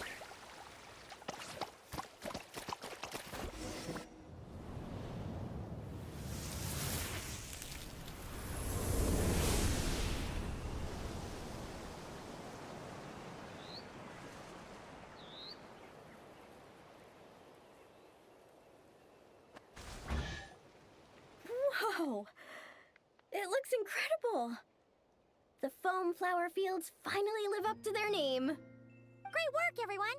Now we've just gotta let that staff member know, right? Please, everyone, wait up! Talk about perfect timing! It's okay. Catch your breath first. All right. I'm the staff member in charge of the main event here at Colorfall Cliffs, the Airborne Asha Challenge.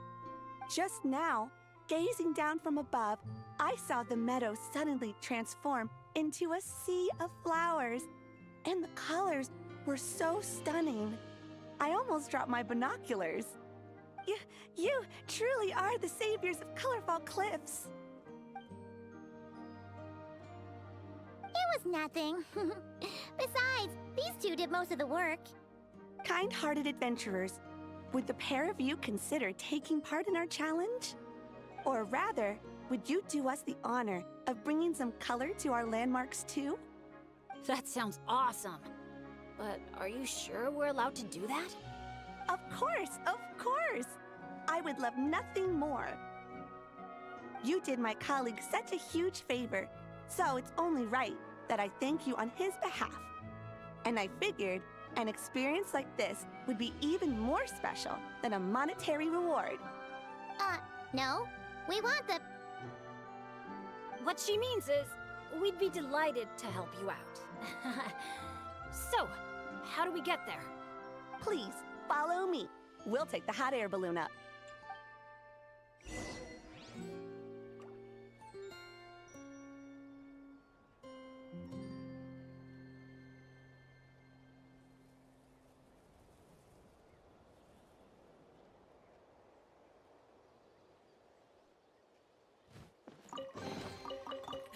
Hey, not a bad haul.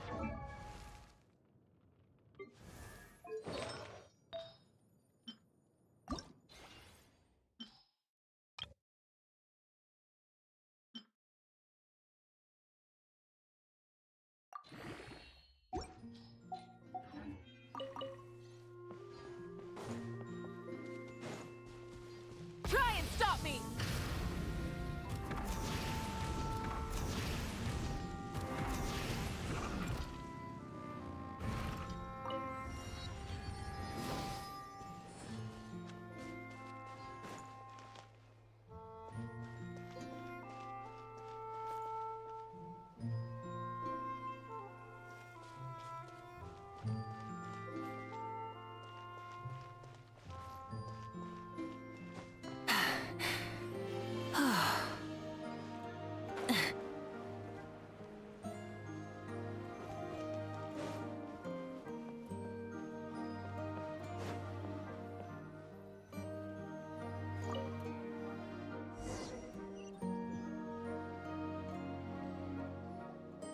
All right, we're here.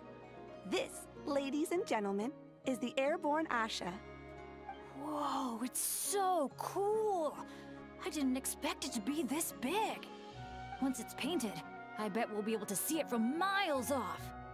Oh, for sure. As long as you're in an open area and the view isn't blocked by mountains, you'll be able to see it from anywhere. Whether that's the rooftop pool on Hoo-Ha Hill or the fjords on Tete Isle. That's awesome! Your work's gonna be center stage! You've got this! Man, I'm getting excited already. Should I go with my lucky color? Or maybe...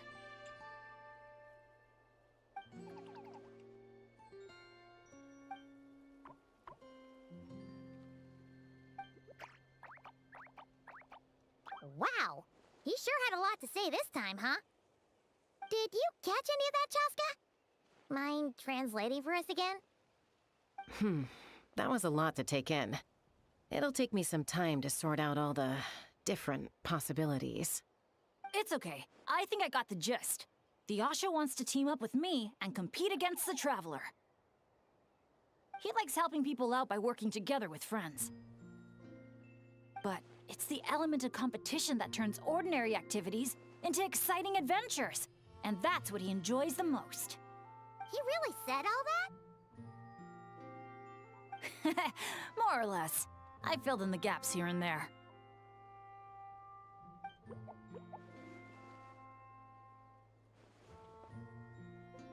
From his reaction, it looks like you got it spot on.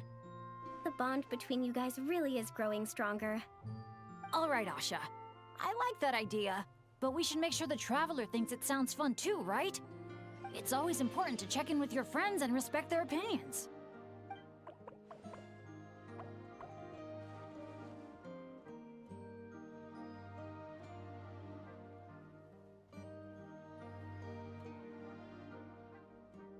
Then let the games begin! Sorry, with you looking at me like that, I just can't say that with a straight face. All right, well, if both teams are ready, then follow me. I'll be the referee.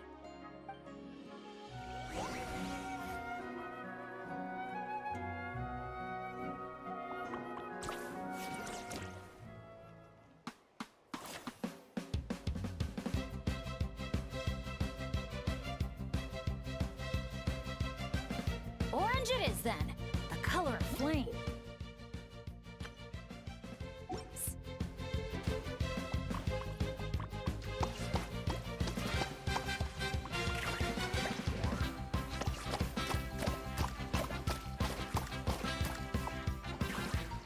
Catching up. Fire the paint bombs, quick! What the? Since when did Bennett fight dirty like that?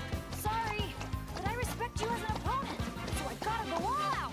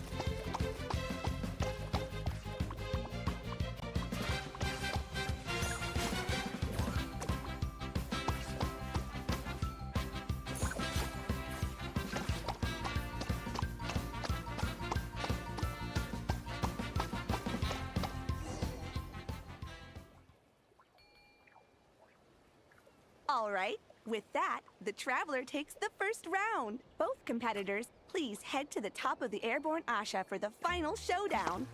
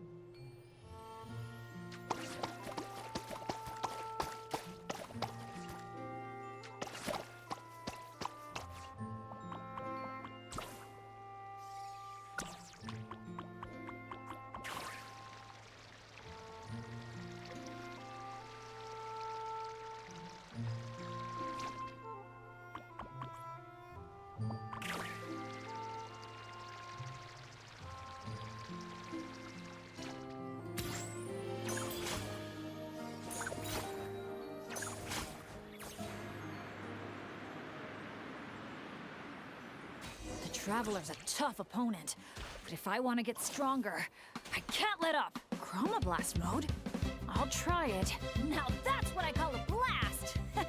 This is awesome!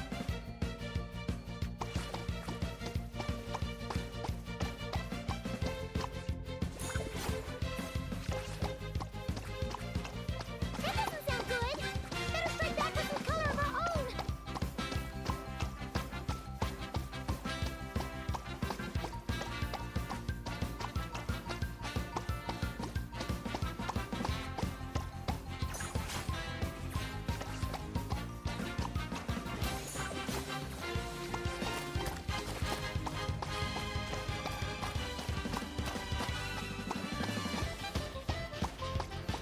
Chroma Blast mode? Here we go!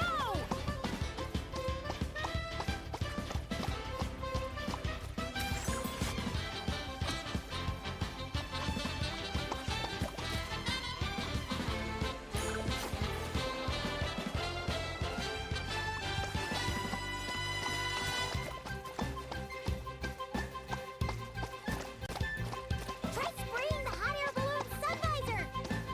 Huh? The visor's covered in paint? I can't see a thing now!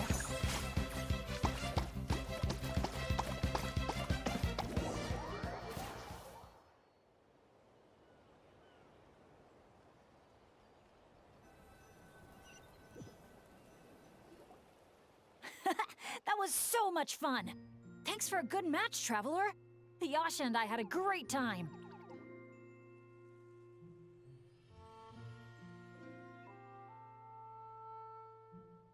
Oh, so now you remember Paimon.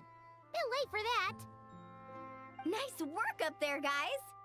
Congratulations for taking home the win, Traveler. And a big shout out to our magnanimous benefactor and his Asha companion for their amazing teamwork. When I heard you interpret what the Asha was saying earlier, I didn't quite believe it. But after this match, I have to say, I'm truly impressed. Same here.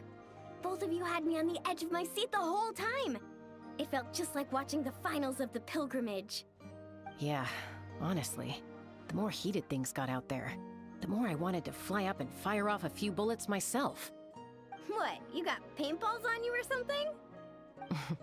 Something like that. The final color would be a bit of an unknown, though. And I couldn't guarantee that Asha would stay airborne after I was done with it.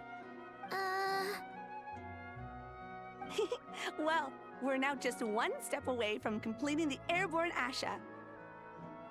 Our two heroes just need to light up the airborne Asha's brushes.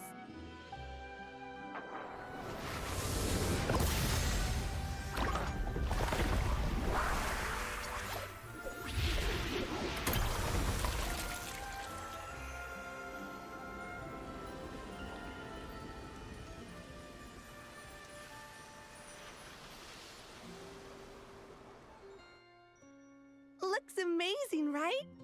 I can recommend a viewpoint that'd be perfect for a group photo.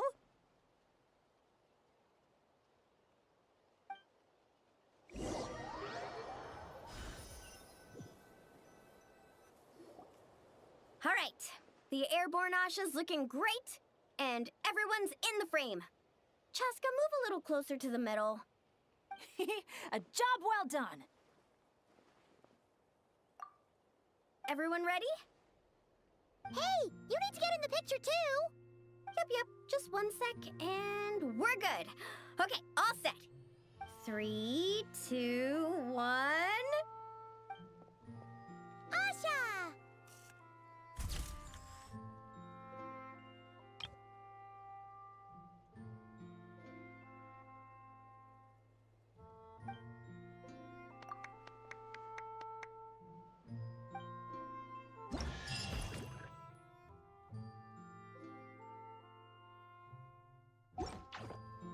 So, that's the 3 main challenges done and dusted. That just leaves Tete Isle, right? Let's head back and get some rest. With any luck, it'll be open to visitors by tomorrow morning.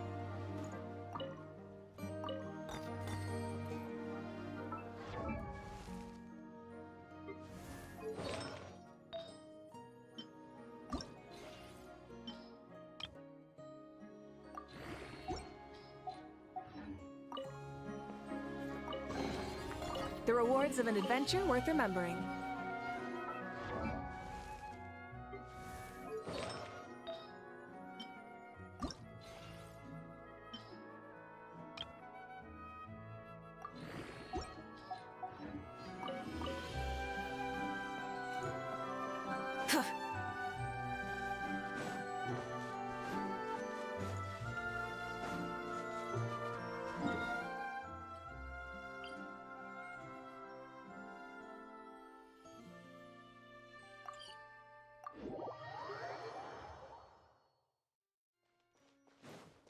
Full throttle!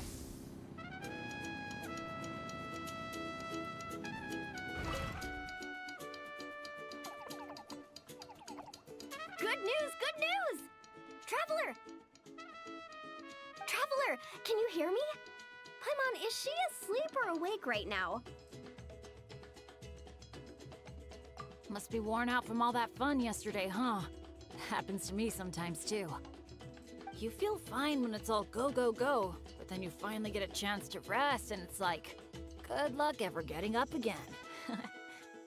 The meeting spot's been changed. Yeah, I already heard you loud and clear from next door.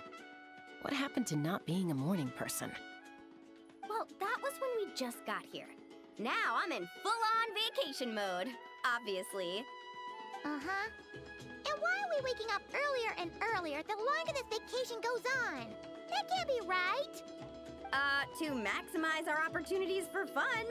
Come on, Paimon, this is basic stuff. Ah, looks like everyone's here now. Okay, I've got some great news to share. I just checked with the staff, and Tete Isle is finally open to visitors! Can I get a whoop whoop? Whoop whoop! Tete Isle, here we come! How are you feeling now, Traveler?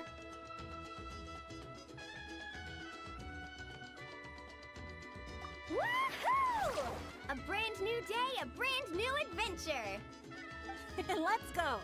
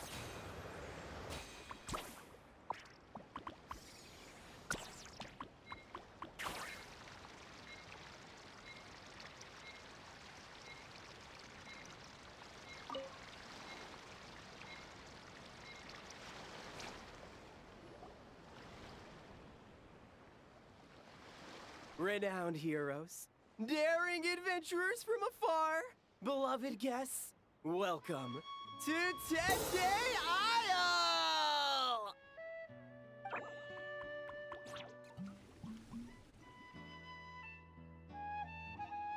Whoa! Bottle popping right off the bat? Huh. They're sure going all in on the atmosphere building. You got that right. Tete Isle's all about high-energy party vibes. From our honey-sweet Aphemide to our exhilarating shows, there's something for all the senses. That's what the brochure says.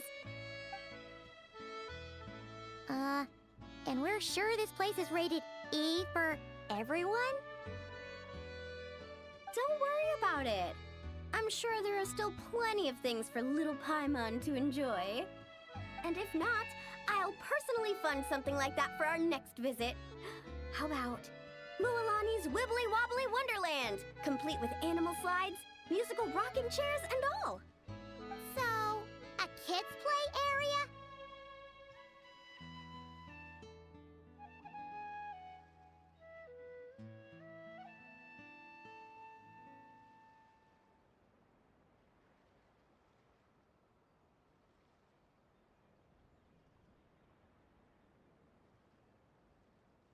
Come on, traveler, this way! The dance-off stage is calling your name!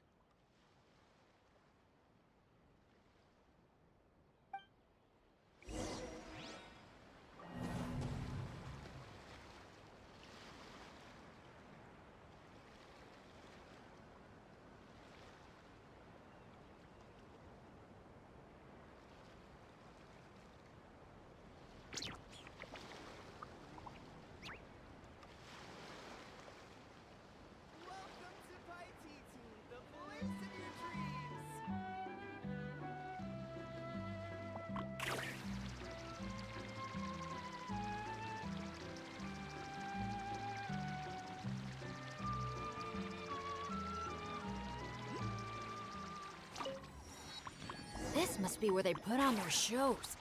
It's huge. The resort's grand opening ceremony will be held right here. We do not want to miss that.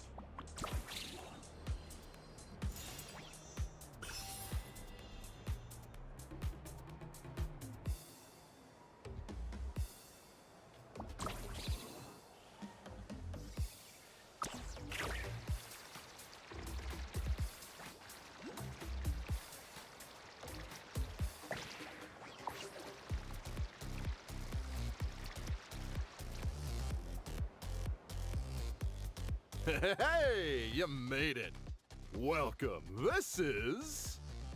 Oh, leave this bit to me. Ta-da! This is the dance-off stage! The name rings a bell, but it sure looks different from the one we know. It's a Shilonen original. As for the design, I'm guessing probably a client request? Traveler, Shilonen recommended you as the DJ. She said you'd be the perfect person to set the place on fire with some high-energy beats. You sure she didn't say something more normal like fire up the crowd? Hey, the wilder the better, right?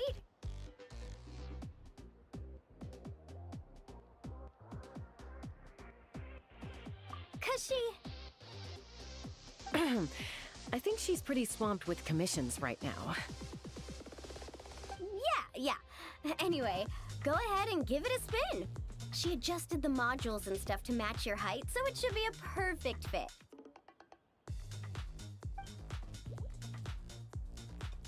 Hey guys, the Yasha just noticed that the area around the stage hasn't been painted or decorated yet. Should we add some color first? Ooh, that sounds like a great idea!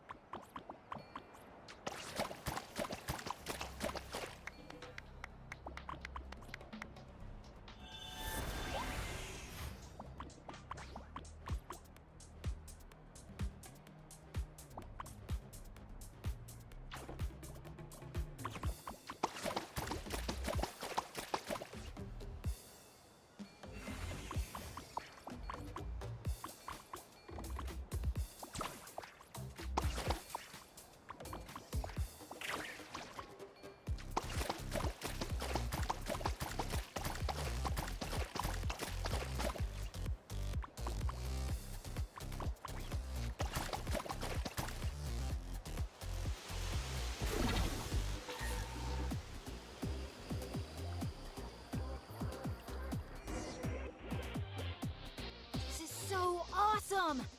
The stage itself even looks like it's dancing. Huh. Paimon can already imagine how amazing the show's gonna be. Hey, DJ, how about a quick spin? Call it a warm-up.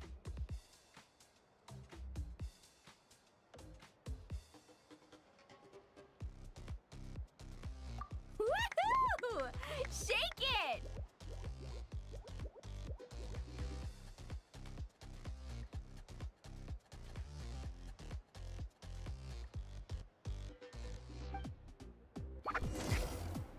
Try pressing some of the buttons first.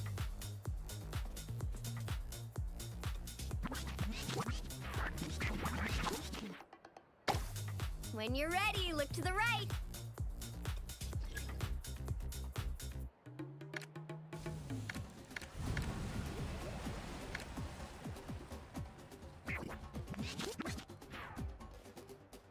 Over here. See?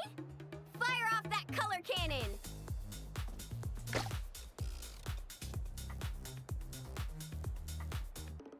Let's try the boat now. Launch the wave machine right as the boat passes. Look out! The boat's about to set sail.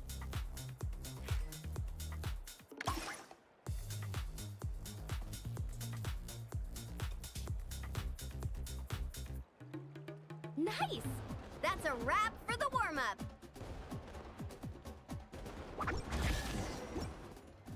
You called that a warm-up, but are there really gonna be boats cruising around during the opening ceremony?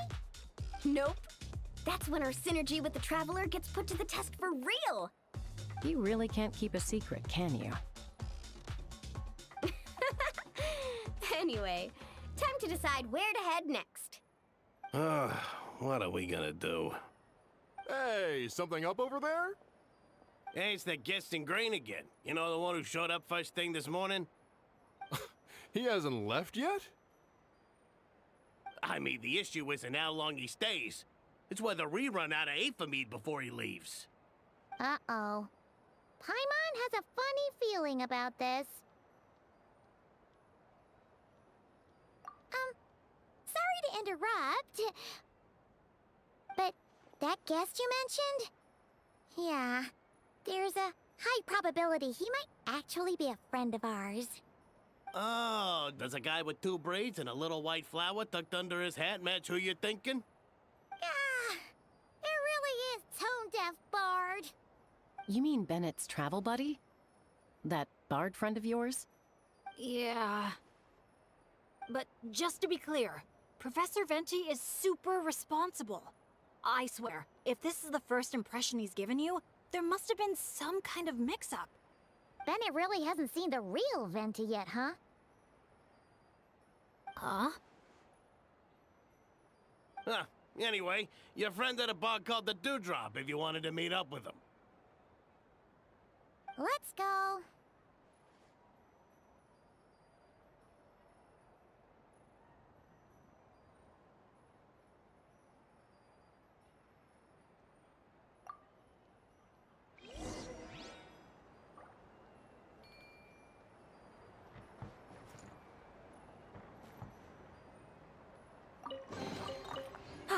Something to add to my collection.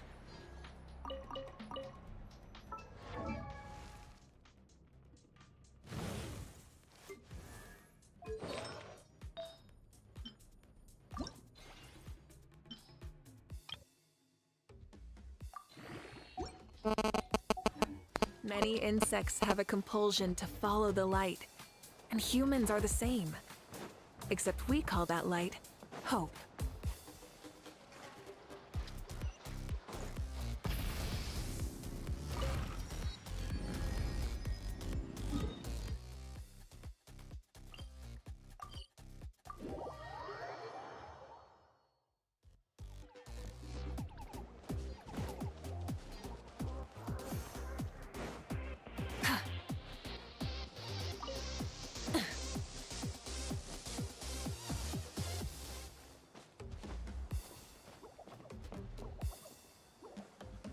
On the breeze drifts a fragrance I've sorely missed. Sunsetia's kiss. So tender, so sweet. But what's this? A fiery twist! A flaming flower's fury. A flare of searing heat. Tone-deaf bard, look at you! Sitting here by yourself, sipping away at your drink without a care in the world. You're running this place dry, you know. You wound me, fair Paimon. To think you take me for such an ill-mannered person. Oh, no you don't. Paimon can see you gearing up to make excuses. Just give me a... Got it! Maybe participation in the brewing process was always meant to be a part of the Tete Isle experience. Why else would their stock of mead be so meager? It must be their intention for visitors to help replenish it. You crafty little... Oh. Fine. That actually does make sense. It's been a while, traveler. These must be some of your new friends. Greetings. Oh, allow me to introduce you. This is Mualani. She's unbeatable out on the water. Practically owns Wavy Bay. And this is Chaska. She's super dependable and so fast that even her bullets can barely keep up with her. And then there's this Asha, my new adventure buddy. We're really close already. Hey there, everyone. You can just call me Venti.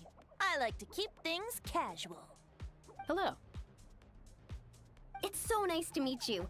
Bennett's told us all about you. Small world. I've heard quite a bit about you from a friend as well. Oh, who? Kachina? Kanich? Someone who knows how to party hard and drink even harder. Come on, just tell us already.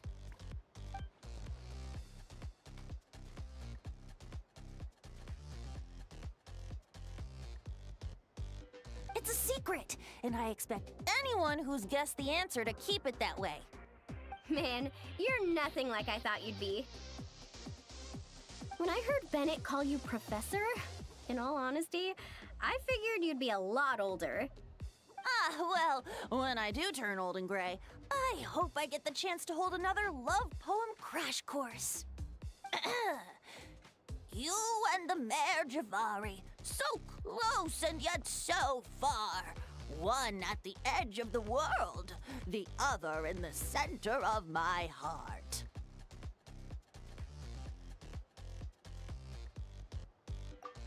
That one was Bennett's handiwork, not mine. No matter how old I get, I don't think I'll ever forget the poems my students wrote that year. Such a charming little verse. A charming little verse indeed. Now's probably not the time for a trip down memory lane, is it? Right you are. Now's the time to raise a glass in celebration of new friendships. Bartender, a few more glasses of that refreshing Aether mead I was just enjoying, if you'd be so kind. I'm afraid you just polished off the very last glass. Oh, that's an unlucky coincidence. Our exceptionally, well-hydrated guest is certainly right about one thing, however. You're all more than welcome to take part in the Honeydew Craft Brew experience and try brewing some yourselves. Any takers?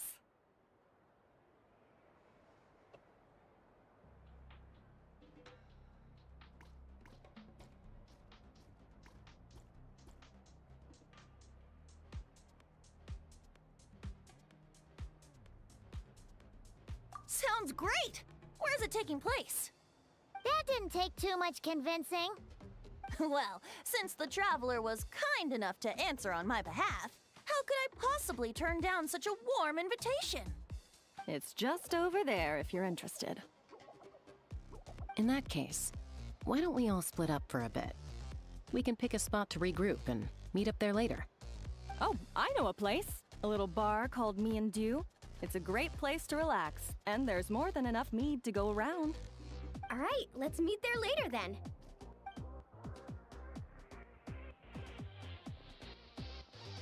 Oh, Me and Dew. Just Me and Dew. Such an aptly poetic name for what I'm sure is a veritable temple of inspiration. Don't try to bat your eyelashes at Paimon.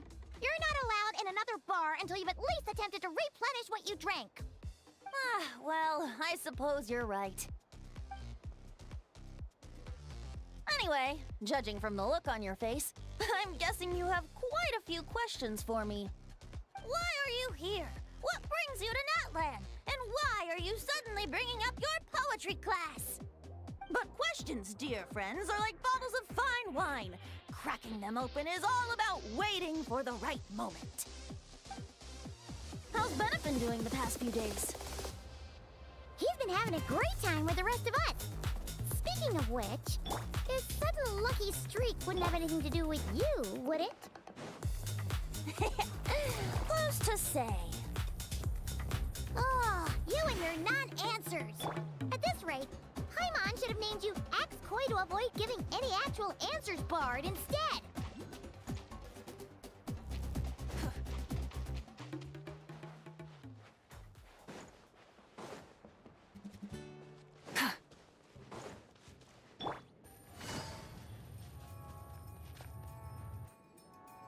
Ah, you must be the guest in green I've been hearing about. The one who cleaned out our entire stock of mead. Word sure spreads fast, huh? My sincerest apologies. It wasn't intentional, I assure you. The mead was just so irresistible, I felt like lowering my glass would have been an insult to your craft. My, how very kind of you. Guests of your tolerance level are hard to come by. I meant no offense either. Please enjoy as much of our mead as you want. In that case, once I'm done here, I'll be sure to head back for a refill. He was being polite, Venti. Not giving you a return ticket to Booze Town. Anyway, before the Honeydew Craft Brew experience officially begins, allow me to give you some background. Aphids play the central role in the brewing of Tete Isle's Aphid. First, we guide the aphids to gather ripened honeydew from the brewing barrels, which we then collect inside a special device. After that, we refine it using the strength of our Tatankasaur companions. With a splash of added flavor or alcohol, the base can be transformed into a range of unique kinds of aphid. So it's the aphids who do most of the work. Now, that's something you don't see in Mondstadt.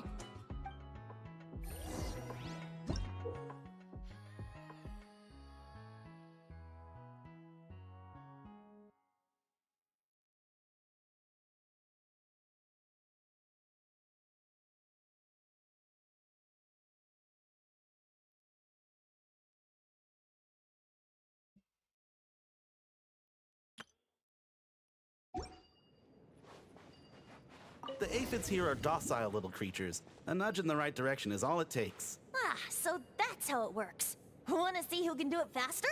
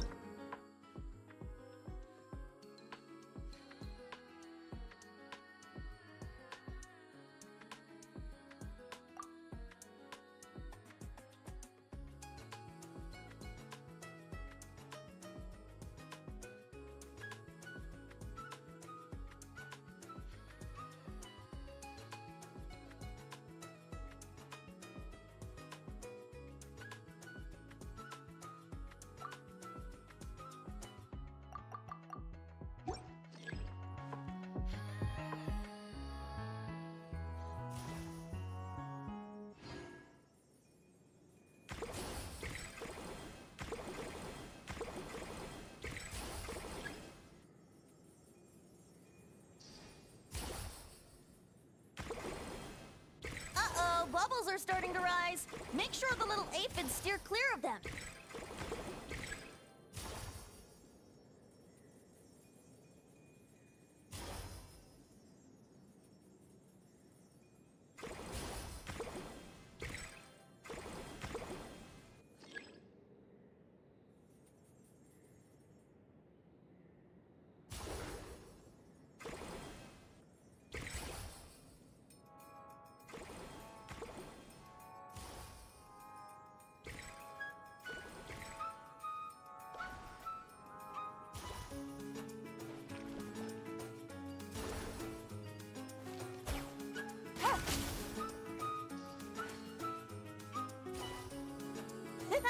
Great job!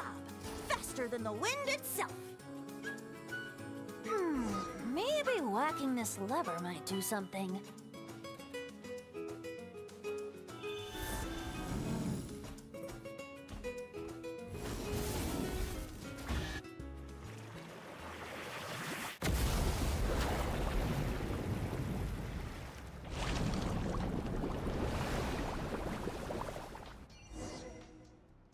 All done. Who'd have thought it'd be such a breeze? Those little aphids really pull their weight. Hey, we should invite Diluc over to check it out. You'll be lapping up aphid over at the Angel's Share in no time. Wait, no, scratch that. The last thing you need is more access to this stuff. Forget about Master Diluc. Let's just sneak a couple aphids into our pockets and bring them back ourselves. And if we can't fit them in a pocket, we can always try stuffing them under a hat. Your friend's quite the joker. He is joking, right? Let's go meet up with the others at Me and Do.